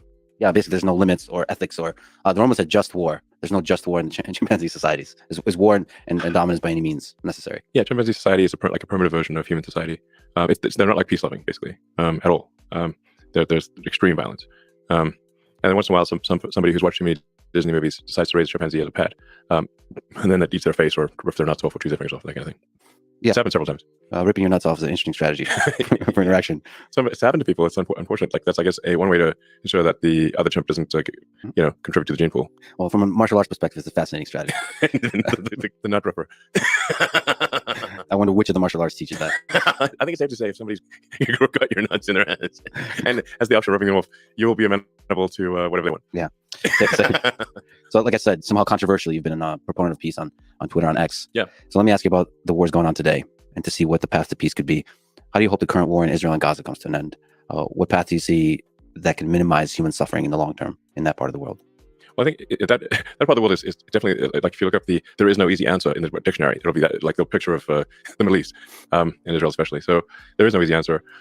What this is strictly my opinion of, is that the goal of Hamas was to provoke an overreaction from Israel. They obviously did not expect to, have a military victory, but they really wanted to commit the worst atrocities that they could in order to provoke the most aggressive response possible from Israel, and then leverage that aggressive response to rally Muslims worldwide for the cause of Gaza and Palestine, which they have succeeded in doing. So the counterintuitive thing here, I think that the thing that I think should be done, even though it's very difficult, is that I would recommend that Israel engage in the most conspicuous acts of kindness possible. Everything. That is the actual thing that would thwart the goal of Hamas. So in some sense, the degree that makes sense in geopolitics, turn the other cheek, implemented. It's not exactly turn the other cheek, because I do think that there's, I think it is appropriate for Israel to find the Hamas members and, either kill them or incarcerate them. That's something has to be done because they're just going to keep coming otherwise. But in addition to that, they need to do whatever they can. There's some talk of establishing, for example, a mobile hospital. I'd recommend doing that. Just making sure that there's food, water, medical necessities, and and just be over the top about it and be very transparent, so that people can't claim it's a trick. Like just put a webcam on this thing, you know, all 24/7. Deploy acts of kindness. Yeah, conspicuous acts of kindness that are unequivocal, meaning they can't be somehow, because Hamas will then, their response will be, oh, it's a trick. Therefore, you have to counter how it's not a trick. This ultimately fights the broader force of hatred in the region. Yes. And I'm not sure who said it. It's an apocryphal saying, but an eye for an eye makes everyone blind. Now that neck of the woods, they really believe in the whole eye for an eye thing. But I mean, you really have, if you're not going to just outright commit genocide, like against an entire people, which obviously would not be acceptable to really shouldn't be acceptable to anyone, then you're going to leave basically a lot of people alive who subsequently, you know, hate Israel. So really the question is like, how, for every Hamas member that you kill, how many did you create? Mm-hmm. And if you create more than you killed, you've not succeeded. That's the, you know, the real situation there. And it's safe to say that if, you know, if you kill somebody's child in Gaza, you've made at least a few Hamas members who will die just to kill an Israeli. That's the situation. So, but I mean, this is one of the most contentious subjects one could possibly discuss. But I think if the goal is some sort of long-term peace, one has to look at this from the standpoint of, over time, are there more or fewer terrorists being created? Let me just linger on war. Yeah, war. It's safe to say wars always existed and always will exist. Always will exist. Always has existed and always will exist. I hope not. You think it always will? There will always be war. This question of just how much war and you know what, you know, there's this sort of the scope and scale of war, mm-hmm. But to imagine that there would not be any war in the future, I think would be a very unlikely outcome. Yeah, you talked about the culture series. There's war even there. Yes, there's a giant war. The first book starts off with a gigantic galactic war where trillions die. Trillions. But it still nevertheless protects these pockets of flourishing. Somehow you can have galactic war and still have pockets of flourishing. Yeah, I mean, it's, I guess if we are able to one day expand to, you know, full the galaxy or whatever, there will be a galactic war at some point. The scale. I mean, the scale of war has been increasing. It's like a race between the scale of suffering and the scale of flourishing. Yes. A lot of people seem to be using this tragedy to beat the drums of war and feed the military-industrial complex. Do you worry about this? The people who are rooting for escalation, and how can it be stopped? One of the things that does concern me is that there are very few people alive today who actually viscerally understand the horrors of war, at least in the US. I mean, obviously there are people on the front lines in Ukraine and Russia who understand just how terrible war is, but how many people in the West understand it? My grandfather was in World War II. He was severely traumatized. He was there, I think, for almost 6 years in East and North Africa and Italy. All his friends were killed in front of him, and he would have died too, except they randomly gave some, I guess, IQ test or something, and he scored very high. He was not an officer; he was, I think, a corporal or sergeant or something like that, because he didn't finish high school. He had to drop out of high school because his dad died, and he had to work to support his siblings. So because he didn't graduate high school, he was not eligible for the officer corps. So, you know, he kind of got put into the cannon fodder category, basically. But then, just randomly, they gave him this test. He was transferred to British intelligence in London. That's where he met my grandmother. But he had PTSD next level, like next level. I mean, just didn't talk. And if you tried talking to him, he'd just tell you shut up. And he won a bunch of medals. Never bragged about it once. Not even hinted. Nothing. I found out about it because his military records are online. That's how I know. So he would say like, no way in hell. Do you want to do that again? But how many people? He obviously he died 20 years ago, or longer actually, 30 years ago. How many people are alive that remember World War II? Not many. And the same perhaps applies to the threat of nuclear war. Yeah, I mean, there are enough nuclear bombs pointed at the United States to make the radioactive rubble bounce many times. There's two major wars going on right now. So you talked about the threat of AGI quite a bit, but now as we sit here with the intensity of conflict going on, do you worry about nuclear war? I think we shouldn't discount the possibility of nuclear war. It is a civilizational threat. Right now, I could be wrong, but I think that the current probability of nuclear war is quite low. But there are a lot of nukes pointed at us. And we have a lot of nukes pointed at other people. They're still there. Nobody's put their guns away. The missiles are still in the silos. And the leaders don't seem to be the ones with the nukes talking to each other. No. There are wars which are tragic and difficult on a local basis, and then there are wars which are civilization ending, or has that potential. Obviously, global thermonuclear warfare has high potential to end civilization, perhaps permanently, but certainly to severely wound and perhaps set back human progress by to the Stone Age or something. I don't know, pretty bad. probably scientists and engineers want to be super popular after that as well. They're like, you got us into this mess. So generally, I think we also want to prioritize civilizational risks over things that are painful and tragic on a local level, but not civilizational. How do you hope the war in Ukraine comes to an end? And what's the path, once again, to minimizing human suffering there? Well, I think that what is likely to happen, which is really pretty much the way it is that something very close to the current lines will be how a ceasefire or truce happens. But you just have a situation right now where whoever goes on the offensive will suffer casualties at several times the rate of whoever's on the defense. Because you've got defense in depth, you've got minefields, trenches, anti-tank defenses. Nobody has air superiority because the anti-aircraft missiles are really far better than the aircraft. Like, there are far more of them. And so neither side has air superiority. Tanks are basically death traps, just slow moving, and they're not immune to anti-tank weapons. So you really just have long-range artillery and infantry trenches. It's World War I all over again. With drones, throwing little drones. Some drones there. Which makes the long-range artillery just that much more accurate and better, and so more efficient at murdering people on both sides. Yeah, so it's whoever is, you don't want to be trying to advance from either side, because the probability of dying is incredibly high. So in order to overcome defense in depth trenches and minefields, you really need significant local superiority in numbers. Ideally combined arms, where you do a fast attack with aircraft, a concentrated number of tanks, and a lot of people. That's the only way you're going to punch through a line. And then you're going to punch through and then not have reinforcements just kick you right out again. I mean, I really recommend people read World War I warfare in detail.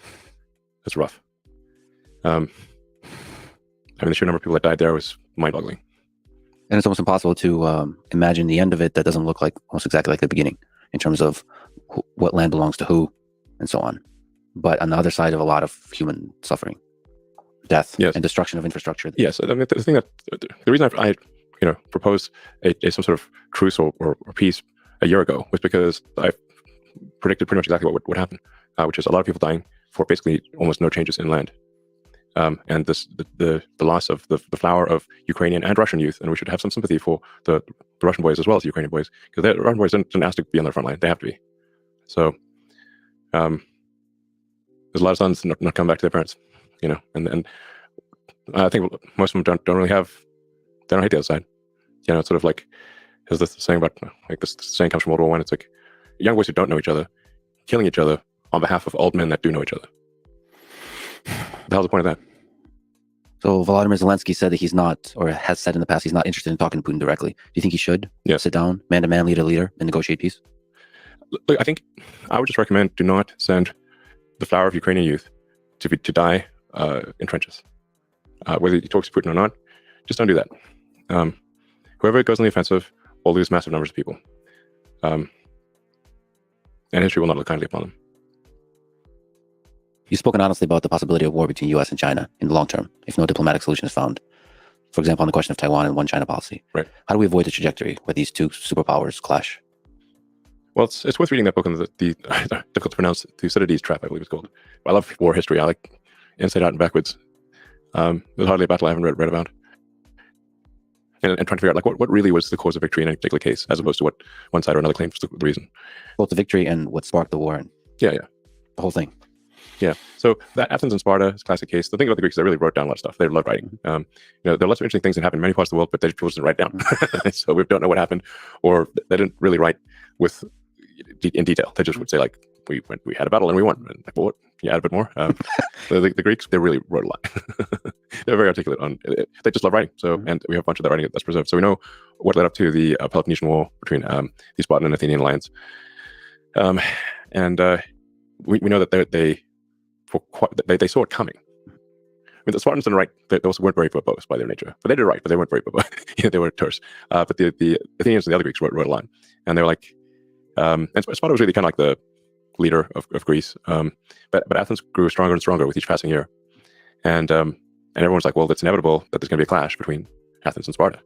Well, how do we avoid that? And they saw it coming, and they still could not avoid it. So, at some point, if one group, one civilization or country or whatever exceeds another. Sort of like, if, the United States has been the biggest kid on the block since I think around 1890 from an economic standpoint.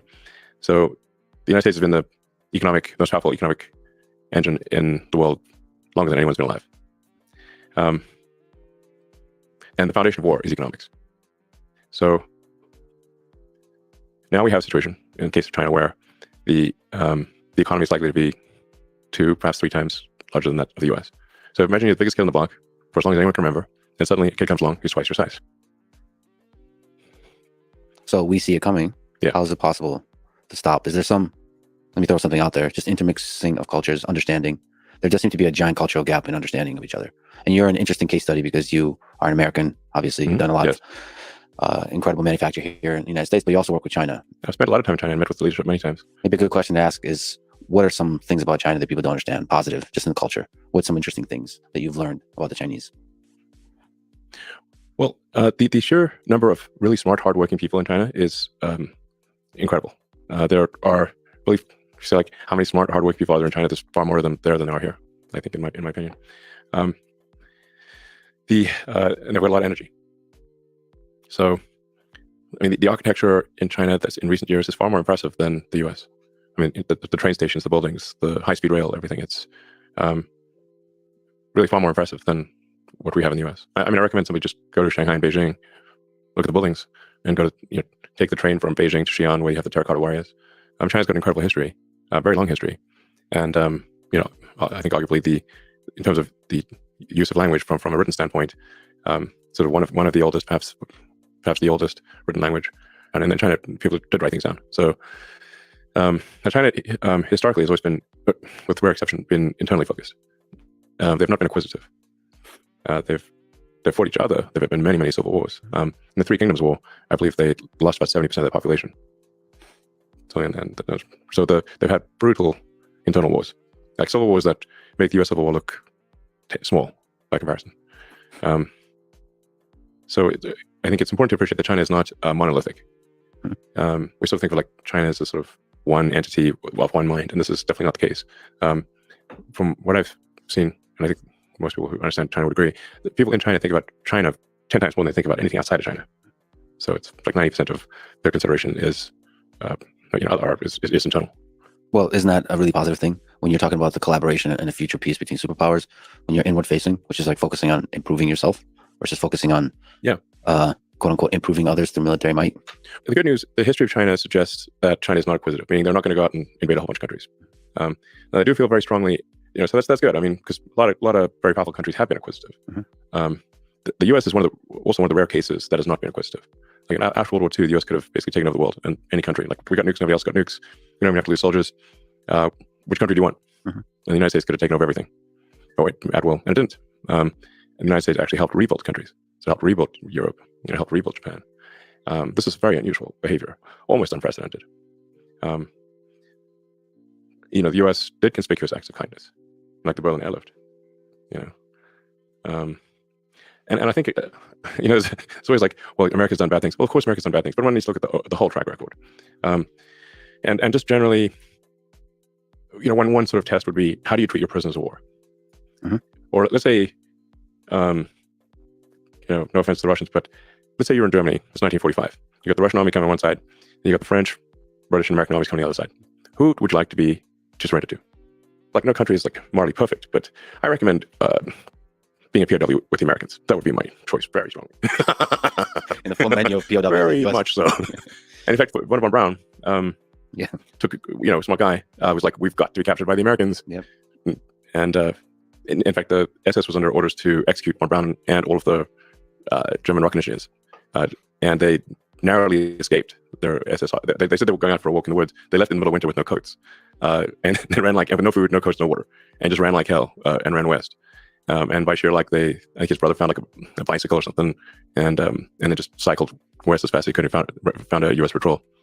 So anyway, that's one way you can tell morality is where do you want to be a POW? It's not fun anywhere, but some places are much worse than others. So anyway, so like America has been, while far from perfect, generally a benevolent force, and we should always be self-critical and we try to be better. But anyone with half a brain knows that. So I think there are, in this way, China and the United States are similar. Neither country has been acquisitive in a significant way. So that's like a shared principle, I guess. Now China does feel very strongly about Taiwan. They've been very clear about that for a long time. From their standpoint, it would be like one of the states is not there like Hawaii or something like that, but more significant than Hawaii. And Hawaii is pretty significant for us. So they view it as really that there's a fundamental part of China, the island of Formosa, not Taiwan, that is not part of China but should be. And the only reason it hasn't been is because of the U.S. Pacific Fleet. And as their economic power grows and as their military power grows, the thing that they are clearly saying is their interest will, clearly be materialized. Yes. China has been very clear that they will incorporate Taiwan peacefully or militarily, but that they will incorporate it from their standpoint is 100% likely.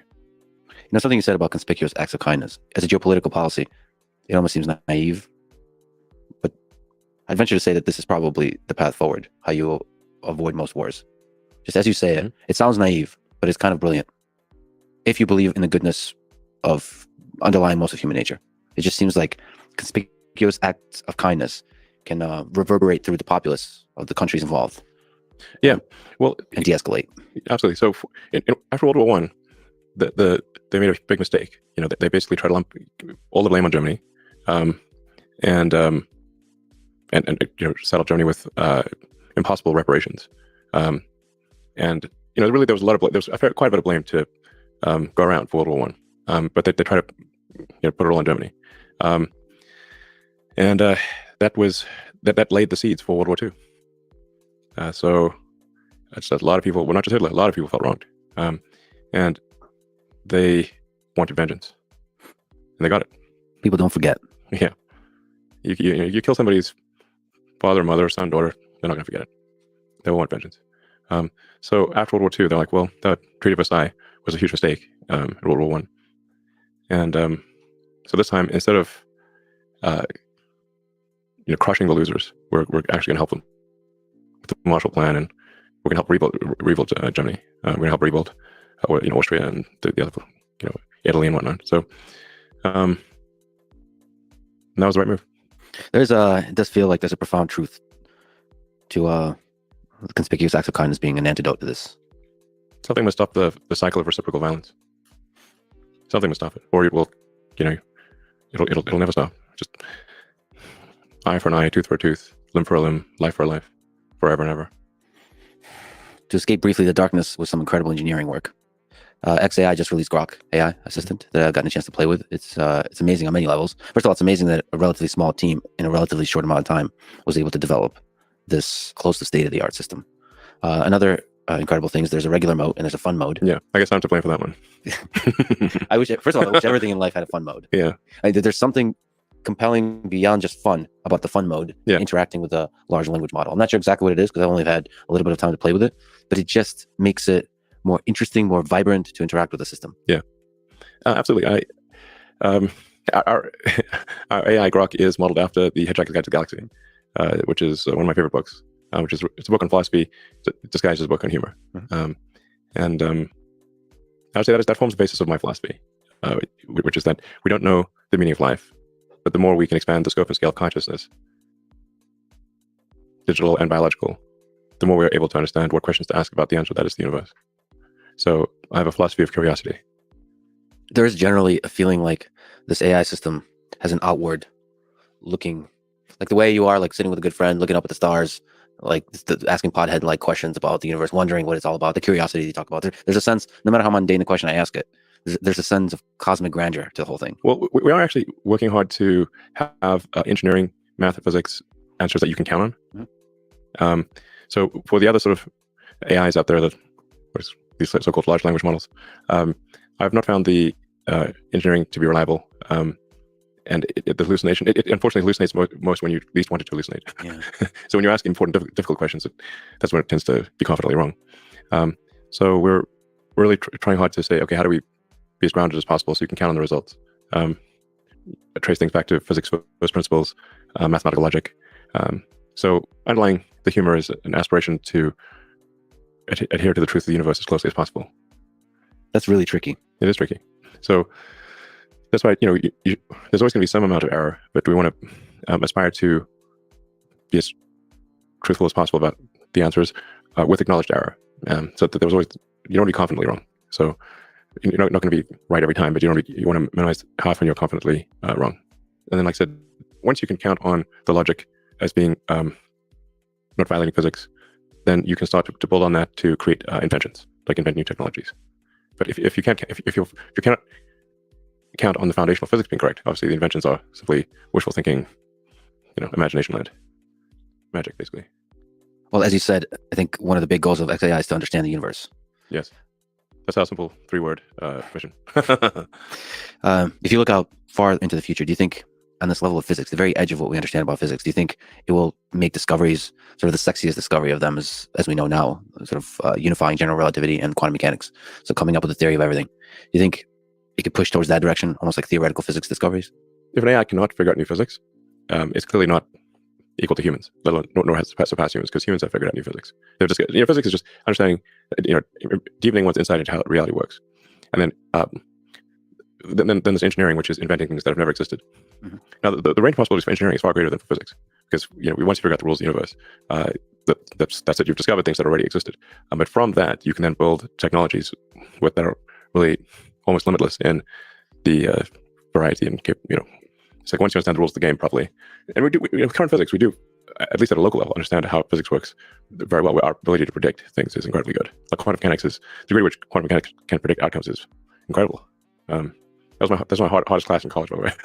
my senior quantum mechanics class was harder than all of my other classes put together. To get an AI system, a large language model, to reliably be as reliable as quantum mechanics and physics is very difficult. Yeah, you have to test any conclusions against the ground truth of reality. Reality is the ultimate judge. Like physics is the law, everything else is a recommendation. I've seen plenty of people break the laws made by man, but none break the laws made by physics. Yeah, it's a good test, actually. If this LLM understands and matches physics, then you can more reliably trust whatever it thinks about the current state of politics. In some sense. And it's also not the case currently that even its internal logic is not consistent. So it's especially with the approach of like just predicting a token, predict token. It's like a vector sum. You know, you're summing up a bunch of vectors, but you can get drift. So as those, a little bit of error adds up, and by the time you are many tokens down the path, it doesn't make any sense. So it has to be somehow self-aware about the drift. It has to be self-aware about the drift, and then look at the thing as a gestalt, as a whole, and say, does it have coherence as a whole? So, you know, when authors write books, that they will write the book and then they'll go and revise it, you know, take into account, you know, all the end and the beginning and the middle, and rewrite it to achieve coherence, so that it doesn't end up in a nonsensical place. Maybe the process of revising is what reasoning is, and then that's the process of revising is how you get closer and closer to truth. Maybe you like at least I approach it that way. You just say a bunch of bullshit first, and then you get it better. You start at bullshit, and then you get a draft, and then you iterate on that draft until it has coherence, until it all adds up, basically. So another question about theory of everything, but for intelligence. Do you think there exists, as you're exploring this with XAI, creating this intelligence system, do you think there is a theory of intelligence where you get to understand what is the I in AGI and what is the I in human intelligence? There's no I in Team America. Boy, there's. That's going to be stuck in my head now. Yeah. There's no me in whatever. In quantum mechanics. Oh, wait. I mean, is that part of the process of discovering, understanding the universe, is understanding intelligence? Yeah. Yeah, I think we need to understand intelligence, understand consciousness. I mean, there are some sort of fundamental questions of like, what is thought? What is emotion? Yeah. Is it really just one atom bumping into another atom? It feels like something more than that. So I think we're probably missing some really big things, like some really big things. Something that'll be obvious in retrospect. Yes. Like there's a giant. Like you put the whole consciousness, emotion. Well, some people would call it like a soul. You know, religion is a soul. Like you feel like you're you, right? I mean, you don't feel like you're just a collection of atoms. But in what dimension does thought exist? What dimension do emotions exist? We feel them very strongly. I suspect there's more to it than atoms bumping into atoms. And maybe AI can pave the path to the discovery of whatever the hell that thing is. Yeah. What is consciousness? Like when you put the atoms in a particular shape, why are they able to form thoughts and take actions and feelings? And even if it is an illusion, why is this illusion so compelling? Yeah. Like why does this illusion exist? Yeah. On what plane does this illusion exist? Yeah. And sometimes I wonder either perhaps everything's conscious or nothing's conscious. One of the two. I like the former. Everything conscious just seems more fun. It just seems more fun, yes. But we're composed of atoms, and those atoms are composed of quarks and leptons. And those quarks and leptons have been around since the beginning of the universe. The beginning of the universe. Right. What seems to be the beginning of the universe? The first time we talked, you said, which is surreal to think that this discussion was happening and is becoming a reality. I asked you, what question would you ask an AGI system once you create it? And you said, what's outside the simulation is the question. And good question. Yeah. But it seems like with Grok, you started literally, this system's goal is to be able to ask such questions, to answer such questions, and to ask such questions. Where are the aliens? Where are the aliens? That's one of the Fermi paradox question. A lot of people have asked me if I've seen any evidence of aliens, and I haven't, which is kind of concerning, because then I think I'd probably prefer to at least have seen some archaeological evidence of aliens. To the best of my knowledge, there is no proof. I'm not aware of any evidence of aliens. If they're out there, they're very subtle. We might just be the only consciousness, at least in the galaxy. And if you look at, say, the history of Earth, for instance, believe the archaeological record, Earth is about 4.5 billion years old. Civilization, as measured from the first writing, is only about 5,000 years old. We have to give some credit there to the ancient Sumerians, who aren't around anymore. I think it was archaic pre-cuneiform was the first actual symbolic representation, but only about 5,000 years ago. I think that's a good date for when we're, say, civilization started. That's 1/1,000,000th of Earth's existence. So civilization's been around. It's really a flash in the pan so far. And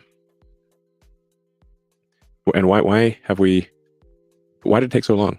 For 4.5 billion years.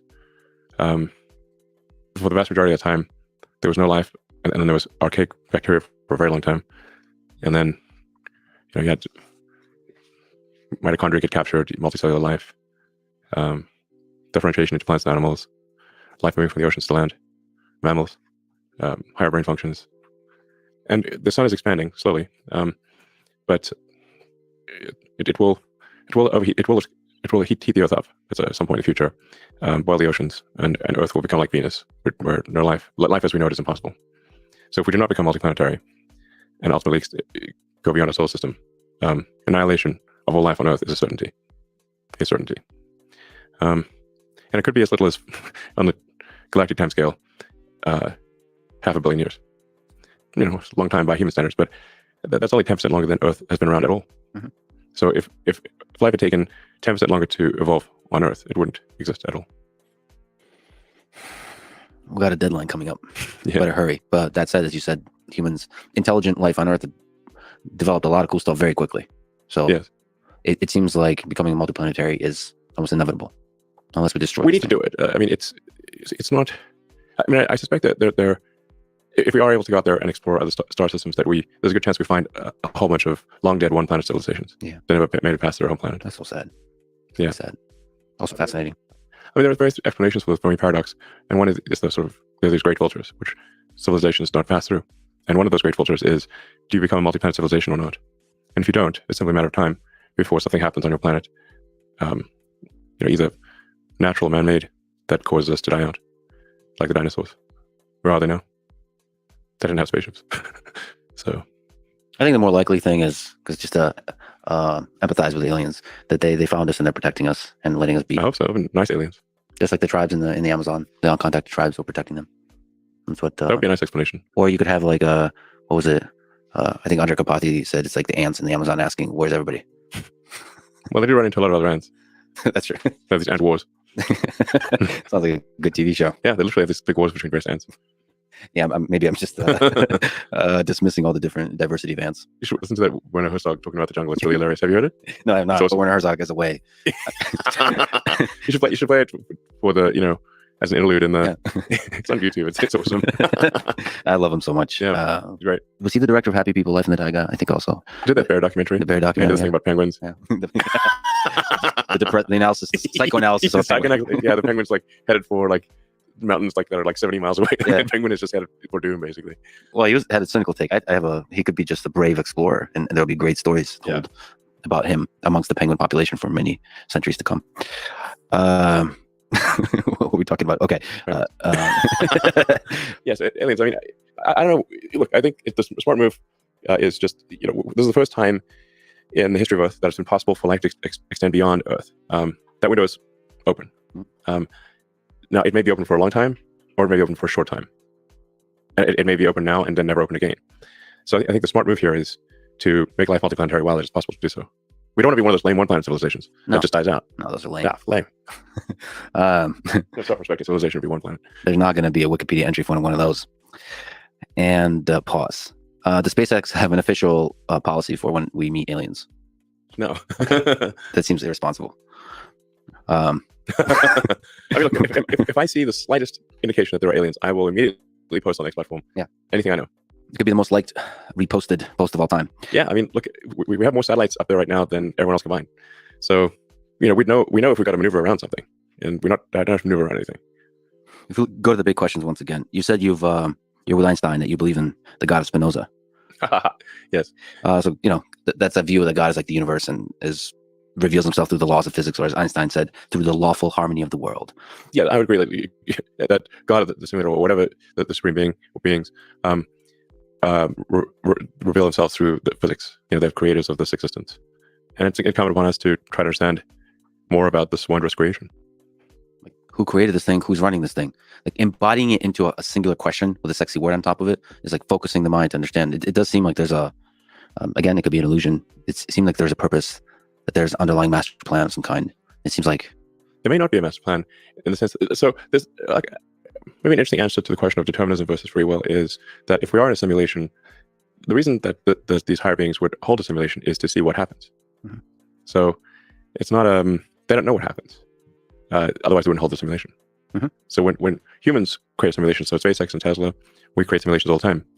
Especially for the rocket, you have to run a lot of simulations to understand what's going to happen, because you can't really test the rocket until it goes to space, and you want it to work. So you have to simulate the subsonic, transonic, supersonic, hypersonic ascent, and then coming back, super high heating and orbital dynamics. All this is going to be simulated. So because you don't get very many kicks at the can.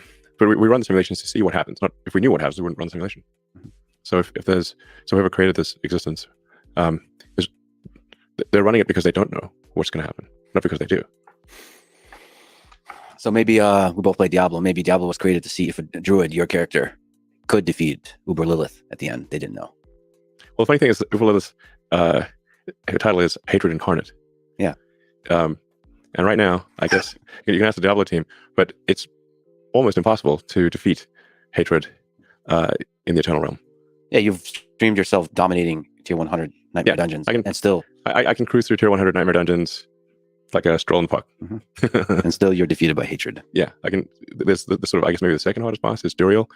Duriel can't even scratch the paint. Mm-hmm. So I killed Duriel so many times. And every other boss in the game, all of them kill him so many times, it's easy.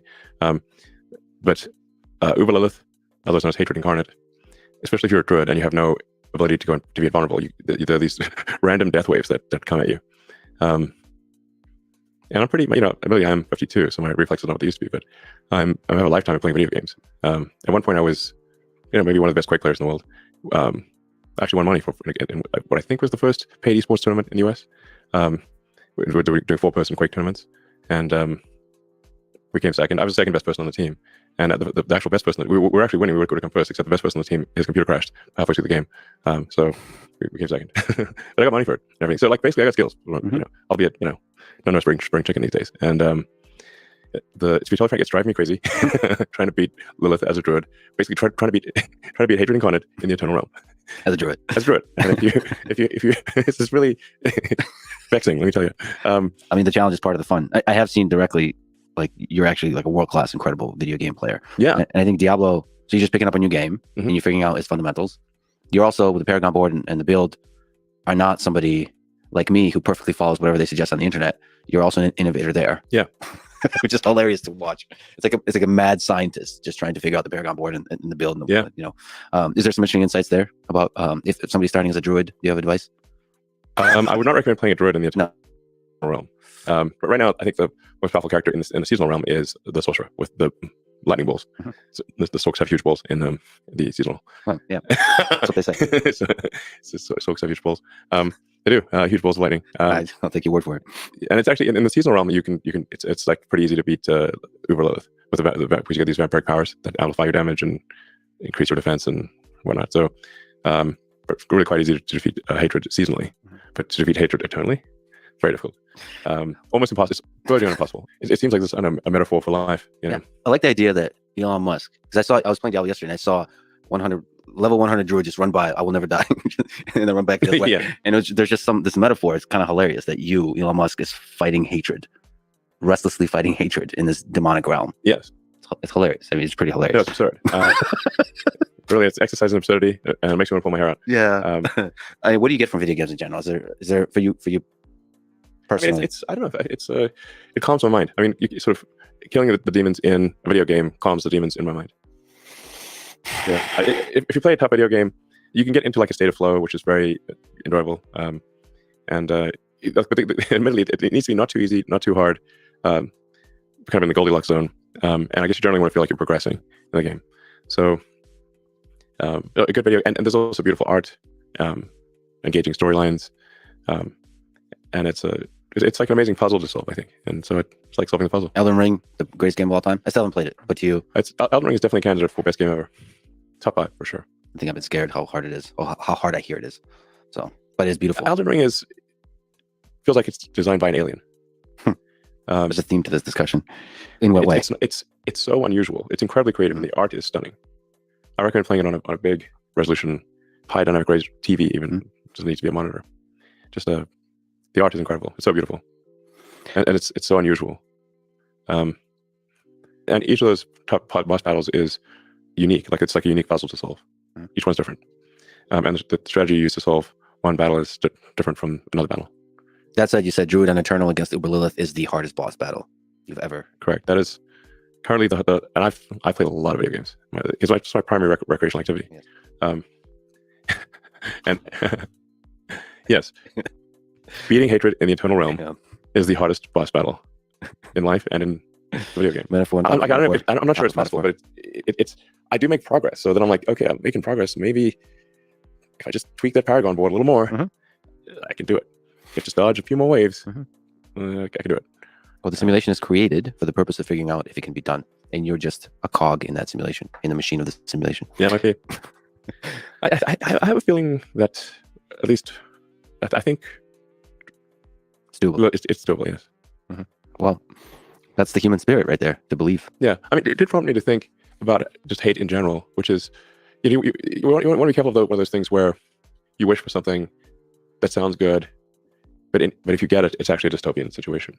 So, you could sort of run a hypothesis of like, if you wish for world peace, sounds good, but how is it enforced? And at what cost at what cost eternal peace? It might actually be worse to have eternal peace because of what that would entail. The suppression of everyone. It might be the suppression of progress. It might be an ossified society that never changes. What I'm saying is that there is an argument that if you wish for no war, you should be careful what you wish for, because what's required in order for there to be no war might be worse than a little war. Yeah, the things we consider to be flaws of human civilization might be necessary components for whatever optimal looks like.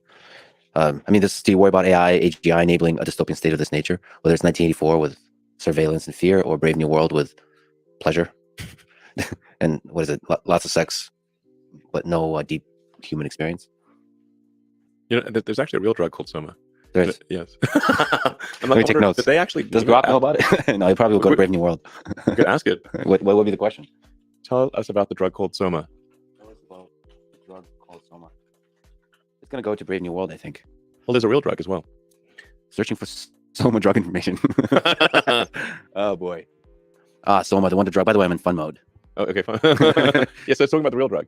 Oh, it's a muscle relaxant that's been around since the 1950s. It's used to treat muscle pain and discomfort, and it does this by altering the activity between neurons and the spinal cord. Now, Soma isn't just a pain reliever. It's also a bit of a sedative. It can make you feel a bit drowsy, so it's not something to take if you're planning on operating heavy machinery or trying to solve complex math equations. And it goes on and on. In conclusion, Soma is a drug that can be helpful for those dealing with muscle pain, but it's not without its risks. It's pretty good. Oh, wait a minute. That's the real drug he's talking about. That's the real drug. Yeah.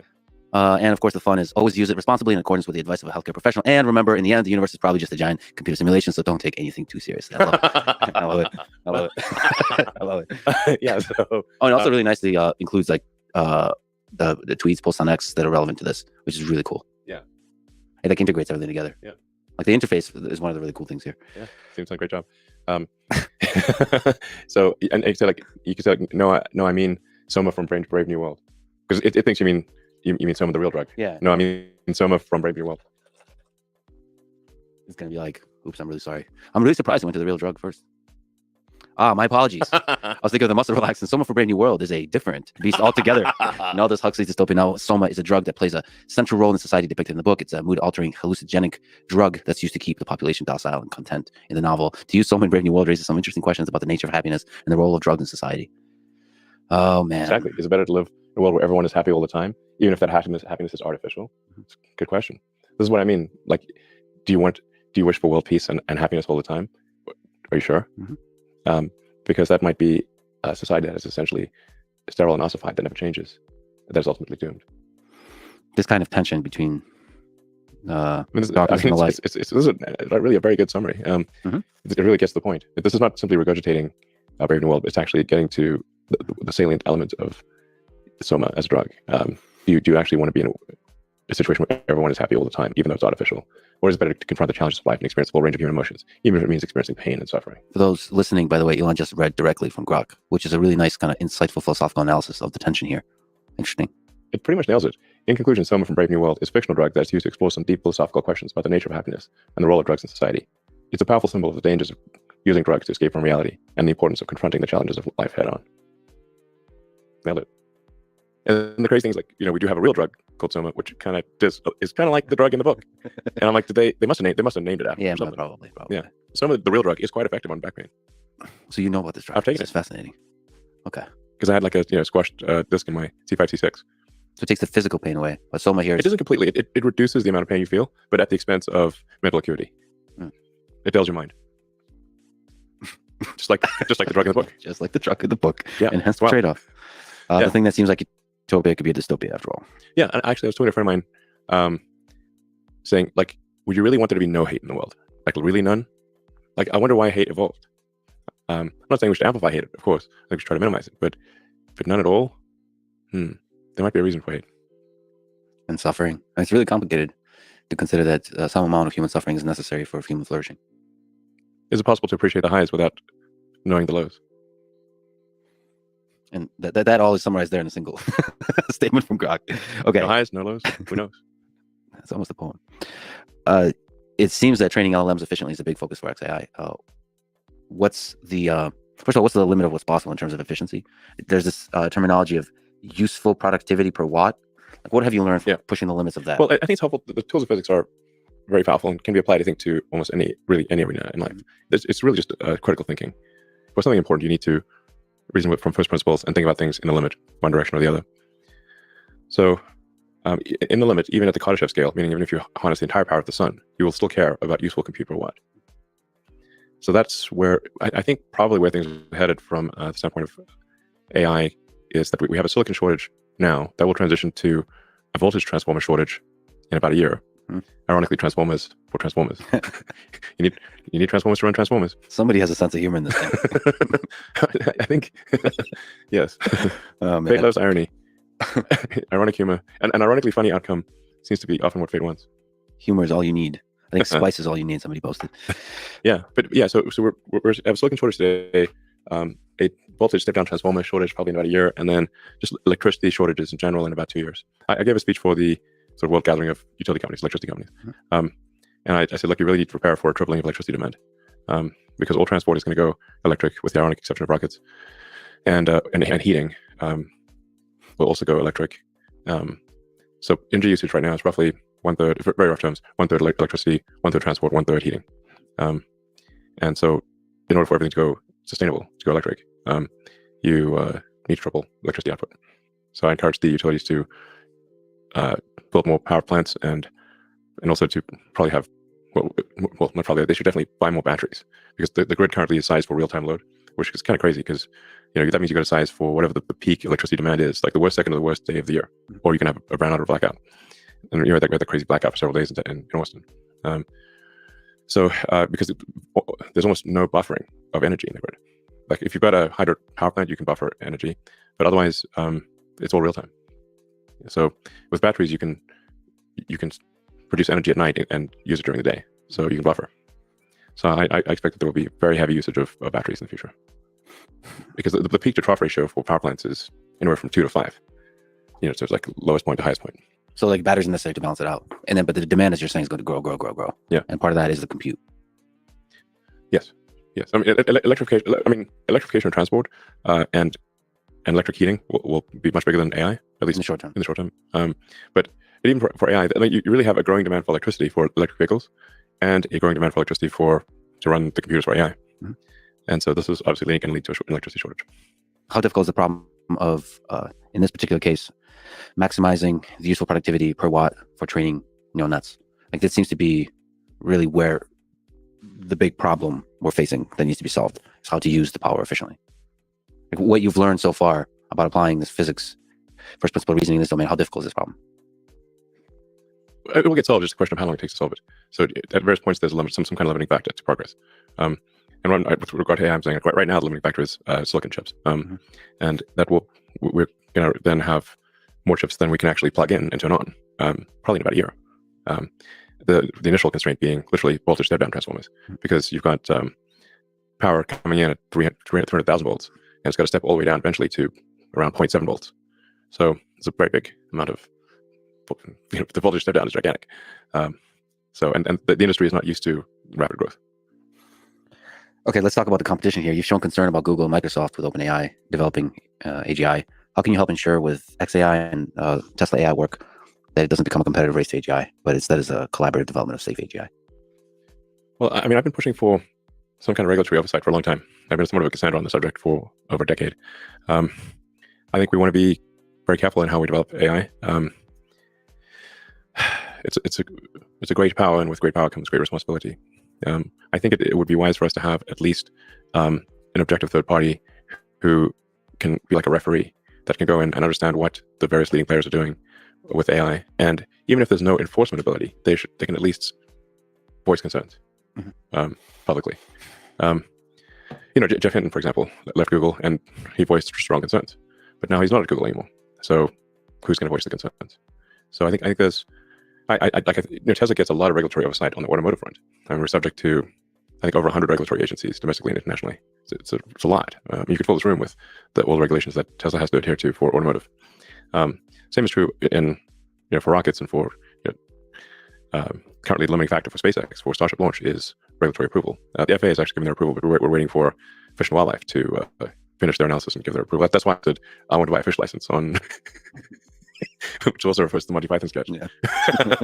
Like, why do you need a license for your fish? I don't know. According to the rules, I'm told you need some sort of fish license or something.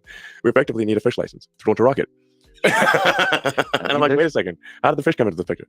Yeah. I mean, some of the things like that I feel like are so absurd that I want to do like a comedy sketch and flash at the bottom, this is all real. This is actually what happened. One of the things that was a bit of a challenge at one point is that they were worried about a rocket hitting a shark. And the ocean's very big, and how often do you see sharks? Not that often, as a percentage of ocean surface area, sharks basically are zero. And so then we said, well, how will we calculate the probability of telling a shark? And they're like, well, we can't give you that information because they're worried about shark fin hunters going and hunting sharks. I said, well, how are we supposed to? We're on the horns of a dilemma then. Then they said, well, there's another part of Fish and Wildlife that can do this analysis. I'm like, well, why don't you give them the data? Like, we don't trust them. Like, excuse me, they're literally in your department. And again, this is actually what happened. And then can you do an NDA or something? Eventually, they managed to solve the internal quandary, and indeed, the probability of us hitting a shark is essentially zero. Then there's another organization that I didn't realize existed until a few months ago that cares about whether we would potentially hit a whale in international waters. Now, again, you look at the surface of look at the Pacific and say, what percentage of the Pacific consists of whale? Like, I'll give you a big picture and like point out all the whales in this picture. I'm like, I don't see any whales. It's like basically 0%. And if our rocket does hit a whale, which is extremely unlikely beyond all belief, that is the fate had it. A whale has some seriously bad luck. It's like the least lucky whale ever. I mean, this is quite absurd. Yeah, the bureaucracy of this, however it emerged. Yes, well, I mean, one of the things that's pretty wild is for launching out of Vandenberg in California, they were worried about seal procreation, whether the seals would be dismayed by the sonic booms. Now, there have been a lot of rockets launched out of Vandenberg, and the seal population has steadily increased. So if anything, rocket booms are an aphrodisiac, based on the evidence, if you would correlate rocket launches with seal population. Nonetheless, we were forced to kidnap a seal, strap it to a board, put headphones on the seal, and play sonic boom sounds to it to see if it would be distressed. This is an actual thing that happened. This is actually real. I have pictures. I would love to see this. Yeah. There's a seal with headphones. Yes, it's a seal with headphones strapped to a board. And like, now the amazing part is how calm the seal was. Yeah. Because if I was a seal, I'd be like, this is the end. They're definitely going to eat me. Yeah. How will the seal, when the seal goes back to other, seal friends, how are they going to explain that? They're never going to believe him. Never going to believe him. That's why I'm like, well, it's sort of like, it's like getting kidnapped by aliens and getting an anal probe, You come back and say, I swear to God, I got kidnapped by aliens, they stuck an anal probe in my butt. And you're like, no, they didn't. That's ridiculous. His seal buddies are never going to believe him that he gets strapped to a board and they put headphones on his ears. And then let him go. Twice, by the way. We had to do it twice. They let him go twice. We had to capture the same seal. Well, not different seal. Oh, okay. Did you get a seal of approval? Yeah, exactly. Seal of approval. No, I mean, this is like, I don't think the public is quite aware of the madness that goes on. Yeah, it's absurd. Freaking seals with freaking headphones. I mean, it's a good encapsulation of the absurdity of human civilization. Seals and headphones. Yes. What are the pros and cons of open sourcing AI to you as another way to combat, a company running away with AGI? In order to run, like really deep intelligence, you need a lot of compute. So it's not like, you can just fire up a PC in your basement and be running AGI, at least not yet. Grok was trained on 8,000 A100s running at peak efficiency. And Grok's going to get a lot better, by the way. We'll be more than doubling our compute every couple months for the next several months. There's a nice write-up of how it went from Grok 0 to Grok 1. Like Grok? Yeah. Like Grok just bragging, making shit up about itself. Just Grok. Yeah. It's like a weird AI dating site where it exaggerates about itself. No, there's a write-up of, like where it stands now, the history of its development, and where it stands on some benchmarks compared to the state-of-the-art GPT 3.5. And I mean, there's Llama. You can open source, once it's trained, you can open source a model. Yeah. And for fine-tuning all that kind of stuff, like what do you use the pros and cons of that, of open sourcing base models? I think there's some merit to open sourcing. I think perhaps with a slight time delay, I don't know, six months even. I think I'm generally in favor of open sourcing, like bias towards open sourcing. I mean, it is a concern to me that, OpenAI, I was, I guess arguably the prime, prime mover behind OpenAI in the sense that it was created because of discussions I had with Larry Page, back when he and I were friends and I stayed at his house, and I talked about AI safety, and Larry did not care about AI safety, or at least at the time he didn't. And at one point he called me a speciesist for being pro-human, and I'm like, well, what team are you on, Larry? He's on Team Robot. I'm like, okay, so at the time, Google had acquired DeepMind. They had probably 2/3 of all AI researchers in the world. Mm-hmm. They had basically infinite money and compute. And the guy in charge, Larry Page, did not care about safety and even yelled at me and called me a speciesist, pro-human. So I don't know if you know about humans, they can change their mind, and maybe you and Larry Page can be friends once more. I'd like to be friends with Larry again. He got really the breaking of the friendship was over OpenAI, and specifically, I think the key moment was recruiting Ilya Sutskever. So I love Ilya. He's so brilliant. Ilya's good human, smart, good heart, and that was a tough recruiting battle. It was mostly Demis on one side and me on the other, both trying to recruit Ilya. And Ilya went back and forth. He's going to stay at Google, then he's going to leave, then he's going to stay, then he's going to leave. And finally, he did agree to join OpenAI. That was one of the toughest recruiting battles I've ever had. But that was really the linchpin for OpenAI being successful. And I was also instrumental in recruiting a number of other people. And I provided all the funding in the beginning, over $40 million. And the name. the open in OpenAI is supposed to mean open source. And it was created as a non-profit open source, and now it is a closed source for maximum profit, which I think is not good karma. But like we talked about with war and leaders talking, I do hope that there's only a few folks working on this at the highest level. I do hope you reinvigorate friendships here. Like I said, I'd like to be friends again with Larry. I haven't seen him in ages. And we were friends for a very long time.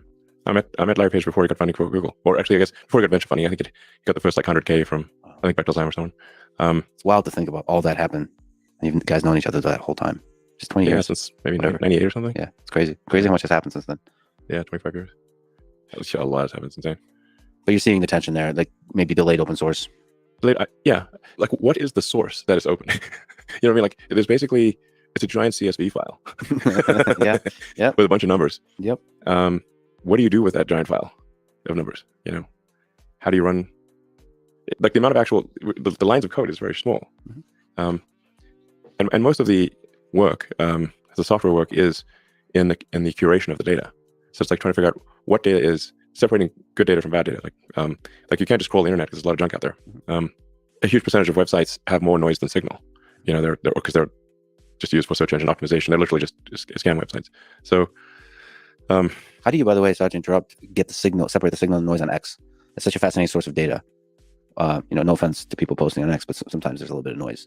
So yeah, I think the signal noise could be greatly improved. I mean, really, all of the posts on the X platform should be AI recommended, meaning like we should populate a vector space around any given post, compare that to the vector space around any user, and match the two.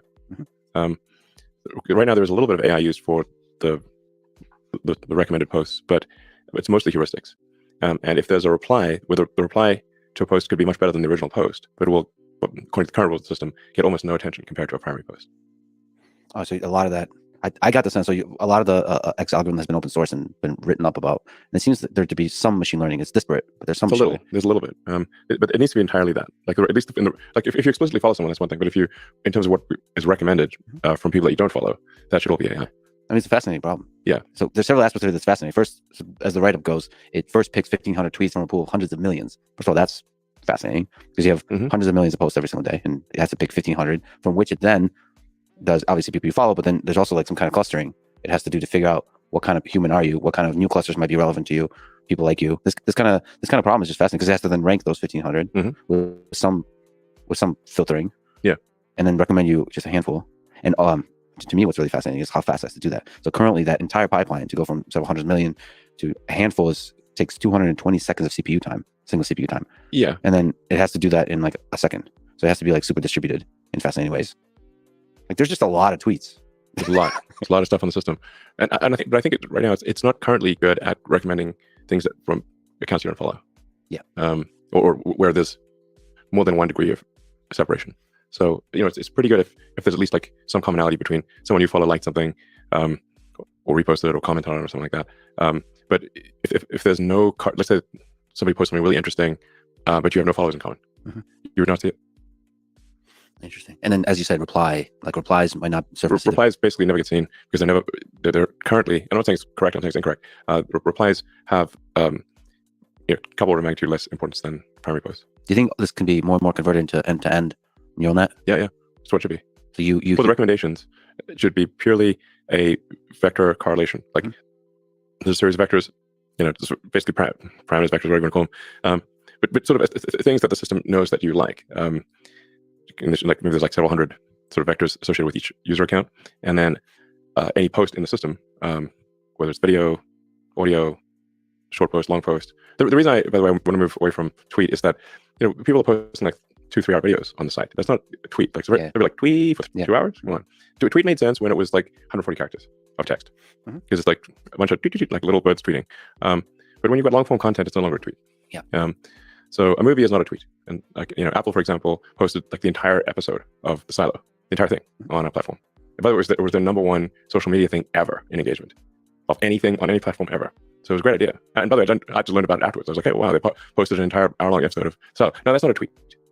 It's a video. But from a neural net perspective, it becomes really complex, whether it's a single, so like everything's data. So single sentence, a clever sort of joke, dad joke, is in the same pool as a 3-hour video. Yeah. I mean, right now it's a hodgepodge for that reason. But like if, let's say in the case of Apple posting like an entire episode of the series, pretty good series by the way, this Silo. I watched it.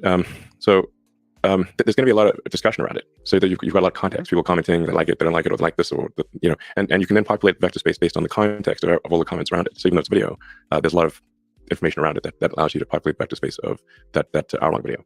And then you can obviously get more sophisticated by having the AI actually watch the movie. Yeah, right. And tell you if you're going to like the movie. Convert the movie into into language essentially.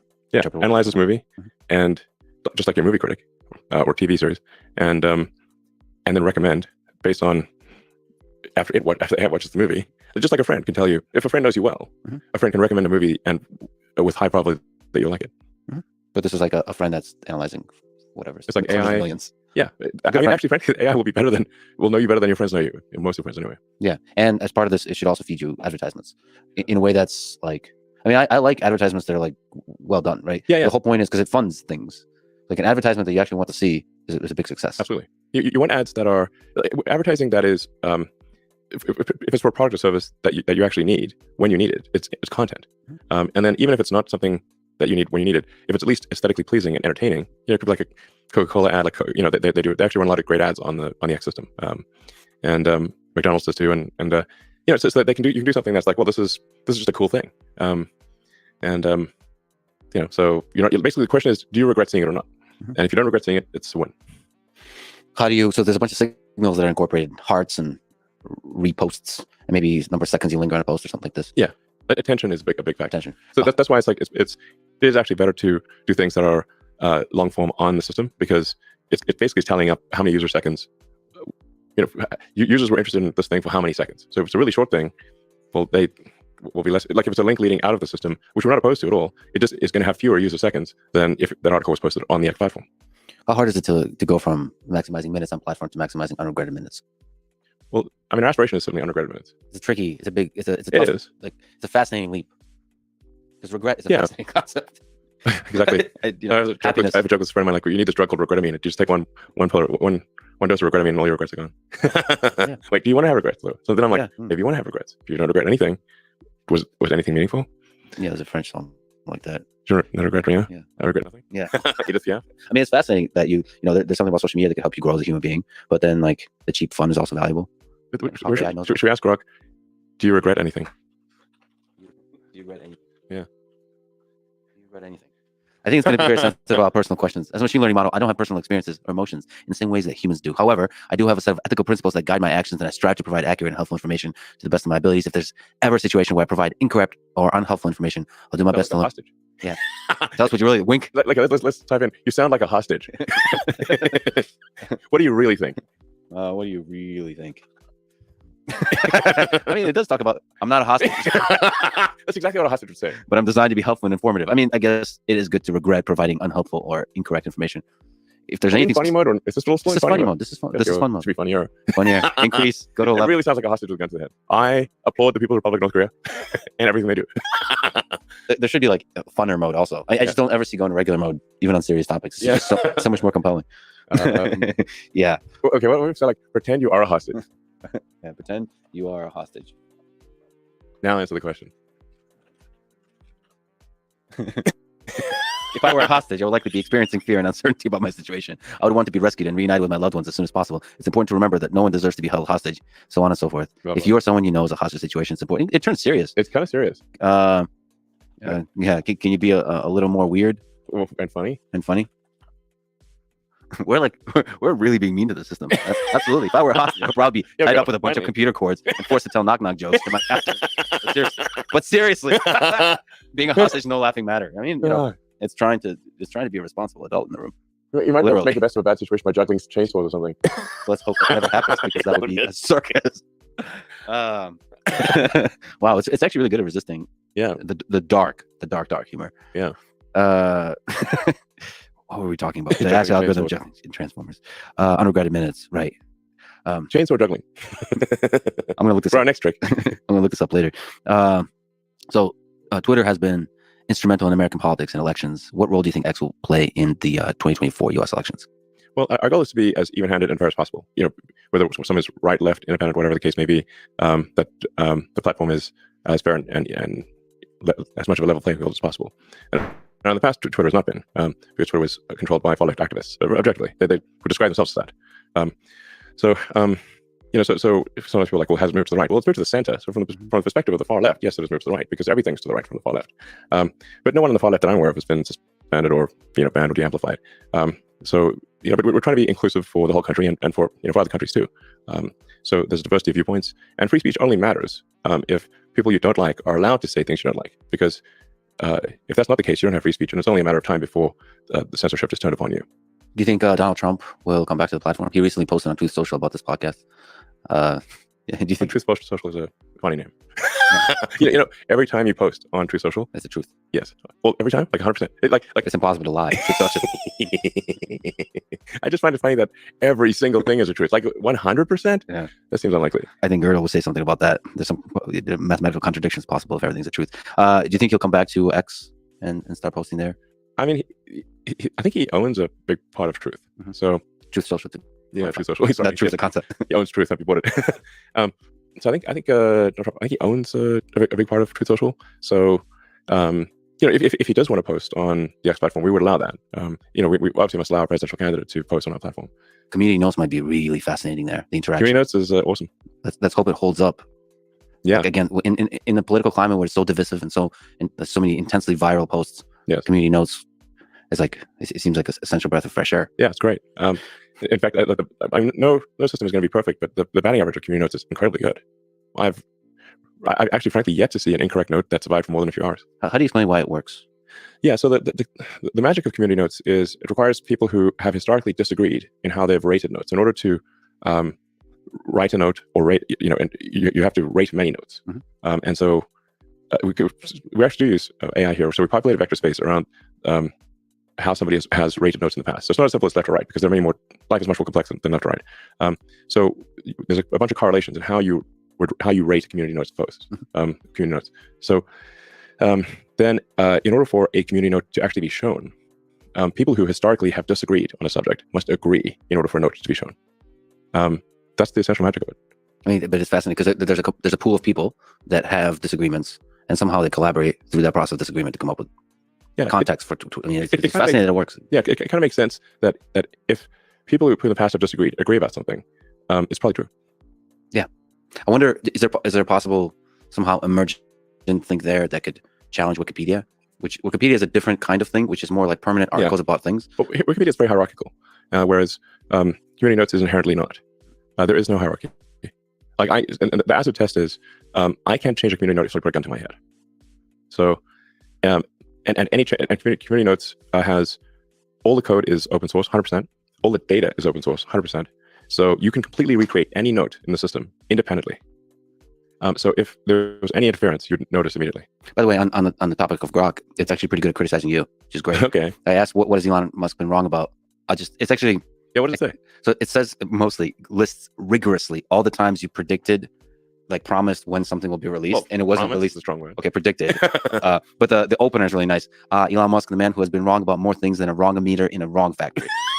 And then it goes on to list. That's pretty funny. Can I see it? I'm like, I haven't seen this before. This is cool. Oh, sure. I mean, what has Elon Musk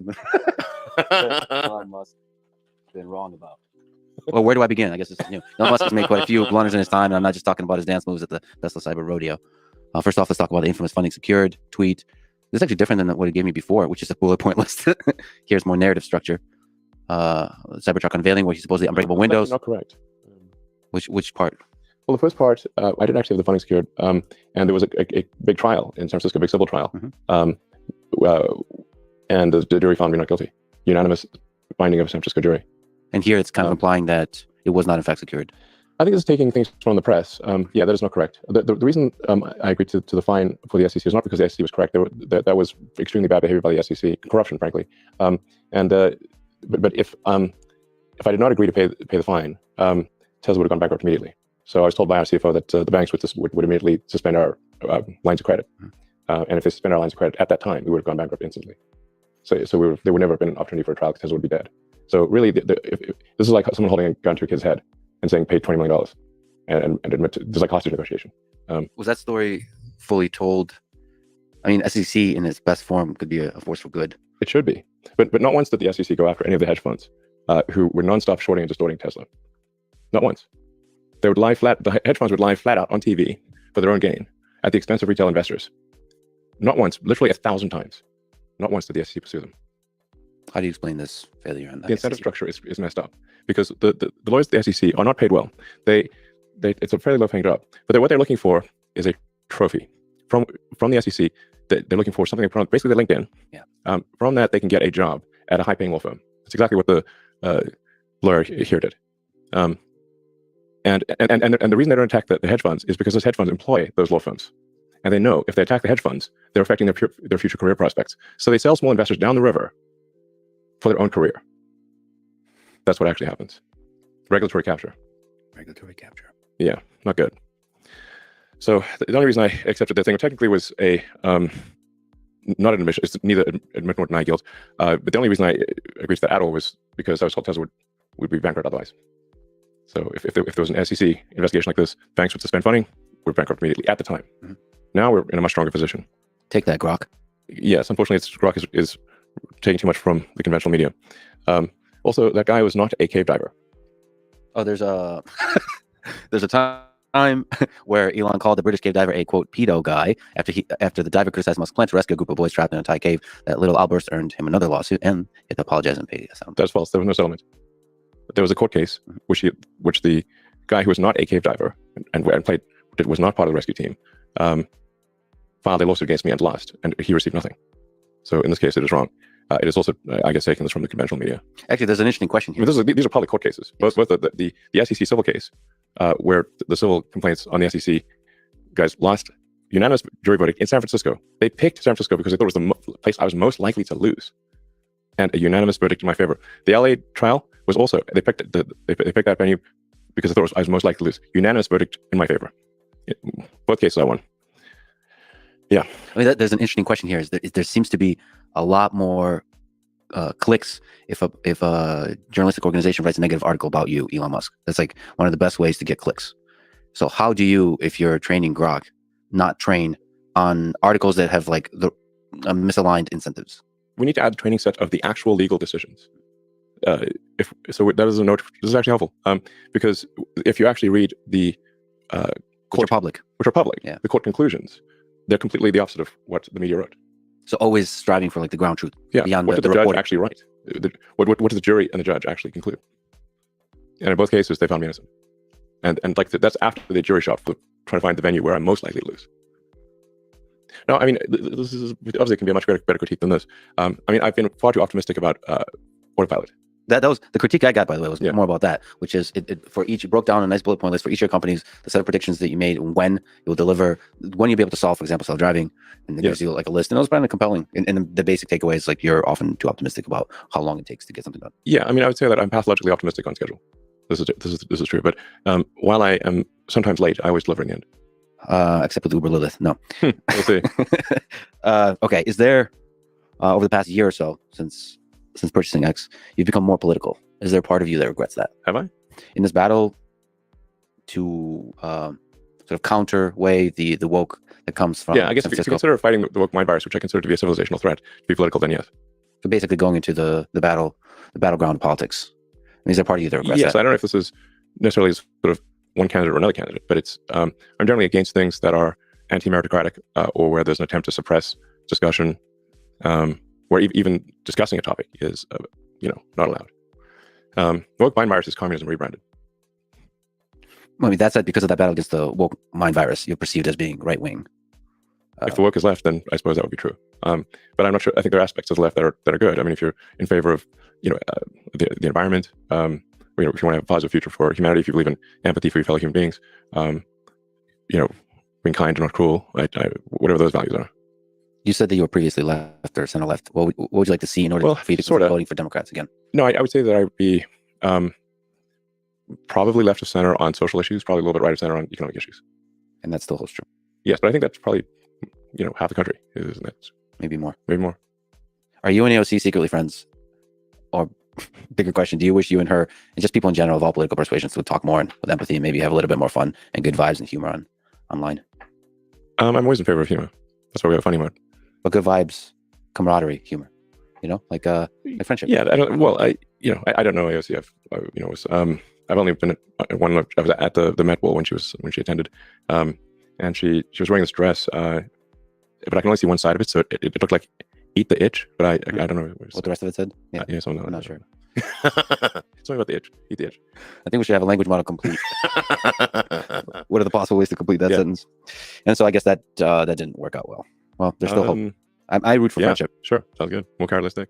You're one of, if not the most famous, wealthy, and powerful people in the world. In your position, it's difficult to find people you can trust. Trust no one, not even yourself, not trusting yourself. Okay, well, you're saying that jokingly.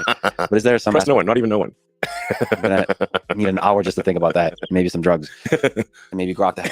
I mean, is there some aspect of that when just existing in a world where everybody wants something from you? How hard is it to exist in that world? I'll survive. There's a song like that, too. I will survive. Were you petrified at first? Okay. Now I forget the rest of the lyrics. But is there, you don't struggle with this? I mean, I know you survive, but like there's ways. Petrify is a spell in the Druid tree. What does it do? Petrify. It turns the monsters into stone. Oh, like literally? Yeah, for like 6 seconds. Well, there's so much math in Diablo that breaks my brain. It's like math nonstop. I mean, really, you're like laughing at it, but you don't. It can put a huge amount of tension on a mind. Yes, it can be definitely stressful at times. Well, how do you know who you can trust in work and personal life? I mean, I guess you look at somebody's track record over time, and if they've Data. got I guess you kind of use your neural net to assess, someone. Neural nets don't feel pain. Your neural net has consciousness. It might feel pain when people betray you. It can make I you mean, cynical. to be frank, I mean, I've almost never been betrayed. It's very, very rare. So, for what it's worth. I guess karma might be good to people, and they'll be good to you. Yeah, karma is real. Are there people you trust? Let me edit that question. Are there people close to you that call you out on your bullshit? Well, the X platform is very helpful for that. If you're looking for critical feedback. Can it push you like into the extremes more? The extremes of thought make you cynical about human nature in general? I don't think I will be cynical. In fact, I think, my feeling is that one should be, never trust a cynic. The reason is that cynics excuse their own bad behavior by saying everyone does it because they're cynical. So I always it's a red flag if someone's a cynic, a true cynic. Yeah, there's a degree of projection there that's always fun to watch from the outside and enjoy the hypocrisy. But this is an important point that I think people who are listening should bear in mind. If somebody is cynical, meaning that they see bad behavior in everyone, it's easy for them to excuse their own bad behavior by saying that, well, everyone does it. But it's not true. I think most people are kind of medium good. I do wish the people on X would be better at seeing the good in other people's behavior. There seems to be a kind of weight towards seeing the negative. Somehow the negative is sexier. Interpreting the negative is sexier, more viral. I don't know what that is exactly about human nature. I find the X platform to be less negative than the legacy media. I mean, if you read sort of conventional newspapers, it makes you sad. Yeah, frankly. Whereas I'd say on the X platform, I really get more laughs per day on X than everything else combined from humans. Laughs is one thing. Laughs it overlaps, but it's not necessarily perfectly overlapping with like good vibes and support, like celebrating others, for example. Not in a stupid, shallow, naive way, but like in an awesome, like, oh, something awesome happened and you celebrate them for it. It feels that is outweighed by shitting on other people. Now, it's better than mainstream media, but it's still... Yeah, mainstream media is almost relentlessly negative about everything. Really, the conventional news tries to answer the question, what is the worst thing that happened on Earth today? And it's a big world. So on any given day, something bad has happened. And a generalization of that, what is the worst perspective I can take on a thing that happened? So yeah, I don't know, there's just a strong negative bias in the news. I think it's what a possible explanation for this is evolutionary, where bad news historically would be potentially fatal. Like there's a lion over there, or there's some other tribe that wants to kill you. Good news, like we found a patch of berries is nice to have, but not essential. So our old friend followed it from the beginning. Yeah, it was one of the most incredible robots in the world and continues to be. Yeah. And it was really exciting. And it was super exciting when it generalized, became more than a robot on four wheels, but a real world AI system that perceives the world. Yeah. And can have potentially different embodiments. Well, the really wild thing about the end-to-end training is that it learns to read, like it can read signs, but we never taught it to read. So yeah, we never taught it what a car was, or what a person was, or a bicyclist. It learned what all those things are, what all the objects are on the road, from video, just from watching videos, just like humans. Humans are photons in, controls out. Like the vast majority of information reaching our brain is from our eyes. And you say, well, what's the output? The output is our motor signals to our sort of fingers and mouth in order to communicate. Photons in, controls out. The same is true of the car. But by looking at the sequence of images, you've agreed with Ilyas Iskeva recently, where he talked about LLM forming a world model, and basically language is a projection of that world model onto the sequence of letters. And you're saying it finds order in these things. It finds correlative clusters. In so doing, it's like understanding something deep about the world. Yeah. Which is like, it's beautiful. That's how our brain works. Yeah, but it's beautiful. Photons in, controls out. Neural nets are able to understand that deep meaning in the world. And so the question is, how far can it go? And it does seem everybody's excited about LLMs. So in the space of self-supervised learning, in the space of text, yeah, it seems like there's a deep similarity between that and what Tesla Autopilot is doing. Is it to you basically the same? They are converging. They are converging. I wonder who gets there faster, having a deep understanding of the world. Or they just will naturally converge. They're both headed towards AGI. The Tesla approach is much more compute efficient. It had to be, because we were constrained on this we only have 100 watts. an int8 computer, 144 trillion operations per second, which sounds like a lot, but is kind of small potatoes these days at int8. But it's understanding the world at int8. It's only 256 values. But there, the path to AGI might have much more significant impact because it's understanding. It'll faster understand the real world than will LLMs, and therefore be able to integrate with humans in the real world faster. They're both going to understand the world, but I think Tesla's approach is fundamentally more compute efficient. It had to be. There was no choice. Like our brain is very compute efficient, very energy efficient. So think of like what is our brain able to do? There's only about 10 watts of higher brain function, not counting stuff that's just used to control our body. The thinking part of our brain is less than 10 watts. And those 10 watts can still produce a much better novel than a 10 megawatt GPU cluster. So there's a 6 order of magnitude difference there.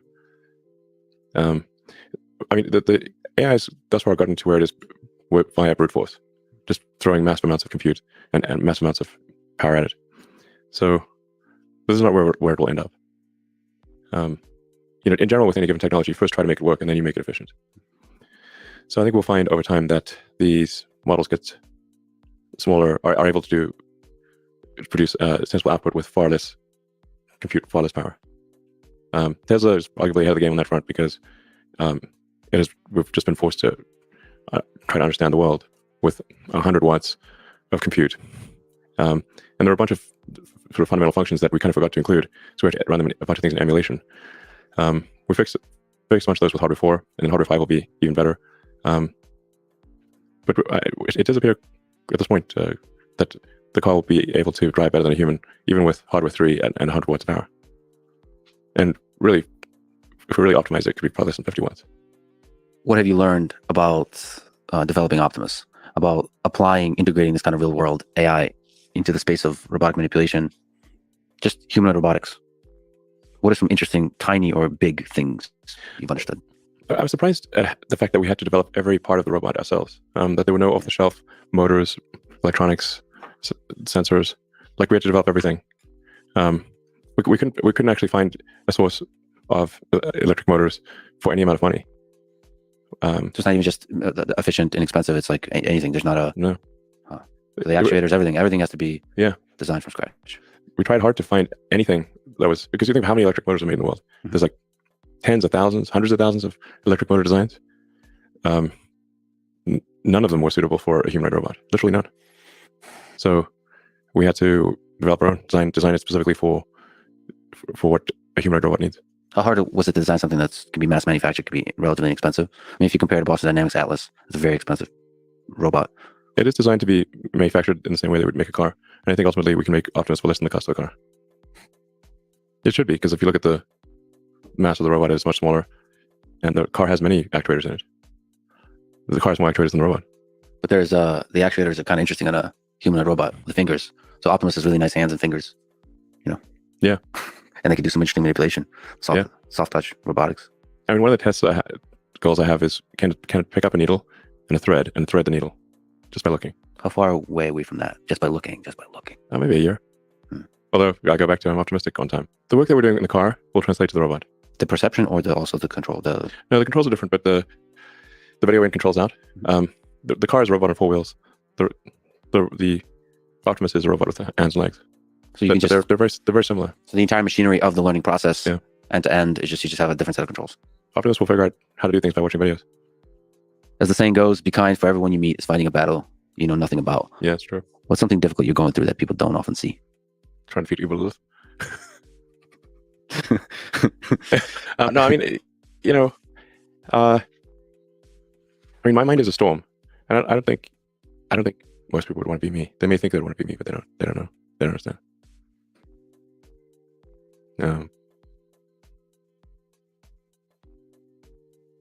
How are you doing? Overall okay. In the grand scheme of things, I can't complain. You get lonely? Sometimes, but my kids and friends keep me company.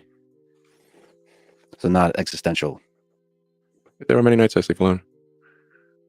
I don't have to, but I do. Walter Isaacson, in his new biography of you, wrote about your difficult childhood. Will you ever find forgiveness in your heart for everything that has happened to you in that period of your life? What is forgiveness? I do not. At least I don't think I harbor resentment. So, nothing to forgive. Forgiveness is difficult for people. It seems like you don't harbor the resentment. I mean, I try to think about like what is going to affect the future in a good way. And holding on to grudges does not affect the future in a good way. You're a father, a proud father.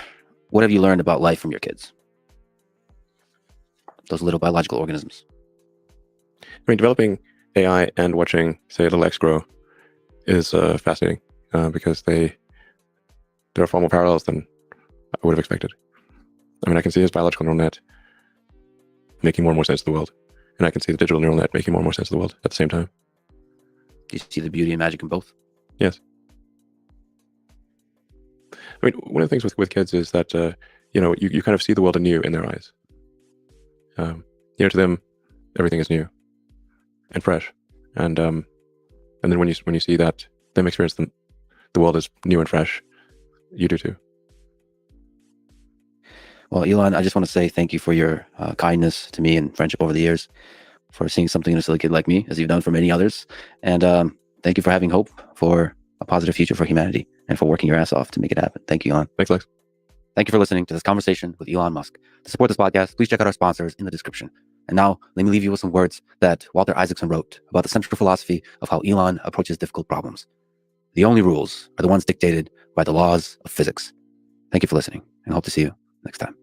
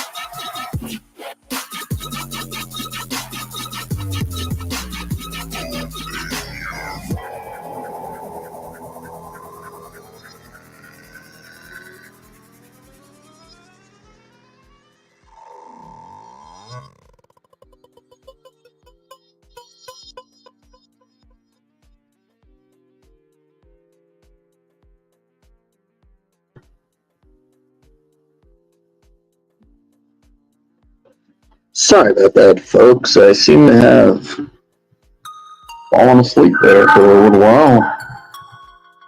Things do happen in life. Oh, especially when you fucking stream all night. God damn it, boy.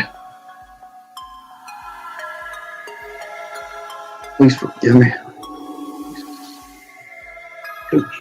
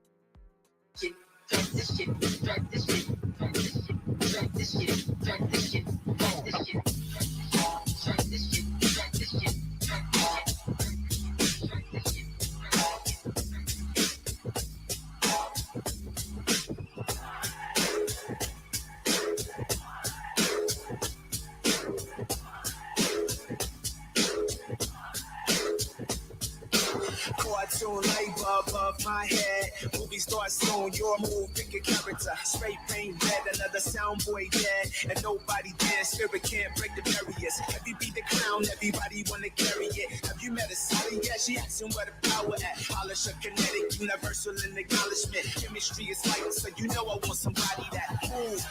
Back, through, back, smack it with a 1-2 step classic. Boom, back, acid, blackness, ash on the track, what a trick, that's magic. Boom, back, through, back, smack it with a 1-2 step classic. Boom, back, acid, blackness, ash on the track, that's magic.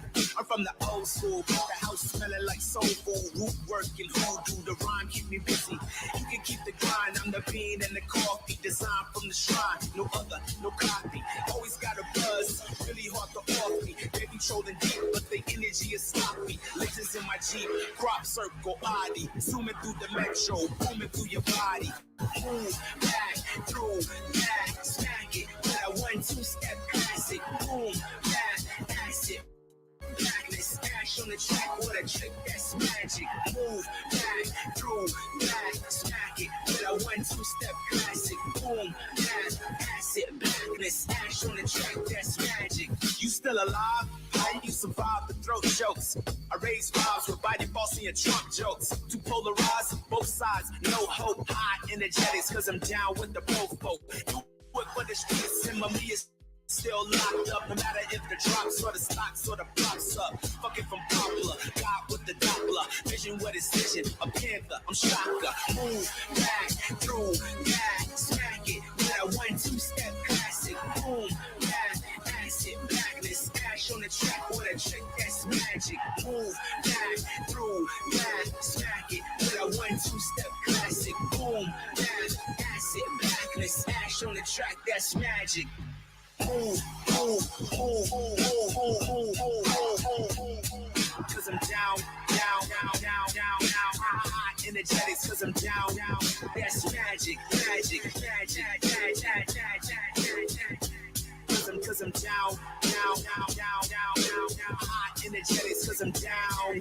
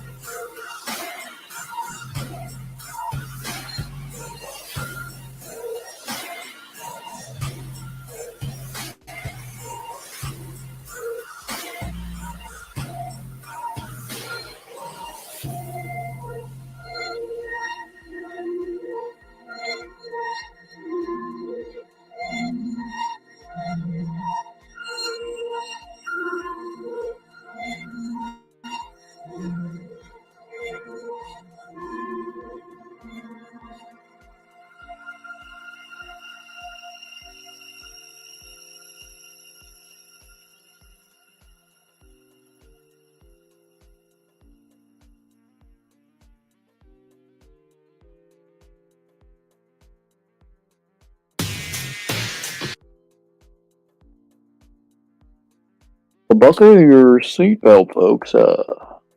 Your trusty channel host here is back in his consciousness.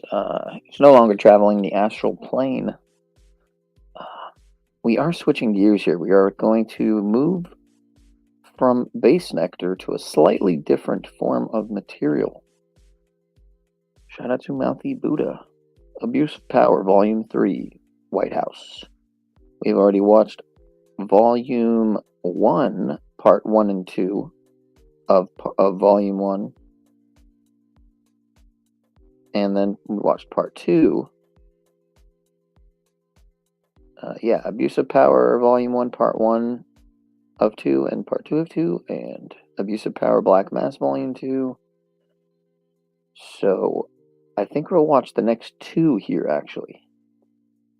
Abusive Power Volume 3 White House and Abusive Power Volume 4 Blue Blood.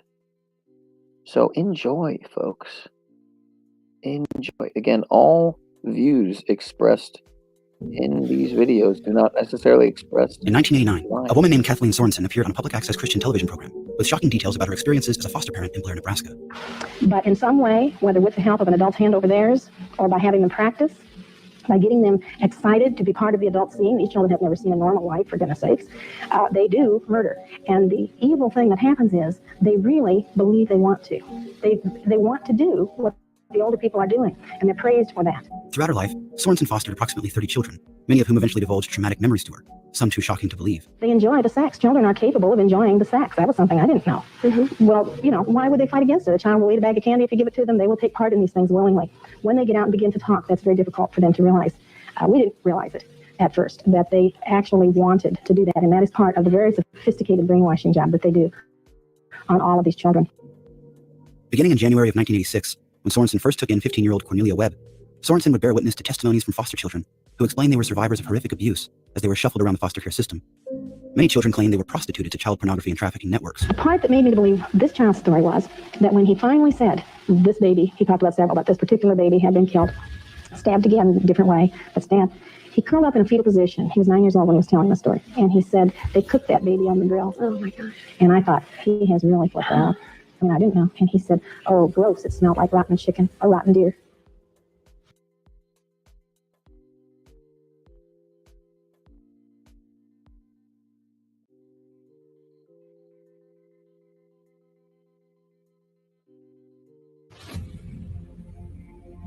Sorensen would learn that although these children had formal abuse investigations initiated on their behalf, the Department of Social Services would simply abandon investigations whenever the would-be foster parents terminated the adoption process. The state trooper, after Nellie's testing was completed, told Kathleen Sorensen he tried to break Nellie down, but he was convinced she was telling the truth. He also told Nellie that she passed and that he believed her. Furthermore, despite Nellie and other children passing polygraph tests, Washington County Prosecutor Pat Tripp invariably decided not to pursue charges against any of the alleged abusers, citing the vivid imaginations of children. Tripp's line that child victims in Nebraska just invented abuses, and that therefore their complaints need not be seriously investigated, would be heard from one law enforcement agency after another throughout the Franklin case. Sorensen noticed patterns in the children's testimony, which were indicative of satanic ritual abuse. In 1988, she appeared on Geraldo Rivera's Devil Worship, exposing Satan's underground. The stories are so outrageous, and I am such an honest person, I assumed everybody would believe me. And to this day, I'll get in the middle of a story and I'll think, they're not think I'm crazy. This sounds crazy. But when you begin to hear this same thing time and again, different stories, but the same horrible underlying things, the same behaviors in the kids, I just want to scream. Just months after her appearance on public access television, Sorensen was killed in a head-on collision. From her obituary, which was published by Pilot Tribune on October 10, 1989, we learned that she was traveling on a narrow stretch of Highway 30 in her car with two foster children, one 8 years old and the other 1 month old, on October 4th. At 2:55 p.m., a vehicle piloted by Tina Townsend of Arlington, Nebraska, suddenly crossed the center line, causing a third vehicle to drive into a ditch before striking Sorensen's car. The obituary provided no reason to explain why Townsend suddenly careened into oncoming traffic. The obituary also shines light on many of Sorensen's accolades and charitable endeavors, including co-founding the Nebraska chapter of Believe the Children and the Washington County Foster Parent Support Group. On her headstone are engraved the words, "We always have room for one more." The timing of Sorensen's death, in addition to the graphic testimony she gave the world, should send chills up the spine of any reasonable person. On June 28, 2000, drawing on 49 years' experience in law enforcement and counterintelligence, retired FBI Senior Special Agent Ted Gunderson published a report on satanic activity high up in the U.S. government, in which he expresses his professional opinion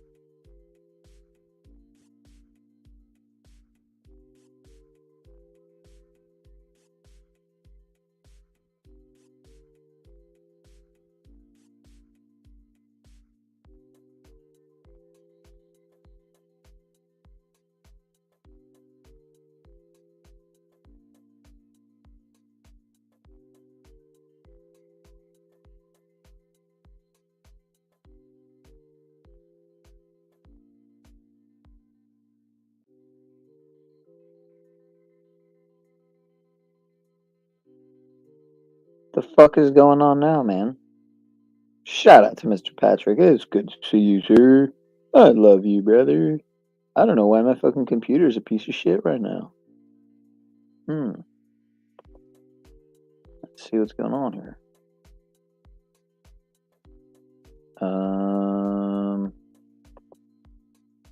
Minor technical difficulties. Please bear with us, folks, as we try to work this out. What is going on here? Is this real life, brothers and sisters? Oh man, I'm so glad I got an hour in. I'm not gonna, if I was actually getting paid like even half of a minimum wage salary to do this, I would probably feel bad about falling asleep. But considering reality, yeah, I don't really care. I mean, you guys basically just hung out and meditated in the silence. Nothing wrong with some silence. Maybe I wanted that.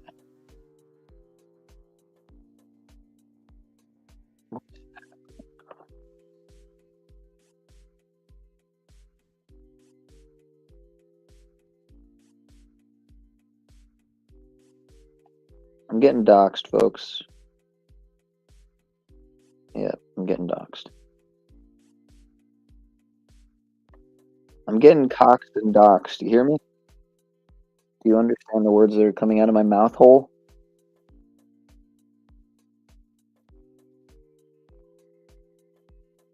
Check out the Judaism uptick. Alright, let's try this again.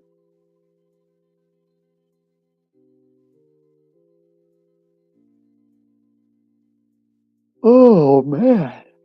Come on now. Come on now. No, that's not right.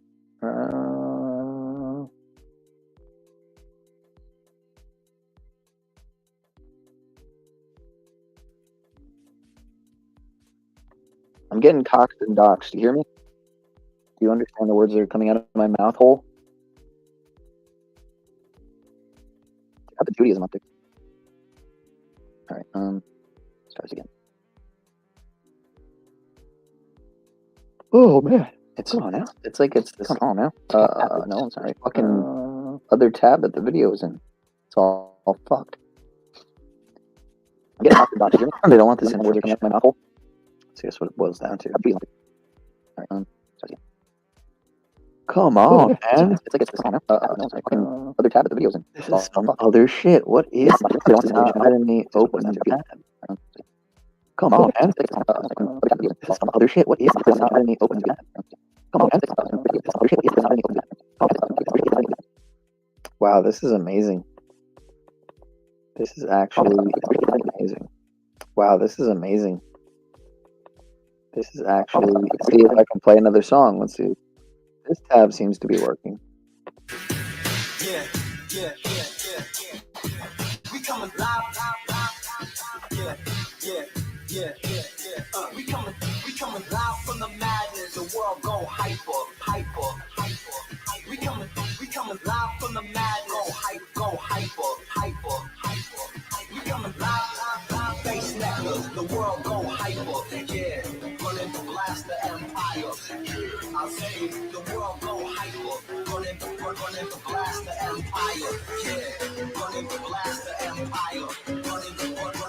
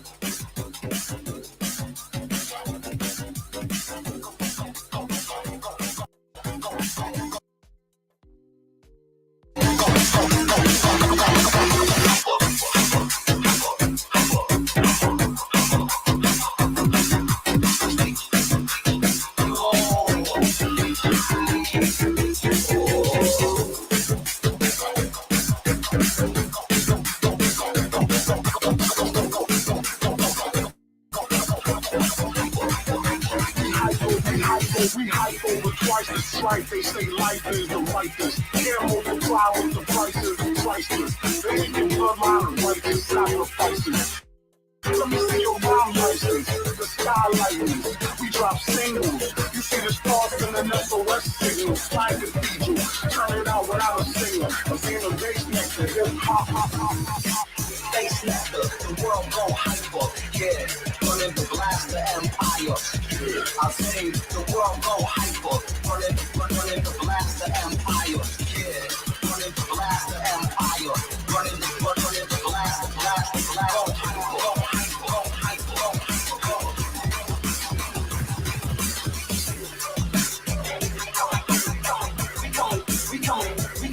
We coming loud from the madness, the world go hyper.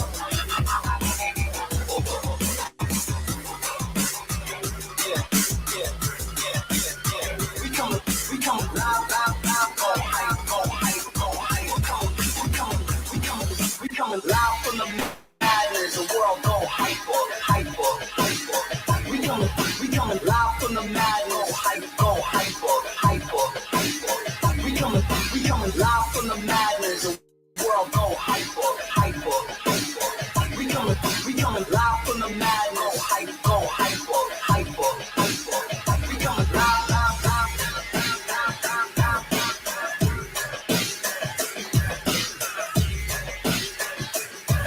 Hip hop. We coming loud.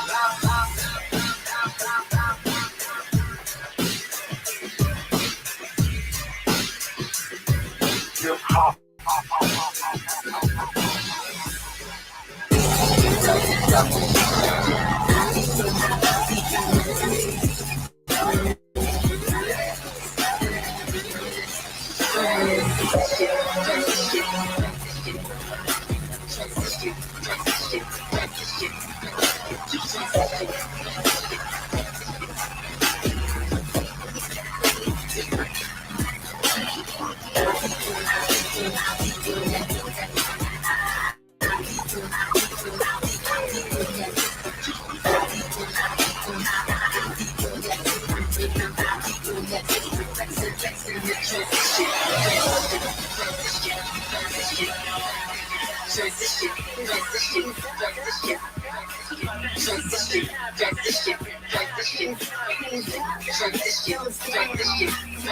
But we stay underground.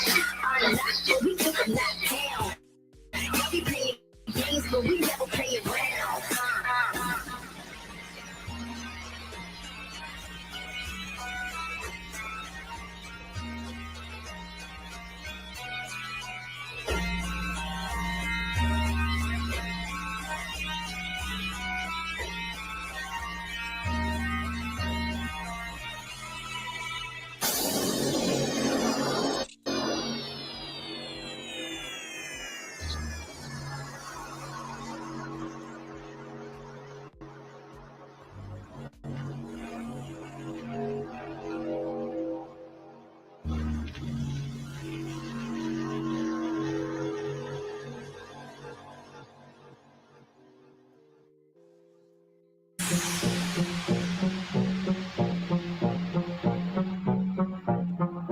Wait, no, it's supposed to. What?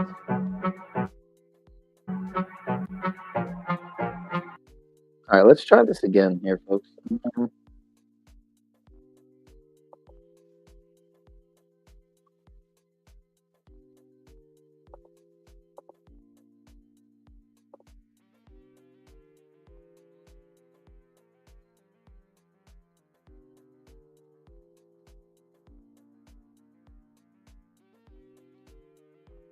Is this really happening? How do they do this? How do they manage to do this?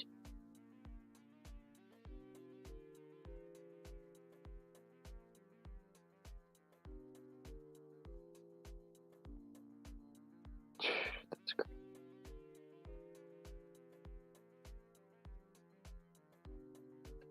That's wild, dude.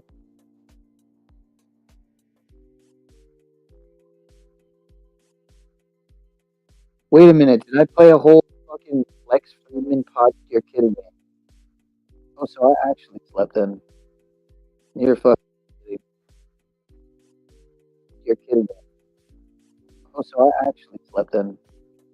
You're... But really, the question is like, how? I mean, Wow. is that part of the process of this? I apologize. Wow. I slept good then. I got a couple hours. What would be the question? Tell us about the drug called Soma. Resulting in zero carbon emissions. How the fuck did that even But if happen? I hadn't brought you in by now. I guess if we are able to one day expand generals, yeah, that kind of thing. Hours in the day.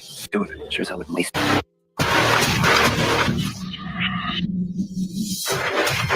Yeah, I didn't even get to watch this whole video because that's around, I guess, when I fell asleep, probably towards the end of this video. But In Time, that is a must-watch movie. The last time he was on the live, there was over 60 on his block. Well, all the time. His name is Will Salas. You can't hide 100 years from the ghetto. You know that time will get you killed. Come on, I'm gonna get out of here. I just wouldn't know what to do if I lost you. I don't believe we've had the pleasure of your company before, Mr. Salas. Well, Salas. I believe wise. You must come from time. You could say I'm gambling my inheritance. You must be young. When you've been 25 for 85 years like I have, and knowing only a random act of violence can take your life, you learn to appreciate what you have. Of course, some think what we have is unfair. The time difference between zones. I've heard that, but hasn't evolution always been unfair? Always been survival of the fittest? This is merely Darwinian capitalism. Natural selection. What you just said is one of the most insanely idiotic things I have ever heard. At no point in your rambling, incoherent response were you even close to anything that could be considered a rational thought. Everyone in this room is now dumber for having listened to it. I award you no points, and may God have mercy on your soul. Okay. So let's dedicate this to General Kelly, the Border Patrol, and the ICE agents for doing such an incredible job. All right? This was written by Al Wilson a long time ago.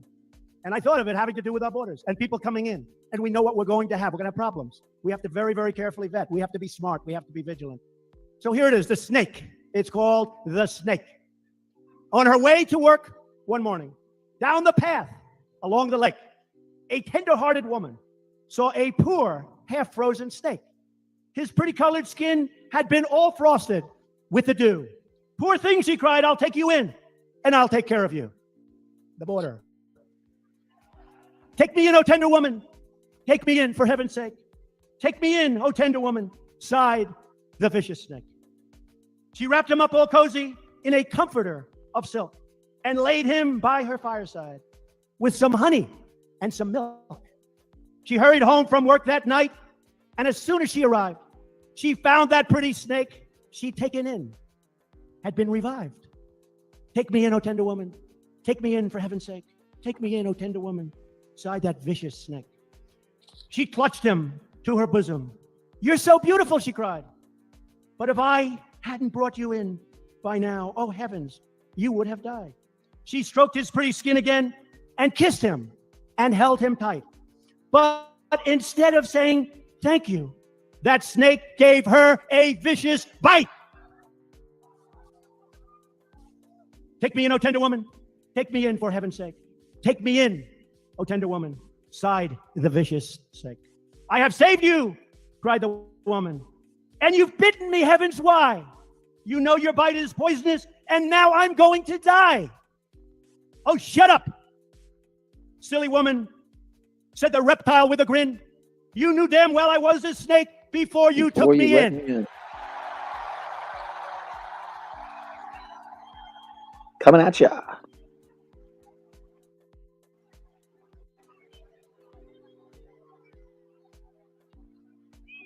Does that explain it, folks? Does that explain it? Trust in me.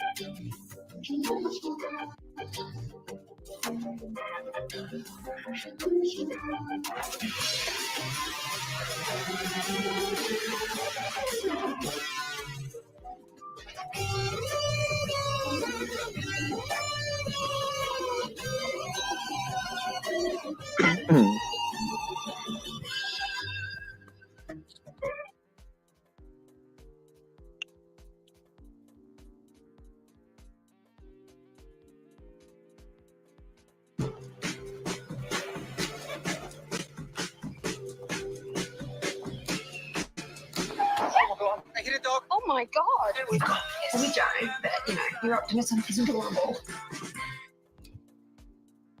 The following is a conversation with Elon Musk, his fourth time on the Lex Friedman podcast. Wow, I can't believe I fucking fell asleep for a whole Lex Friedman, Elon Cuck Musk, the I thought you finished it. Fucking duck suck, the duck sucking suck ducker. Let's try this again. Let's try this again. Was killed in a head-on collision. From her obituary, which was published by Pilot Tribune on October 10th, 1989, we learned that she was traveling on a narrow stretch of Highway 30 in her car with two foster children, one 8 years old and the other 1 month old, on October 4th.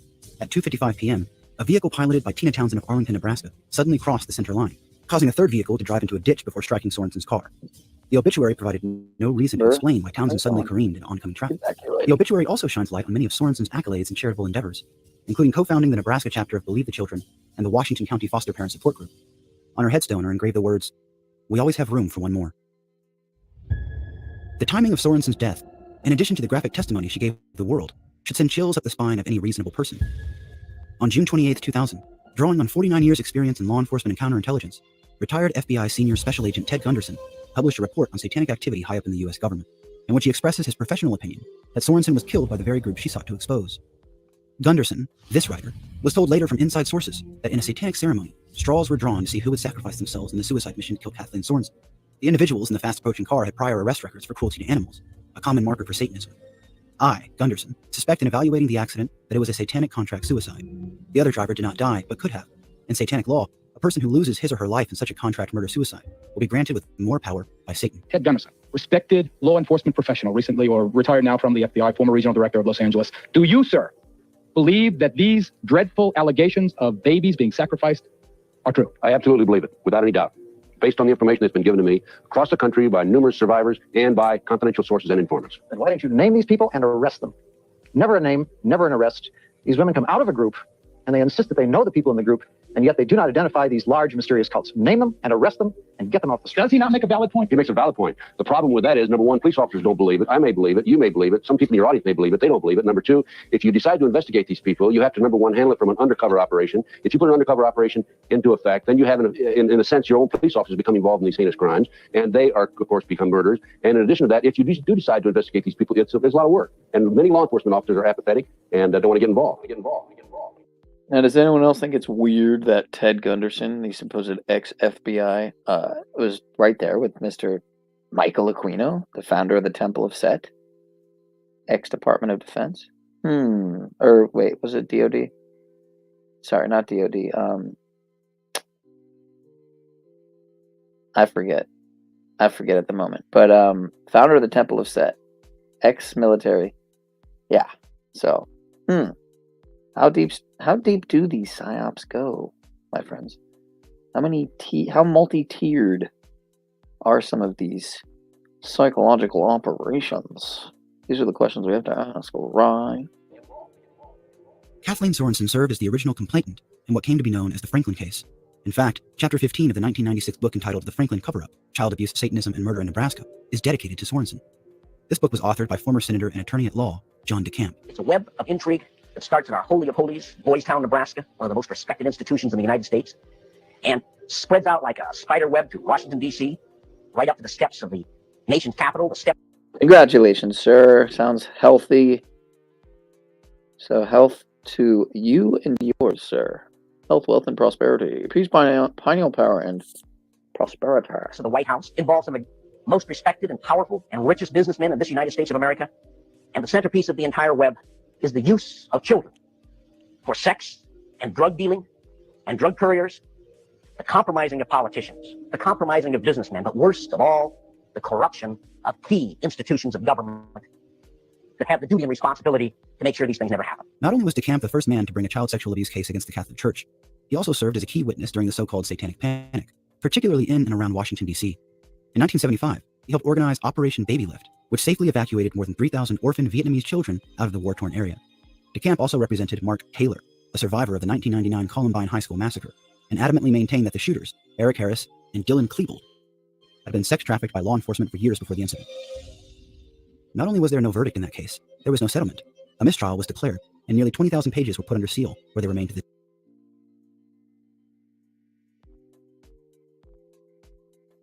Oh, here we go again. day. In 1993, a film crew from the United Kingdom produced a documentary featuring DeCamp entitled Conspiracy of Silence, which exposed a pedophile ring in the U.S. that stretched to the highest levels of government. It was originally slated to air on the Discovery Channel in 1994, but was canceled before it saw daylight. An article by the Activist Post describes how DeCamp traced the child trafficking network all the way back to the White House during Bill Clinton's presidency. He represented the young victims in the case and spurred a grand jury investigation into the disturbing and brutal pedophilia scandal that ruined many lives. According to DeCamp, more court action has been done to keep everything secret and destroy the depositions than anything I have seen in my 40 years of court activity. The Franklin case began with Larry King, a black financier from Omaha who faced embezzlement charges to the tune of $40 million from the Franklin Federal Credit Union, which he owned. However, they quickly burgeoned in size as overwhelming evidence emerged that a cult with its hands in child trafficking, cannibalism, drug running, and white-collar crime was at least nationwide in scale. It operated with impunity from Los Angeles to Washington, D.C., and even included allegations of homosexuality, prostitution, child trafficking against the Reagan and Bush administrations. Ted Gunderson also heard allegations of cocaine smuggling against President Bill Clinton from a pilot named Gene Ship Tatum, who served in the Special Forces, the CIA, and the DIA, and he worked directly for George H.W. Bush. We found a large sum of money, 3 kilos of cocaine in one cooler. In the other cooler, we found all cocaine.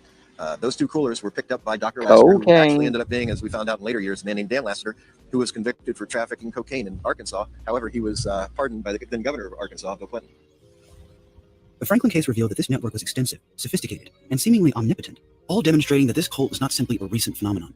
The Franklin case was revealed partly thanks to the testimony of 3 key victims: Paul Bonacci, Alicia Owen, and Troy Bonner. The kids he liked were mainly around the age Whoa, of Santos Bonacci's was mainly nephew? fondling oral sex with him. He did have some anal sex, but he usually did that with the older kids. Bonacci named his abusers in front of the Franklin jury, together with Alicia Owen. Bonacci was initially indicted on charges of perjury, but on February 27, 1999, with the help of his lawyer John DeCamp, U.S. District Court Judge Warren Urbam found Larry King guilty and ordered him to pay Bonacci $800,000 in compensatory damages and an additional $200,000 in punitive damages. Bonacci claims to the present that he has never seen 1 cent of the money he was awarded. What do you have to say about this, Mr. Ehrlich? Bonacci's In 1990, the Nebraska State Franklin Committee hired former law enforcement turned independent researcher Gary Caradori, who investigated the Franklin case and taped interviews with these 3 survivors. Ted Gunderson also debriefed Paul Bonacci in 1993. Caradori felt extremely optimistic about bringing down charges on the child trafficking ring, saying, quote, "We've got them, we've got the hard evidence, there's no way they can get out of it now." Days later, on July 11, 1990 at 2:40 a.m., while flying home from the year's All-Star baseball game in Chicago, Caradori's plane suddenly crashed in Lee County, Illinois. Both Gary and his 8-year-old son Andrew perished in the crash. Although Caradori's personal effects were recovered, his briefcase containing evidence for the Franklin case, which he always kept with him, was lost. However, 31 pages of sheriff reports, coroner reports, and interviews are now in the public domain. On page 5 of the supplementary investigation report, we learn from Mrs. Caradori that their family had already received many death threats. Nebraska Senator Lauren Schmidt, who also served as the chair of the Franklin Committee, suspected Caradori's case could be a murder. On March 6, 1991, in an official letter from the Franklin Committee to National Safety Board Aviation Inspector Bill Bruce, Schmidt wrote, "I have visited with Mrs. Caradori, and she was adamant about the fact that none of the seats were ever removed from the aircraft. It seems to me that those 2 seats could not simply have disappeared. Certainly by now they should have shown up somewhere, unless something unusual would account for their disappearance." Schmidt closed with a somber comportment. "I'm sure there will be those who will scoff at such a suggestion, but there have been entirely too many violent deaths associated with this investigation for me to accept the conclusion that Caradori's aircraft simply came apart in the sky." Despite the miscarriage of justice, it truly is hard to overstate exactly how close America came to the discovery of this entrenched crime network, thanks to revelations stemming from the Franklin case. If we are to accept that a satanic cabal once existed at the highest levels of government, do we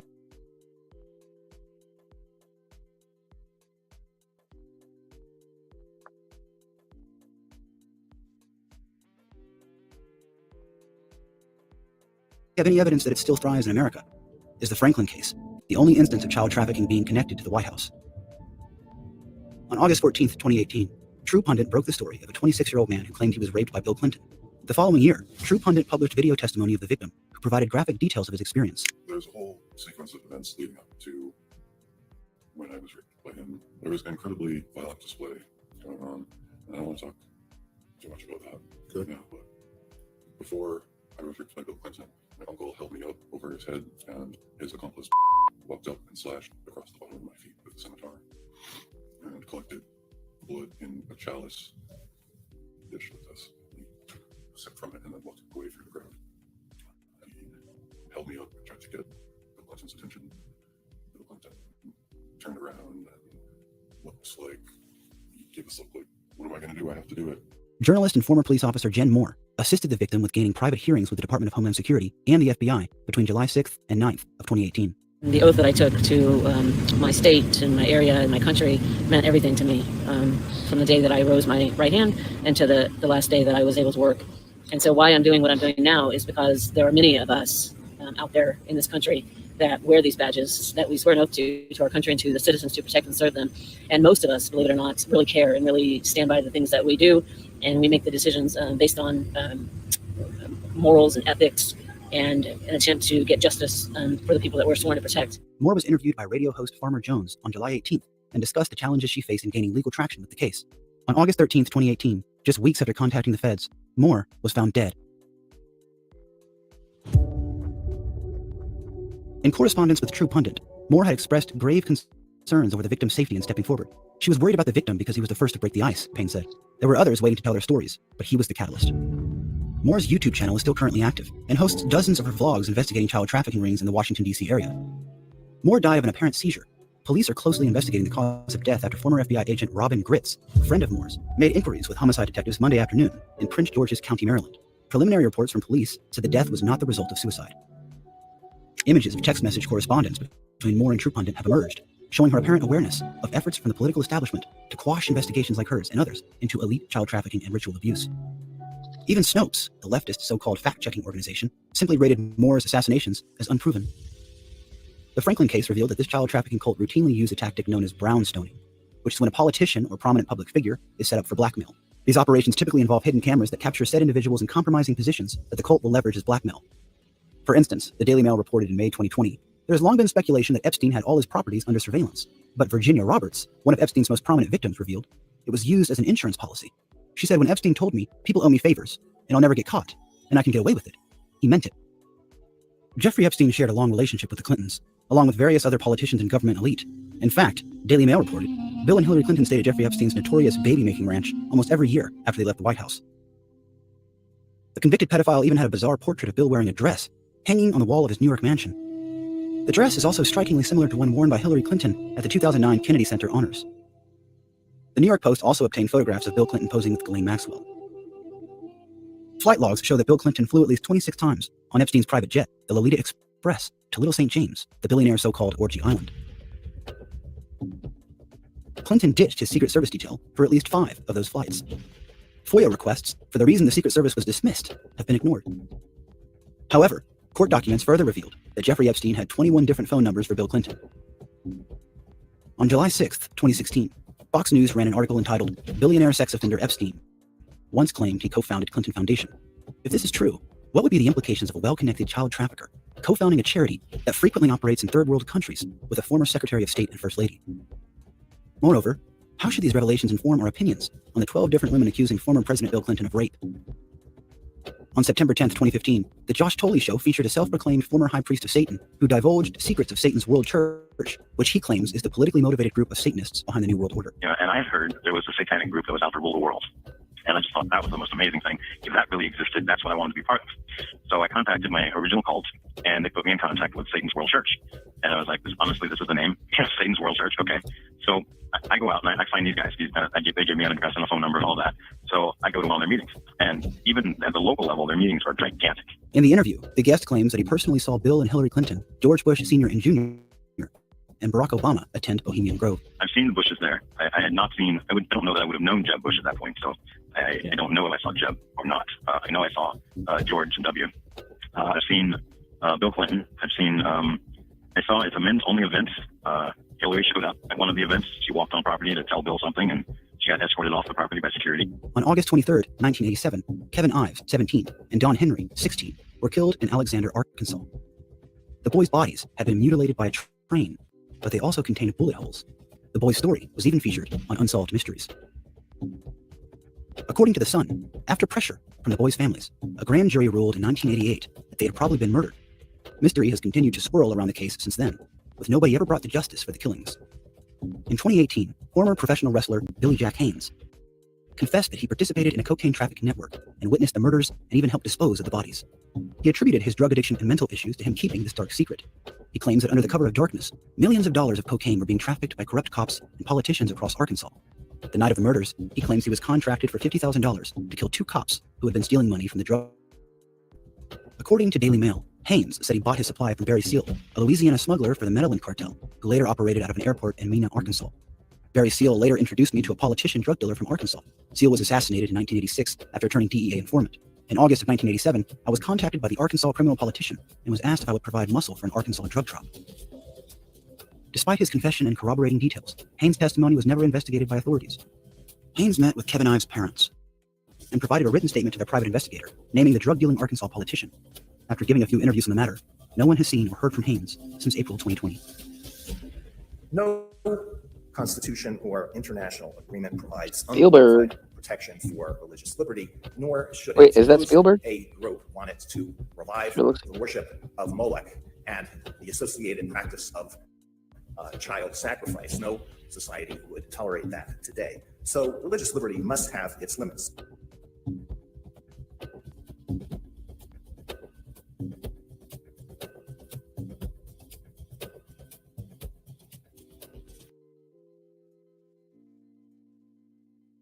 All right, folks. Well, we only have about less than 20 minutes. So I guess that would be just enough time. I guess that would be just enough time to watch part 4. Part 4, Blue Blood, Abuse of Power. Volume 4, Blue Blood. All right. Guess let's get into it. And then I'm out of here. So it's been a great stream with y'all, folks. I very much do apologize for not so much falling asleep had I had a decent video on, but of course I didn't. I had Lex Friedman and Elon Cuckmuck. So I do apologize for making who was watching actually sit through it. I would have left if it were me. So not sure why you didn't leave, but I appreciate it if it was love for me.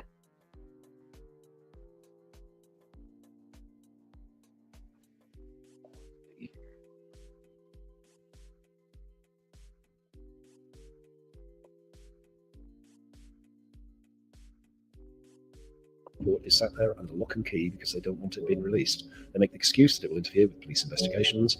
They make the excuse that it was commissioned by the BBC Trust, not the BBC. Well, we should get rid of the BBC Trust because nobody trusts the BBC Trust. The flood of allegations about Jimmy Savile's behaviour. It was, though, for her investigations into child sex abuse, with which Liz made the biggest impact.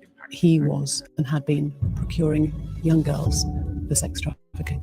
We now know that. At the time, there was no indication to me or anybody else that that was what he was doing.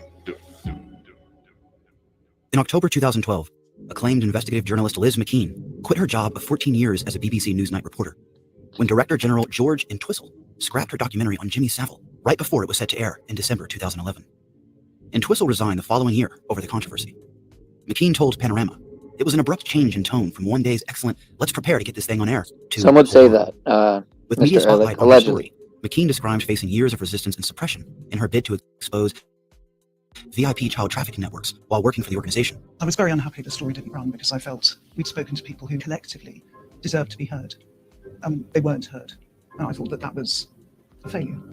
I felt we had a responsibility towards them. We'd got them to talk to us, and so then for their stories not to be heard, yes, I felt very bad about that. I felt very much that I'd let them down. Her resignation made international headlines and drew attention to the culture of pedophilia presiding above government and entertainment. Her Newsnight report on Savile's crimes would not be aired by the organization until April 2016, 5 years later and long after Savile's death.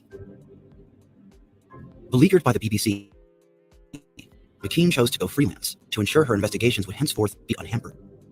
As if she could not put child trafficking out of her mind, she continued to expose heinous crimes of the British establishment. She was named Journalist of the Year by Stonewall in 2014 and Journalist of the Decade in 2015.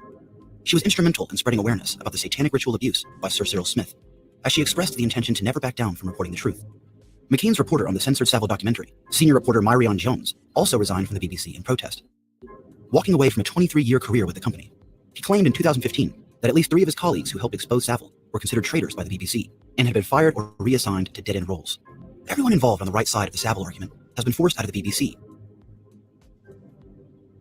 On August 8th, 2017, McKean was found dead. She reportedly died from complications from a stroke at age 52. Myrion Jones tweeted in response, "Far too young, loved by everyone she worked with, hated by villains she turned over." Following the Jimmy Savile scandal of 2012, Great Britain was on high alert for abuse of power.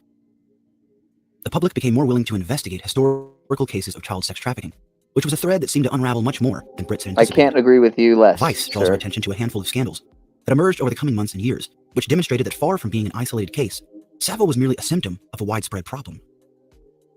Mark Watts, editor of Exaro News, said, "I think we have come across the biggest political scandal in Britain's post-war history. It goes way beyond Jimmy Savile. We're talking about people in positions of real power in Britain and the ensuing cover-up. Because of the sheer gravity of what went on, it does rather explain why so much effort has gone into covering it up." Allegations of abuse and cover-up would eventually reach to the highest levels of British government. To interview you about your lifetime of sexual involvement with young boys. This is Peter Wrighton, academic, childcare expert, and exposed by the BBC 20 years ago as a paedophile. We have evidence that suggests that you have abused your position of power, that you have abused your position of trust, that you have betrayed colleagues. Before he died, he was convicted of importing child pornography. But a detective on that investigation says it also found evidence he was part of a powerful network of child abusers who corresponded with one another. There were several bags. There was about 4 or 5 suitcases of material under the bed. When we started through it, it was in probably, I would say, between 4 and 6 large bin liners, equivalent of documentation letters. And in amongst all the other documentation, there was a definite link to establishment figures. I can't say more than that at this point, but there was a definite link to establishment figures, including senior members of clergy. This confluence of scandals proved to be a perfect storm that would cast Great Britain deep into the throes of its own satanic panic. The first of the ensuing scandals revolved around Rotherham security guard James Cole, who blew the whistle on child trafficking gangs but was ignored by authorities. He reported incidents to the police and the South Yorkshire Transport Executive, but he says, quote, "Whatever I reported went into a black hole." His bosses asked him to draft the child protection policy for the interchange, which he did, but it gathered dust in a drawer. According to a report commissioned by the Rotherham Borough Council, over 1,400 children as young as 11 were sex trafficked by the network between 1997 and 2013. The inquiry team found examples of children who had been doused in petrol and threatened with being set alight, threatened with guns, made to witness brutally violent rapes, and threatened they would be next if they told anyone. The second scandal resurfaced the alleged cover-up of a child trafficking ring, which operated with impunity in Great Britain in the 1970s and 80s. MP Keith Vaz insisted that a cover-up on an industrial scale occurred when the MI5 seized the Jeffrey Dickens dossier that police insisted had been lost. In addition to 114 files related to the organized abuse, the dossier named 21 pedophiles operating within Margaret Thatcher's administration. Lord Norman Tebbit also asserted that there was a media blackout on the crisis. With the first 2 cover-ups front and center, Britain was dragged into yet another scandal, thanks to the emerging testimony from Peter McKelvey, a former child protection officer. Whistleblower Peter McKelvey, who fronted Operation Fernbridge, says up to 40 MPs and peers knew about or took part in child abuse. MPs from all 3 main political parties are on the list, which also includes former ministers and household names. Several, including Cyril Smith and Sir Peter Morrison, have already died, but others are still active in Parliament. According to Daily Mail, for the last 30 years and longer than that, there have been a number of allegations made by survivors that people at the top of very powerful institutions in this country, which include politicians, judges, senior military figures, and even people that have links with the royal family, have been involved in the abuse of children. According to McKelvey, a seemingly omnipotent network of at least 40 prominent figures, including members of parliament from all 3 major parties, has blocked every attempt at exposing the institutionalized abuse.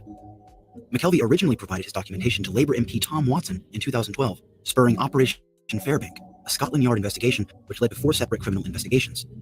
The BBC explains, Fairbank is the Met Police's umbrella inquiry into historical child sex abuse claims involving politicians and other public figures.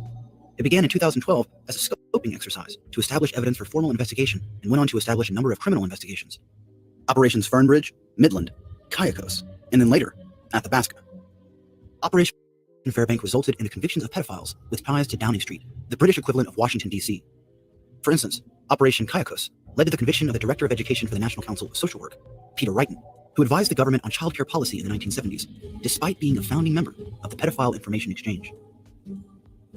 In response to the investigation, Lord Norman Warner, who conducted an inquiry in 1992 into systemic abuse cases, warned that these investigations have never been thorough or honest enough to bring elite pedophiles to justice.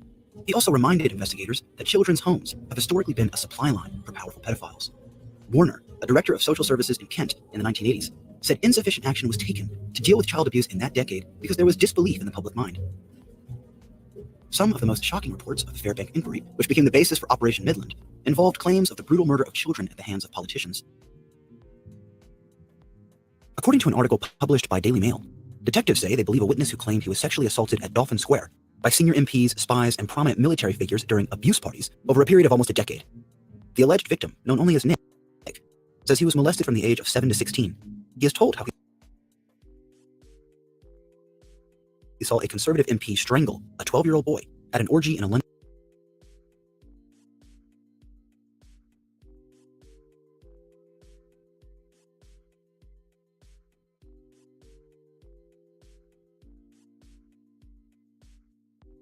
townhouse around 1980, and that a conservative cabinet minister watched two men kill another boy in a depraved sexual assault a year later. The article mentions that some of the tips that the Royal Military Police received indicated military bases were used by the traffickers. Operation Midland was commissioned in November 2014 by Theresa May when she served as Home Secretary. Midland ultimately gave the British establishment a clean bill of health, prompting the Metropolitan Police to issue a public apology, and the accused families who were deemed innocent were financially compensated. The investigation concluded in March of 2016 with no prosecutions whatsoever. In fact, May was urged to resign by former Tory MP Harvey Proctor. At present, Operation Midland, and by extension the larger effort to investigate VIP abuses in the UK, was portrayed by news media as a cautionary tale about the dangers of believing in such conspiracy theories. However, there appears to be much more to this story that is conveniently left out. On August 11, 2017, Sharon Evans, former journalist, child abuse survivor, and founder of .com Children's Foundation, gave startling remarks on a radio show detailing her experience working for the Parliamentary Committee. She claimed she was given a 23-page gag order by the Home Office, which prohibited her from discussing, quote, very serious allegations about very public figures. I was chairing the panel on one day, and I suggested that we wrote to Theresa May, who was the Home Secretary, to express our concerns. At the end of the day, I was taken to one side, and it was made clear to me, this is what I was told, that Theresa May was going to be Prime Minister, that this inquiry was going to be part of this, and that if I didn't toe the line and do as I was told, if I tried to get information out, I would be discredited by her advisors. Before Evans made the decision to quit the panel and protest, she reported this obstruction to the investigation's clerk. But it became abundantly clear to her that the inquiry was a sham from the start. Theresa May took office as Prime Minister in 2016, only 4 months after Operation Midland was shut down and the child trafficking rings were declared a hoax. Thatcher and May were not the only prime ministers to become embroiled in child trafficking-related scandals. In August of 2015, Operation Conifer was launched, which was an inquiry into allegations against deceased Prime Minister Edward Heath, who served from 1970 to 1974. According to The Telegraph, a former Conservative MP told the BBC in 1995 that a worker under Heath's government had boasted that Heath could cover up a pedophile scandal involving members of United Kingdom's elite. The Daily Beast reported on August 3, 2015, that Heath was named in a secret government dossier about an alleged satanic pedophile ring that was obtained by Barbara Castle, a senior Labour Party politician in the 1980s. Those allegations, amid claims of an establishment cover-up, never made it to the courtroom. Barbara Castle, a member of the European Parliament at the time, said she had been given copies of classified documents from the Home Office, which oversees British law enforcement, proving there was a clandestine investigation underway into sex abusers in Parliament. The results of that investigation by government officials never wound up being published or reaching a court of law, but Castle claimed that Heath was one of those implicated. On October 5, 2017, The Guardian reported that Wiltshire police had sorted through 1,580 lines of inquiry as part of Operation Conifer and concluded that, quote, had the former Prime Minister still been alive, 7 were serious enough to merit questioning him under caution. According to The Telegraph, these crimes were purported to have spanned between 1956 and 1992 and included the rape of an 11-year-old boy and indecent assault of a 10-year-old boy. 5 accusations were made of Heath committing serious crimes about yachts, including allegations of murdering children, as well as of child sexual abuse. Heath owned 5 yachts between 1969 and 1984, all named Morning Cloud.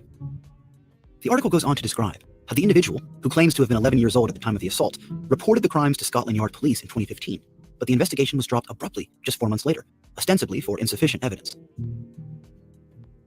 Operation Conifer, which was shut down in 2020, shared the same fate as Operation Midland. It was criticized as erroneous, outlandish, and a waste of taxpayers' money. In a bizarre twist, Carl Beach, a member of the inquiry who lodged some of the original accusations, was sentenced to 18 years in prison for pedophile offenses. It is unclear, however, whether Beach was truly guilty or framed for exposing the beast. In 2014, Prince Andrew, Duke of York, was accused by Virginia Goffrey of sexually assaulting her 3 separate times when she was 17. I'm calling BS on this because that's what it is. He knows what happened. I know what happened. And there's only one of us telling the truth, and I know that's me. Joffrey claims that billionaire pedophile Jeffrey Epstein had paid her $15,000 to have sex with Prince Andrew in London on March 10, 2001, and 2 other times at Epstein's mansion on Manhattan's Upper East Side. Prince Andrew told the BBC, I have no recollection of ever meeting this lady, none whatsoever. She says she met you in 2001. She says she dined with you, danced with you at Tramp nightclub in London. She went on to have sex with you in a house in Belgravia belonging to Ghislaine Maxwell, your friend. Your response? I have no recollection of ever meeting this lady. None whatsoever. You don't remember meeting her? No. She says she met you in 2001. She dined with you. She danced with you. You bought her drinks. You were in Tramp nightclub in London. And she went on to have sex with you in a house in Belgravia belonging to Ghislaine Maxwell. Didn't happen. Do you remember her? No. I have no recollection of ever meeting her. I'm almost, in fact, I'm convinced that I was never in trance with her. However, this was contradicted when images I have no recollection. Joffrey I did not have sexual affairs with a woman. on the same date Joffrey claims the first incident occurred. I don't see any obvious signs of manipulation, said Henry FRiDAY, professor of digital forensics and image analysis at University of California, Berkeley, after studying the image for this newspaper. Other photos show the prince spending one-on-one time with Epstein. Although Andrew asserted his innocence, he resigned from all public roles in May 2020 and was stripped of his military honors. Although Prince Andrew claims he could not remember Joffrey, he asserted to BBC Newsnight that he, quote, weirdly distinctly remembers attending a pizza party that same night. That couldn't have happened because the date that is being suggested, I was at home with the children. You know that you were at home with the children. Was it a memorable night? On that particular day that we now understand that is the date, which is the 10th of March, I was at home. I was with the children. I'd taken Beatrice to a Pizza Express in Woking for a party at, I suppose, sort of 4 or 5 in the afternoon. And then because the Duchess was away, we have a simple rule in the family that when one's away, the other one's there. I was on terminal leave at the time from the Royal Navy, so therefore I was at home. Why would you remember that so specifically? Why would you remember a Pizza Express birthday and being at home? Because going to Pizza Express in Woking is an unusual thing for me to do. The interview was panned as the worst public relations disaster for the royal family since the death of Diana, Princess of Wales.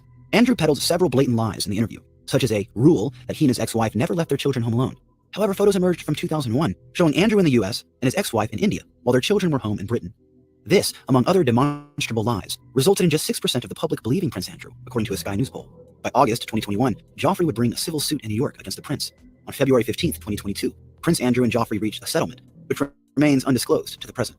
However, speculators believe the settlement was as high as $14 million, which was far less than he would have to pay if he had been found guilty by a jury trial. She described dancing with you and you profusely sweating, and that she went on to have baths, possibly. There's a slight problem with the sweating because I have a peculiar medical condition, which is that I don't sweat, or I didn't sweat at the time.